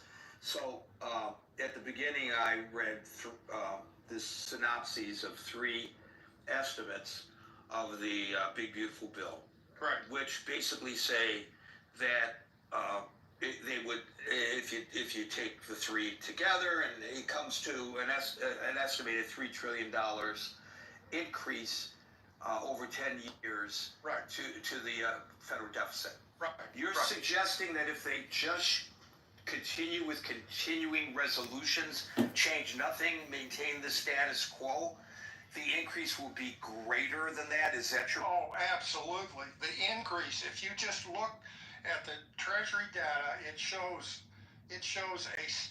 take out the COVID hikes for those 2 years, 20 and 21. There is a steady and an inexorable increase in deficits that were bottomed out around 2015, where the deficit for that year was like 0.9 trillion. And it's gone up at a significant rate ever since then, but, including the Trump tax cuts and all that. And I'm saying that if this bill does not pass, if we just stay with the status quo, the current laws, the current taxes, and everything else, we will be looking at $10 to $12 trillion a deficits per year if we're not careful. So a $3 trillion over a 10-year period versus doing nothing, which could be double-digit trillions over those 10 years, makes, at least it's a step forward in reducing the deficit spending as a measure of spending more than we make in revenues every year. But be that as we have got to raise taxes. We've got to raise taxes back to World War II levels. We've got to bring social programs back to where they were when I was living in the 1940s and 1950s. I mean, that's the kind of drastic measures that have to be taken by an empire in decline to regain the toughness to reestablish itself as a leader in the world. And we're incapable of doing that. So I'm not challenging your numbers, but I want to suggest that taking your numbers at face value, and they may be spot on, they may be off a little bit, doesn't really matter. The point is, the overall point is, this bill reduces the increase of the deficit from your analysis, which Exactly. is from Exactly. significantly. Yes. So I want to point to a massive character deficit on the part of the president. Or maybe it's just because this is the way he fights coming into New York and just the way he thinks. Because it's always a battle. It's always somebody trying to get Donald Trump. It's always the enemy of the people. It's always the Democrats. It's always the judges. Instead of responding to the CBO analysis and saying that analysis is accurate, America, and it shows that we are doing the right thing. And here's why it's doing the right thing. It's going to save us $10 trillion. I'm just using that figure based on what I remember you're saying. Let's just use that figure for the moment, just for the argument. He could have said it saves us $10 trillion over 10 years. This is a good first step in the right direction. And so the CBO analysis justifies the desire to pass the big, beautiful bill. But that's not what he did. He said, oh, the CBO, it was created by Democrats and it's controlled by Democrats. Come on. American people, the people of the United States, by and large, are willing to listen, as we're listening to you, to fair arguments in support of the bill. That's an argument that you just presented. Never hear this from the administration, not just from him, but even his surrogates. I haven't seen any of his surrogates pop on television today and run to the three major networks with the message that you just gave. That's a really huge failing of this administration, in my opinion. Well, if you ask me for a character reference of Donald Trump, I will never give you one. I'm sure. Thank you, Hanson. Howard? Yeah, hello everyone. Hey Gary. No, excellent point, Gary. And even just coming back real quickly, because it was brought up a couple times, the whole photo op today with U.S. Steel, it is really insignificant at this point in time in our history. Back in the 1950s, U.S. Steel carried like 50% worldwide market share. It has like less than 5% market share. It's not even the largest steel producer currently in the U.S. That's Nucor. Essentially, U.S. Steel, you can basically do a parallel with Sears Roebuck, how Sears was such a dominant retailer. Now, if we IBM. Sears, that Sears is being sold to a foreign entity, at this point, who cares? It's already been destroyed. Question that I have, and I'm just interested in what the sentiment is. Generally, do we believe the bill's going to get, the Senate's going to pass it? Who the hell knows? The Democrats are going to do everything in their power to prevent it, and the conservative, it's an odd coalition. The Democrats are going to oppose it, probably because the president is so much in favor of it. There may be other reasons as well. And the fiscal conservatives in the Senate might oppose it. And, you know, whenever they chop it up into smaller bills too. Right, might chop it up into smaller bills. Listen, Marshall and Howard, if they chop it up into smaller bills, and I'm in the U.S. Senate, I might vote for all of those bills, with the exception of the one that takes the power away from the judiciary. Right. They can go to hell for doing that. Right. And where I'm going, Gary, just connecting to a comment I made yesterday, I believe this administration is going to get to its tipping point, meaning the honeymoon period's over sooner than it realizes. And if it gets to that, I got to believe it's just going to add to the frustration that it's not only, yes, we want to be more fiscal responsible as a country, but there's also just the other emotional side of power in the executive branch, specifically power in the office of the president. And if that continues to get neutered, I can only imagine that there's going to be an inverse correlation with frustration, and I'll end it there. And couple that to my argument, if you don't mind me attaching my horse to your wagon, or my wagon to your horse. Please do. That it's too myopic and to suggest that this is all about Donald Trump. It's about future presidents. So even if you are a huge supporter of Donald Trump, you have to think about what happens when the next president is diametrically opposite in ideology from the one you support right now. Something that Americans need to think about, but I don't think that they do, because they see everything as an attack personally on Donald Trump. And maybe that answers my question of why he didn't come before the public and parrot what Anson just said, because he needs to show it's us against them, or worse, them against us. They are the enemy of the people. And it works. It works with his base anyway. Thank you, Howard. Marshall, do you want to try now? This is your last opportunity. Can you hear me? Calling on you. Okay, I just have one question. The piece of the bill is supposed to get rid of the judiciary. Does it just end the judiciary? The reason I'm asking is because I don't think congressional law can end what's explicitly written in the Constitution. Oh my God, you were the one who brought it to our attention. And you're asking me. I'm never bringing it to anybody's attention. Did you not post a video of a guy articulating just what you just said? Maybe, I don't know. You don't know. Maybe I'm giving you credit for something that you don't deserve credit for, Marshall. You should just accept it. Maybe very much. Coming from me, I don't give credit to anybody for anything. Well, the provision. Let's go back to this. Okay, look, let me read this. So I think the omnibus. Okay, no. I want to read you what it says verbatim. This provision in the bill. And you decide for yourself. Thank you.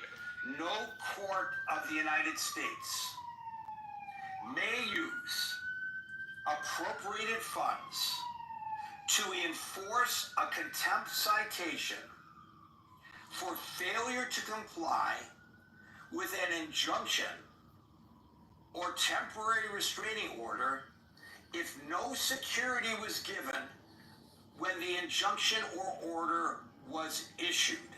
So according to the Dean of the University of California, Berkeley School of Law, the provision would, quote, make most existing injunctions in antitrust cases, police reform cases, school desegregation cases, and others unenforceable. It serves no purpose but to weaken the power of the federal courts. So that would include injunctions against the executive branch. It would get rid of injunctions and TROs. Yeah, I don't think that's a good idea at all, in any way, shape, or form. I also, just as a general practice, don't like omnibus bills. It's just kind of my thing. I think the Senate and the House should work in regular order, and they're not. So I guess it's kind of my thing. We'll see. Apparently, the president, I read something earlier today, so the president, through means not going to Congress, has had the largest tax hike since World War II or something like that. I have to find the exact article and send it to you. Anyway, yeah, I'm not a fan of omnibus bills. It's too easy to say there's awesome stuff in it, and it's too easy to like tuck in stuff that's not very good for you.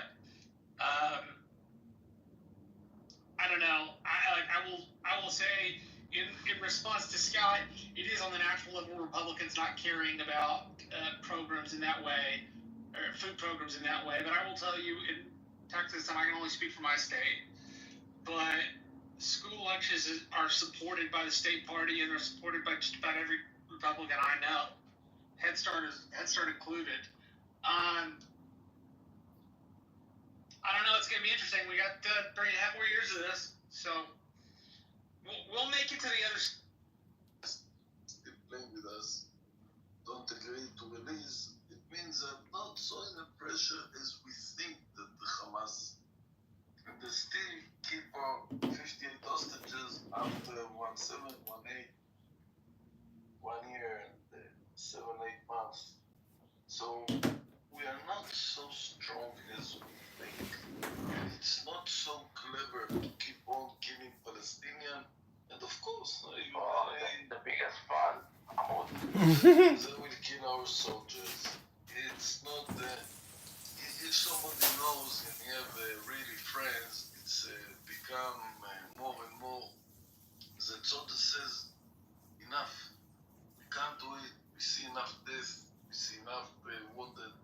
We don't want to go anymore to Gaza. We want to. We go to the military, but we don't want to be the front line.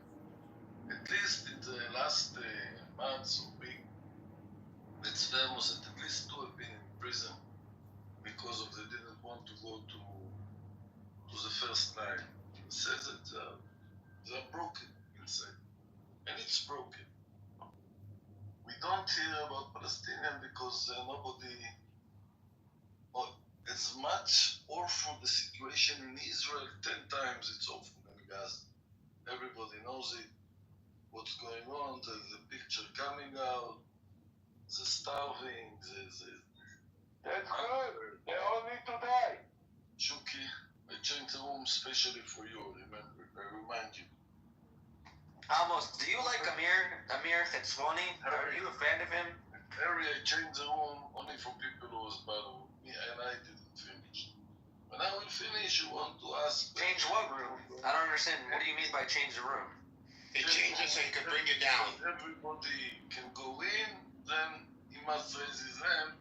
So I don't like to throw out or just move you. No, Amos doesn't throw out. He just pushes you down. That's it. Yeah, I put down people who interfere me. Like Simmer Eliyahu want to come there. I invite to speak. Let's see who is Eliyahu. But you didn't answer my question.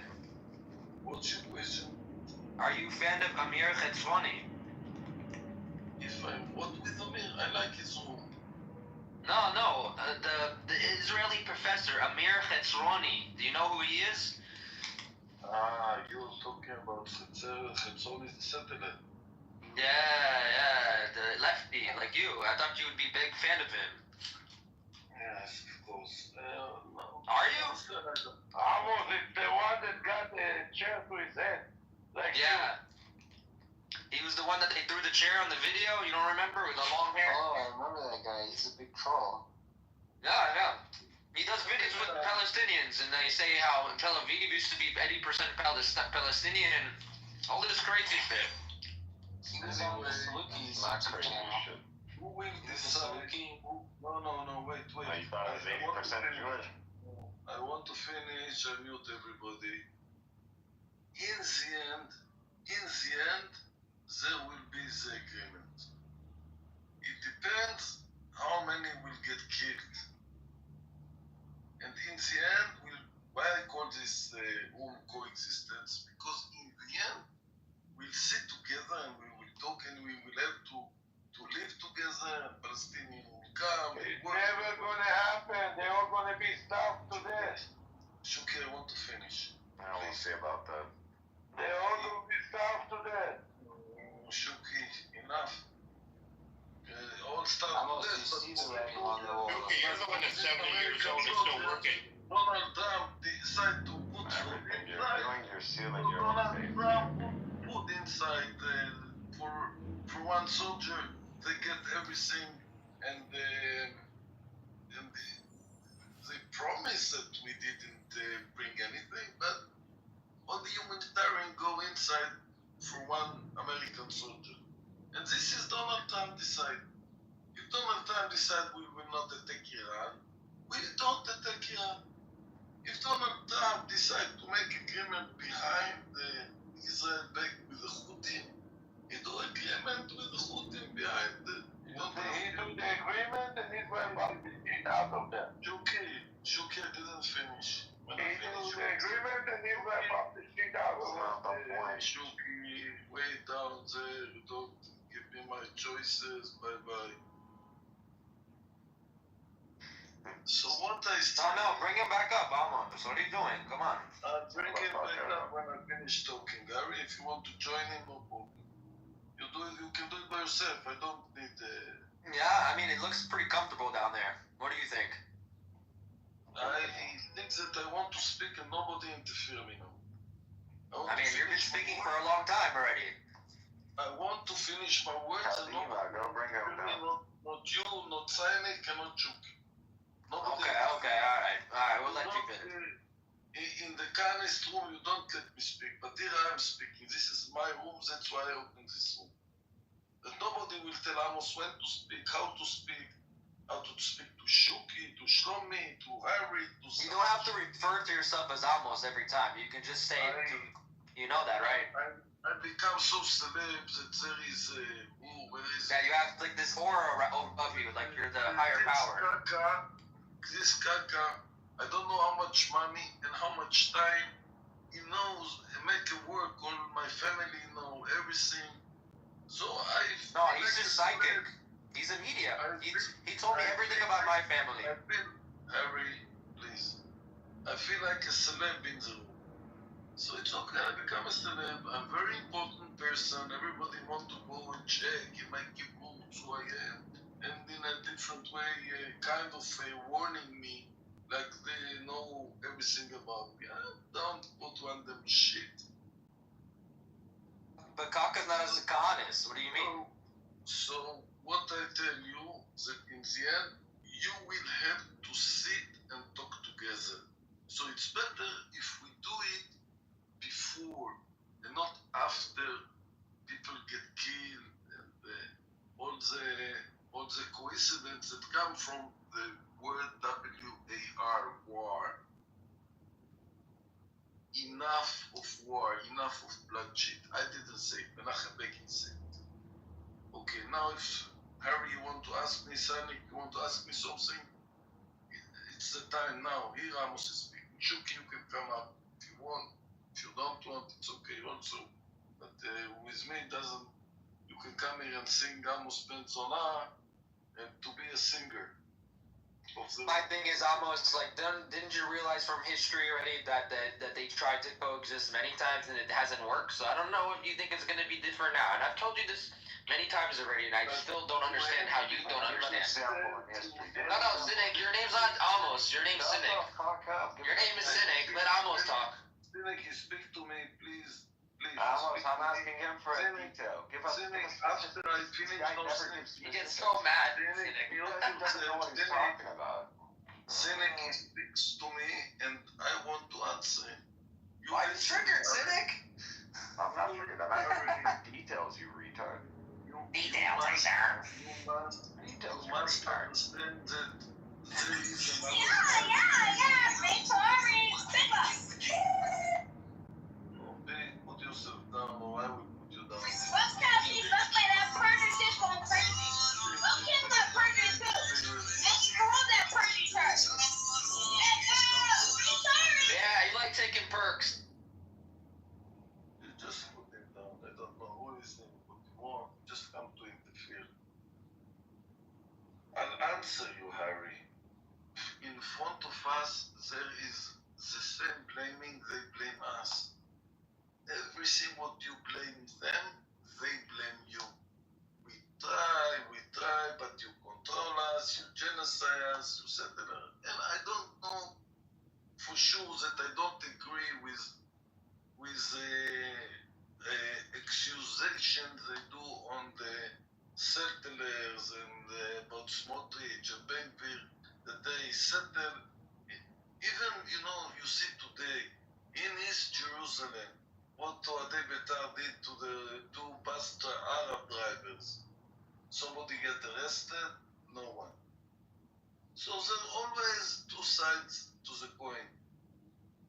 Always there is two. Yeah, but you're talking about on a Should be happen to any Arab. That should happen to any Arab. Israeli Arab, Palestinian Arab, it doesn't matter. Any Arab should be treated like that. That's the only way that they understand. You can answer Shuki. The problem is these people are. All I got for you, Shuki, is a concept. If you still have. Fuck you, bitch! I don't put attention sometimes. Everybody is there. I let everybody. All I got for you, Shuki, just to get a simple concept, look up what Galut Ishmael. That's all I gotta look up. Every Arab book has the same treatment like this bus driver. I swear They need God, to it's in get your the book. shit out of There's you. gonna come a time. That's the only way that you guys know how to behave. It's in the Zohar. It's in the fucking Talmud. It is in your books. Galut Ishmael is coming, and when it comes, all the exiles. The Talmud is not one of our books, by the way. They're gonna look like child's play. The Galut Ishmael is the worst one you will ever suffer. You will see what is going to happen to you. You will see. I can't wait. But it's in your books. While I'm waiting, I still gonna kill you. While I'm waiting, I still gonna kill you. I have no problem to pay the consequence. They get wiped out. I have no problem to be wiped off. Don't worry. As long as I'm gonna kill as much as possible for it. No problem. No problem. In the meantime, you guys get killed. What has got? In the meantime, you guys get killed. Something in your religion, Shuki. Over 200 years, the Israelites were sacrificing their children. Over 200 years, God waited and let them do this. Condemned them till the blood. They started drowning up till their. Oh, it's not Palestinian. It's not Palestinian children. Hold on, it's not Palestinian children that we sacrifice. It's not Palestinian children that we sacrifice. Then you got what you did. Then you got what they did. Hold on, shut the fuck up and listen. It's not Palestinian children that we sacrifice. Oh, it's the same thing? Don't worry, it's coming. We don't have children from brothers and sisters like you are. We don't have sex with our sisters like you. This is the last time. There is no more. There's no more. Okay. After this one, I cannot wait. But in my time, I'm gonna kill as much as possible from you. You can do whatever you want. Just like the Israelites when they sacrifice their children. It's okay. You can do whatever you want. Don't worry. No problem. It's coming. It's coming. Don't worry. No problem. As long as we're killing from you, God is he's straight to the point. Don't worry. The Israelites weren't Jews. You know that, right? No, you retard. They're not Jews. So why are you talking and bringing them up like it's like a disgrace to us or something? I don't know. I don't understand. No, you claim to be a tribe from the Israelites. Yeah, but that doesn't mean that they're all Israelites. Which you're not, motherfucker. You're fucking black. What the fuck? Oh yeah, I'm black. Yeah, he thinks I'm black. So you think you're a fucking descendant? My wife is even laughing about that shit. Hey, you didn't put the makeup tonight? Do you know what the chance is, even in Israel? The chance of someone being a descendant of the tribe of Judah, of Abraham, is less than 20%. Even my dog is laughing. Literally less than 20%. Out of all these motherfuckers in Israel, the males, less than 20%, you have the chance of being an actual descendant of Abraham. Well, like most of you are not even fucking Semites. What the fuck? Go look up the haplogroup of Semites. We are not pedophile like you. J1. Less than 20% J1. What the fuck? You can't make this shit up. We cannot, but you can. Well, like over 30% of you are evil. Well, like shut the fuck up. Your motherfucker, almost 30% are Hamites. Well, like you're practically Egyptian. Well, shut the fuck up. Go on. You comparing yourself to us? Well, like now we're over 40% J1. Oh yeah. So, and whatever's left of the Israelites and their descendants, the majority of them are the majority of them.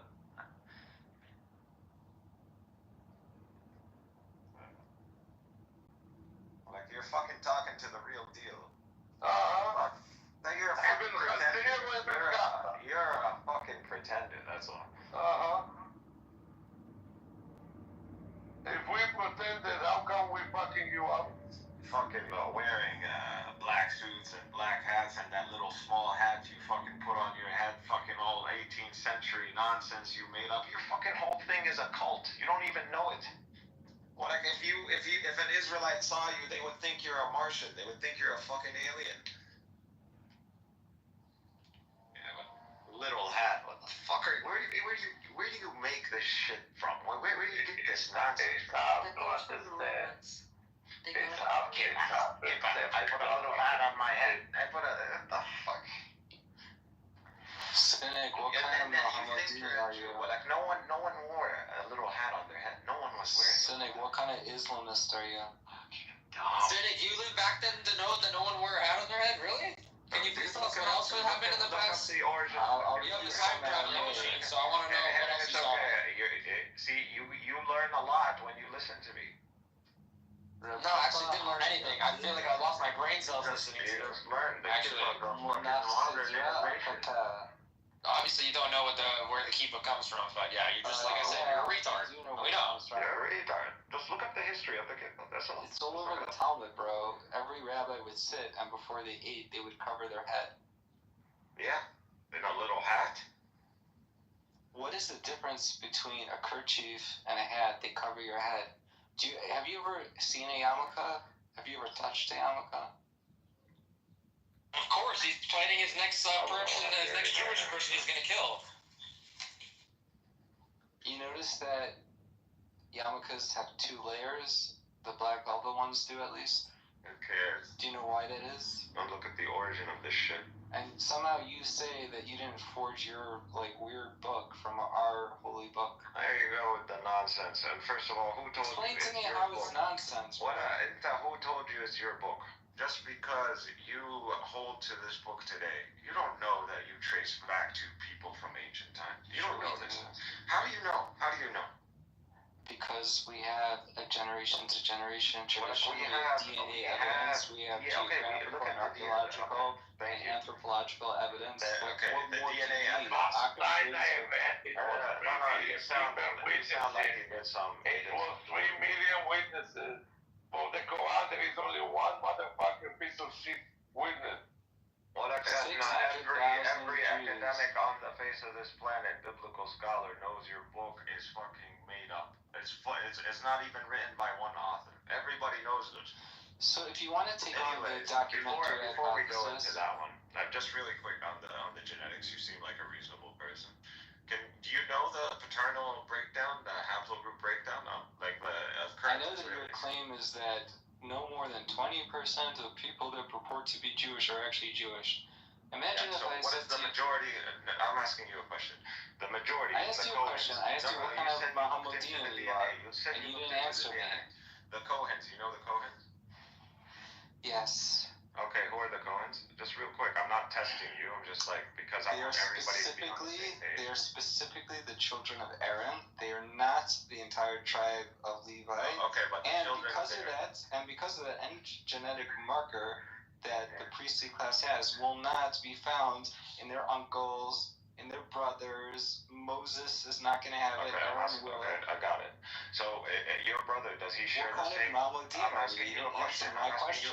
I asked you first. Let me go down my line with the DNA because that's what we started with, and then I. No, that's not what we started with. I started asking you what kind of Muslim you are. I'm a Sunni Muslim. Okay. All right, my turn. Or is there a follow-up? Go for it. Okay, so the Cohens, you said Aaron. Aaron is the brother of Moses, and they're from Isaac. Isaac from Abraham, right? Yes. Now, whatever special genetic marker you find in Aaron, you're not going to find in Moses. You're not going to find in. So here now the second question. So the second question here, right here, real quick, no problem. Your brother, does he share your paternal haplogroup? Yes or no? Yes, he does. However, and this is by necessity, right? You ignored the caveat I laid for you. Okay, so your brother can't have a different maternal haplogroup. That's right. Can't have a different maternal and according to you, Moses and Aaron should not have different haplogroups, right? Yes or no? Yes or no? I'm sorry, go for it. According to you, Moses and Aaron should not have distinct haplogroups because they share a father, correct? Yes.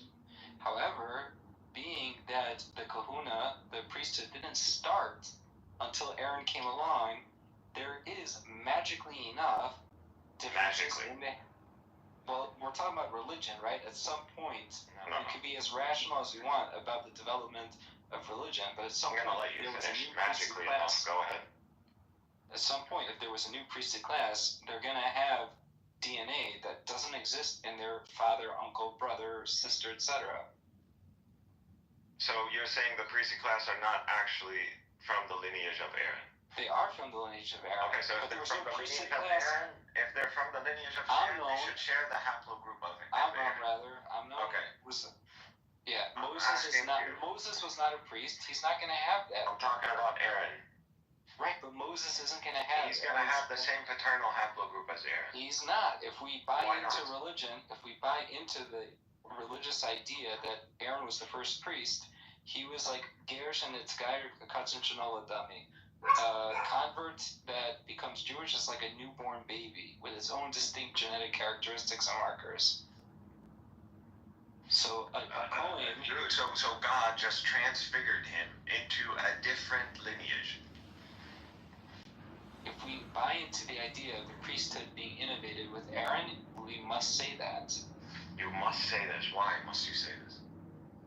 Because they're going to have a unique characteristic that... I explained to me. So you're telling me he has the blood of Abraham, and then God decided to make him something else. He transfigured him. He transfigured him into a Hamite. That's what you're telling me. Transfigured him into Hamite. Why are you going to claim that Hamites have this? No, I'm just saying. I mean, maybe he transfigured him into a Turk. I don't know. Well, we know what you're talking about is fucking ridiculous. What you're talking about is fucking ridiculous. And magically, God, for some reason, decided to change the lineage of Aaron arbitrarily for no fucking reason. It's fucking ridiculous. And I think like I think the order that I think that this is the part of. Now let me say it, man, because you're a clown. Clearly, magically transformed him. Anyways, so if you look at the religion, they say scratch if you look at the I don't think there's anything mystical about religion. If you look at the percentages of paternal haplogroup, if you right now Google like the paternal haplogroup breakdown of the Cohens among the three main populations, Mizrahi and Ashkenazi and Sephardic, what you are going to see is that among the Ashkenazi, over 40%, around 40% of the Cohens, the majority paternal haplogroup is J1. And you're going to see among the Sephardic, and you're going to see among the Mizrahi, 50%. That is what you're going to find. So clearly, yeah, there's a lot of Cohens that are fake. But the majority of them brother-in-law's last name is Cohen. No, you can't be a brother-in-law. Well, you can't have a different house. You don't know what I would say. My you don't know. That's not how DNA works. My own brother-in-law's last name is Cohen, and he does not take the position of a Kohen. He has a tradition that he's Doesn't actually not a Kohen. We understand this. So the DNA poll is on a sample size that includes everybody in the last name Cohen. So that's what it is. And I'm telling you that not all people with that last name identify as Kohanim.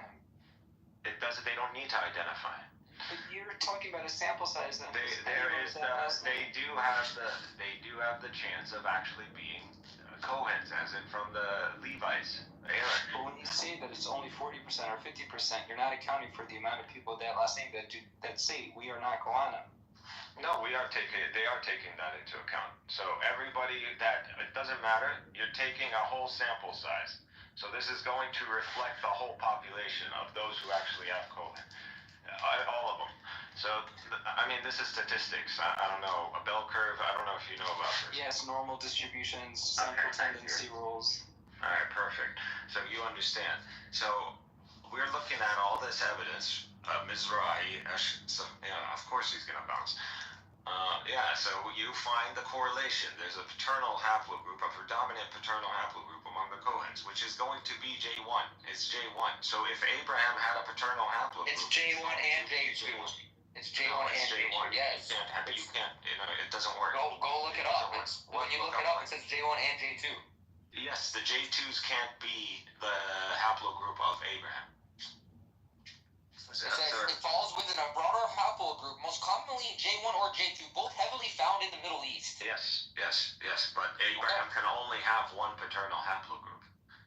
And paternal haplogroups go to the extent of like over 20,000 years. So definitely even before Abraham. So whatever Abraham is, it is going to be a specific paternal haplogroup. And this has to be J1. It's going to be J1. The Kohens, the majority of them are J1. That's what it is. So if you are actually a descendant from the line of Abraham, you have to be J1. If you are not J1, you are a convert. That is what you are. I don't know exactly what time period. We know because if you are E1, B1B, yeah, you're a Hamite, but you're probably a convert earlier than someone who is R1A, which is a European. So that one probably converted in the medieval times or in even maybe modern times. So that's how we know. So we know that the majority of Jews today are not the descendants of Abraham. It's impossible. You can't be the descendant of Abraham if you are not J1. And out of all the populations in the Middle East, in Israel, the males are the lowest. They have less than 20%. Jewish people are actually you're right. It's Jewish people. Less than 20%. Less than 20. Where do you get that number from? Where do you even see that? Go look up the paternal haplogroup breakdown of Israelis. I did. I never saw anything which says 20%. Okay, show me the paternal J1 P58. J1 P58. That's the one you're specifically talking about, correct? Yeah. Okay. So it's a strong genetic candidate for paternal lineage of Abraham based on tradition, religion, DNA patterns. No one can say with 100% certainty, but if you carry J1, especially J1 P58, you can share ancestry within the broader group traditionally descended from Abraham. Yes. Okay. And it says common in Jewish Kohanim, Arabs, Middle Easterns. Okay. That's what I was saying. All right. Well, you said Jewish people can't have that, so I don't. No, I didn't say they can't have that. I said only a minority, a small minority of Jews actually have them. In Israel, less than 20%. The Palestinian population, 40%, over 40%, average 40%. So less than 20%, we're over 40%, 40% on average. The majority of Arabs pretty much in the Middle East, forget Egypt, because Egypt are actually Hamites. The majority of the Egyptians are Hamites. They're E1, B1B. 40%. However, for the middle, the Arab world, the real Arab world, which is, the Arabs and the Semites pretty much, we're J1. The majority of us are J1. So we definitely, for the majority of us, we are descendants of Abraham. or we have the chance of being descendants of Abraham, or even the descendants of the Israelites themselves. And we have that specific clade that you talked about. We have. Yeah, it's also J2 as well, but I mean. J2 cannot be the lineage of It definitely can be. Yes, it can. Okay, like you said, like I said earlier, there's no definite proof, like you said, because they don't have the body of Abraham. Okay, So go look up the predominant population. You still haven't proved anything. You are gonna see the Greeks have J2. They have it's that and I forgot. It says about 20 to 25% Jewish people have J2. So okay, sure, whatever. It's not just Greeks. Yeah, I mean, I'm just reading you what I'm searching up. Okay, if the Greeks have this haplogroup, and it's one of their main dominant haplogroups, are you telling me the Greeks are Semites? They're not. I guess. I don't know. I don't really give a shit, to tell you the truth. Yeah, they're not. So J2 is a foreign haplogroup. Yes, we're related. If you want to go based on, maybe you can describe them as descendants of Sam. But they're not the same. They're not Jews or Arabs. They're not J1, or they can't be from the descendants of Abraham. So we have J2 because this comes from Southern Europe. This comes from the Caucasus. This probably also comes from the Persians themselves. So that's what J2 is. And out of proximity, yes, we mix. And yeah, you had the Persians come over and you had the Greeks come over, and they took over this region for quite a while. So of course they're going to leave their paternal haplogroup. But nevertheless, they are not us. So we, as descendants of Abraham, and as Arabs, as Israelites, we would have to be J1. Anybody else would be a convert. That's pretty much it. Or pretty much slip through the ranks for some reason. They either got Jews are viewed as traditionally descendants of Abraham through Isaac and Jacob. That's why. So, and you guys are through Ishmael, right? Yeah. Okay. So I mean, I don't know what. That's a argument. I mean, it's not at all. I'm confused. What is your point? The point is that's why we share the same DNA markers. That's the point. And it doesn't matter. Just because the majority of Jews are not from J1 doesn't mean they're not descendants of Abraham.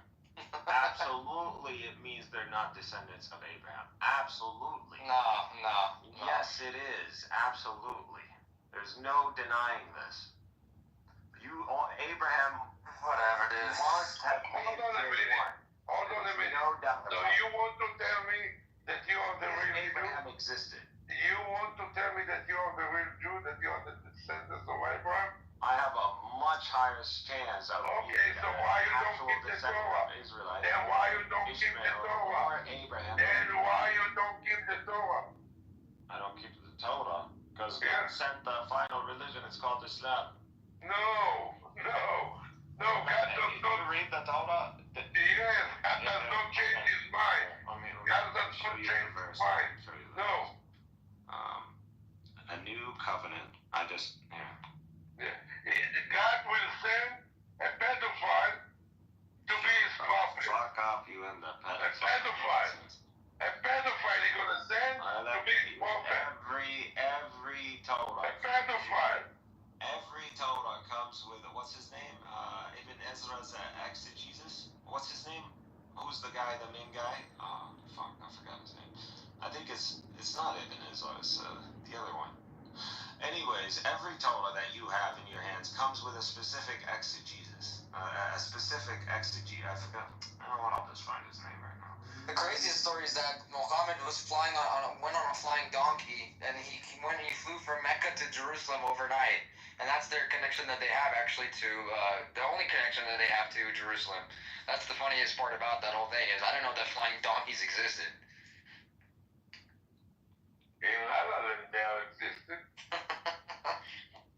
First of all, I'm not even gonna respond to that because it's so stupid. I'm here 1 second. I mean, is that not true? No. Maybe it wasn't a flying donkey, flying horse, whatever you guys want to call it, but I've never seen that in my life before. So. You've also never seen the sea split. Like that's the point. Forget, it's a dumb argument. It's not even worth responding to.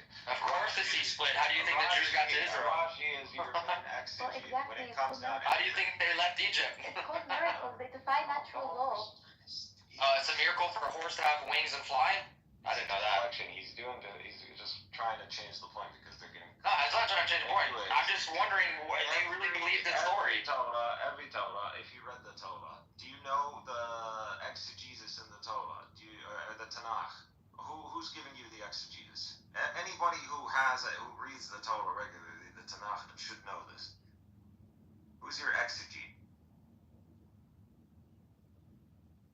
Yeah, I know you clowns don't actually care about religion, nor do you read the Tanakh.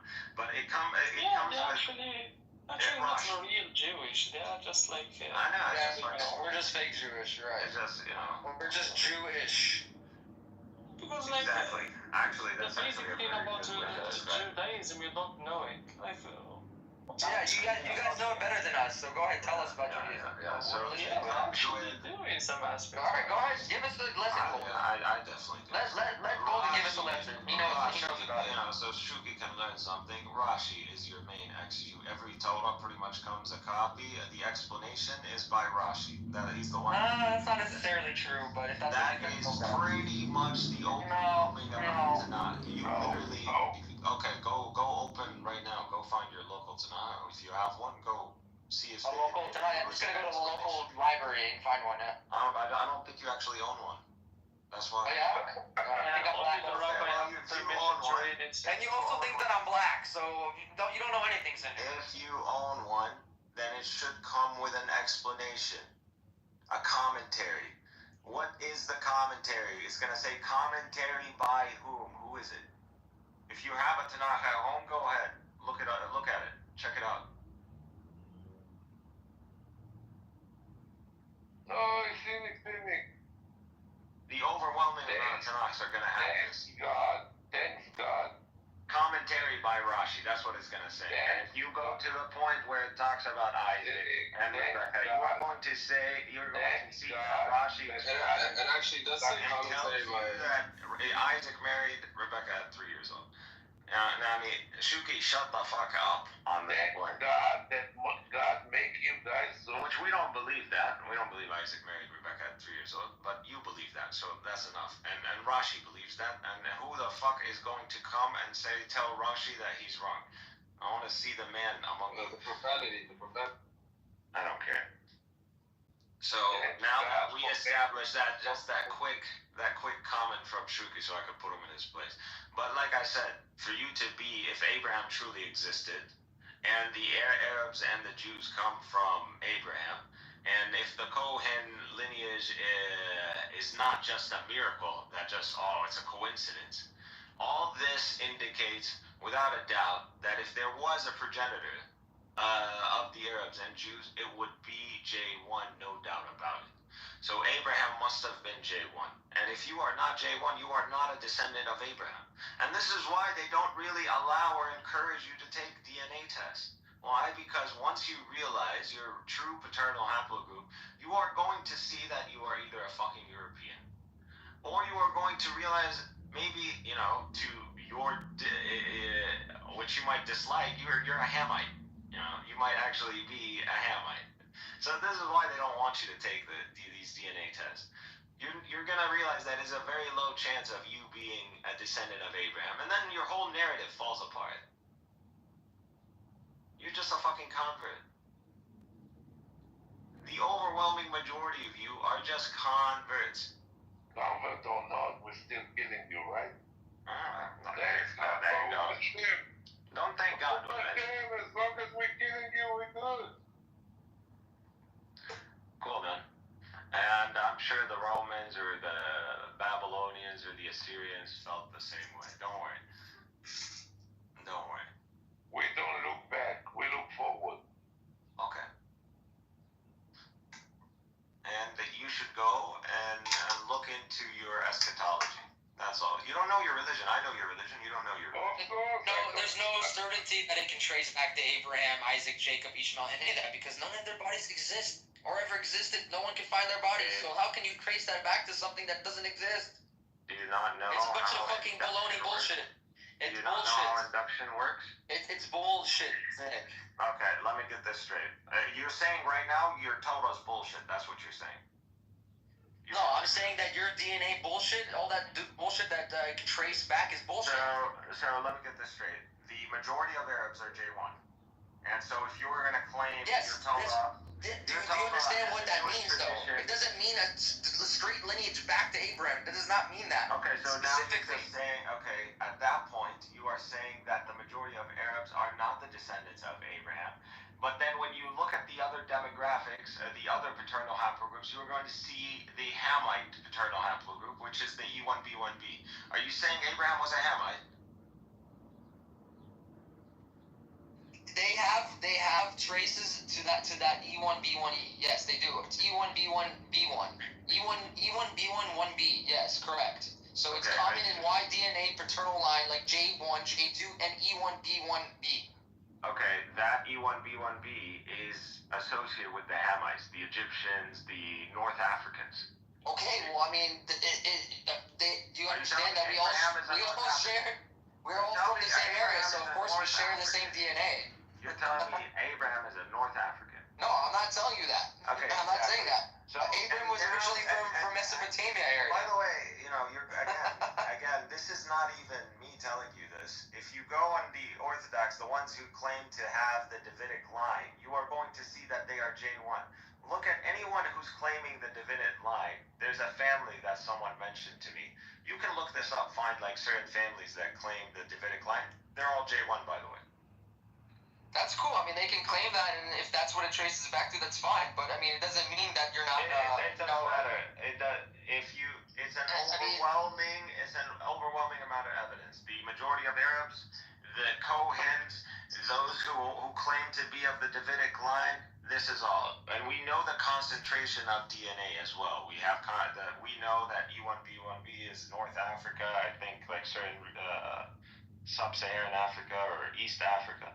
I'm just saying, genetically, we can speak religiously, yeah, okay, that's fine, but genetically, we don't have Abraham's DNA, so we can't prove any haplogroup is definitely his. You understand?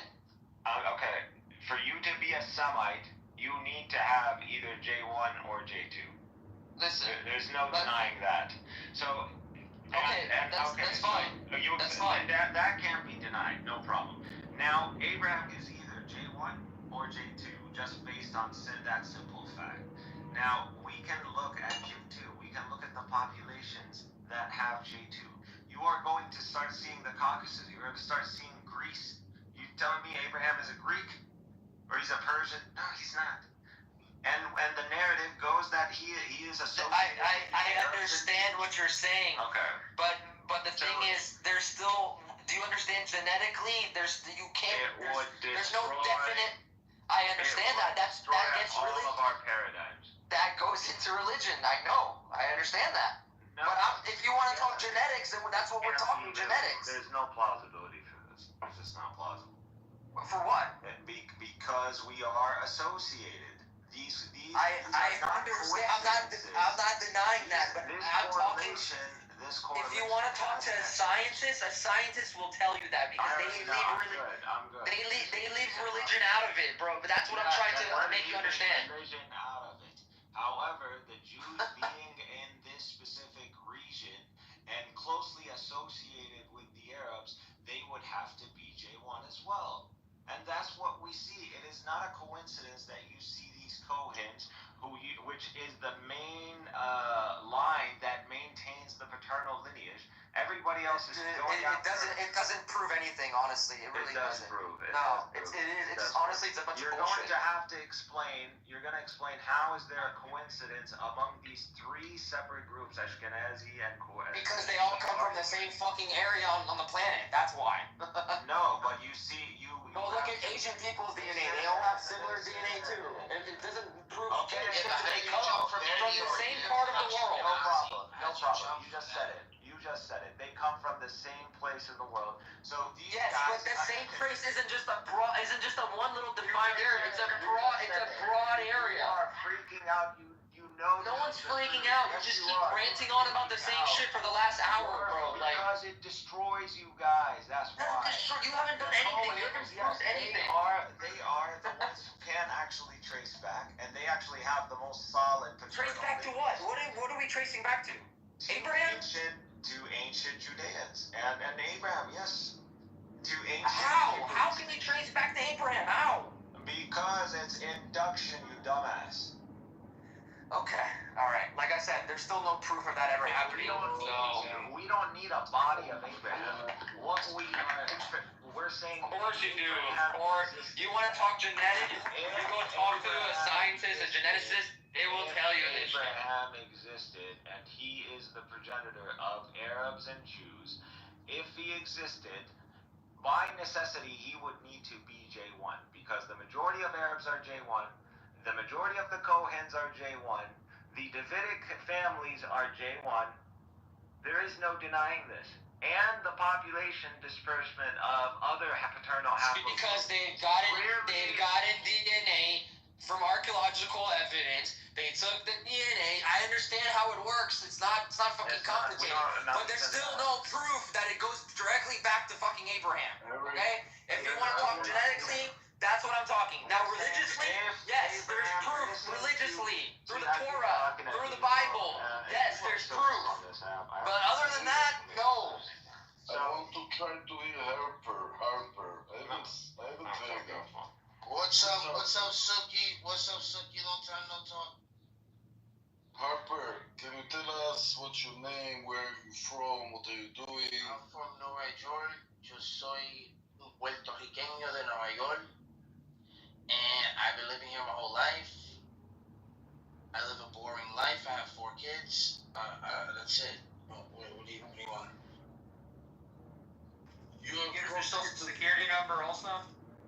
Yeah, I'll give you the last 4 and my mom's maiden name.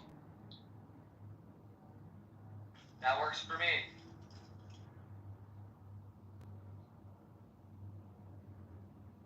Suki, you ready? Got a pen and pad? I didn't ask for your information. What I'm telling you can't be You got something to ask me about Jesus Christ, Suki? Y'all can kick rocks. It's the facts. And your Orthodox guys literally say the same.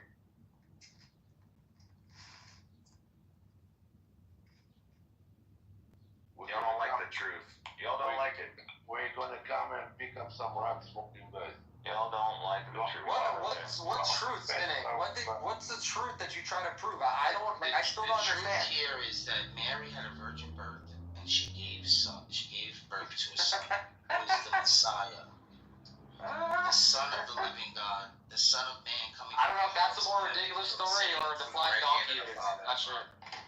Well, what I feel about talks about a talking donkey, you dumbass. Like, what the fuck is wrong with you, man? I said flying donkey, not a talking donkey. Even a flying donkey. You keep fucking making that shit up. So Muhammad never made his night journey to Jerusalem then? Oh, that's chapter 53. Yeah, there you go. See, he knows the story. No, he doesn't actually. He doesn't know what the fuck he's talking about. I mean, we can read it. Please read it for us, Harper, if you have it bio. No, Night journey, no problem. I'm sorry. Well, we don't believe it was adopted. It's something called the Bullock. If you're interested, you can go. And what is that? Can you explain to us what that is? You see you see how the Sphinx is. You see how like the Samaritan animal that with the wings and kind of like. Like from Harry Potter, you're talking about? No, you see that. What, the ones that are on the side of the Ark of the Covenant? You see what's in yes, you see in the Babylon and all that. You see that creature. Yeah, that's what a Bullock is. So, exists in ever don't think is there any evidence of that ever existing? Don't think of these civilizations as in they didn't have a message from God, or they didn't have God dealt with every nation, and so everything they left behind, there is clues to God in all of this. But again, you're not a person of religion. You're not a person of faith. Was there 10 or 12 tablets? Anything beside the point. I think it's been clear. Oh yeah, I was gonna show Suki that point about the covenant. Yeah, I forgot about that. Oh, Congressman. This is in, what is it called? Tanakh, Jeremiah 31:31 to 34. Behold, days are coming, declares the Lord, when I will make a new covenant with the house of Israel and with the house of Judah, not like the covenant that I made with their fathers. So it's going to be a different covenant than the covenant of Moses. On the day when I took them by the hand to bring them out of the land of Egypt, my covenant that they broke, though I was their husband, declares the Lord. For this is the covenant that I will make with the house of Israel after those days. I will put my law within them, and I will write it in their hearts. And I will be their God, and they shall be my people. And no longer shall each one teach his neighbor and each his brother, saying, Know the Lord.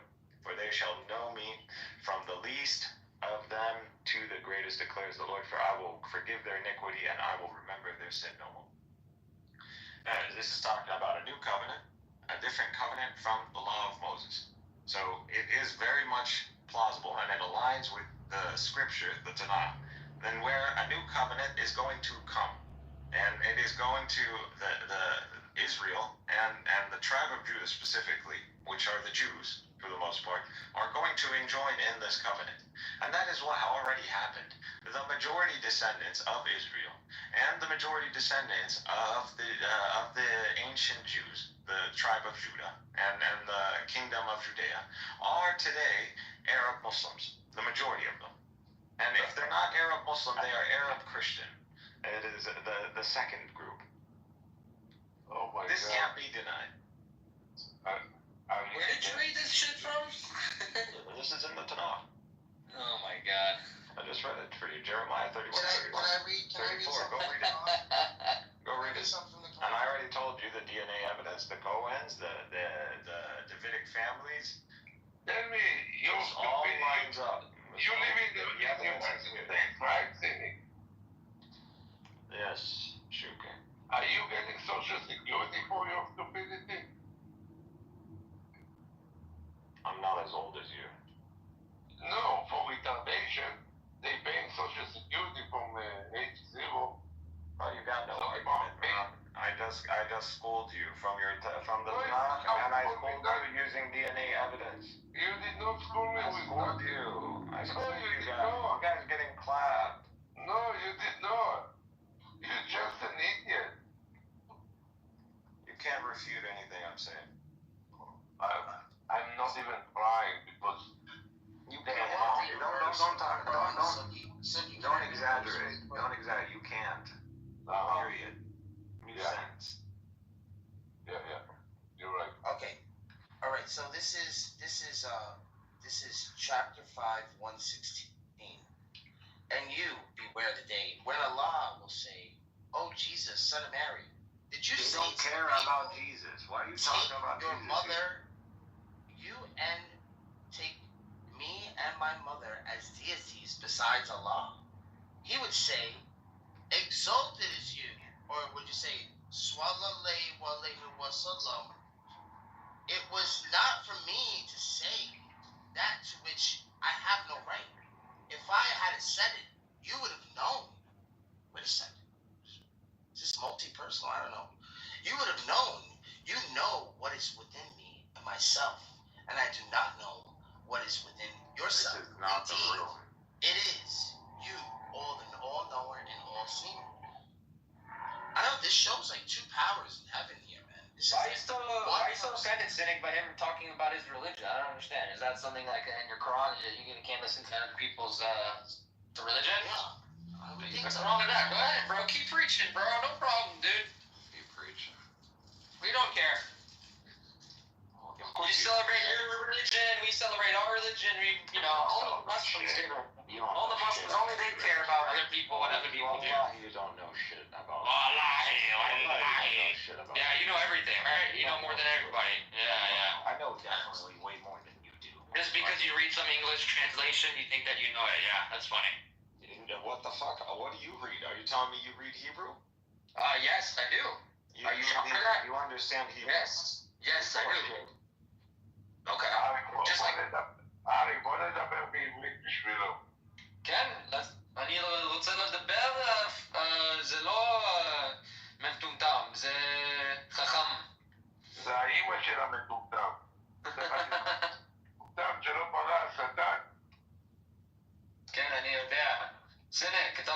Tutsni? And you know the belly Blitzenik, huh? You sound like a fucking American. I don't give a shit. I can speak the language and you can't, bitch. It's called Rio Rican, bro. It's Rio Rican. There's Spanish people that live in America too, and they can't speak English very well, and they sound fine to me. What about all the Muslims that live here that can barely speak English? What about them? We got some fucking speaking to Allah. Ishaq doesn't know how to speak Hebrew at all, actually. And Muhammad never really spoke to Allah directly. So I just like the fact that Jesus did, but It doesn't matter, bro. I still know more about the religion than you do. Yeah, sure. I know more about religion. I know more about the history. I've done research. I've done the DNA. I've given you all the evidence. You could speak Hebrew. You could LARP all you want. The chances of you being a descendant of Abraham are dismal, bro. And you know what? You can cry all you want, but nothing's gonna change what you're doing, like what you're saying. It's not gonna change anything. Everything changes. Only the end of the day, remember, Sidney, the end of the day, all you have to do is look at the eschatology. You don't know the eschatology. Remember, You don't know your the end own of the eschatology. day, we're still killing you. Buddy, the Assyrians, the Babylonians, the Greeks, the Romans. You think Israel is the worst?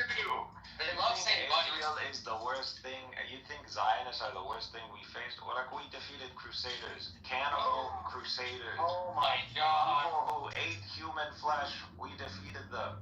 We dropped two of the largest empires at the time. Like the Persians, the Romans. We ended Rome. We ended Rome. you ended the Byzantines. You ended Rome, and now look where you guys are The Byzantine at. Empire is Rome, you fucking dumbass. Bro, do you realize the Vatican is its own state? The seat of power, the empire, the lineage, all that. This was in what you call the Byzantine Empire, which they didn't call themselves the Byzantine Empire. They called themselves the Roman Empire. We use this term to distinguish between the ancient Roman Empire and the medieval one, and the Christian one. So that's all. We describe Byzantine as an Eastern Roman. They are the Roman Empire. This is the empire. We ended this empire. We ended 1,000 years. I mean, look how much the Christians. We defeated Crusaders. I mean, all of South We America. took Constantinople, for God's sake. And you did all that, and you still can't defeat little Israel. That's the funniest part. Israel still standing. Israel, it's only because of the United States. It's the only reason. Only because of the United States. Yeah. The only reason. The United States didn't help Israel back in the 60s and 70s. And the Syrians were about to clean clocks. The Americans didn't help Israel in 1948. Israelis in 1960. Go look it up, bro. Yes, they did. It's all there. It's public information. Yes, they did. Yes. America didn't help Israel until after the 1960s. Weapons and funds. Yeah. Go look it up, bro. It's all there. You don't know. It's all there. You don't know shit. Yeah? I guess all the history books in America are wrong then, right? You don't know. Cynic is right, and all the history books are wrong, right? What you can't even give me, you can't even be specific. Specific with what? I told you before 1960s, America didn't help Israel with shit. They did. Go look it up, bro. I mean, I don't know what to tell you. You keep saying they did. Who told you? Do you want me to look it up for you and read it to you? Because I guess you don't believe me. Yes. Okay. Alright, give me 1 second. Yeah, exactly. Cynic, if we're gonna take your brain and we're gonna put it in a girl, she's gonna fly backwards to the cat's mouth. That's how tough you are. No. Dude. That's how tough you are. You can't even make an argument, Shuki. All you keep talking is about pedophile this, pedophile that. You haven't even read your own Tanakh. Or you would know Isaac married Rebecca at 3 years old, you dumbass. Well, I know that you don't even read that movie. I know that Mishnah. If you would have read some Mishnah Kutubat right in the beginning, Mishnah Kutubat, you would see the age. You would see the ages. You don't know shit. Yeah, I'm coming to study by You're an idiot. All right, let's prove this idiot wrong right here. So this is the U.S. did not provide direct military aid to Israel during the 1948 war. In fact, the U.S. had an arms embargo on the entire Middle East during the conflict. This was meant to prevent escalation, but in practice hurt Israel more because Arab countries were receiving weapons from Britain and other sources. Where did Israel get weapons in 1948? Czechoslovakia, Soviet-backed. Rifles, machine guns, ammunition, Messerschmitt fighter planes rebuilt from German World War II designs. This was Israel's lifeline, and ironically became through Soviet bloc support. No, this guy 2 seconds ago was saying America. You were adamant on it, yeah. You were adamant on it. Support. No, they didn't support Israel at all. But like I said, you just need to learn something, because wherever you learned shit, taught you wrong. The Zionist lobby in America pressured, yes. I don't know where he found that, but if you can provide your source, please, that'd be great. There's a bunch of neo-Nazis in America, like white supremacists and stuff. I'm shocked they helped Israel, bro. They didn't. They didn't help them in 1948. You had the British help. You had... No. The Arabs had the British up, like I just read to you. No, they didn't. They didn't? Man, you don't know nothing about war. Like, go learn war history. And go look at the weapons and type of planes they had. The Balfour Declaration, that's one. Two, they helped train and set up a lot of these paramilitaries, by the way. Which ended up just becoming terrorist gangs and ended up later on attacking. The British gave no weapons to Israel, by the way. They did help train them and facilitate them, and they actually them in the police in Palestine, yes, and they gave them preferential treatment, absolutely. You don't know what you're talking about. Yeah, only you know. And the British pulled out, and they pretty much take over. It was all outdated, it was unprepared. So now obviously he doesn't know history because the British government actively opposed the creation of Israel during that time and did not want to help Israel at all during 1948 war. So I don't know where the fuck you're getting your information from. They pulled out. But like I said, you're just a fucking retard on this app. You don't know shit. Just make up history in your head. Balfour Declaration is who? That doesn't mean that they helped Israel with the Balfour Declaration. Yes, they did. They helped. That was in 1917. We're not talking about 1917. So who helped immigrate Jews into Palestine? The British. All the Balfour Declaration was threats of British support for a national home for the Jewish people. That's all the Balfour Declaration was. It wasn't to give Israel weapons or anything like that. And it was in 1917. That was 31 years before 1948. After 1921, it was impossible to emigrate legally. Yeah, they still, even illegal migration. What did you say? What? Illegal migration to where? How would it be?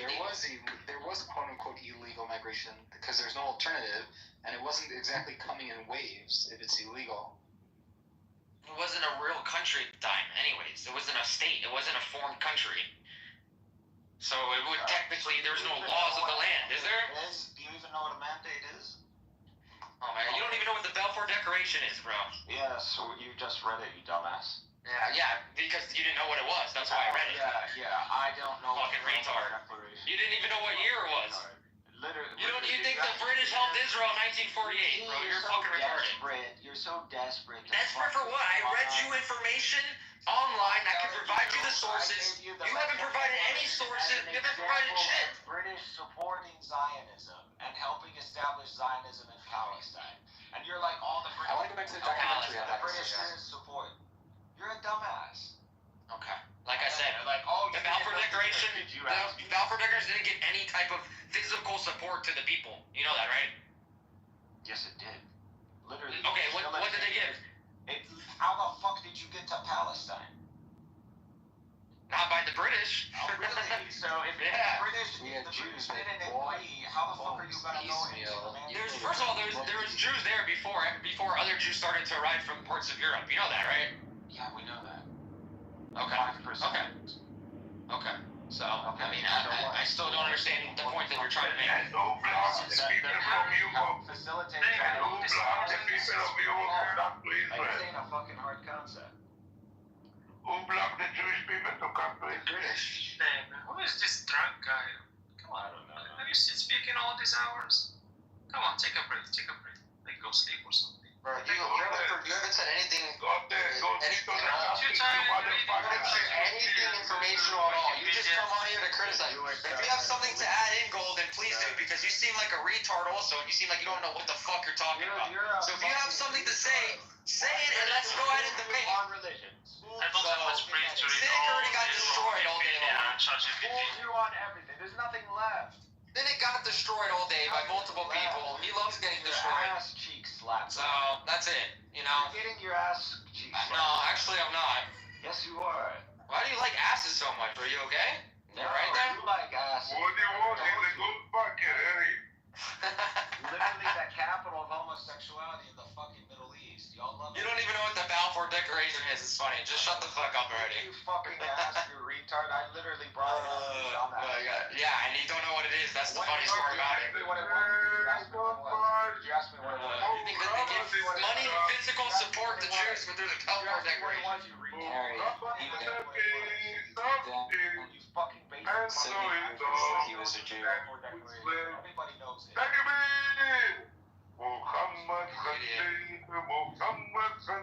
Muhammad Rasul al-Saga. ولك انت ابوك رسول الله.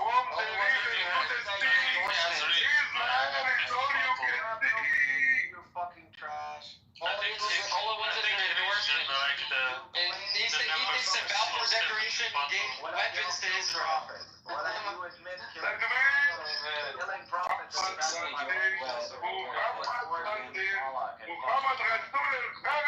Jumping all around the prophets, the 1940. I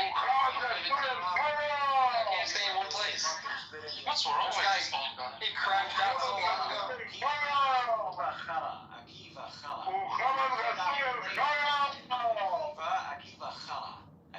From the river to the sea, Israel is all you can see. Ibn Maymun, Maimonides, Khara, Rambam, Khara, Muhammad is the best of five. Muhammad is a giant best Monkey, where you go? Muhammad is the biggest of kings. all And so is all of it. Your Talmud, Muhammad Khalil. Muhammad Khalil. Muhammad Rasul al-Haq. Khaluf. Muhammad Rasul al-Haq. Khaluf. All of it is shit upon shit. Muhammad Rasul al-Haq. Shit. There's a reason why half the Americans are atheists. There's a reason why half the Jews are atheists. Abu Khara, ya zalama, your wives don't even. There's a reason it's called that. We're not forced to being religious in our religion like you guys. That's why. You're divorced, God knows how many times, and you're not. Muhammad Rasul al-Haq. Muhammad Rasul al-Haq. كلنا بياكل Muhammad Rasul al-Haq. Y'all just got schooled. A majority of you are not even descendants of Abraham. Yeah, we're not descendants of Abraham, but you guys are, right? Don't even try to insult somebody else. The majority of us. Fucking retard. You guys so retarded. You're just mad that you got fucking proven wrong. That's what people do when they get proven wrong. They don't shut the fuck up and they go on rants like you. Where is your grandpa from? When people get proven wrong, they go on rants like this guy. You won't shut up. Hey, take a breath. Take a deep breath. You take a breath. You. Take a breath. Relax. Musa. Come on, rub the earlobes. Relax. Relax. It's okay. You can be proven wrong. It's okay, Sydney. It's alright. It's alright. It's okay. You didn't prove me wrong. Where are originally from? It's alright. It's okay. It's alright. You're crashing out so hard. You're crashing out. You're literally not. I'm laughing, bro. I'm not crashing. The chances of you being a Semite is less than Muhammad Khalil. Muhammad Rasul al-Haq.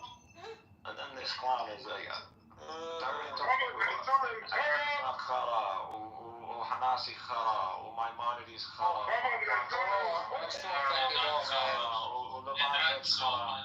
all of them Khara, all your rabbis are Khara. Oh, I'm so offended. I think I'm gonna cry. Hakadosh Brew, Hakadosh Baruch, we got the Holy Spirit. Our rabbis are inspired by the Holy Spirit. You guys sound like fucking Christians. Can you borrow me $50, please? Came from?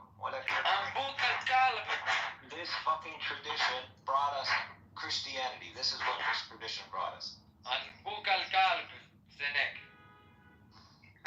are you originally from? You don't know. It's Ukraine, Russia, Poland, France. Golden, are you from Russia? You sound like you're from Russia. You don't know who. Yeah, maybe. Yeah, you sound like a lot of your maternal line because you don't know. Yeah, a lot of them, man. No, they actually left shit Russia. You don't know why you go by maternal line because you don't know who your fathers are. Yeah, it's an anyway. You done? Did you take a deep breath there? Relax. Calm down. We're cool. Can you borrow me $50, please? Harry, can you borrow me $50? Yeah, you come wipe my ass, I'll give you $50. Like, who in the civilized world goes by maternal line? Who in the fucking civilized? You're talking to yourself, I think. No one's talking to you. No, I'm talking to you. This guy's talking to himself, bro. No. I am listening to him. Shut up. So yeah, listen to your boyfriend. All the ones. Yeah, listening to your boyfriend.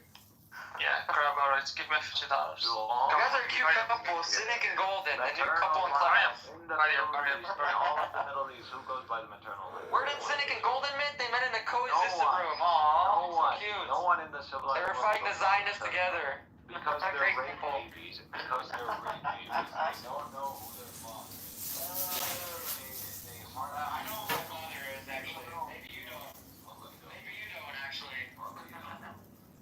Usually when people say that type of stuff, they project their own problems onto other people. That's usually what happens. When people say stuff like that, usually it means that they don't actually have that. That's what it means. Most of you are not even real Jews. Most of you. Yeah, okay. And we're gonna listen to a weird guy named Cynic. No, Cynic knows. I think he knows his father. It just works. Yeah, you proved it. You sure proved it. Which, by the way, that whole praying to that wall is literally Kabbalism, idolatry. Yeah, I know. That's You know everything. A female version of Sakina. This is, you get it from Kabbalistic tradition, mysticism. That's why you knock your head across that wall, and then some fucking Ethiopian guy like yourself goes and starts fucking picking up all the paper. I'm Ethiopian. Yeah, you're right. He thinks I'm Ethiopian. That's funny. Don't trigger this old guy. Who is sus singing again? Like, how many bottles you want to drink? Oh my god, they started. You told him to do it. Oh my god, open us all day. Muslims.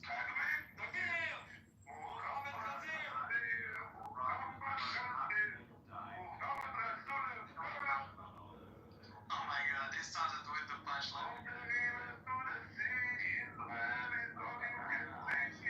Jacob, and you know we're the descendants of it. That's a good point, man. Yeah.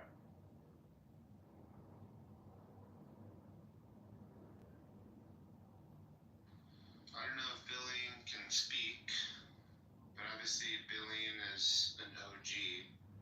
But I wanted to welcome Sunshine. Hey, I have a voice. Oh, hi. Hi. Hey, Marco, it's been a long time. I know, COVID ended and we all went back to reality. I don't know how that happened, but it did. I know.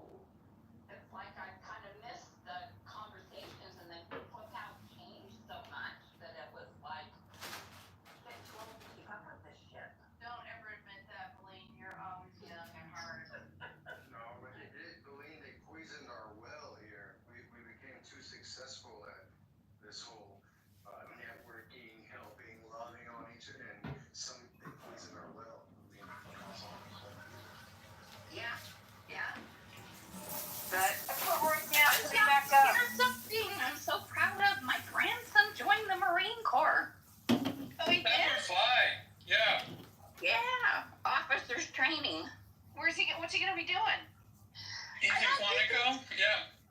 Yeah, he he's going for 10 weeks in Quantico. Yeah, if you have any questions, Billy, I graduated from OCS in Quantico. I went through it twice, long story short, but if you have any questions about how OCS is run or what he's facing, feel free to send me a DM. I think he's on Clubhouse. I'll tell him he can contact you. Are you still in the Marine Corps, Jarbot? Yeah. What do you do? Pilot. What kind? H1. Helicopters. Oh, really? Yeah. Oh, CH-53s. Oh, and F-18. F-18s too. Yeah, the heavy lift. Cool. The heavy lift helicopters. CH-53 is the most expensive monstrosity we have in the fleet that needs to get replaced. Are you in Virginia? I will not tell you where I'm at, but the last place I was with was HMX, so I was in. Oh, gotcha. Oh, I'm sure you know people I know. Yeah, my grandson's in Quantico. He left last Sunday. You know people I know that are generals. Not you, Billy, but Jarbot does. Oh, cool. If he was at HMX, I know he does. Cool. So, yeah, he's talking about making it his career. Good for him. So, we'll see. Are you excited for him? I am. I mean, he's a real level-headed, conservative kid. Where did he go to college? He went to Cal State San Bernardino.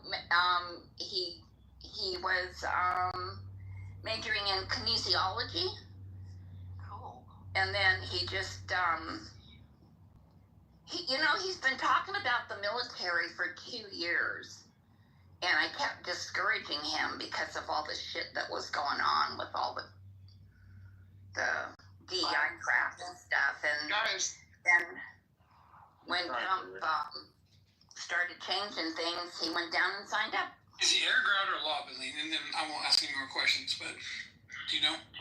Is he what? Air, what's he gonna do? Ground, or law? Yeah, he's guaranteed one of three. Air, ground, or law. You know what? I don't know because he's got another semester of college to finish, but he's going.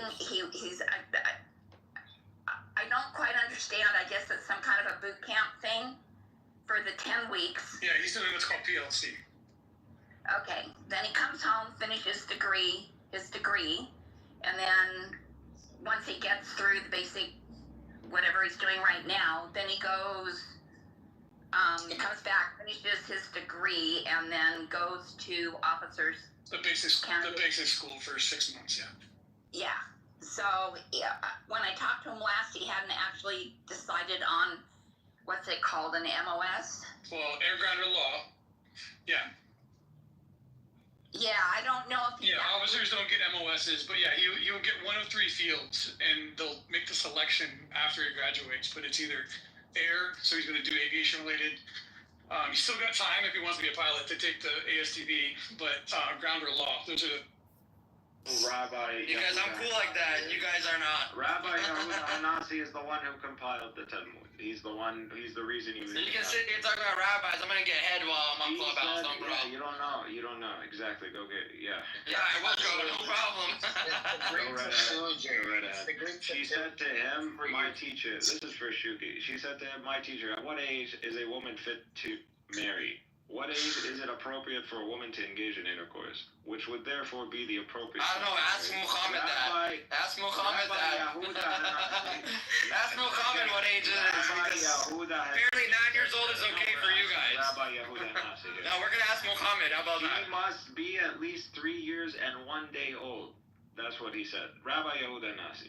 Yitzini further inquired, and at what age is she? I mean, I don't give a shit what a rabbi said. Your prophet fucked a 9-year-old. That's all I know. Of course you don't give a shit. Rabbis are not our prophets, so it doesn't matter. A rabbi can do whatever the fuck he wants. I don't care. This is what proves to me you don't know your religion. It doesn't mean I don't know our religion. It just means that you don't know the religion, actually. Yeah. You don't even know what Hakadosh Baruch is and what does it do and what is its relation to the rabbis. You don't know. You don't even know how to say it correctly. I don't care to say it correctly. We don't give a shit. I'm making fun of it. Well, I mean, if you want to make fun of something, you should be able to say it correctly. You literally believe in the Holy Yeah, that's why you say Muhammad You correctly. believe in the Holy Spirit. Muhammad shouldn't be fucking 9-year-olds. That God suspended. Well, you can't even pronounce it. Well, you say you can You have to pronounce it like you have a fucking, you have some phlegm in your throat. You gotta pronounce it like that. Kenta, you sound like a cracker speaking Hebrew, man. Well, like, you go hear a Yemeni, go hear a Yemeni. Give him a cup of water. He will die in this. I doubt you ever heard a Yemeni Jew speaking Hebrew. I doubt it. Yeah, they'll sound very Arabic, by the way. Yeah, they sound very. You don't know shit. You never heard them speak in your life before. To say ain, you can't say any of these letters because you're not a fucking Semite. Yeah, I'm Ethiopian, like you said, right? Yeah. I'm black. Anyways. Yeah. Yep, you are.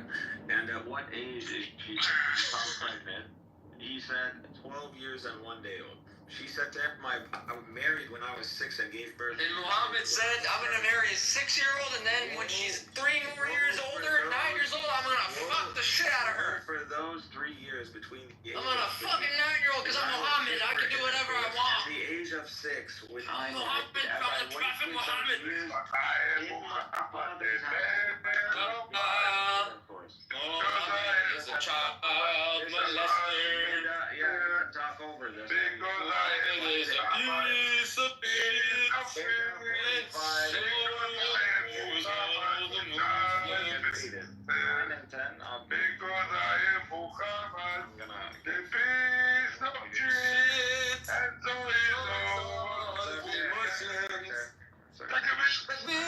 I know.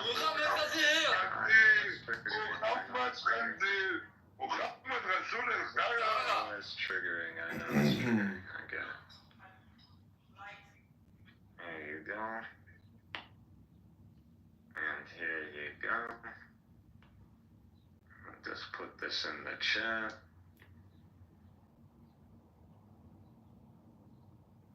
Black, white, and green. 40. It's really good toilet paper. It really does nice on the ass, you know? So you guys should just... You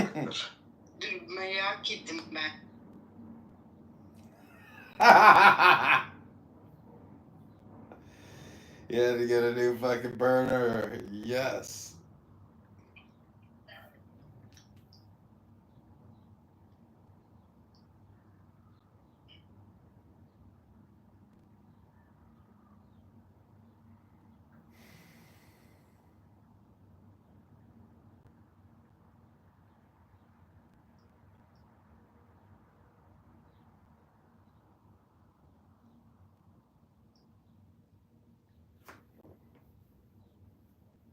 Is there some special thing you need to do? They're like lives with like no views, right? I don't know. I thought it used to be that you needed like a certain subscriber. Or someone anonymous is enabled. That's true. So I've been not allowing normal on my stages recently, and it's been really good for my mental health. That's good. He's fucking annoying. What do you mean he's annoying? What exactly do you mean that he's annoying? Right. So Sam, you wanna try streaming it for me or not? Well, then wouldn't I have to like be present tomorrow at whatever time the debate is and be involved? Yeah, you would. Well, I gotta look at my calendar and see what like. Am I doing anything tomorrow? Send you the debate card. Well, I'll just send you the time. Just be a minesweeper. This. Here you go. Can live stream your mumbling on YouTube. It's low IQ.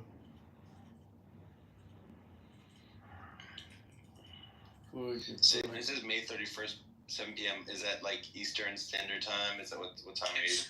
It's relativized to your time zone. What are you doing? Did it change? It moved up by half an hour. Okay.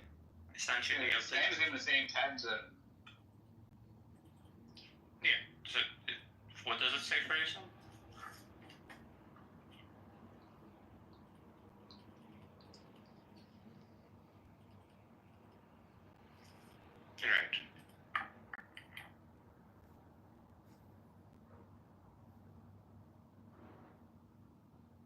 brother was a race car driver.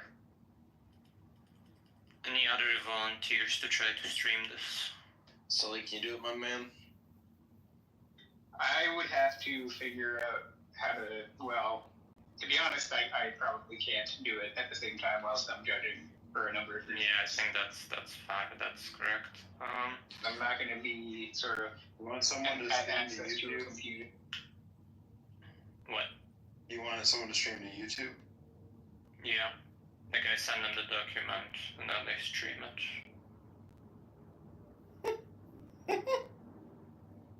Trying to think. Or I mean, but like I would have to like go over it with that person, so like they roughly get like my tempo, like when to like go through things. Yeah, you have to tell them to click. Well, no, that there's too much clicking for me to tell them every time. I might, like, it's just the slides, they contain animations, right? So it's like, very cool animations, mind you. It's like, there's like a guy throwing stuff on the Oops, right.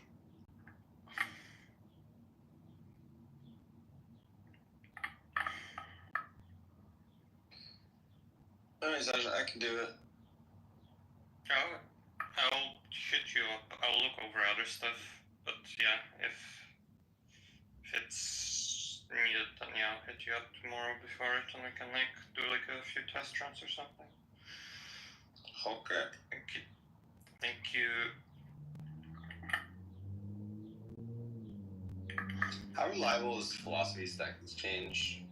What do you mean? Is it like not very, I don't think.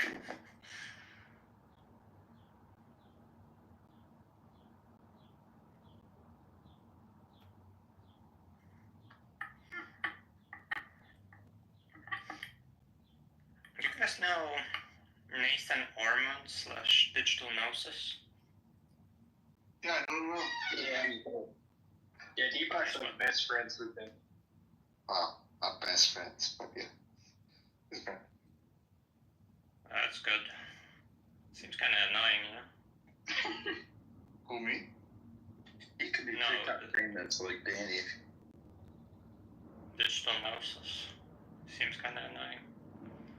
He's It's like just this like, video with Lance Bush, like a live stream he did with Lance Bush where he's reviewing what's Annika Harris? I'm guessing that's Harris's wife, some like video, like interview she did on consciousness. And it's like, it's such a ridiculous video review where like, the video, like, it's just like her like saying, oh, hello, like, oh, hi, Annika, blah, blah, blah.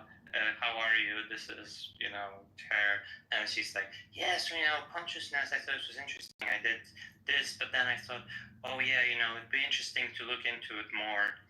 And, like, this idea that consciousness is fundamental, I thought that was interesting. And I paused the video, like, after, like, she speaks for like a minute. After the interview video goes for like a minute, they pause it like, yeah, what does she even mean? Consciousness is fundamental. I feel like it's really unclear. Is she gonna clarify it? And they go for like 20 minutes. I don't know. So the live stream goes for 20 minutes. Well, look, on the one hand, a lot of his, like, he has different kinds of videos, Nathan, and, like, that is one kind. And yes, I agree. Like, I don't really like those videos exactly for that reason. But, the best thing you can do with an annoying video is to, like, not watch it, right? Yeah, you become best friends I with don't know why you're saying so, that. I'm just saying I find him annoying. I, like, wanted to check out the video and, giving my thoughts. Yeah, you become best friends with Lance, so, like, he does a lot of the same kind of stuff that Lance does. Like, dude, I watched a Lance a few weeks ago where he was reviewing, like, the video he was reviewing was, I shit you not, like 2 minutes long. Like, the whole thing, like, and he managed to inflate his response to that to, like, 45 minutes to an hour. Like, because he's pausing it, like, every 5 seconds to stop and then saying the same shit. He's an On insane the way yoker. to the boat. Japanese. Oh, I meant Targa on the way to the boat. Like, I tend to agree with Lance on a lot, but I do think he needs to, like, be more concise. Like, he posted this, like, he posted his responses, but he's always commenting, he's always replying to comments everywhere and, like, posting his replies so that everybody can read them. And it was like, you know, he said, maybe I'm getting a little too harsh with people or whatever. Like, it's like this paragraph that he wrote to this guy, and I was like, yeah, you know, this could have just been shortened to, like, that's a straw man pleb, basically. And that would have been the same. I also feel like he's just like, I've talked to him like recently. It's when I had that like talk with Danny after somebody snitched. I was shit talking down. I know, that was bad timing in retrospect, right? Like right before Danny becomes like ultra famous, you were shit talking him. Like, I don't mind. Because like I have a conversation scheduled with him, right? Like the problem of evil. Like he's made. I mean, that's still gonna happen. Over. Yeah, I think so. I mean, just you know, I gotta get this fucking Crim's Neck thing over with. I have a few things at the beginning of June. You definitely want to try to hop on that Danny wave quickly. Yeah, I mean maybe. Yeah, I mean maybe I'll do it. Like, well, I don't know. I guess he's gonna probably be busy soonish as well as Adam. But yeah, I mean June might be good. I'm supposed to have some fucking debate with Nyquil as well during the summer. I don't have like a time yet though. And there's like the debate with Sam I'm supposed to have at some point, right? What else? It's another thing. I'm gonna probably be helping Venus with his paper. Paper of summer. Are you gonna be deflecting his defeaters of his defeater deflectors? Yeah, we might be, you know, bouncing the defeaters between us, deflecting. I just imagine you're in like Star Trek ships. And you're like, send deflectors to swap. Send defeaters to 9. Fire proton defeater.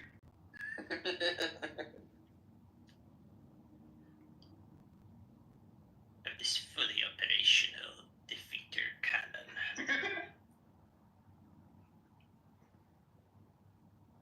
Something, defeater, deflector, something, comfy.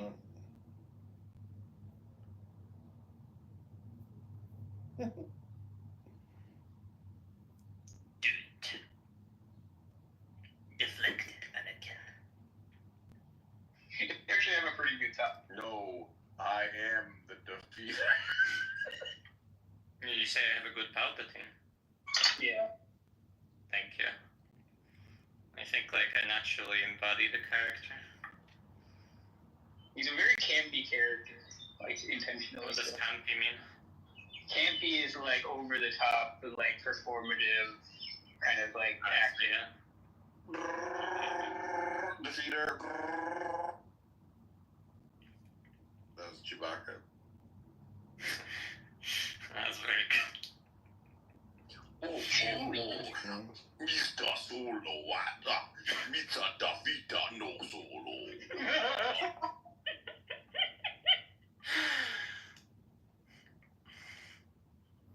That's funny.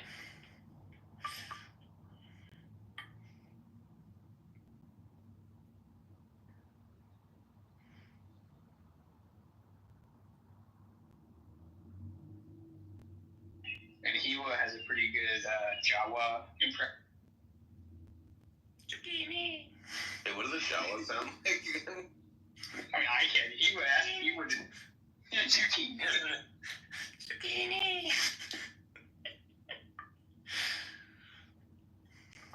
Oh. Sully, you is objectivist.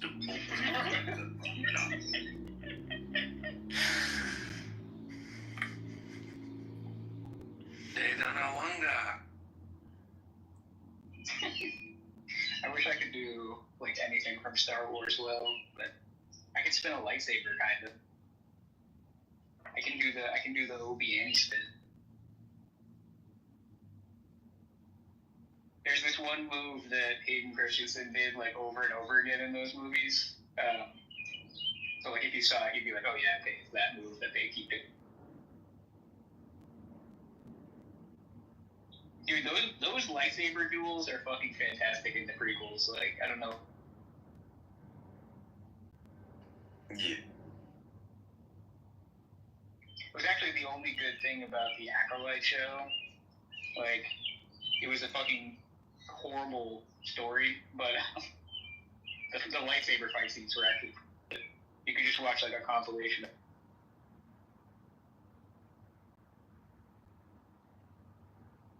I do think that the Jedi should have been doing more creative stuff with like turning off and on their lightsaber and like turning off their opponent's lightsabers with their mind and like doing shit like that fuckery. You know what I mean? But I guess it takes away the spirit of the lightsaber duel. I guess it's like I don't know. I always imagined it that they're having basically like a lightsaber fight alongside like a mental like force battle, you know?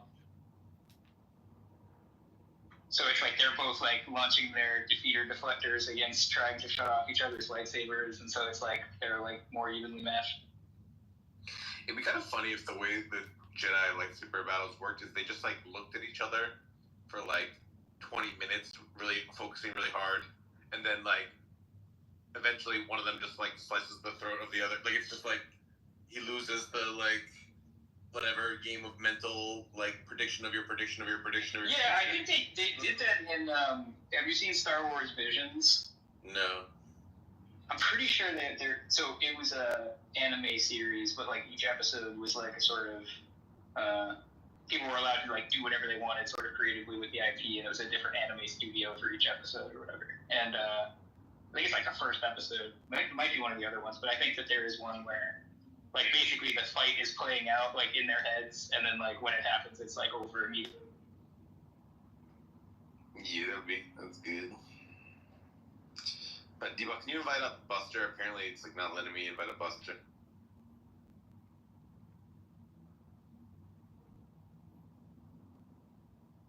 You ever see that movie Hero? I think they did that in that movie too for one of the.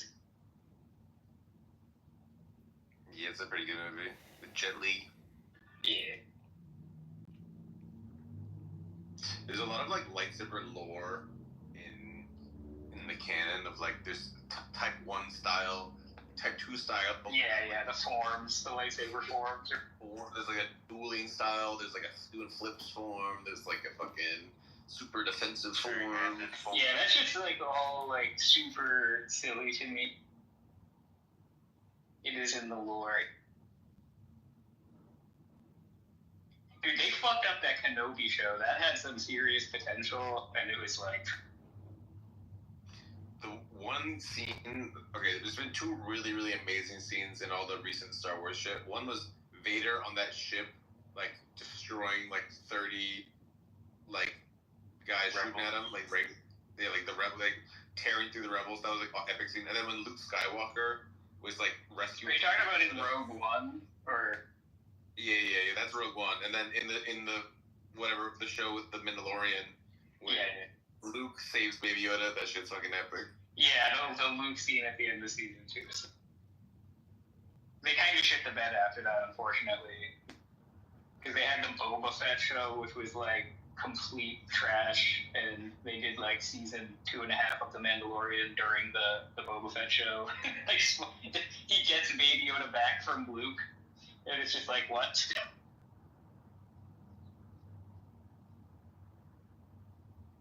It feels good when it puts in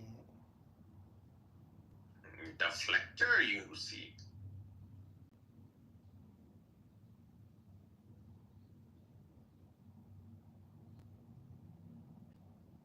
Misa want to defeat the deflector. No, Jar Jar.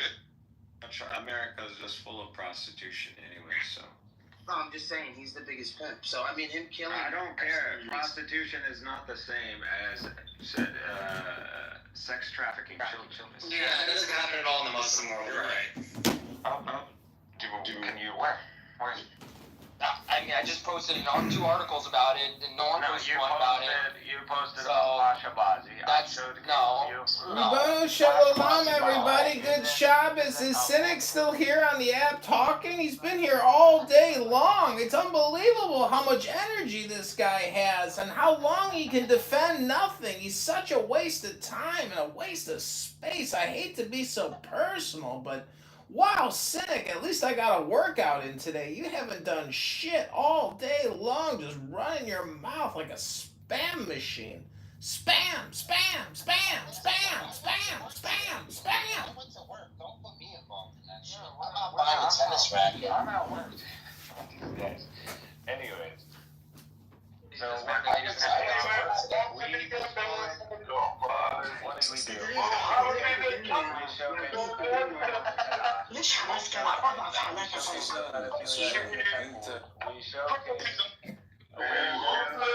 we showcased how all these Jews, the overwhelming majority of them, we proved that.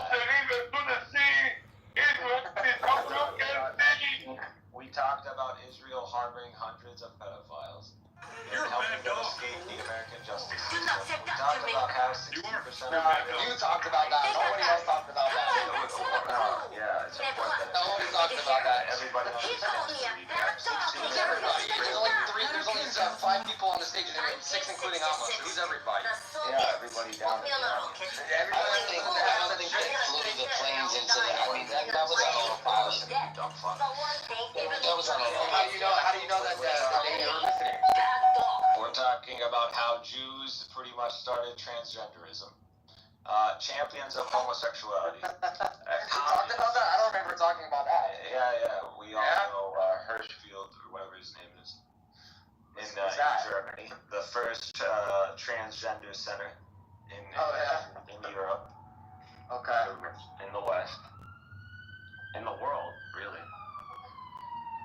We talked about Muhammad being a pedophile. That's what we talked about. We forgot about that. We talked about child sex slaves in the Taliban. We talked about how Palestine never existed. We talked about the Balfour Declaration that you didn't know about.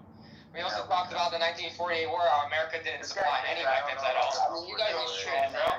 Girls are built different back then. Come on, guys. You didn't know about. We talked about how you don't pray to Muhammad every day at 5 a.m. We talked about that. You didn't know even about Avram Stern. You don't know the Stern Gang. You don't know that. We talked about how you don't wake up at 5 in the morning to pray to Allah. You tried to reach out to Hitler. We talked about how you're not even a real Muslim or a good Muslim. You didn't know about paternal haplogroups. No. And then we had a Jew. We talked about how you drink alcohol and claim to be you're a Muslim. We had what's his name, Redye, who talked about that God transfigured magically Aaron into having a different. We talked about how Muhammad flew on a donkey to Jerusalem. On a flying donkey. We talked about that too. You believe in a talking donkey, Balam. You believe in Muhammad talking to a donkey. That's actually what you guys believe. We don't believe in a talking donkey. No, you believe in talking donkeys. But, not that like a stupid. But clearly, as you're not someone who's religious to begin with, or else you wouldn't be making these arguments. But you're so religious yourself, right? You're a godless motherfucker who worships the new. Yeah, do you wake up at 5 a.m. and pray to Allah every day? Do you pray 5 times a day? You don't pray. Do you pray 3 times a day? No, I don't. I'm not religious. I'll tell you right now, I'm not religious. I know you're a So what does that mean? Does that mean I'm not Jewish? No, I'm still Jewish. What makes you Jewish? That's the difference between what makes you Jewish? My mom, my culture, my lineage, my blood. Your whore mother makes you. Oh, I'm so offended. Ooh. Your whore mother makes you Jewish. Right. Yeah, my whore mother. Yeah. Your mother. At least I know my mom. Does she practice Judaism? At least I know my mom. Oh, really? Wow, amazing. Do you know your mom? I don't know. Oh. Maybe because I know that you Muslims have like 6 different wives. So do you know actually which mom you come from? 6 So which one is it? Which woman do you come from your dad? Do they lie to you and tell you came from one mom and not the other? Oh, but you're not religious. Or were you a child sex slave from the Taliban? Which one is it? Were you bought in sex slavery? Outlawed in Judaism? Were you bought in the child sex slave market? Is that why you're so hateful, cynic? You're mad at your own religion? Judaism was outlawed. Well, by the way, the majority of slave trafficking is 16th, 17th century was done by Jews. Comes from the Jewish people. Yeah, okay, yeah, we know. Everything is the Jews. We know. Glad you know that. We know. Everything comes from the Jews. Yeah, okay. Well, again, it's not like you guys are actually one group or one people. Come on.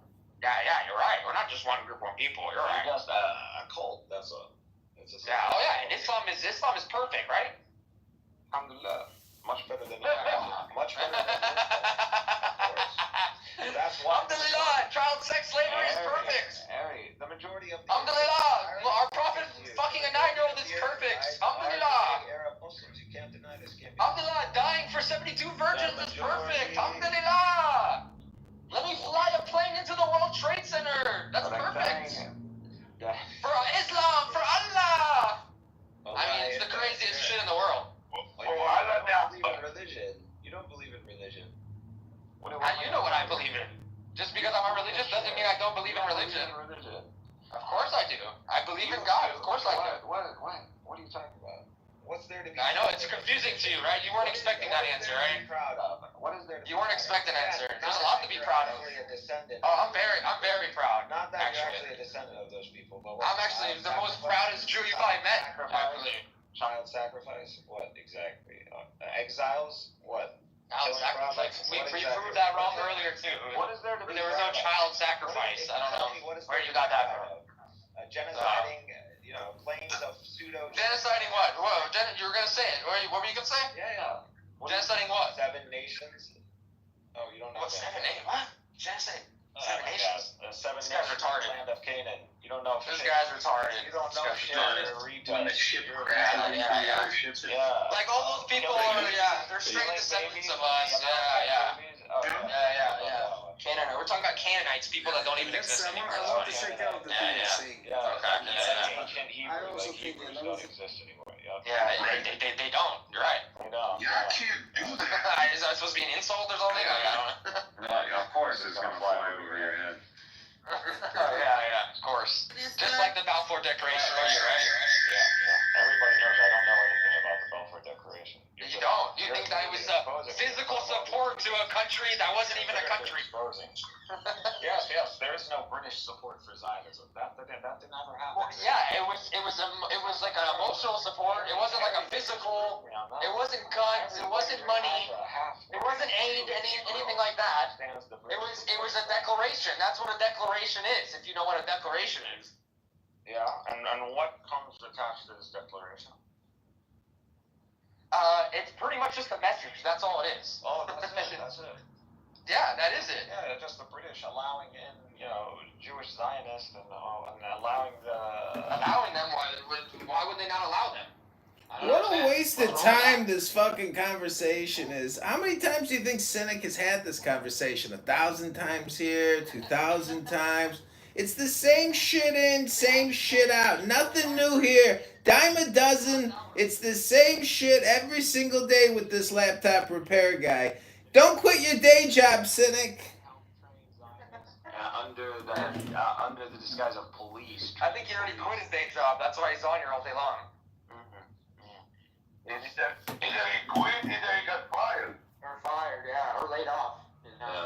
No, I'm in a dispute right now. I just submitted an EEO complaint against my manager today for calling me a whore at lunch a year ago. I've been suffering emotional distress ever since she called me a whore. Killing it at the gym and reading Kabbalah every day, apparently. Thank you, Cynic. Oh, I'm so happy you're watching my YouTube and paying attention to all my videos and books that I'm reading. Oh, wow. I never knew you were such a fan. That's what it is. We have a millionaire. We have a black millionaire Jew. And we got, I'm a black millionaire Jew. Fuck yeah. Who's always proud of fucking, it. I don't know, an American Fucking flag. proud of it. I don't know what the fuck is going on in his I'm in my big house. You hear the echo? Echo! Wondering which account is he gonna exit on the stage with. My millionaire house! You never know when comedy is in the room. He's got like 20 fucking accounts. Posting on YouTube to get like 10 views. I don't know what the fuck he's doing.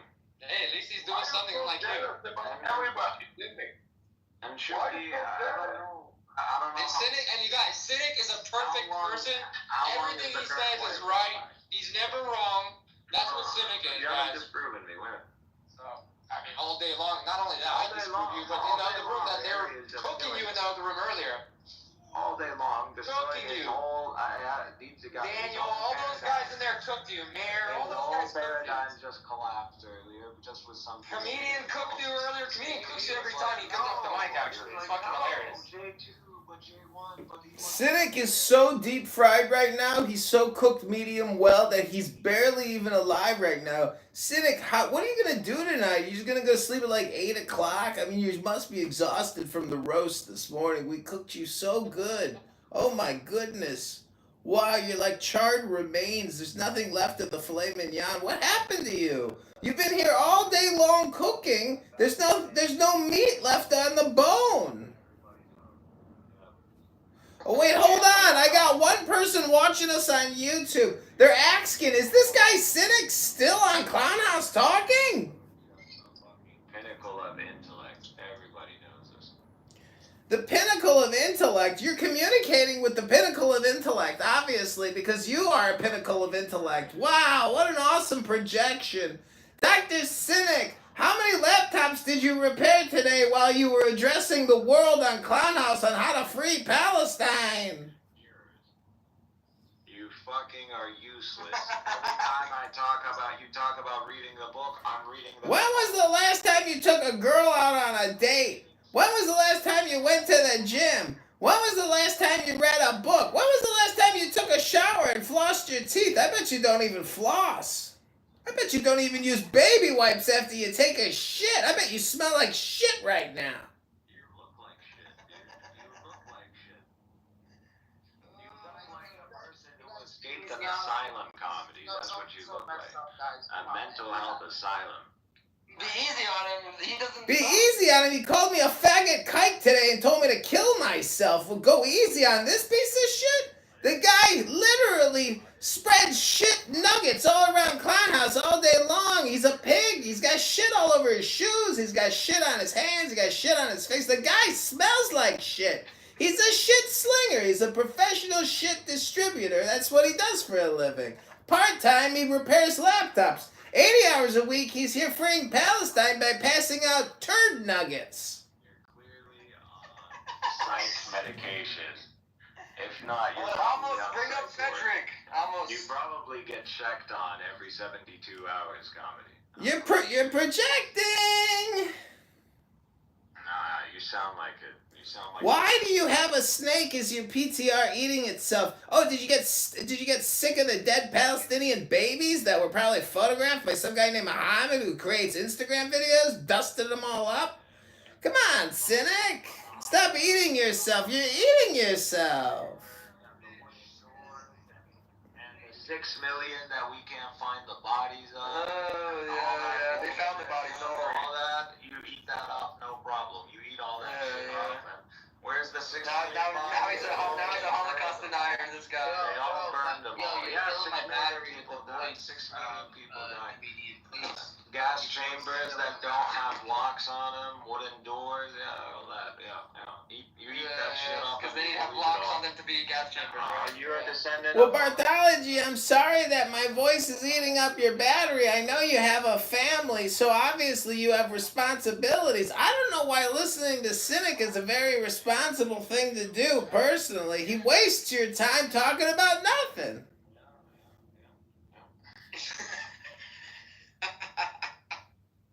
Amos, are you still there? Amos is sleeping. As long as my picture, Maybe I will drop dead.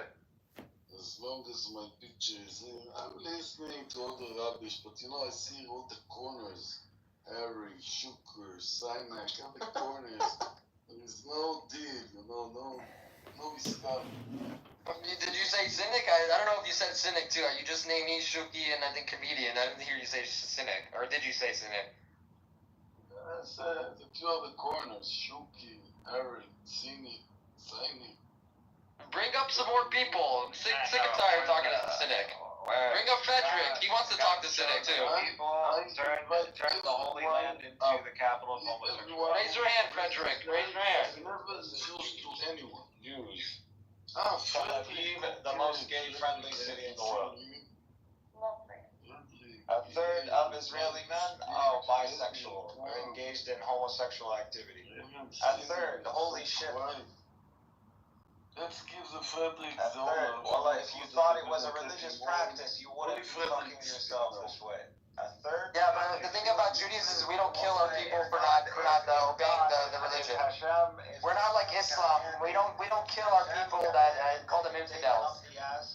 You wouldn't be doing it. See, the thing about it is we're ethno-religion. You even said this a couple days ago too. That you don't do homosexuality. You're gonna do homosexuality. I mean, yeah, you're right. Hashem said that. You're right. This is how it works. It's not a cult. It's an ethno-religion. But you even said that a couple days ago too. It's a fucking cult. Okay. Everybody knows it's a fucking. Why did you say it was an ethno-religion yesterday then? It's a cult, and Cynic is an anti-Zionist patriot trying to save humanity from this evil cult. Oh, Cynic, you're a hero. Does your girlfriend know how much of an anti-Zionist patriot you are and how many hours you put into solving this problem? Wow, Dr. Cynic, you're doing such great work. You're such an inspiration to the young people, Dr. Cynic.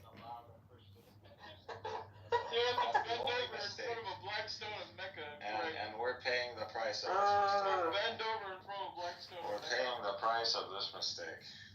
We should have allowed Hercules to finish the job, and then we come in. But no. Yeah, why don't you go back in your time machine and tell him to finish the job then? Well, the problem is, like, even if he did, this cult would have continued, and people would have converted into this cult for the same reason they're converting into it. Then what's the point of telling him to go finish the job then? Into it because they want to be part of this, you know, the satanic elite. That's what they want. We're still riding donkeys in these countries and telling us what's good and bad. It's crazy. Riding donkeys. Cynic, how